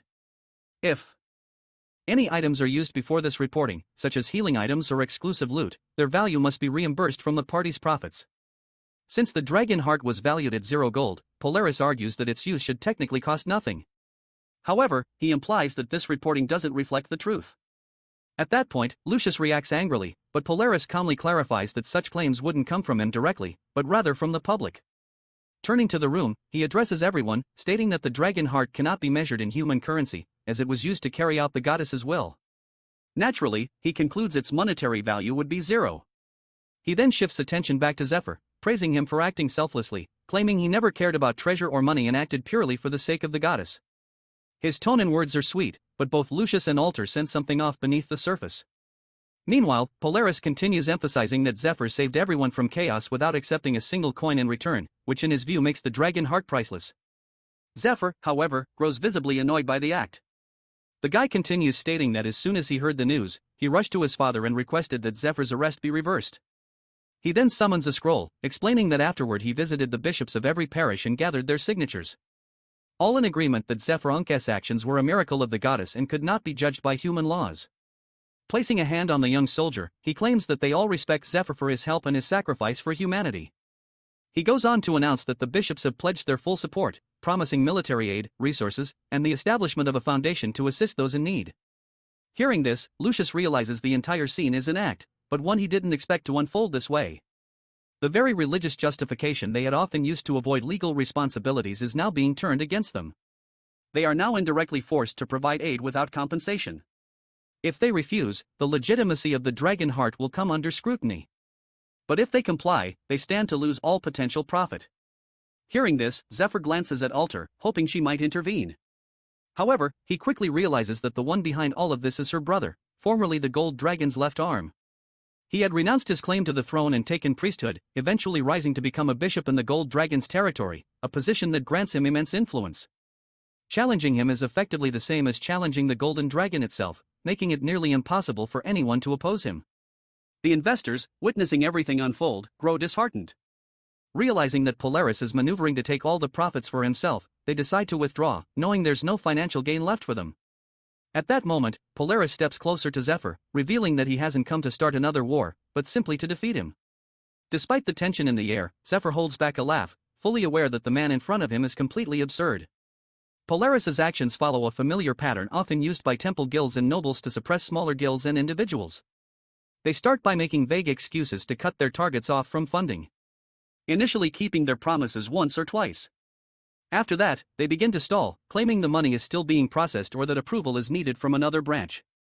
Eventually, the promised support never arrives. As a result, soldiers are left under-equipped and dungeon raids fail. To keep the strongest members from being recruited by other parties, guilds are forced to overpay them. On top of that, dungeon equipment, especially enchanted or specialized gear, is expensive. There are also ongoing costs for labor and supplies such as potions, food, and camp gear for parties that can range from a dozen to several hundred members. Even the rights to raid a dungeon must be purchased. So, when higher-ups monopolize the profits, it becomes a death sentence for the party. This is exactly what Polaris is attempting. Returning to the present, Polaris mocks Zephyr's lack of a proper response. He pushes the idea that now that he is seen as important, he must follow established rules regardless of his personal strength. He even suggests that Alter will go broke without any financial products to support her. And since she has a public image to uphold as a princess, Zephyr will be expected to fulfill those expectations. His words are carefully aimed to provoke, pushing Zephyr to the edge of anger, knowing that an impulsive move could lead to serious consequences. But instead of reacting with violence, he calmly begins quoting an old prophecy, one that speaks of a red smoke like blood rising from the south and covering the entire world. He says it will be a sign that the 4 horsemen of the apocalypse have risen, bringing war and death across the world. As he quotes the prophecy, Lucas recognizes it immediately. Meanwhile, Zephyr continues to use his silver key to summon the Sword of Light, claiming that an angel told him he would use it to prevent the world's downfall when he first earned the blade. Charging the sword with mana, he firmly states that since the goddess has granted him both the dragon heart and the sword, he cannot hand them over to anyone else. Instead, it will be Princess Alter who decides where the dragon heart belongs. After making this clear, he calmly shakes hands with Polaris and expresses his gratitude. With that, the bishop takes his leave. As he walks away, he's deep in thought. For a mere peasant, Zephyr handled the situation better than expected. He wonders whether he plans to give the dragon heart to Alter in order to strengthen her party against him. The idea darkens Polaris's expression. He feels that Zephyr has chosen a difficult path, one that will eventually ruin him.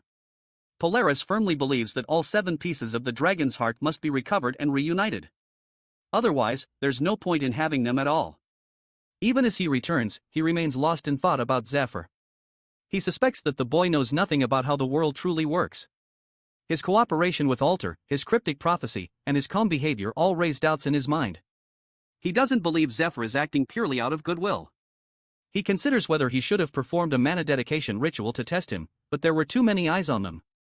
Still, he reassures himself. His true goal is to summon the Demon Lord. Everything else is just entertainment for now. Besides, he has prepared a special gift for them, one he crafted himself. The gift turns out to be Adius, whom Polaris had already met earlier.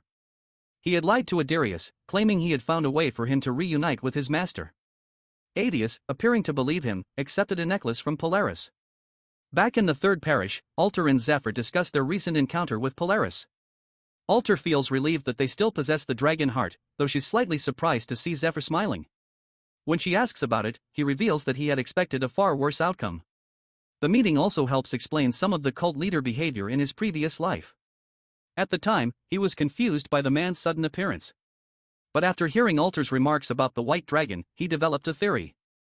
Perhaps the cult leader had shown up to investigate whether the white dragon was involved in Olden's disappearance. Even so, one detail still puzzles him. In his past life, Polaris never took any action against Adrias for 2 whole years despite Adius's known connection to the white dragon. The answer, however, comes from Adrias himself. Sometime earlier, Zephyr met Adius and who showed him his ice dragon deity. From that conversation, he learned that Polaris was never able to collect the dragon hearts. This explains why he seemed relieved during their recent meeting. He likely believed they would never gather enough power to challenge him. With this in mind, Zephyr decides to act. He pretends not to know how to use the dragon heart, and it works just as he hoped. Polaris leaves, choosing to fight through wealth and political influence, exactly how humans tend to operate, and Zephyr understands that well. But when he mentions humans, Alter briefly recalls a memory of her brother in his demon form. Meanwhile, Zephyr continues thinking, if the bishop had revealed his true power, they would all be dead by now. Or at the very least, their party would have been forced into a desperate struggle for survival. Yet Polaris leaves Zephyr untouched and never reveals his allegiance to the demon lord worshippers. Our boy suspects there must be rules in place, boundaries Polaris cannot cross, at least for now. He realizes that all Polaris can do is label him a threat to the kingdom and try to eliminate him through the gold dragon's influence, likely by triggering internal conflict within the temple. Zephyr finds it almost amusing. Despite all his manipulation and arrogance, he genuinely believes he came out on top. But our boy knows better. He knows that eventually the cult leader will recognize his mistake and regret letting this opportunity slip. And although Polaris took a step back, Zephyr is certain they'll push much further now, especially with Alter by his side. In the next meeting, Zephyr prepares a variety of delicious dishes made from dragon meat, accompanied by a glass of water drawn from the Lake of Life. According to him, this combination helps boost their stats, something they'll need for the upcoming battles in the snowy fields of the Blue Dragon Raid. As he encourages everyone to eat, they're all surprised by how flavorful and nutritious the food is. The water from the Elven Lake not only enhances regeneration, but also extends one's lifespan. While the others enjoy the meal, Alter grows curious about when Zephyr learned to cook. He replies that he picked it up from his grandfather, who once owned a restaurant. Alter makes a light remark in response, but then raises a concern. Ada Ruiz is the only one missing. Zephyr simply notes that dragon meat doesn't sit well with him, avoiding further explanation. Still, she worries that Ada Ruiz might come to resent them. Zephyr, however, feels confident that even if he holds a grudge, he won't act on it. Not with Dariel around. Meanwhile, Adaruis quietly concludes that it might be best to eliminate Zephyr now. Despite the cult leader earlier interference, the dragon raid proceeds as planned and on schedule. In the following meeting, Lucius presents a list of items to be sold at the upcoming Lauren auction. This auction is the largest on the continent where millions of gold worth of goods are traded, including legendary items. According to the priest, placing an item in the auction is a lengthy process. It takes months to submit an item and even longer for it to be evaluated. Only after all the formal procedures is it added to the official catalog, one that only auction staff are permitted to view. Overall, the auction process typically takes around half a year for an item to be listed. However, Zephyr notices that one particular entry in the catalog is scheduled to go up for bidding in just 2 months. He recalls that once auction dates are finalized, sellers can't cancel their listings unless the auction house finds the item unsatisfactory. That loophole gives them an opportunity. If they offer something better in return, the auction house may cancel the previous request and accept the new one. With that in mind, Zephyr begins reviewing the list, trying to decide which item might be useful for the raid. He also realizes he can't rely on his usual method of consulting the past, as these events haven't occurred yet. He then recalls a significant event. When Adaris arrived to meet Alter, he brought a large force with him. At that time, Alter and her group had left the castle to pursue Ned, who was fleeing with the dragon heart. With the castle mostly empty, Adaruis decided to seek out the dragon on his own. He claimed he simply intended to communicate with it. When he reached the ice castle where the dragon resided, hoping to establish contact before the princess could, he encountered something entirely unexpected. The ice dragon was not what he had imagined. She appeared as a girl with horns and a commanding presence. As Adaru stepped inside, she immediately closed the distance, recognizing her sister's scent on him. She had long suspected her sister's involvement in matters like these. Believing that Adaruis had come either to test his strength or the dragon heart's power, she drew her sword and introduced herself as Marenia, the ice dragon. She then declared that if he wanted anything from her, he would have to defeat her first. Despite being caught off guard, Adaruus feels a flicker of excitement. He and the ice dragon are similar, both driven by passion and a fierce instinct to protect their masters and their kind. With that unspoken understanding, the two clash. She quickly becomes impressed by how well Adaruus holds his ground against her relentless attacks. Knowing that he is her sister's disciple, she expects no less. She then summons hundreds of ice swords and sends them flying toward him. In one powerful swing, Adaru shatters them all. Without missing a beat, the ice dragon charges forward in a flash, following up her assault. Their fighting styles mirror each other so closely that it seems as though they are reflections. Each strike met with an equal counter. Each move answered with matching precision. Meanwhile, her aura intensifies, and with each breath, she begins to freeze the area surrounding her castle. As the battle moves outside, she finally gains the upper hand and brings Adaruus down. But in that moment, she realizes he didn't come to kill her. Curious about him, she chooses to learn more. And while the two remain locked in that fragile pause, unaware of what the future holds, a quiet, magical winter begins around them. Despite being knocked down, Adaruus stands up and makes another attempt to strike. But the ice dragon easily dodges encounters, sending him back to the ground. She remarks that he needs at least 100 more years of training before he can hope to challenge her. To give him a chance to keep sparring, she summons 7 magical swords and encourages him to try using them, especially one named Requiem. He picks up the sword and together they continue sparring for hours on end until exhaustion nearly overwhelms him. At one point he uses a flint to start a fire, something the ice dragon has never seen before. Intrigued, she watches as he prepares food over the flames. They share the meal, chewing through roasted meat. Once finished, they resume sparring until sleep finally overtakes him. As he dozes off, the ice dragon finds herself puzzled by human behavior. Most humans lose their will to fight when faced with her dragon power. Yet, he remains curious, even eager. She thinks back to her sister's other disciples, recalling how strange they all seemed. The dungeon princess and her armored guard come to mind. The guard especially, whose inhuman strength and presence left a lasting impression. She once saw him as a mere child, but he grew into something that now unsettles her. Now, Adaruus shows promise, too. He has a strong physique, adaptable mana control, and excellent spatial awareness. What stands out most is his mindset. He embraces challenges. Even when struck down, he continuously analyzes his technique, reflecting on what went wrong and how to improve. Though he clearly can't match her yet, he trains hard, not for victory, but for the joy of testing himself. Each clash is a chance to grow, and he thrives in the struggle. Adaruus improved so much that the ice dragon, Manhwa, now spars with him in her true form. 3 months into his training, he feels excited by his progress. He can now land hits on Manhwa, even in her dragon form. However, that excitement quickly turns into panic when he remembers he must return to Lindel Castle in 2 months as the princess is expected to arrive. In the meantime, he has carved out a small space within the ice to live in. One evening, Manhwa calls him outside and shows him the northern lights. As he sits and watches, he is mesmerized by the shifting colors. He recalls something his master once told him, that she too had seen the northern lights with Manhwa and had wished to see them with her again. Hearing this, Manhwa reflects on the past. Long ago, the great dragon heart shattered into many pieces, and over the course of 100 years, those pieces became the dragons. Her own fragment was a blend of blue and white. After awakening from the ice, she met her sister. They were different from the others because they shared something deeper. Her sister had a passionate nature, and though both of them were white in appearance, Manhwa could never claim the title of the White Dragon, as it already belonged to another. She continues to reflect. After Kaiserus died, her sister went into a long sleep, and the other dragons began to act strangely, preparing for some unknown grand mission. Since then, Manhwa hasn't had a conversation like this with anyone, especially not someone who shares memories with her sister. Hearing that, Adaruus can't hold back his emotions, which the ice dragon immediately notices. Inside, he wrestles with himself.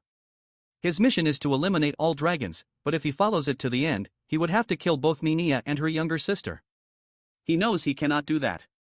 To express what he truly feels, he uses the Earth's Cradle skill to bring out the preserved body of the white dragon lizard, revealing that it once belonged to his master during the time she traveled with him. The ice dragon senses her sister's aura in it. She even notices the flowers her sister used to love, which stirs her emotions. Meanwhile, Adaruus excuses himself, saying he must search for another of his master's disciples, Princess Alter. According to what he believes, the princess intends to destroy all dragons, and he plans to support her following his master's final words. However, he secretly hopes to avoid that outcome. He believes he has found a way to prevent the world's end without killing the dragons. And for that, he needs Marinia's help. It is known that when the end of times arrives, everything, including dragons and the Tree of Life, will turn toward destruction, aligning themselves with the Demon Lord. This is the rule of the end. Only death can escape it. Despite this, the White Dragon was given a second chance by taking possession of a lizard's body. When her health began to fail and her body reached its limit, she revealed to Adarus that she cast a spell to pass on her will to him after her death. She was forbidden to speak it while alive. So, the spell served as her only means of communication once she passed. She advised Adarus to seek out Princess Alter and support her efforts to stop the end of the world, as Alter was determined to destroy all dragons to save it. Even as she shared this, the White Dragon struggled to admit that Adarus might not be able to carry out the task, especially if it meant killing her or her sister. In her final moments, she urged him not only to save the world, but to live for himself. After her death, Adarus set out to fulfill her mission, but he remained conflicted. The thought of having to destroy her kind weighed heavily on him. He failed to reach a clear decision, but continued moving forward, telling himself he was helping others. One day, inside a dungeon, he encountered something his master once spoke of, a summoning altar for the Demon Lord. Recognizing it immediately, he destroyed the altar, believing that by eliminating such threats at their source, he could prevent the apocalypse without needing to kill dragons.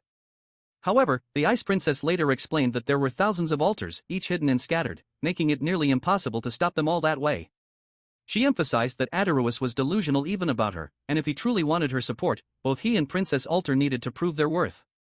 According to her, this was the perfect opportunity, as Alter planned to eliminate Artalis. If Ada Ruiz proved useful in that effort, she wouldn't mind joining him as a teammate. Following this, Aduice traveled to Lindel, where Princess Alter welcomed him as her fellow's disciple. Over the next year, he cleared various dungeons and gathered loot to prepare for the upcoming raid. During this time, he avoided visiting the Blue Dragon, knowing her sensitive nature could make any encounter dangerous if not approached carefully. He believed accompanying the party was a safer strategy and pretended to support Alter's raid, hoping this would eventually convince the Blue Dragon and perhaps even the princess to align with his plan. Later, Princess Alter announced that they received additional investment for the Blue Dragon raid, crediting for the increase in volunteers. Although he downplayed his role as simply clearing dungeons, she insisted he deserved the recognition. As preparations continued, a mercenary named Ralph arrived, introducing himself as someone assigned to assist Adar Ruiz as a penalty for losing a duel. Soon after, Fade also joined the group sent by Duke Juetti and immediately asked about payment. Adarus felt everything was progressing smoothly. When the time came, he opened the dungeon gate, marked the beginning of the raid, and instructed the vanguard to head toward the Lake of Life. As the Blue Dragon was defeated, Golem cheered, celebrating their success. Edaru hid his sorrow and acted pleased, knowing he needed to maintain appearances. He then declared that he would consume the dragon heart as promised, and Princess Alter gave her approval. Edarus quietly accepted the moment, determined to earn everyone's trust and rise in influence until he surpassed the princess and took control of the party himself. Fade insisted on relying on his own strength. Although Edarus preferred to fight alone, he understood he couldn't keep an eye on Fade during the battle. Instead, he focused on getting close enough to heal the Blue Dragon. He used the demonic sword of sacrifice for this purpose. And upon seeing the dragon, he quickly realized that reality was far more complex than he imagined. Still, he felt grateful for the healing items he collected. As he attacked, the dragon briefly regained full consciousness and recalled the divine blade Requiem. The dragon remembered that its true power awakened only through someone who possessed a dragon heart. To the dragon, the blade represented both a tombstone and a funeral march. While thinking of the White Queen, the dragon acknowledged that she no longer needed to follow her commands. However, she couldn't pass her power to someone she deemed unworthy. She challenged Adarus, who narrowly avoided the initial strike. Adarus failed to persuade the dragon and found himself unable to retreat, forcing him to fight. When Dariel charged in, Adarus saw no alternative and struck at the dragon's horns, apologizing repeatedly as he stabbed. In that moment, he began to wonder if this experience was revealing a hidden talent within him. He reflected on his own limitations and his failure to protect those he wished to save. Realizing he needed to become stronger, he decided that he must take control of the raiding party. If he didn't, he feared they might end up killing Mornia next. For now, he continued to play along, hiding his intentions. Thinking it over, Idaru felt relieved that claiming the Blue Dragon was part of his contract. He couldn't bear the thought of someone else taking it. Before making any decisions about it, however, he planned to meet Morenia first, but his anticipation was abruptly shattered when Black Moon burst out from the dragon's stomach and exploded upon contact with its heart.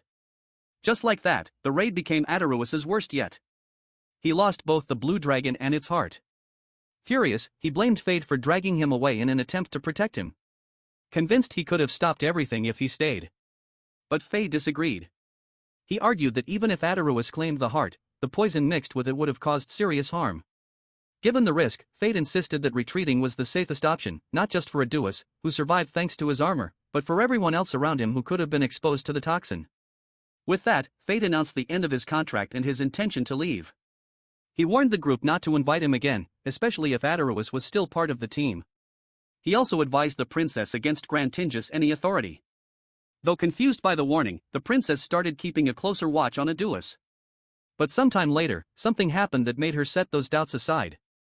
The Ice Dragon herself arrived to support Aduis, recognizing that he proved his worth.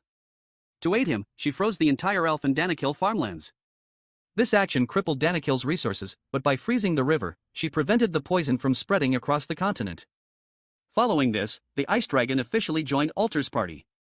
Adaruis, now carrying the title of Dragon Knight, began fighting alongside her on the battlefield. However, this marked the beginning of the party's descent in the wrong direction. According to Aduis, removing the summoning altars became the party's top priority, and all efforts were directed toward it. During the battle with the Black Dragon, Phillips, the leader of the merchantry, was lost, and Fade departed soon after due to ongoing conflict with Adaruis. Tension also rose between Dariel and Kiera following the Ice Dragon's inclusion in the group. They both understood that eventually the Ice Dragon must be killed, but Adaruis disagreed, which caused further division. Many members began siding with Aduis, who consistently helped others without expecting anything in return. In contrast, Dariel, who lacked a charismatic presence, struggled to earn similar support. Adaruis claimed he only wanted to gain people's trust, but this shift ultimately led to the elves leaving the party. What remained of the group started to resemble a close-knit circle, bound more by personal admiration for Aduis than by shared goals. Alter grew increasingly uneasy, suspecting that her master once ordered the Ice Dragon's death for a specific reason. Meanwhile, the internal division Aduis unintentionally created became the opening Zephyr used to join the party.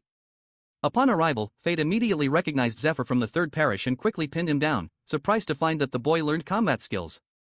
He wondered who might have trained him. The scene then shifted to an earlier time when Zephyr once wielded the dragon heart and formed a bond with Fade. Because of these events and Zephyr's growing influence, Alter found herself drawn to him. She realized that building strong allies like Zephyr was essential if she hoped to challenge Aroize and prove that he might be leading the party in the wrong direction. To move forward with her plan, Alter persuaded Zephyr to work with her. Our boy standing on business reminded her to clarify the terms of their agreement beforehand as a previous party member stole their kill. He demanded the spoils back, claiming that the demon lord worshipper's corpse and belongings rightfully belonged to him. Their first meeting involved some tension, especially as Fade and Zephyr struggled with the limitations of working as a team of just two. Despite these initial difficulties, they agreed to collaborate due to their shared goals. However, Aduis was displeased both by the return of Dariel and Fade and by the presence of the person who once took the dragon heart. In the past, Edarui shared this concern with the Ice Dragon, who upon hearing it grew furious. She trapped Zephyr in ice and interrogated him. The knights witnessing the scene felt reassured, seeing that the dragon was on their side. Adaruis, meanwhile, used Zephyronke's presence to subtly influence public opinion in his favor. Back in the present, Zephyr observes the boy during training and quickly realizes that while naive, he is instinctively cunning and driven by a thirst for fame. The boy, aware of his limitations, pushes himself hard, hoping for just one chance to gain freedom and influence during the upcoming raid. Meanwhile, Adarui, while running through preparations, remains frustrated by Zephyr's use of the Silver Lion's control over him. Still, he knows that Zephyr will likely lift the training restrictions once the dragon raid begins, as his full power will be needed. Aduis remains firm in his belief that he alone should have the right to decide whether his master, the White Dragon Familiar, lives or dies. During the pre-raid briefing, Alter assigns all party members to specific teams. The auction team is tasked with purchasing equipment while the farming team, which includes Adaruis and the priests, is assigned to gather loot from monsters. Upon hearing this, Ned realizes he must keep a close eye on Adaruis during the mission. Lastly, the scout team consists of Fade, Dariel, and Dariel's sister, who are tasked with locating more members. This team division reminds Zephyr of his earlier days. However, Oilia quietly raises a concern to Lucius about whether it's safe to leave the parish, especially with his father's arrival imminent. According to the Holy One, there's a chance he might be late, so finding him directly would be faster. Lucius also mentions both his firstborn and second sibling, which surprises Ned. Meanwhile, Alter is preoccupied with another important task awaiting them in the capital. She recalls the Elf Queen asking her to deliver greetings to a human scholar named Vidal, who had visited the Elfin Forest 61 years ago. Alter had been shocked to learn that not only was Vidal still alive, but he also served as the current dean of the academy, where she herself once studied under him.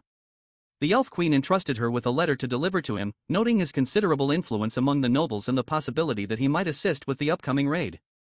Still, Alter hesitates, remembering her poor attendance at the academy and how it had left a negative impression on the dean. To make a better impression, she decides to bring Lucius along, knowing he holds top academic standing and might help smooth things over. At the same time, Fade and Kiara discuss what supplies they'll need for the scouting mission. But Fade believes running will be the fastest option. Meanwhile, Zephyr, despite running low on time, has another urgent task. He must fulfill the Goddess of Light's quest to protect an unknown target for 10 months. He knows both the rewards and the punishments are significant, but the identity of the target remains a mystery. According to the prophecy, the Sword of Light is meant to guide him. As he prepares to resume his other responsibilities, his sword suddenly begins to glow. A beam of light shoots into the sky, and Zephyr instantly senses that it's pointing toward the target, who now seems to be rapidly approaching. Moments later, two figures riding dragons descend from the clouds. One is Lucius's father, the Duke, and the other is none other than Vidal, the Academy Dean. As the dragon lands, Philips, the leader of the merchantry, is revealed to be with them. Zephyr immediately recognizes him and recalls leaving him in the elf forest for his safety. Alter upon seeing Philips feels slightly relieved, and Philips appears just as glad, having heard that the group managed to capture the smiling woman, the very reason he had gone into hiding. Philips quickly explains the situation. Knowing the group's deteriorating condition, he brought Lucius's father, the Duke, along with Professor Vidal. When Ned sees the Duke for the first time, memories resurface. He remembers how the Duke had played a key role in shaping the world's current state. The Duke had benefited greatly from the economic collapse caused by the bubble break, and his aggressive investment strategies had only worsened the damage. Ned indirectly blames that event for his own family's downfall, and as a result finds no reason to hold a favorable opinion of the man. Even from a purely logical standpoint, the Duke appears to be the worst kind of person. Self-serving, short-sighted, and entirely focused on his own family's gain. That's why Ned finds it hard to believe that someone with such a reputation for greed would willingly join the human resistance. Alter, on the other hand, is excited by the Duke's arrival. She had intended to approach him for help, and now he has arrived of his own accord. According to the events of Zephyr's past life, the Duke had eventually offered his support, though only after Lucius was brainwashed by Olden and his own grandchild, along with valuable merchandise, was taken hostage. In that timeline, the Duke had severely underestimated Olden's capabilities. He allowed Matthias to remain close to Lucius and even reassigned Olden to the Third Parish, unaware of Olden's true intentions. After completing his mission, Olden received a powerful item from the cult leader, recruited the Master of the East as his subordinate and rapidly strengthened his forces to the point where even the Duke was unable to intervene. In the present, Alter knows that Zephyr has successfully disrupted Olden's plan, but she also understands the drawback. Because the Duke never witnessed Olden's actions or the consequences, he has no reason to be grateful for being saved. When they meet, the Duke immediately expresses his disappointment to Philips, noting that Zephyr, whom some call noble, appears like an ordinary person. Philips steps in to defend Zephyr, calmly stating that he has real combat experience, having fought on the front lines during the Dragon Raid. He adds that he, together with Ned, defeated the Dungeon Princess on their own. This revelation surprises the Duke, who seeks confirmation that the two truly acted alone. Philips confirms it and mentions that they also witnessed what transpired inside the dungeon. The Duke shows interest in learning more but refrains from asking further, aware that revealing too much might expose his real motives. Instead, he shifts the conversation, making it clear that he will not offer any financial support. On the contrary, he states that if they want access to his knowledge and connections, they will have to pay him. Lucius, taken aback, urges his father not to speak that way, reminding him that Zephyr saved his life and is the only one capable of helping with the Dragon Raid. However, the Duke quickly silences him, further fueling Lucius's frustration. He mocks his son, telling him to focus on repaying his own debts. As for the Ice Dragon Raid, the Duke notes that the Guild Union is already on standby and prepared to act at any time, implying that he has other options. As the Duke prepares to add more conditions, Zephyr steps forward and firmly interrupts him. He states that whatever offer the Duke intends to make, he can provide a better one. With that, he summons the Light Sword and swears an oath, declaring that he has been sent by the Goddess of Light. He reveals that she has instructed him to protect the Duke. Then using light chains, he restrains the Duke, ordering him to stop the theatrics and remain still. With that, the Duke silently joins their cause, Big Cap, and the groups proceed with their assigned duties. The farming team sets out toward the desert lands, where they meet Harvey of the Galliano Guild, who has been ordered to join the princess's raid. The auction team, led by Phillips, heads toward the capital, while the scout team also departs on their mission. Kiara feels anxious that Zephyr is not with their group, but Daryl reassures her that everything will be fine. Still, she remains uneasy, especially knowing that Vidal, the man rumored to be her biological father, is also among them. She wants to say something to him, but seeing him as an old man now, she no longer feels the need to bring it up. After some travel, the scout team arrives at the blazing forest. Meanwhile, Zephyr and the Duke are making their way up Mount Sela, located at the center of the continent. As they hike, the Duke grows curious, wondering why the two of them have chosen such a remote location. According to Zephyr, they need to reach the destination no matter what. However, deep down, he knows part of the reason is personal. He wants to understand the Duke better, and it's easier to do that when they're alone. In his past life, when they had used the Dungeon Princess's tomb as shelter, the Duke had been genuinely excited, claiming that his dream was finally coming true. Zephyr had been with him then, listening as the Duke admitted he had spent millions of gold, countless years, and even lost his own son, all just to see what the dungeon boss room looked like. He wasn't interested in the dragon heart, but in something far more important. Though at the time, Zephyr had thought it was pointless to ask further. Despite his power in Zephyr's past life, the Duke remained secretive, and no one ever truly knew what his goals were. Now, in the present, Zephyr recalls the Duke's expression when they mentioned the Dungeon Princess's tomb. It seems he hasn't given up on his original wish related to it. Zephyr wants to help him achieve that goal, but he also knows that if the Duke does anything reckless, he may be forced to stop.